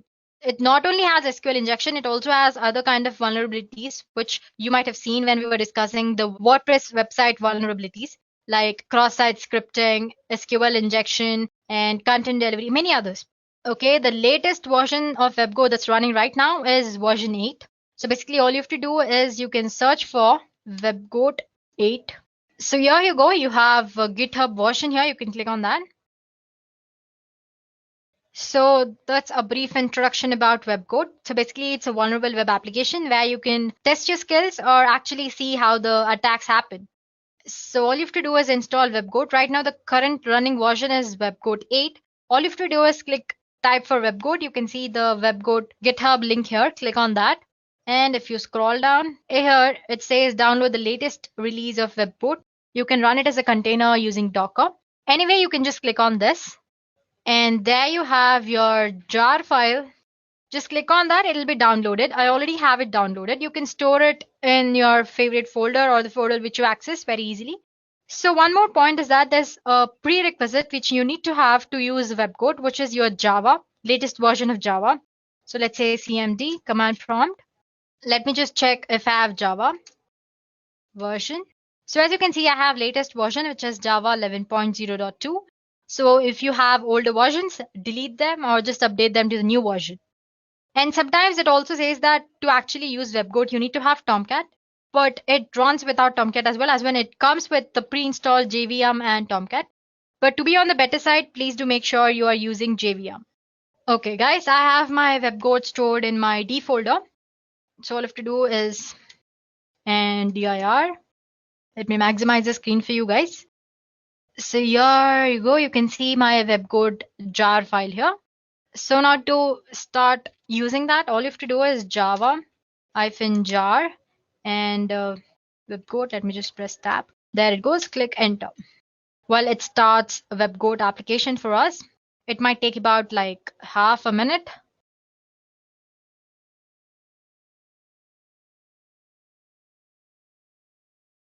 So guys, it has started. It says Tomcat started at port 8080 and it says started WebGoat in so many seconds. As in it says it took so many seconds to actually install at the start the WebGoat application. Now we go back to a browser. Here I type for localhost. Okay, that's WebGoat login page. So guys, here we go. We are into the application. Well, if you haven't registered, if you're using it for the first time, all you have to do is click on this register new user and create a username and password. Okay, let's create a username. Let's say Deepthi, password, some password, and agree. It's as easy as that, and click on sign up. It says it must be between 6 and 10.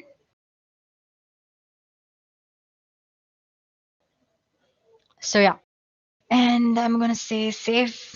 Here you go. This is the WebGoat application. As you can see, it's a deliberately insecure application that allows interested developers just like you to test vulnerabilities, which are commonly found in Java-based applications that use common and popular open source components like SQL and other components. So you have different other kinds of vulnerabilities here as well discussed. You have insecure deserialization, you have access control flaws, you have cross-site scripting. Under that, you have different categories.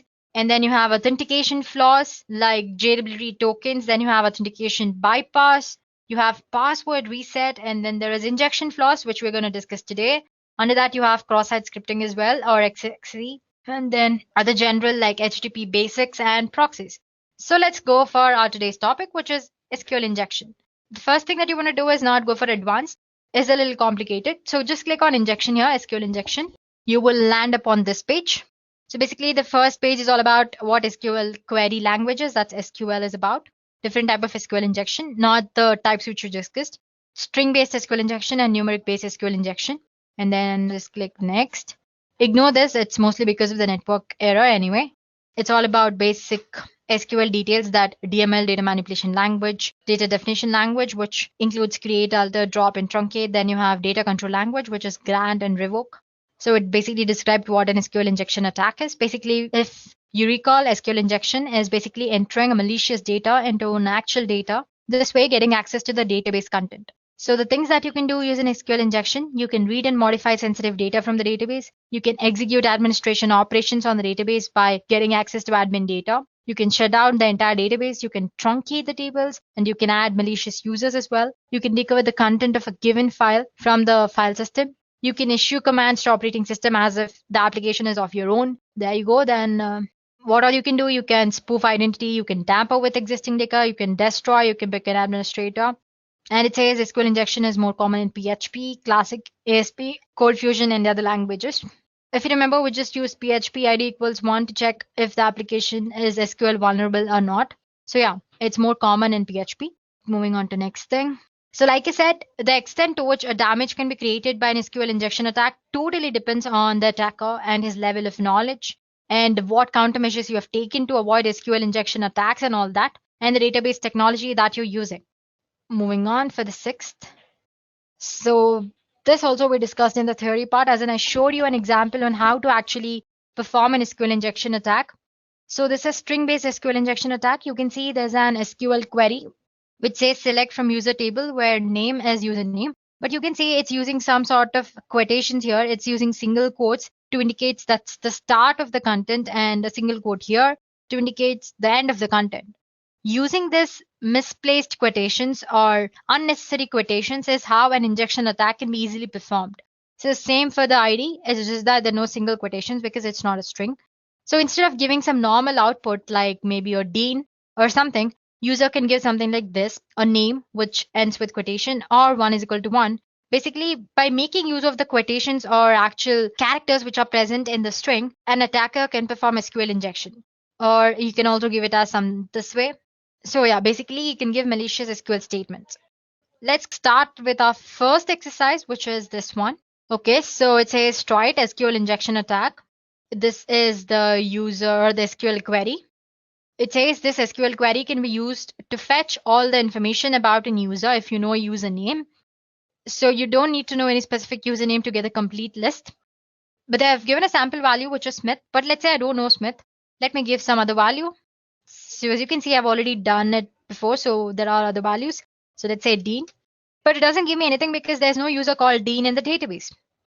Okay, it says give Smith because Smith is a valid user. So let me just give Smith. So as you can see, it is displaying the values of user Smith. Well, this is straightforward. They've mentioned a username, which we've used, and we got the information. But now suppose if I want to know other user's name as well, all you have to do is manipulate this data. So as you can see here, this part, there was a single quotation, but right now it's showing us different garbage characters. Anyway, so I'm ending with this another single quote and saying or 1 is equal to 1, which is always true as you guys know. And there is already a single quote here, one more, so I'm not giving one here. And I'm clicking on get info. So there you go, it successfully fetched me other information about other users as well. So basically, I manipulated the data into some malicious SQL statement. So like I said, 1 is equal to 1 is always true. So basically, it accounts to Smith or true when it actually goes to database. Since true is a valid input, it's displaying me the content. Now let's say I just want to know the first user. But you guys actually, you can give that as this as well, as in you don't have to use the quotations, just give 1 is equal to 1. This also works. I'm saying comment rest of the SQL query like we did earlier, as in we avoided password verification, right? So whatever is after the username, it's going to avoid rest of the query. So get info. So you can see it's worked again. Let's say now I want to fetch just one user or the first or second users. Okay, let's use another name. Okay, just let me clear it. Plain or 1 is equal to 1, and I want to limit the content to 1. So as you can see, it has limited the content to the first user. It's not taking the first input, it's skipping, it's coming to this part, 1 is equal to 1, and it's limiting to the one user. Let's say Dave. So yeah, since the Dave user is not there, it's skipping this part and it's going to this part, which is 1 is equal to 1 and limiting to 1. Let's say 2 here. It should give the next username. Let's say 5 users. So there you go. Similarly, the way you want using malicious SQL statement, you can manipulate and get the data. Let's go to next exercise, which is 8. It's same as the previous one. Before it was string and now it's just number. So they say give 101 for the valid user. Let's give 100. But as you can see, there's no result because there's no user with 100 as user ID. And if I give 101, it's giving me the user 101. Let's say, let me give 110. I don't know if the user is there or not. Or 1 is equal to 1 and comment. I want to limit, let's limit to 3 users. Okay, it says it's number, right? My mistake. So yeah, it's displaying 3 users. So guys, this is a simple explanation of an SQL injection attack, or you can say an error-based injection attack. Now moving on to next exercise. So this is a basic SQL injection. Now going to advanced. Again, click on the first. It says the purpose of this lesson is to combining multiple SQL techniques and use blind SQL injection as well. Okay, I'm going to click on one here. That's one. Second one, like we discussed, if you have misplaced special characters in your SQL statement, using that you can make use and you can extract data. For example, we used comment character to comment rest of the SQL query. We have colon, which command, or see, as you can see, it says star select from users and the command drop table users. Basically, I'm using 2 queries here. One is to select display all the users, which is a valid according to the given form details. And next statement or the injection I'm adding is drop table users. And then you have concatenation plus is again the concatenation, string without quotes and all that. Let's get with our third exercise. It says try it pulling data from other tables. It says one of the table in WebGo database is user system data, which has a username of character, password, which is again a character, and a cookie, which is again a character. So the first thing that we have to do is execute a query to union or join these two tables. The other table was users, if you've forgotten. Let me just take you back to the exercise. As you can see, the first table is users, which I've used in this query. So going back to advanced, we were in this exercise. So yeah, we need to join users table as well as user system table, or do whatever you want. But the final thing they want is see if we can fetch Dave's password. Dave is one of the user. So guys, like I said earlier, the union operator is used in SQL injection to join a query. And the result of this forged query will be joined to the result of actual query. So you have one query, for example, let's say you're giving username and I'm giving union there. I'm attaching another statement. So basically for the result of the previous query, I'm adding my injection point via union. We are asked to fetch Dave's password here. Well, there are a lot of ways you can do it. We can do it without using union as well. Let me show you one way. Let's say I have Smith. I'm going to end this here. And let me say select star from user system data. And I'm again quoting it. And that should do it. So sorry about that, guys. Earlier it was an error, right? So basically, let's say Smith. And I'm commenting it. And then I'm giving select star from user. What is the table name? System data in the query and comment the rest. So as you can see, it has fetched the password of Dave. This is one way of doing it. But then we explored error-based SQL injection earlier. Now I want to show you how to use union command to extract or to perform this exercise. Anyway, so basically, like I said earlier, again, you can use union to combine two results. So the first thing you need to do is you need to know the number of columns in your user tables. For that, the simple thing that you can do is Smith. You can use group by or order by. Both of them works fine. I'm using order by 1 and let me comment it. It is giving me some sort of output. So I can say number of columns is more than 1 or actually 1. Let me try one more. 2, comment. It's still giving output. Let's give 3, 4, 5, 6. 7. It's still giving me output. Let me try go for 8. Yeah, as you can see, when I've given till 8, it says invalid order by expression. It's because, as you can see, if I give 7, the number of columns here is 7. User ID, that's 2 first name, 3, 4, 5, 6, and 7. Total number of columns is 7. And when I give it 8, it's giving me error because the number of columns are just 7. So this way, based on the error it's displaying, you can actually extract data, or you can actually know. So now that we know there are 7 columns, I'm going to use union statement. Remember guys, when you're giving union, in the select statement, the number of fields or the number of columns that you're giving should be the same number of columns as in the users table. That's 7. That's why we found the number of columns. The values are needed because the two queries must have equal number of columns in order to avoid syntax error. If you have like 5 columns in your second table and if you have 7 columns in the first table, the union won't happen properly and you're going to get a syntax error. To avoid that, we found out the number of columns so that you can manipulate it in the query. For example, let's say Smith, and now the union select user ID, 7 columns, user ID, then password. Let's give username as well, username, password, then cookie. Make sure the data types is right as well, matching, then cookie, then user ID. Let me just count. So I have 1, username 2, that's 3, password 4, 5, 6 the field, and 7 user ID. From which user table? That's user SYSTEM system. Sorry about the mistakes, guys. Data, and comment the rest of the session. Now if I give get info, as you can see, it is fetching the information. So basically we used union operator. We combined that with actual query, which was name. So basically we gave Smith as the username. Along with that, we attached our next query, which is select.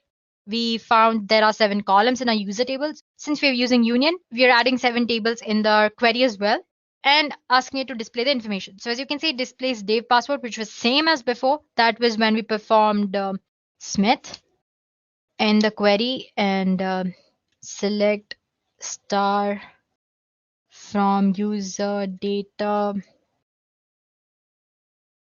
system data. Okay. So as you can see, the password now and the password earlier was also different, as in same. Sorry about that. Now if I give this to check pass W0 and then I have R and capital D. So it says, congratulations, you have successfully completed the assignment. There you go, guys. I've showed you error-based SQL by finding out number of columns and in the simple SQL as well. After that, we also learned how to use union operator to extract the data. So like I said, we have learned at least 2 types of SQL injection attacks here. Then going to next one, it says blind SQL injection attack. We've already learned about blind SQL injection attacks. Basically, no output, or an attacker can't actually see the database input here. So basically, the attacker determines the answer or the data he wants based on the application's response to the query he gives. And the next part is about difference. So it says in a normal SQL injection, error messages from database are displayed and given enough information to find out how query is working. Or similarly in the case of union-based SQL as well. So in case of this blind SQL, nothing is displayed. You will start asking questions based on true or false statement. And depending on the response the system or database server gives to you, you determine what kind of attack can you actually perform.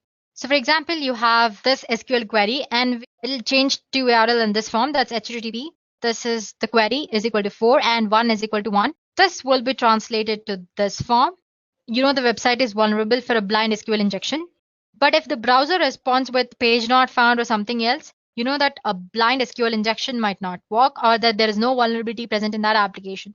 Similarly, you can go ahead and change 1 to 2, which will not return anything because obviously the query returns false, which 1 is not equal to 2, right? So basically it equates to some content or data and false.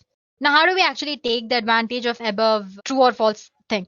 So here you go. I have my actual data, which is http myshop.com, article is equal to 4. And this is my injection point substring. I'm trying to find database version here. Similarly, you can also find the number of databases present, the database's names, tables present in database, and actual content of the database and all that.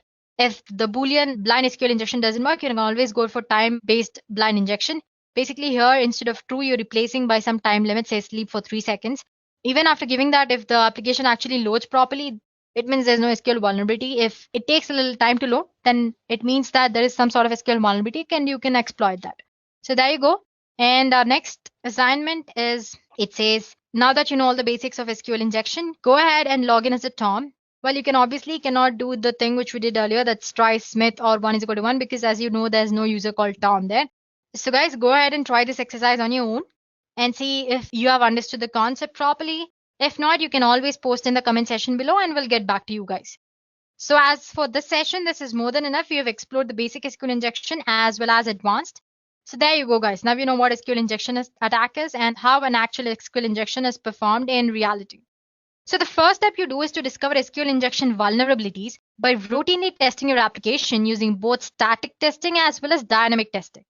Secondly, you avoid and repair SQL injection vulnerabilities by using parameterized queries. I'm sure you know that programming languages talk to SQL databases using database drivers, right?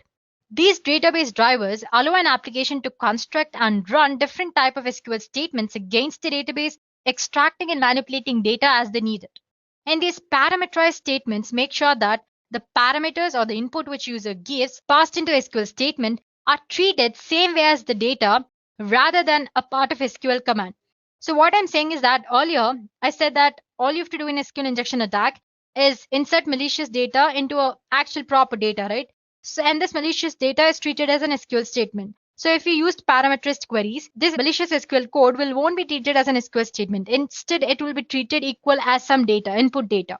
And there's one more way you can protect against SQL injection. Many development teams prefer to use object relational mapping or ORM frameworks to make the translation of SQL result sets into code object more seamless. And then comes the third thing, which if you are unable to use parameterized queries or a library that writes SQL for you, the next best approach is to ensure proper escaping of special string characters. So basically, you can use escape characters in your data. Well, escape symbol characters is a simple way to protect against SQL injection attacks, and many languages have standard functions to achieve this. You can enforce principle of least privilege. Application should ensure that each process or software component can access and affect only the resource it needs. as in it can't access the other data which is not actually related to it. Well, you can think of it in the same way that only certain bank employees have the access to the actual vault. So applying this restricted privileges can help mitigate a lot of risk around injection attacks. Sensibly designing access management in this way can provide a vital second line of defense. So no matter how an attacker gets access to your system, it can mitigate the type of damage that they can possibly do. And finally, you can use a web application firewall. Well, they're not as effective as other measures, but they can help you identify SQL injection attempts and sometimes help you prevent SQL injection attempts from reaching the application as well. So guys, SQL injections are popular attack methods for cybercriminals. But by taking proper precautions such as ensuring that data is encrypted, performing security tests, and by being up to date with patches, you can take meaningful steps toward keeping your data very secure. There are a variety of ways an hacker may infiltrate an application due to web application vulnerabilities. So guys, stay informed and stay alert. No matter how an attacker gets access to your system, it can mitigate the type of damage that they can possibly do.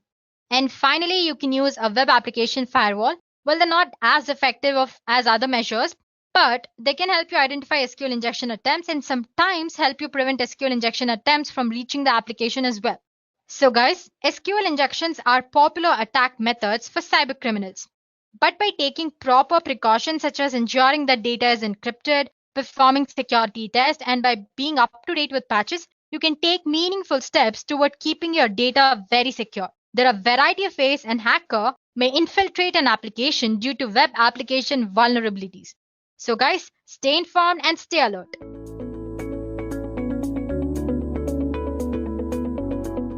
So you remember the last time you went shopping online? Remember all the pictures of clothes, books, and electronics that you looked at?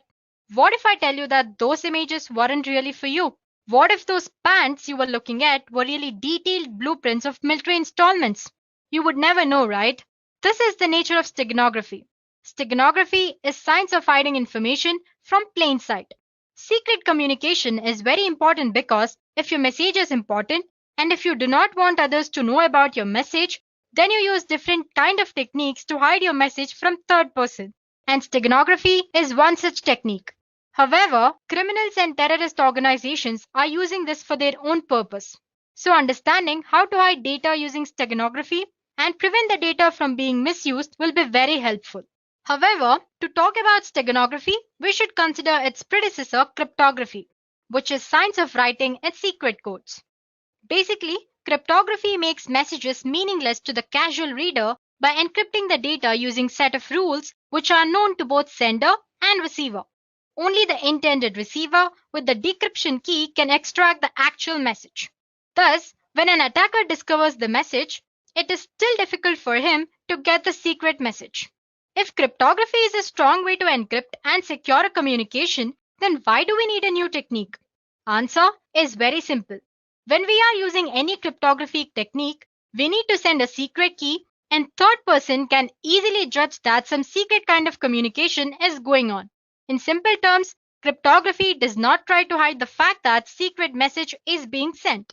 This is where steganography comes into picture. The main reason of using steganography is that you are hiding your secret message behind an ordinary file. No one will suspect the fact that a communication or some sort of secret message is being sent. People will generally think it is an ordinary file and your secret message will go without any suspicion. Unlike cryptography, which conceals the content of a secret message, steganography conceals the very fact that message is being communicated. So if I have to define steganography, it is an ancient art of covering messages in a secret way such that only the sender and the receiver knows the presence of the message. Well, now if you're thinking steganography is a brand new method, then you are mistaken. Steganography is an ancient practice. The word steganography is derived from Greek word steganos, meaning hidden or concealed, and graphen, which means writing or drawing. Before moving further, let's get a glimpse of how steganography evolved from past. The concept of steganography was first introduced in 1499, but the idea itself has existed since ancient times. There are stories of a method being used in Roman Empire whereby a slave choosing to convey a secret message had his scalp shaved clean and a message was tattooed onto his skin. When the messenger's hair grew back, he was dispatched on a secret mission. On the other end, the receiver shaved the messenger's scalp again and read the secret message. Well, that was one way of doing it. Demaratus, the king of Sparta, sent a secret message on tablet covered with wax. When it was received at the other end, the wax was scraped off to recover the message. Another oldest and the most fascinating and common way to hide message is to use invisible inks. The actual message can be made visible if document was heated gently. Next came the null cipher. Null cipher refers to the method of encrypting where plain text is mixed with actual message. Next was hiding data in the images. Microdots were used to conceal a message. A microdot is a simple text or an image which is reduced in size to hide its contents. And this microdot or the images or the text which are present in a microdot are then read using magnifiers. Apart from these techniques, there were others as well, like spread spectrum, semograms, etc. So like I said earlier, steganography is an ancient practice. The majority of today's steganographic systems use multimedia objects like image, audio, video, etc. as cover media. Well, if you don't know what I mean when I say cover media, don't worry about it. You will know more about it as we progress through this session. But for now, cover media is a place where you actually store your hidden information or you store your secret information. So based on the type of cover media, steganography is divided into multiple types. To begin with, we have text steganography.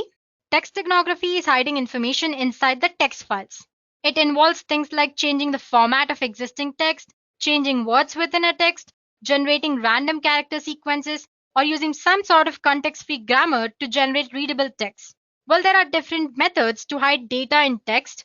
Some of the popular ones include format-based method, random and statistical generation, linguistic method. Moving on, we have image steganography. This is nothing but hiding data in an image.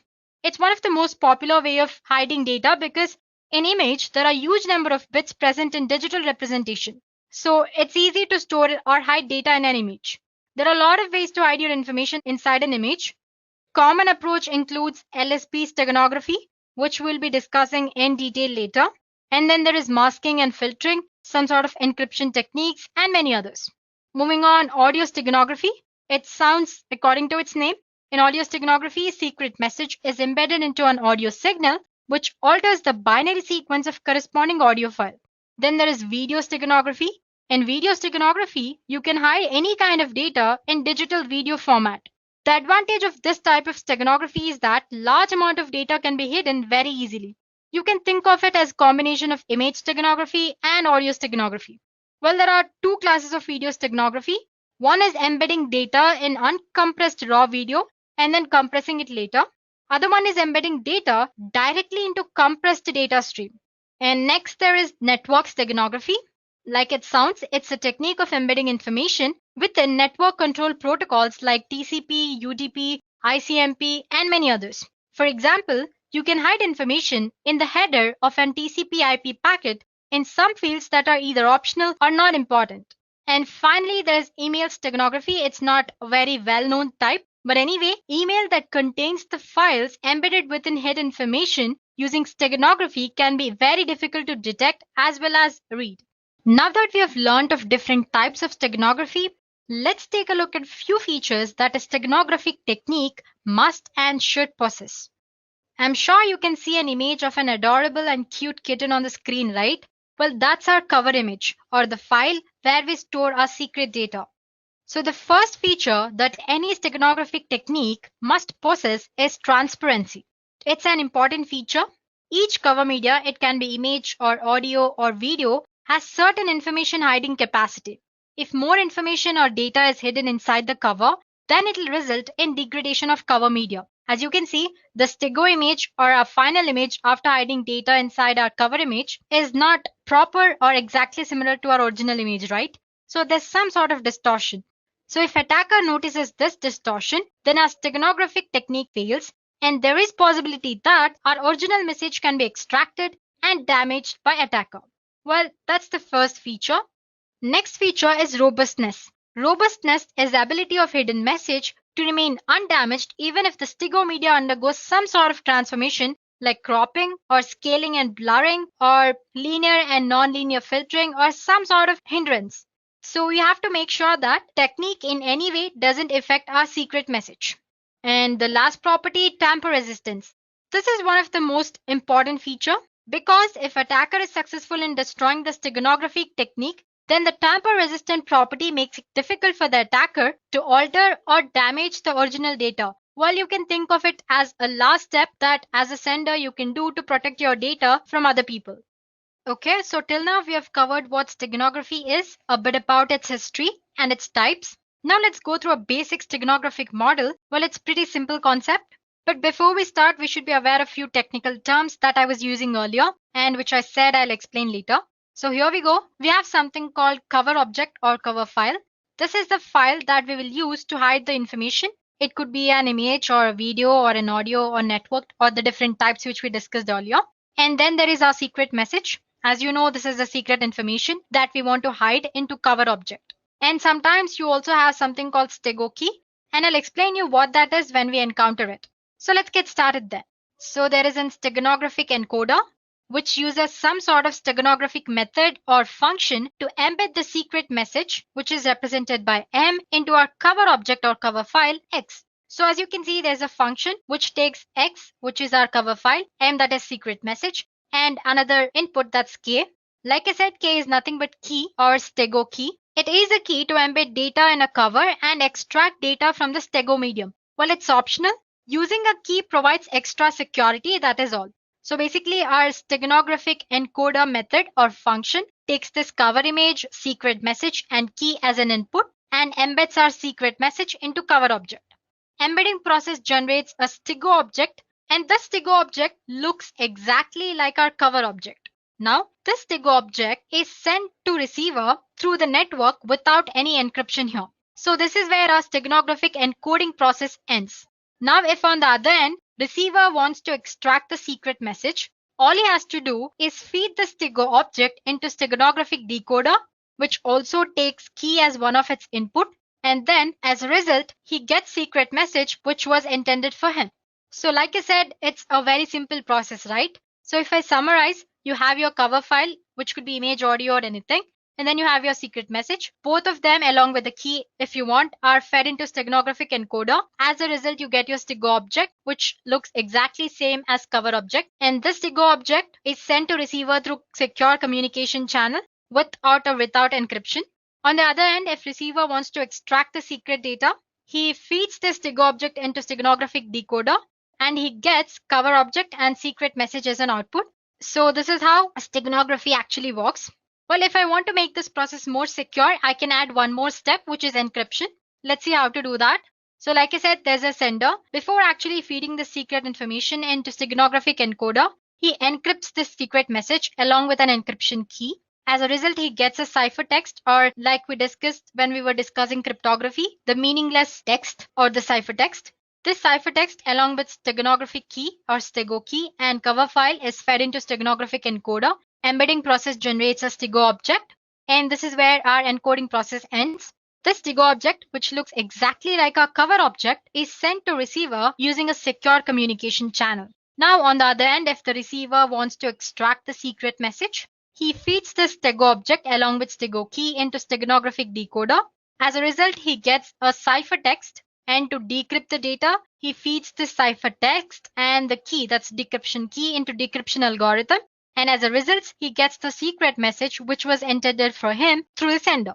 So there you go, guys. That's simple.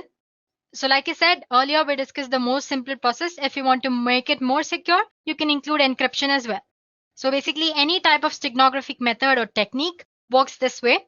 It's just that the type of algorithm they use or the encryption algorithm or the technique they use to embed data into an image or a video, or it could be anything that's cover object, is different. So guys, till now we've learned about what steganography is and how a steganographic technique actually works. It's time that we should learn about one of the most popular steganographic technique, which is LSB steganography.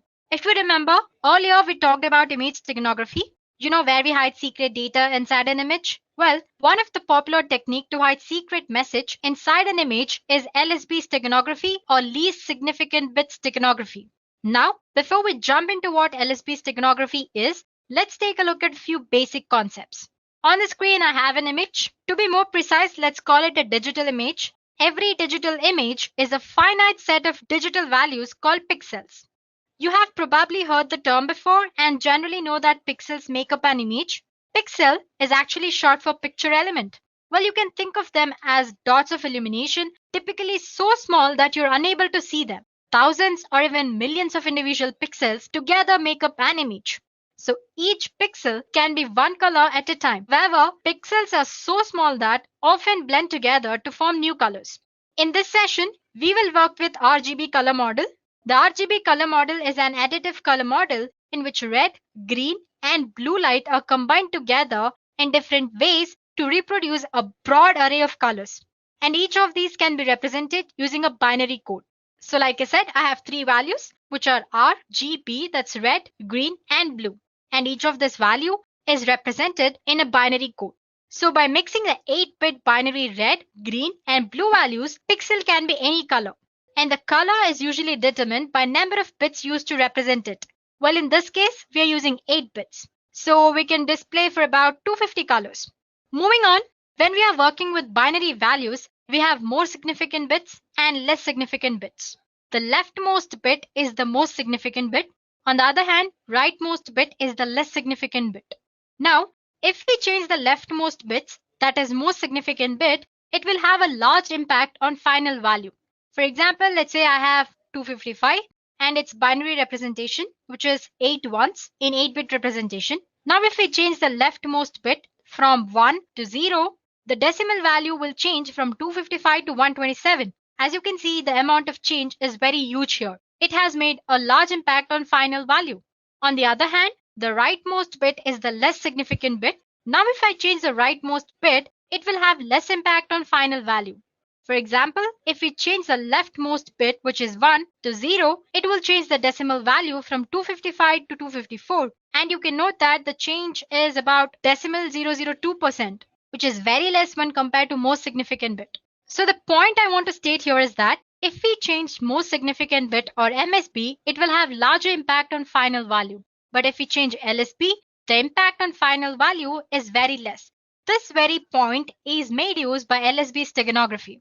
So in this method, which is LSB steganography, least significant bit of an image or of a pixel in an image is replaced with a bit of a secret image. The result of this process alters the original output very slightly.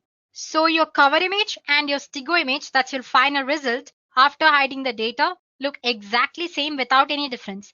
This technique works very good for image, audio, and video steganography. Well, let's consider a simple example. Suppose we want to insert letter A into an image. The binary representation of A is 1 followed by 5 zeros and again 1. Now, like I said earlier, we are using RGB color model here. So, and I'm using 8 bits to represent each of these values, which is red, green, and blue. So I'll be needing about 3 consecutive pixels. That's about 9 bytes to replace all the least significant bits by the bits of the letter A. Well, don't worry about it. You'll understand once you see the next image that I show you on the screen. So like I said, I'm considering 3 pixels, which is about 9 bytes. So these are the pixels before insertion. I've picked like random pixels. So as you can see, I have 3 pixels, 1, 2, 3, and 9. So totally 9 bytes I have here. And now if we replace the last bit or LSB for each byte with a bit from binary representation of A, what we get is this. So as you can see, I have replaced the 0 with this 1 here. So as you can see, 0 is replaced with 1. And then I have 5 zeros, 0, 0, like 5 zeros followed by 1, 1, which is already 1, so I'm not replacing anything here. So as you can see, all the color bits have been replaced here. So once you are done with replacing, you'll find that the final result or the stego image is very much identical to your actual image. That's your cover object. On an average, LSB requires that only half of the bits in the image can be changed. As you can see, I've like left 3 or 4 bits unchanged here. For example, this one, and the 0 here. The 0 in the first line, in the last line, I have 2 ones left without changing it. So if need required, you can hide data in the least and the second least significant bits as well.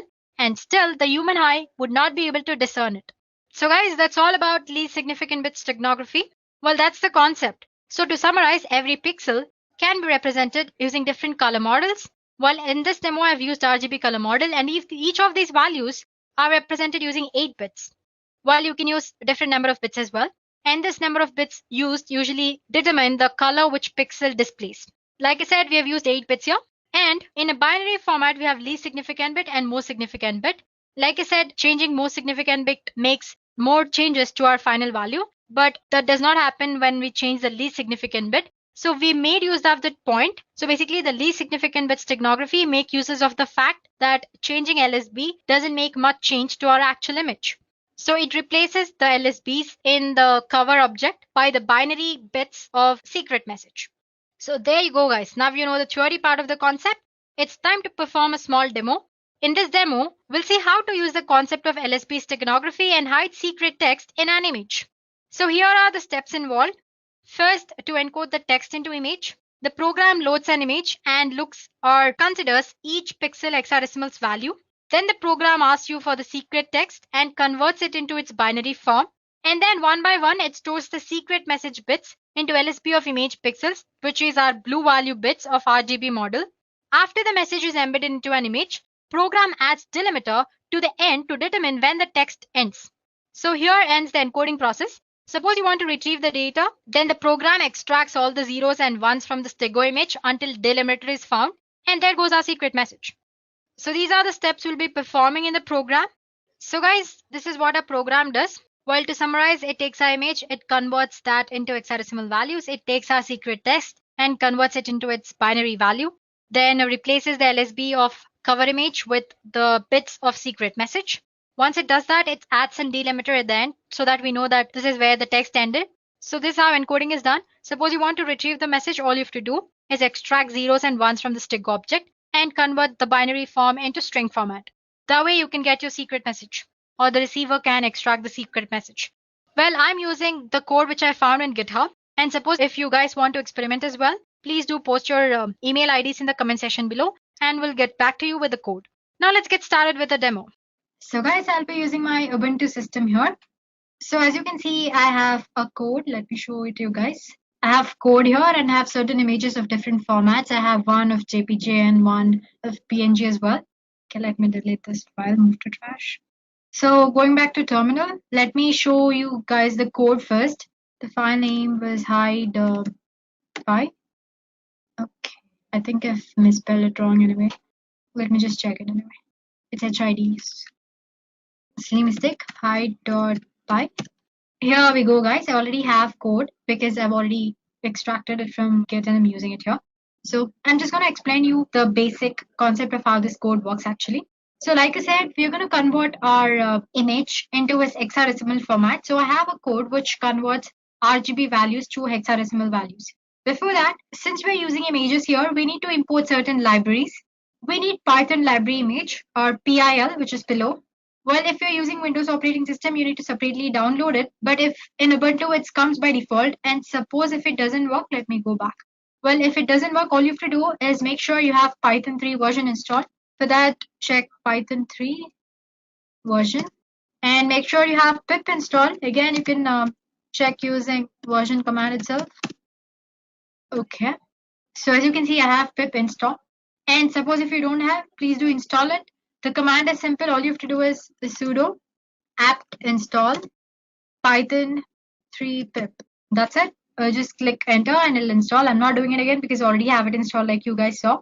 And once you've done that, to install pillow, sudo pip install pillow. That's all. And then it'll work. That's just the way of installing pillow library. Let me clear the stuff. Let's go back to program. So since we're using images, like I said, we need to use certain libraries. Here we'll be using pillow library. So if you get an error while using this program, please do install pip and pillow. So getting back to program, like I said, here we're using an image and converting that to its hexadecimal format. And similarly, while retrieving it, we're using the inverse function of it. And our secret message, which is in string format, we're converting it to binary and binary to string. And then there is encode. Basically, it goes through the hex code and places the binary bit of a secret message into the hex code. Similarly, the inverse program is decode. It'll decode the hex format. First, it'll check if for the zeros and ones, and then it pulls the data from that. So basically, we have 4 main functions here, which is encode, decode, hide, and retrieve. Like I said, encode and decode. Like I said earlier, it checks for the hex code hexadecimal code and then replaces the bits. And decode, it checks if the hex code has zeros and ones, it'll extract the data. If hex code doesn't have any zeros and one, it'll return none. So there you go. Now these are the basic functions, and then comes the complex function, which is to hide a message. I have a hide function here. Just go through it. It's very simple. So basically, as you can see, this hide function, it takes file name and message. It opens the image library where it gives the file name as input and then converts the message from string format to binary format and adds the delimiter as we discussed in the theory part of the session, so that while extracting, you know that you've reached the end of the text. So basically, first it checks if our image is in RGB format or not. If it doesn't, and then it converts to it.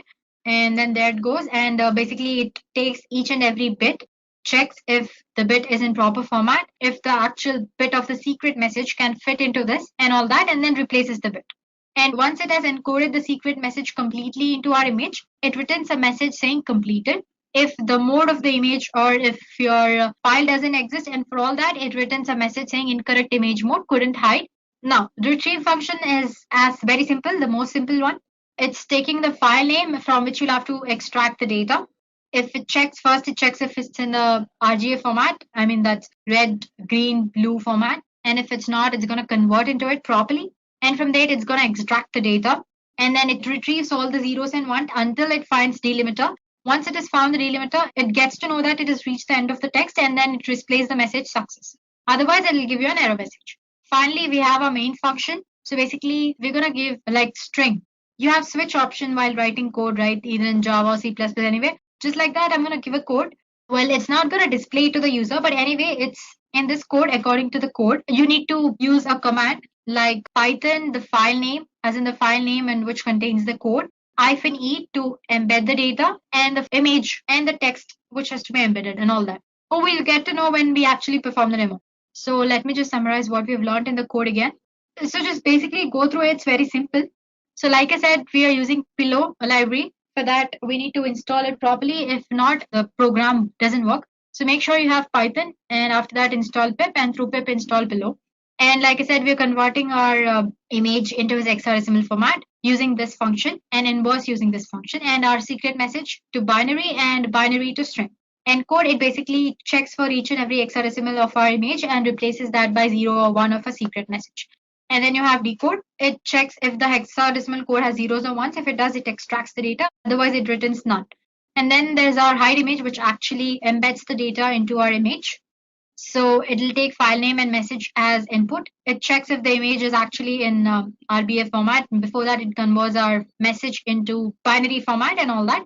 And then based on certain conditions, it embeds the data properly into the image. If there is some error regarding the mode of the image you're using, or if the text file doesn't exist, it shows an error message. Same goes for the retrieval as well. It checks for the zeros and ones, extracts until it finds a delimiter, and then it gives you a success message. So there we go, guys. The program is simple.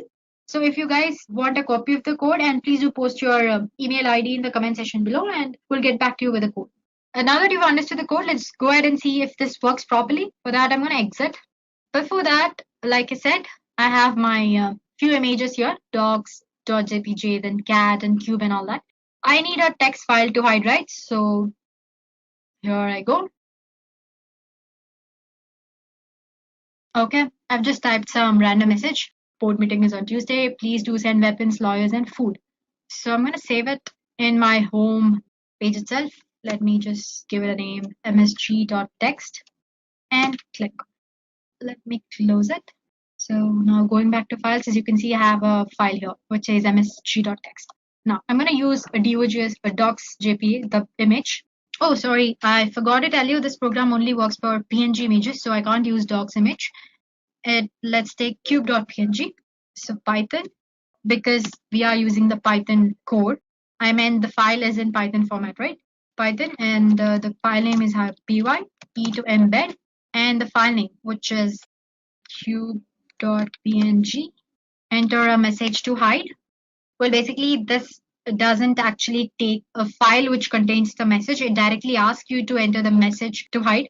But don't worry, the file which we just created, I'll show how to use it for while we are discussing the steganographic tools. Anyway, getting back to what we were doing, hide a message. So it says it's completed. Now let's get back to files. Now, if in case I open QPNG, it's same as before. You won't find any changes here.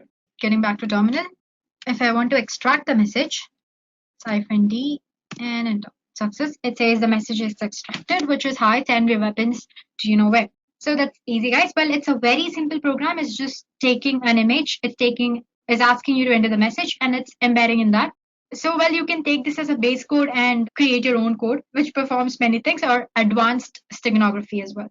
So basically, to summarize, in this program, what we did was we converted our secret message into its binary form, and we took the bits in the binary code and replaced the least significant bits, or the blue color bits, of RGB color model by these bits of secret message. So basically, we're replacing the least significant bits so that our cover image, that's cover object, as well as our Stigo object, both are same and look identical.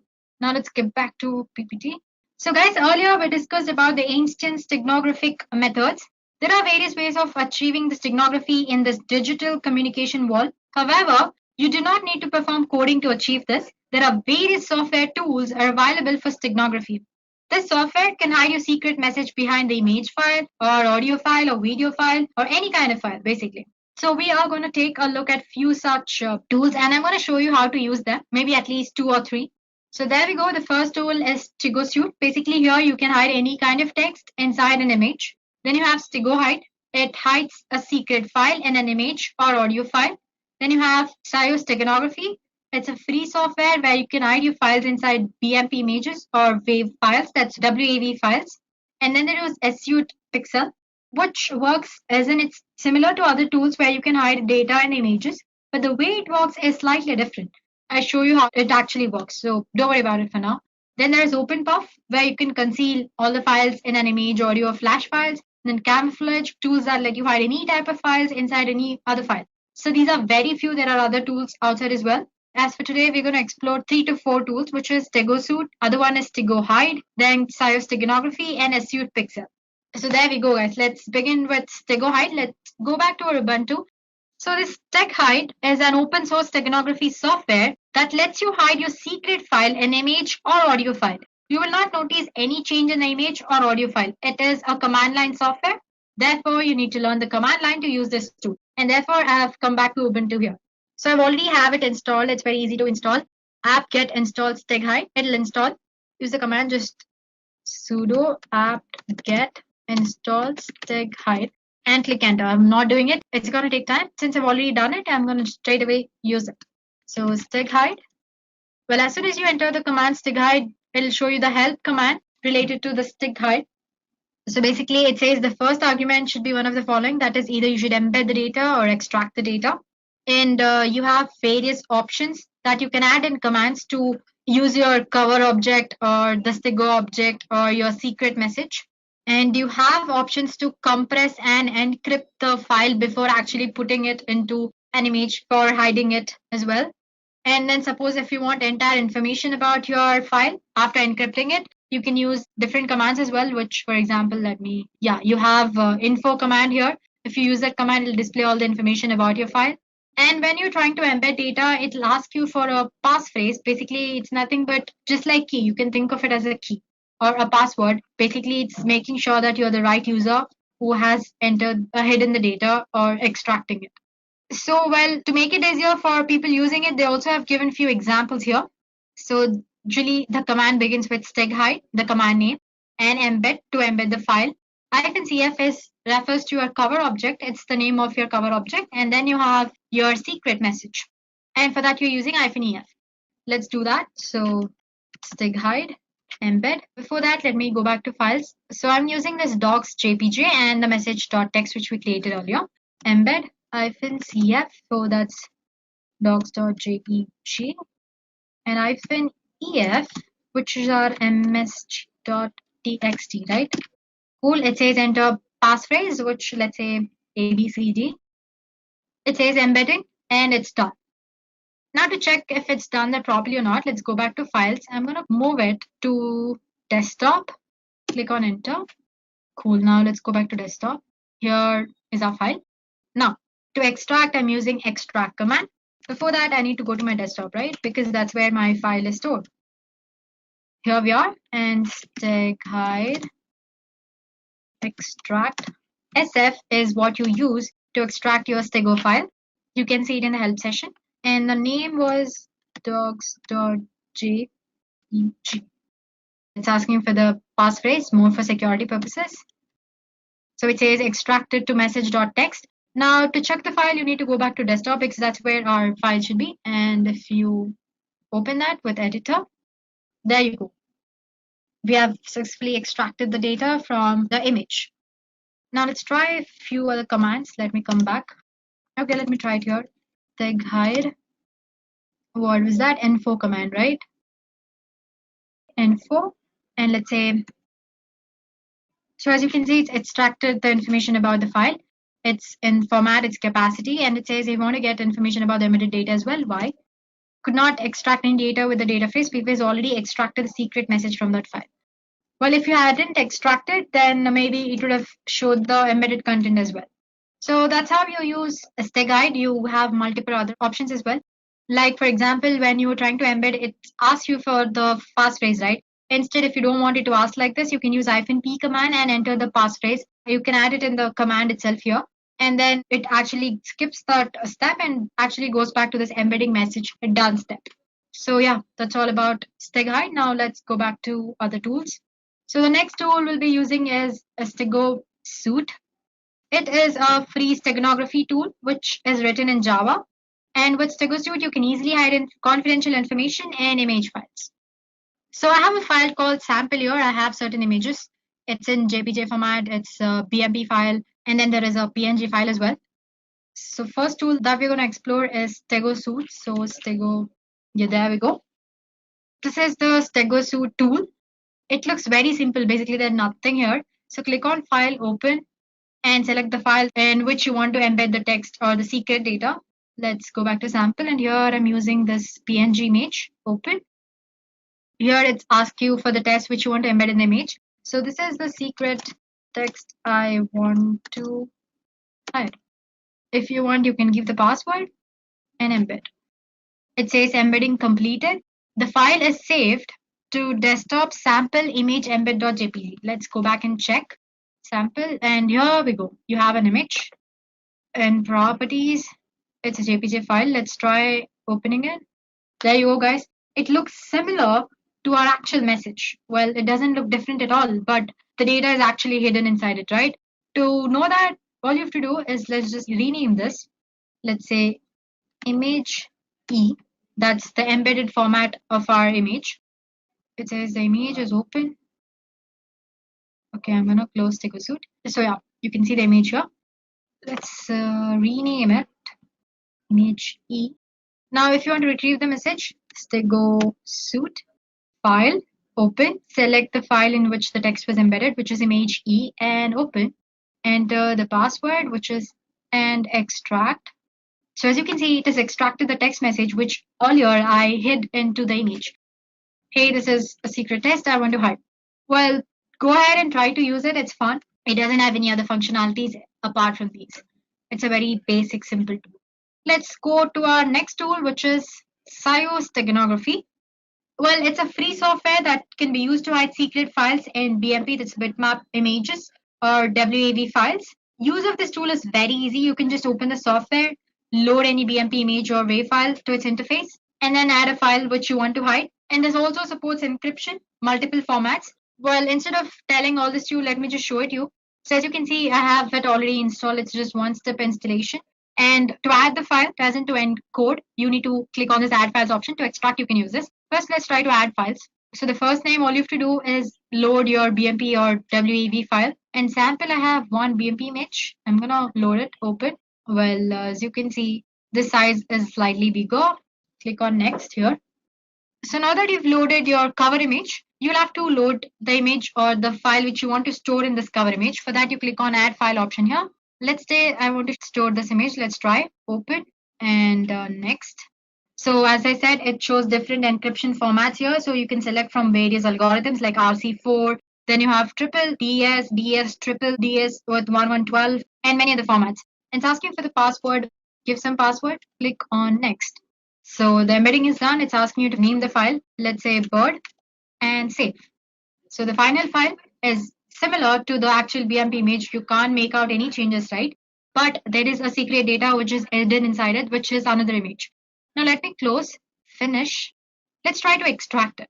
Click on this extract files and load the source file, which should be a bird. Then open, next.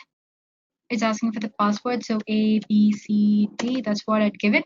And extract file, image2.j, save. File extract successful, okay. Finish. Let's go back to the location and see. So here we go. We had tried to store this image2 in the bird, but after that we tried to extract it. So there we go, guys. The image has been successfully extracted. This way you can store any kind of file. It can be your Excel file or Word file, document file or PowerPoint file or image or anything. So that's your Xios steganography tool. So like I said, you can add the files, but to extract the message, you'll have to start using this file from the beginning again. Then let's go back to our next tool, which is Issued Pixel. It's here. Let me just check. I have installed it. I'm gonna extract all. Let's store it in our desktop. And okay.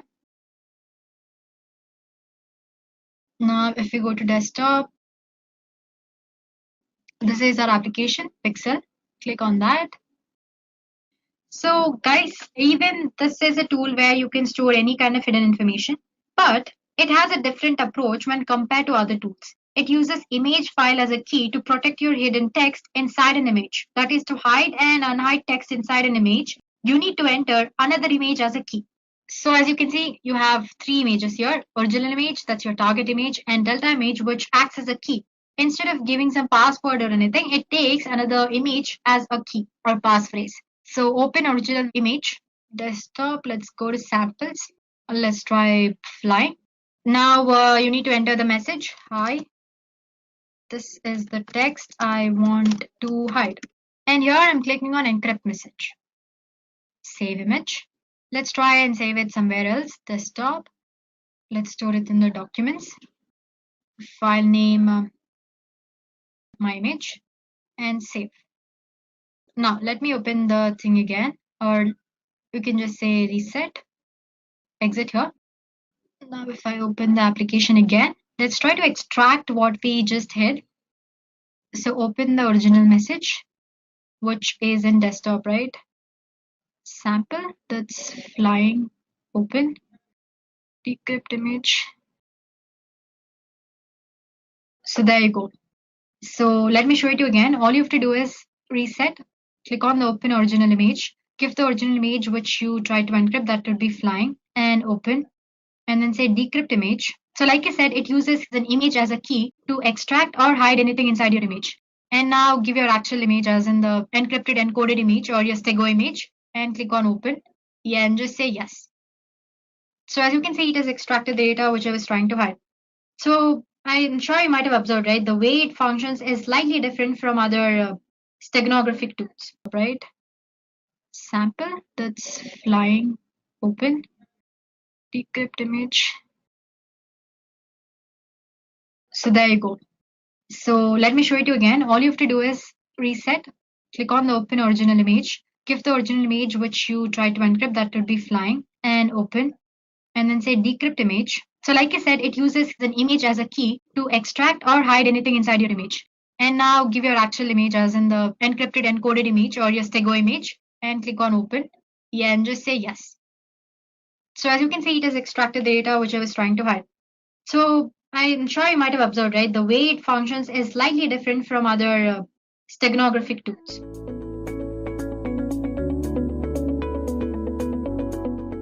Now let's talk about the roadmap to become an ethical hacker. How your ethical hacking career begins depends on your current field of work. If you're not in an information technology field, you should definitely try shifting into one. Even though most jobs require you to have a bachelor's degree in computer science or cybersecurity related fields, exceptions are made for people with sound knowledge of operating systems, databases, and networking. Also, it is nigh impossible to directly become an ethical hacker. Most ethical hackers begin their career as tech support engineers who climb their way up by earning certifications like CCNA and CISSP before working towards the ultimate CEH certification. After earning your CE certification, it is time to market yourself as an ethical hacker. Okay, now let's go over the roles and responsibilities of an ethical hacker. Now, there seems to be a general misconception that a person with an ethical hacking career is only responsible for penetration testing of systems and applications. This is not true, and an ethical hacker is responsible for much more.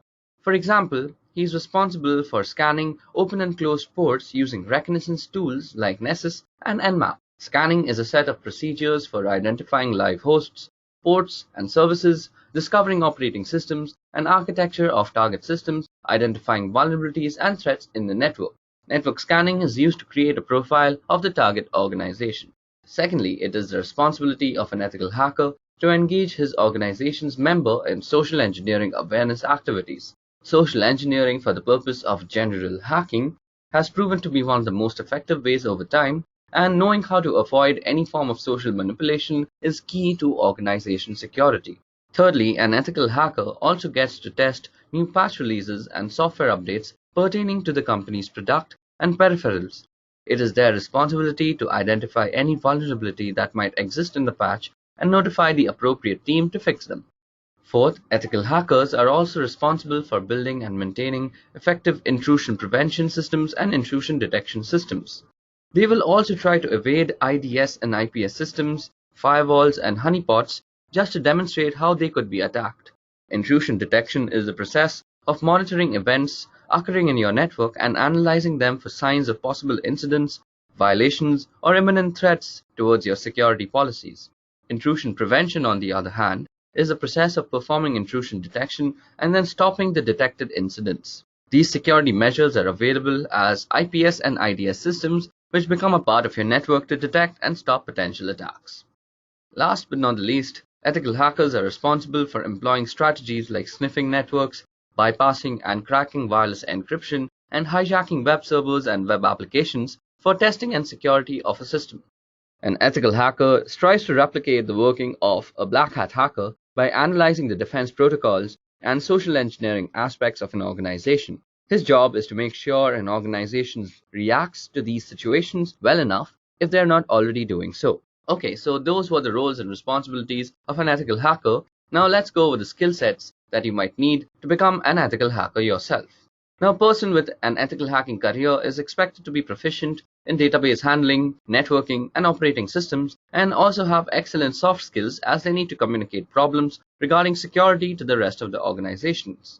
Other than these generalized skill sets, an ethical hacker also has to have a good grasp on the following skills that we're going to discuss now. Now, the first skill is network traffic sniffing. Sniffing is the process of monitoring and capturing all the packets through a given network using sniffing tools. It is a form of tapping phone wires and to get to know about the conversation. It is also called wiretapping and applied to the computer networks. Next, ethical hackers should also know how to orchestrate different types of network and database attacks, as their main job is to predict black hat hackers, and to do this, one must be able to think and act like a black hat hacker. Third, ethical hackers have to deal with different kinds of operating systems on a daily basis, with Linux being the daily driver. So, it is obvious that an ethical hacker needs to have an in-depth knowledge of the working of operating systems in general. For example, they should know how to look for exploits in buffer vulnerabilities. Next, ethical hackers also have to deal with different kinds of database formats, whether it be SQL, PostgreSQL, NoSQL. An ethical hacker at least needs to have a general knowledge of their working and architecture. Fifth, an ethical hacker should also be proficient in cryptography and cryptanalysis, which is basically the deciphering of ciphertext without knowing the key.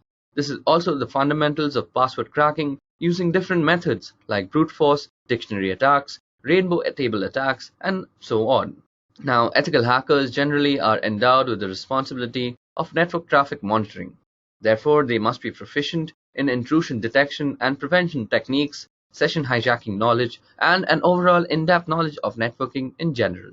Last but not the least, ethical hackers also need to make custom softwares to tackle the use case specific security flaws that might be affecting the company. Now, this requires a general knowledge of programming languages so that you can execute the solutions to the problems that you find in the organization. Above that, programming will also help you automate a lot of tasks that would generally take a lot of precious time. Apart from all this, an ethical hacker must be a creative thinker because black hat hackers are constantly coming up with ingenious ways to exploit the system, and it is an ethical hacker's job to predict and prevent such breaches. Now let's talk about the job trends that is in ethical hacking industry.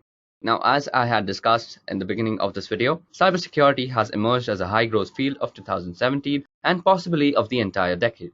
During the 5 years between 2012 and 2017, listings of cybersecurity jobs increased by a whopping 75% according to the analysis made by Bureau of Labor Statistics. Now, this has led to a lot of unfilled positions, so jobs are plenty and they pay well too. Now, let's go with the companies that are hiring ethical hackers. Now, an ethical hacker finds a job in any company which has an internet-facing site or anything to do with the web. These include college institutions like MIT, and even private companies ranging from logistics services to data warehousing companies, for example Wipro, Ernst & Young, Infosys, and even IBM. Now, apart from these, you can also get a chance to work for the military and top secret intelligence gathering agencies like CIA, Mossad, or NSA. Now, coming to the final question, that is, how much money does an ethical hacker make? So, a certified ethical hacker makes an average annual income of $88,000 according to payscale.com. Now, the average starting salary for a certified ethical hacker is around $95,000 according to the EC Council Senior Director Stephen Graham. Also, the founder of Novaya Security, Edureka, estimates a more or conservative $50,000 to $100,000 per year in the first years of working, depending on your employer, experience, and education. And those with a few years of experience can pull up to $120,000 and upwards per year, particularly those who work as an independent consultant. Okay guys, so that was all about ethical hacking and a career in ethical hacking. We spoke about how you can become an ethical hacker yourself and the roles and responsibilities and skills of an ethical hacker. Above that, we also discussed how much salary you'll get as an ethical hacker and the different companies that you could work for.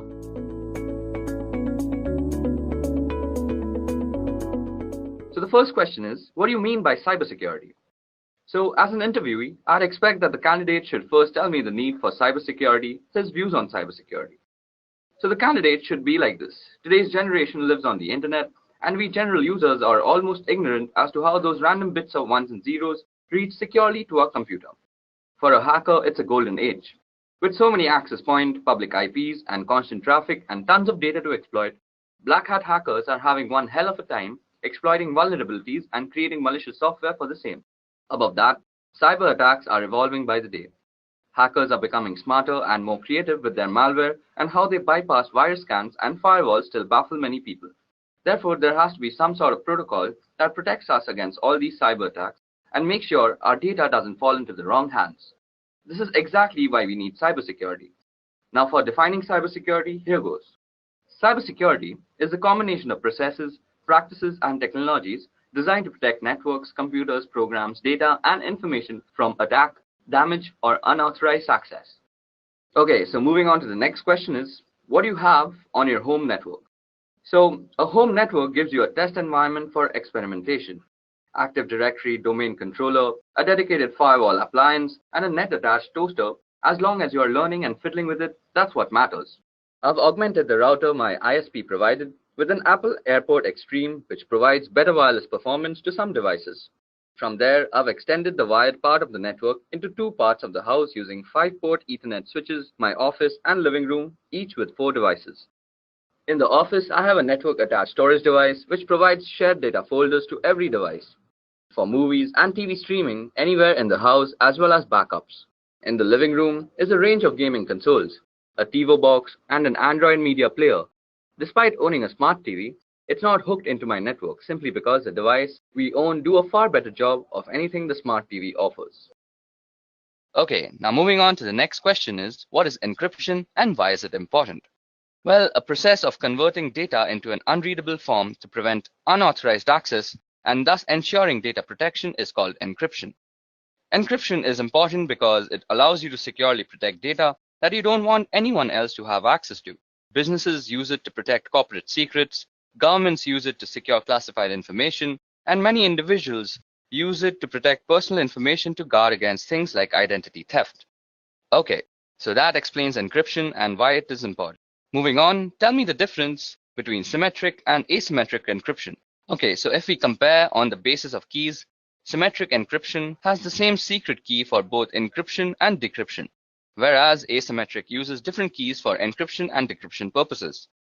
Performance-wise, symmetric encryption is fast but is more vulnerable, while asymmetric encryption is slightly slower due to high computation. Some examples of symmetric are DES and 3DES, while asymmetric, the most popular is RSA and Diffie-Hellman. Okay, so time for the next question. So what is the CIA triad? Now, in this question, the candidates should explain what is CIA triad and what it is used for. So here's the answer. The CIA triad for information security provides a baseline standard for evaluating and implementing information security, irrespective of the system and/or organization in question, where confidentiality is all about making sure that data is accessible only to its intended individual. Measures undertaken to ensure confidentiality are designed to prevent sensitive information from reaching the wrong people while making sure that the right people can in fact get it. Integrity, on the other hand, is all about making sure that data is kept properly intact without it being meddled with in an unauthorized way. Data must be changed in transit, and steps must be taken to ensure that data can be altered by unauthorized people. These measures include file permission and user access controls.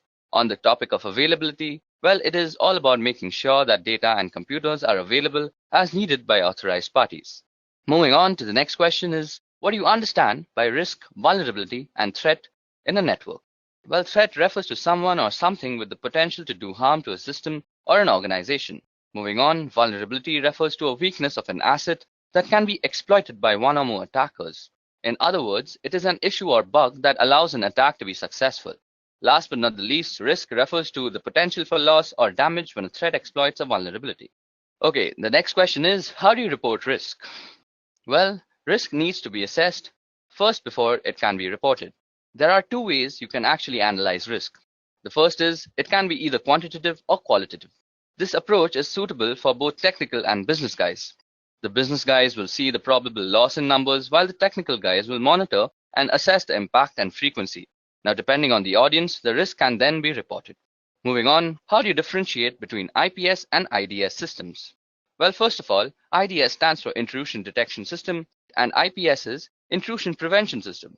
Now, IDS just detects the intrusion and leaves the rest to the administrator for assessment and evaluation or any further action. IPS, on the other hand, detects the intrusion and takes necessary actions to further prevent intrusion. Also, there is a difference in the positioning of devices in the network. Although they work on the same concept, the placement is very, very different. Moving on, what do you know about cybersecurity frameworks? Well, cybersecurity framework is a voluntary guidance based on existing guidelines and practices for organizations to better manage and reduce cybersecurity risks. Besides helping associations oversee and decrease probable risks, it was intended to cultivate risk and cybersecurity administration communications among both inner and outer authoritative partners. Most frequently adopted cybersecurity frameworks are PCI DDS, which stands for Payment Card Industry Data Security Standards, the ISO 27001 and 27002, which is the International Organization for Standardization, then CIS, which stands for Critical Security Control, and the most famous cybersecurity framework is NIST. Moving on to the next question, which is, what is weak information security? Well, information security policy is considered to be weak if it does not meet the criteria of an effective one. The criteria include distribution, review, comprehension, compliance, and uniform. Information security is weak if the policy has not been made readily available for review by every employee within an organization, or the organization is unable to demonstrate that the employees understand the content of the policy document. This is when an information security is considered weak. Moving on to the next question is, what's the better approach of setting up a firewall? Okay, so following are the steps you should take to configure your firewall. The first is a username and password. Modify the default password for your firewall device. Next is the remote administration, which will disable the feature of remote administration from the outside network. Then comes port forwarding. For certain applications to work properly, such as a web server or FTP server, you need to configure appropriate port forwarding.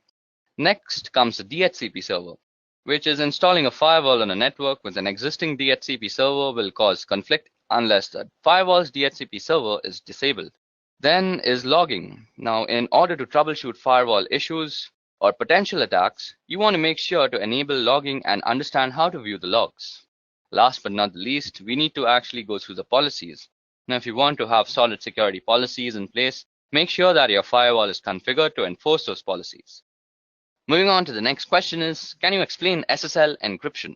Now, SSL stands for Secure Socket Layer, and it is a protocol which enables safe conversation between two or more parties. It is designed to identify and verify that the person you are talking to on the other end is exactly who they pretend to be.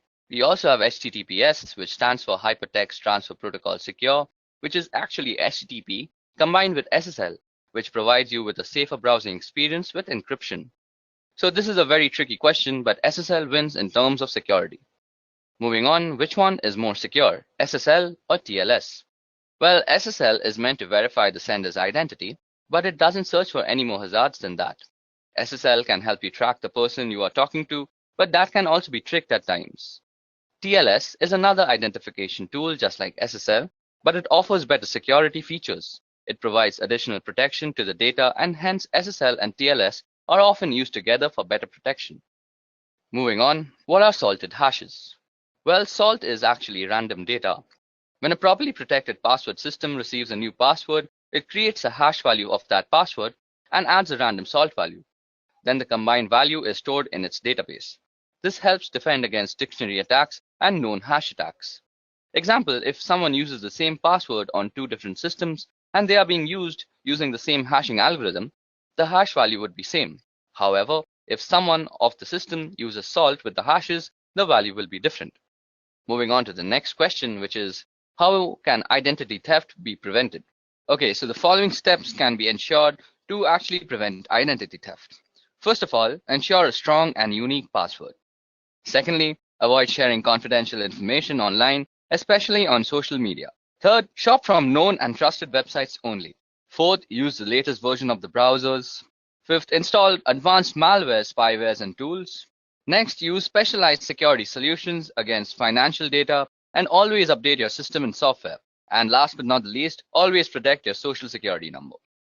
Now moving on to the next question is, how can you prevent a man-in-the-middle attack? Okay, so an MITM attack happens when communication between two parties, that is systems, is intruded or intercepted by an outside entity. This can happen in any form of online communication, such as email, social media, web surfing, etc. Not only they are trying to eavesdrop on your private conversation, they can also target all the information inside your devices, and the outcome could be pretty catastrophic. So the first method to prevent this attack would be to have encryption, preferably public key encryption between both the parties. This way, they both will have an idea with whom they are talking with because of the digital verification. Secondly, to prevent this, it is best to avoid open Wi-Fi networks, and if it is necessary, then use plugins like HTTPS, force TLS, etc. Moving on to the next question, which is, state the differences between encoding, hashing, and encryption. Okay, so the purpose of encoding is to transform data so that it can be properly and safely consumed by a different type of system. That is, example, a binary data being sent over email or viewing special characters on a web page. The goal is not to keep information secret, but rather to ensure it's able to be properly consumed. Examples include ASCII, Unicode, URL encoding, and Base64. Now, the purpose of encryption is to transform data in order to keep it secret from others. Example, sending someone a secret letter that only they should be able to read, or securely sending a password over the internet. Rather than focusing on usability, the goal is to ensure that data cannot be consumed by anyone other than the intended recipients. Examples include AES, Blowfish, and RSA. Now, hashing serves the purpose of ensuring integrity. That is, it makes sure that if something has changed, you know that some change has taken place. Technically, hashing takes arbitrary inputs and produces a fixed length of string. Example are SHA-3, MD5, which is now obsolete, and SHA-256, etc. Now, moving on to the next question, which is, what steps will you take to secure a server? Now, Secure Server uses the Secure Socket Layer protocol for data encryption and decryption to protect data from unauthorized interception. Here are 4 simple ways you can actually secure a server. So the first way is that you make sure that you have a secure password for your root and administrator user. Secondly, the next thing you need to do is to make new users on your system. These will be the users you'll use to manage the system. Step 3 is remove remote access from the default or root administrator accounts. And the last step is to configure your firewall rules for remote access. Okay, so the next question is, what is a DDoS attack and how is it mitigated? Okay, so DDoS stands for Distributed denial of service. When a network is flooded with large number of requests, which is not recognized to handle, making the server unavailable to the legitimate request senders.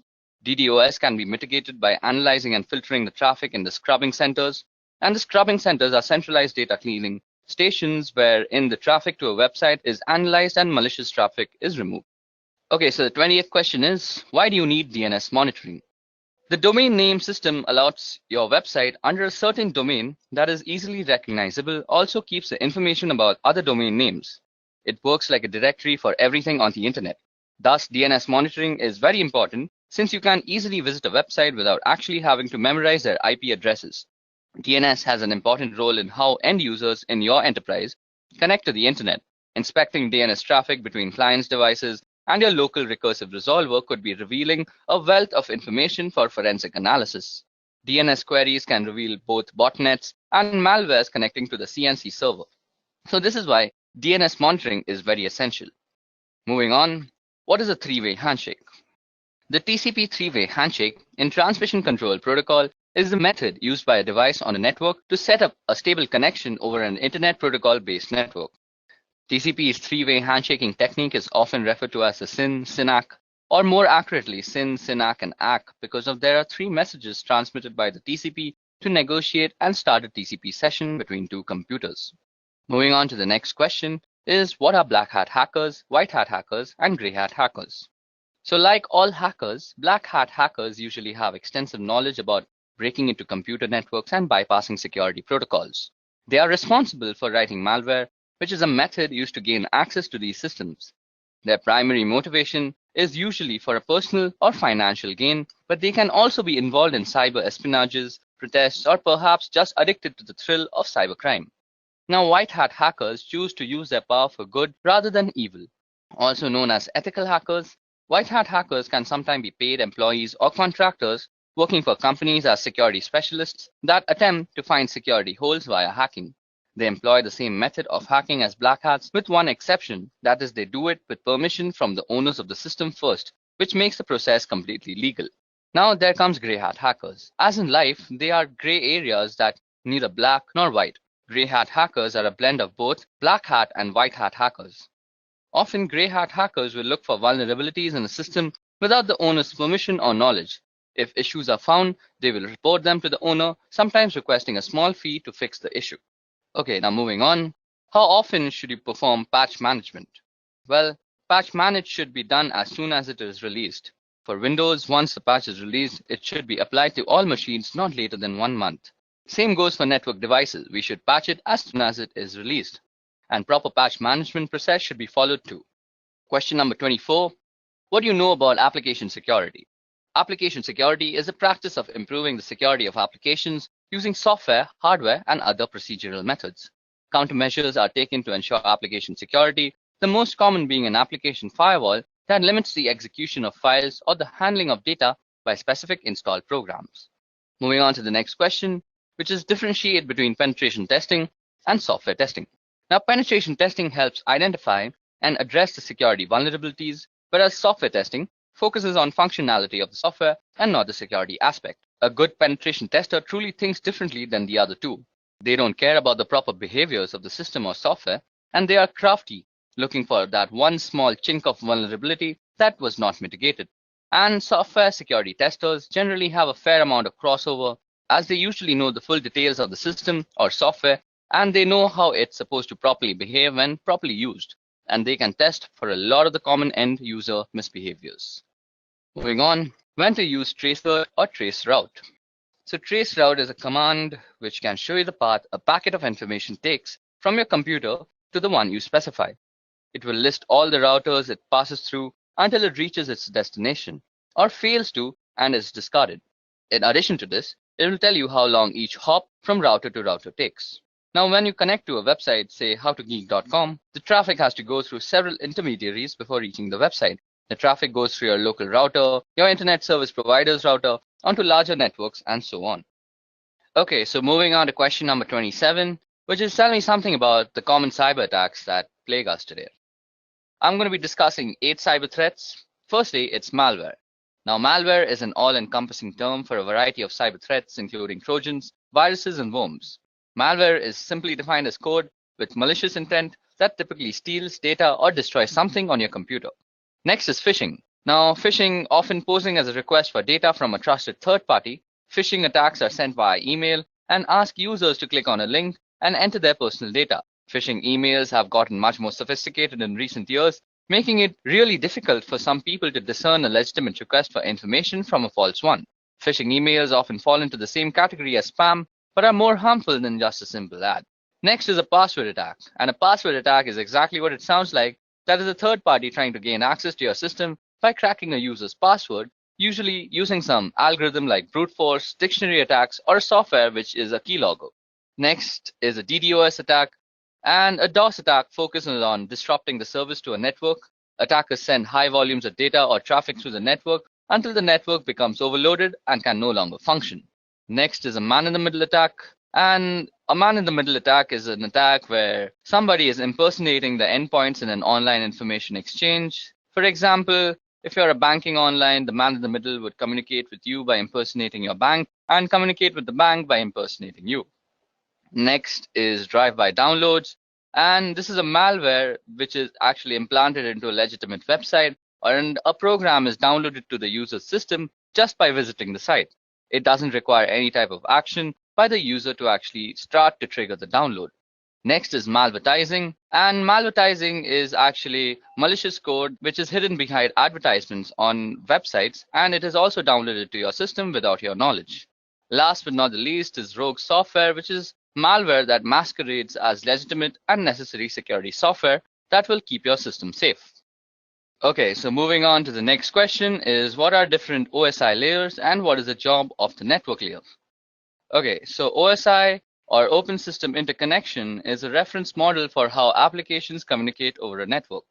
A reference model is a conceptual framework for understanding relationships, and the purpose of the OSI reference model is to guide vendors and developers so the digital communication product and software programs they create can interoperate, and to facilitate a clear framework that describes the function of a network or telecommunication system. The 7 OSI layers are application layer, presentation layer, session layer, transport layer, network layer, data link layer, and the physical layer.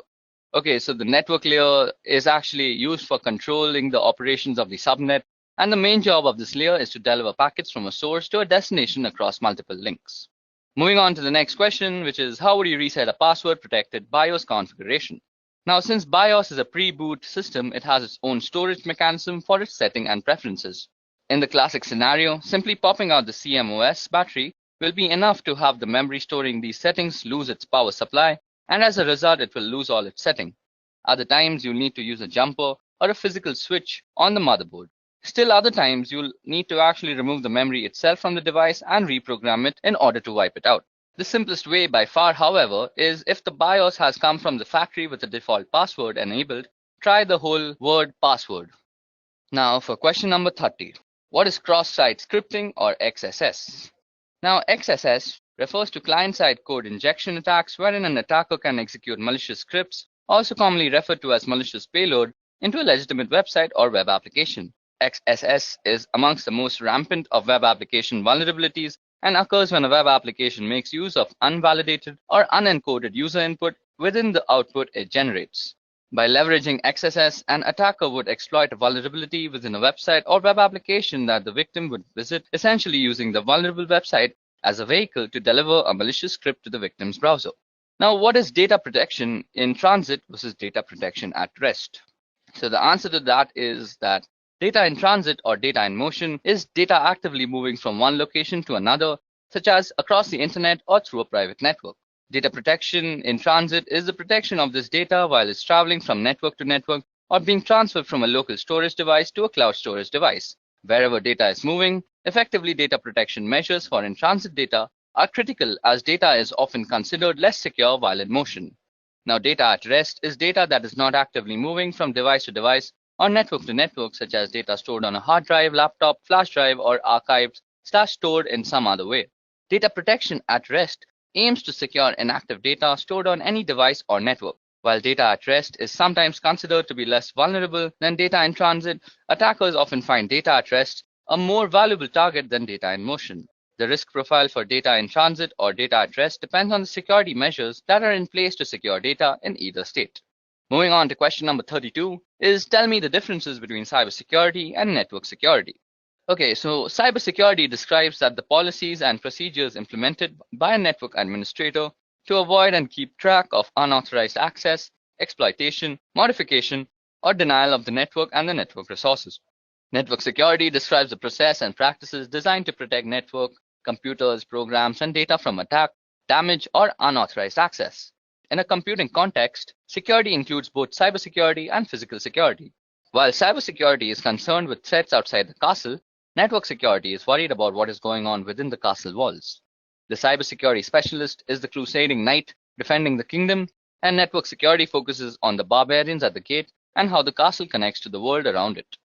Moving on to question number 33, which is how will you prevent data leakage? Data leakage is when data gets out of the organization in an unauthorized way. Data can get leaked through various ways, that is emails, prints, laptops getting lost, unauthorized upload of data to public portals, removable drives, photographs, etc.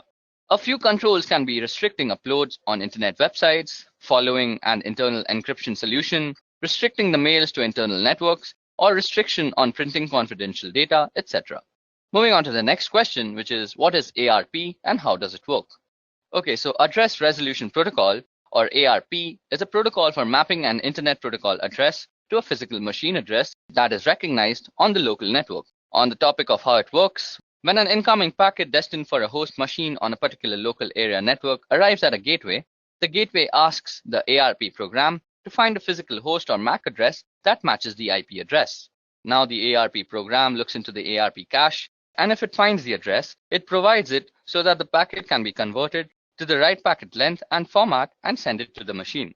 Now, if no entry is found for the IP address, ARP broadcasts a request packet in a special format to all machines on the LAN to see if one machine knows that it has the IP address associated with it. So, for question number 35 is what is 2FA and how can it be implemented for the public websites? So, an extra layer of security that is known as multi-factor authentication requires not only a password and username, but also something that only that user has on them. That is a piece of information only they should know or have immediately to hand, such as a physical token. Authenticator apps replace the need to obtain verification code via text, voice call, or email. For example, to access a website or web-based service that supports Google Authenticator, the user types in their username and password. That is a knowledge factor. Okay, now time for question number 36, which is what techniques can we use to prevent brute force login attacks? So here the attacker tries to determine the password for a target through a permutation of fuzzing process. As it is a lengthy task, attackers usually employ software such as Fuzzer to automate the process of creating numerous passwords to be tested against target. To avoid such attacks, password best practices should be followed, mainly on critical resources like servers, routers, exposed services, and so on. Okay, so now time for the next question, which is what is cognitive cybersecurity? Now, the applications of artificial intelligence technologies pattern on human thought process to detect threats and protected physical and digital system. Self-learning security systems use data mining, pattern recognition, and natural language processing to simulate the human brain, albeit in a high-powered computer model. This is exactly what cognitive cybersecurity is. So what is port blocking within LAN? Well, restricting the users from accessing a set of services within the local area network is called port blocking. Stopping the source to access the destination node via ports as applications work on the port, so ports are blocked to restrict the access, filling up the security holes in the network infrastructure. Okay, so time for question number 39, which is what is the difference between VPN and VLAN? Okay, so VPN is related to remote access to the network of a company, while VLAN basically means to logically segregate networks without physically segregating them with various switches. Now, while VPN saves the data from prying eyes while in transit and no one on the net can capture the packets and read the data, VLAN does not involve any encryption technique, but it is only used to slice up your logical network into different sections for the purpose of management and security. Okay, so it's time for question number 40. So the question is, what protocols fall under the TCP/IP internet layer? Okay, so I'll be going through the 5 layers that consist the TCP/IP protocol, and I'll also be listing out the protocols that are inside every layer. So starting with the physical layer, the protocols that reside in the physical layer are the Ethernet IEEE 802.3 and the RS-232 from one of the many protocols. And moving on to the data link layer, we have the PPP protocol, the IEEE 802.2 protocol. Then moving on to the network layer, it's governed by the IP protocol, the ARP protocol, which is basically the address resolution protocol, and the ICMP protocol. Then moving on ahead is the transport layer. Now the transport layer has two main protocols, namely the TCP and the UDP protocols. And last but not least, we have the application layer, which is governed by a multiple of protocols, namely NFS, NIS+, DNS, Telnet, FTP, RIP, SNMP, and various other protocols as such. Okay, so that brings us to the end of the general interview questions that might be asked in any cybersecurity interview. Now moving on to the scenario-based questions. So first, I'll be reading out the scenario, and then I'll ask the questions regarding the scenario too. Okay, so for scenario number 1, we have, you receive the following email from help desk. So the email goes as follows. Dear UCSC email user, beginning next week, we will be deleting all inactive email accounts in order to create space for more users. You are required to send the following information to continue using your email account. If we do not receive this information from you by the end of the week, your email account will be closed. So then the email actually goes on to ask the various credentials like name, email login, password, DOB, and alternate email. And then it says, please contact the webmail team with any questions and thank you for your immediate attention. So in such a scenario, what do you do and justify your actions for doing so? Okay, so this email is a classic example of phishing trying to trick you into biting. The justification is the generalized way of addressing the receiver, which is used in mass spam mails. Above that, a corporate company will never ask personal details on mail. They want your information, so don't respond to the mail, instant message, text, phone calls, etc., asking you for your password or other private information. You should never disclose your password to anyone, even if they say they work for the UCSC, ITS, or any other campus organization. Moving on to the next scenario, which is a friend sends an electronic Hallmark greeting card to your work email. You need to click on the attachment to see the card. What do you do and justify your actions? Well, this one has 4 big risks.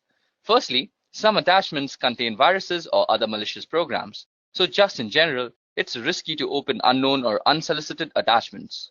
Secondly, also in some cases, just clicking on a malicious link can infect a computer.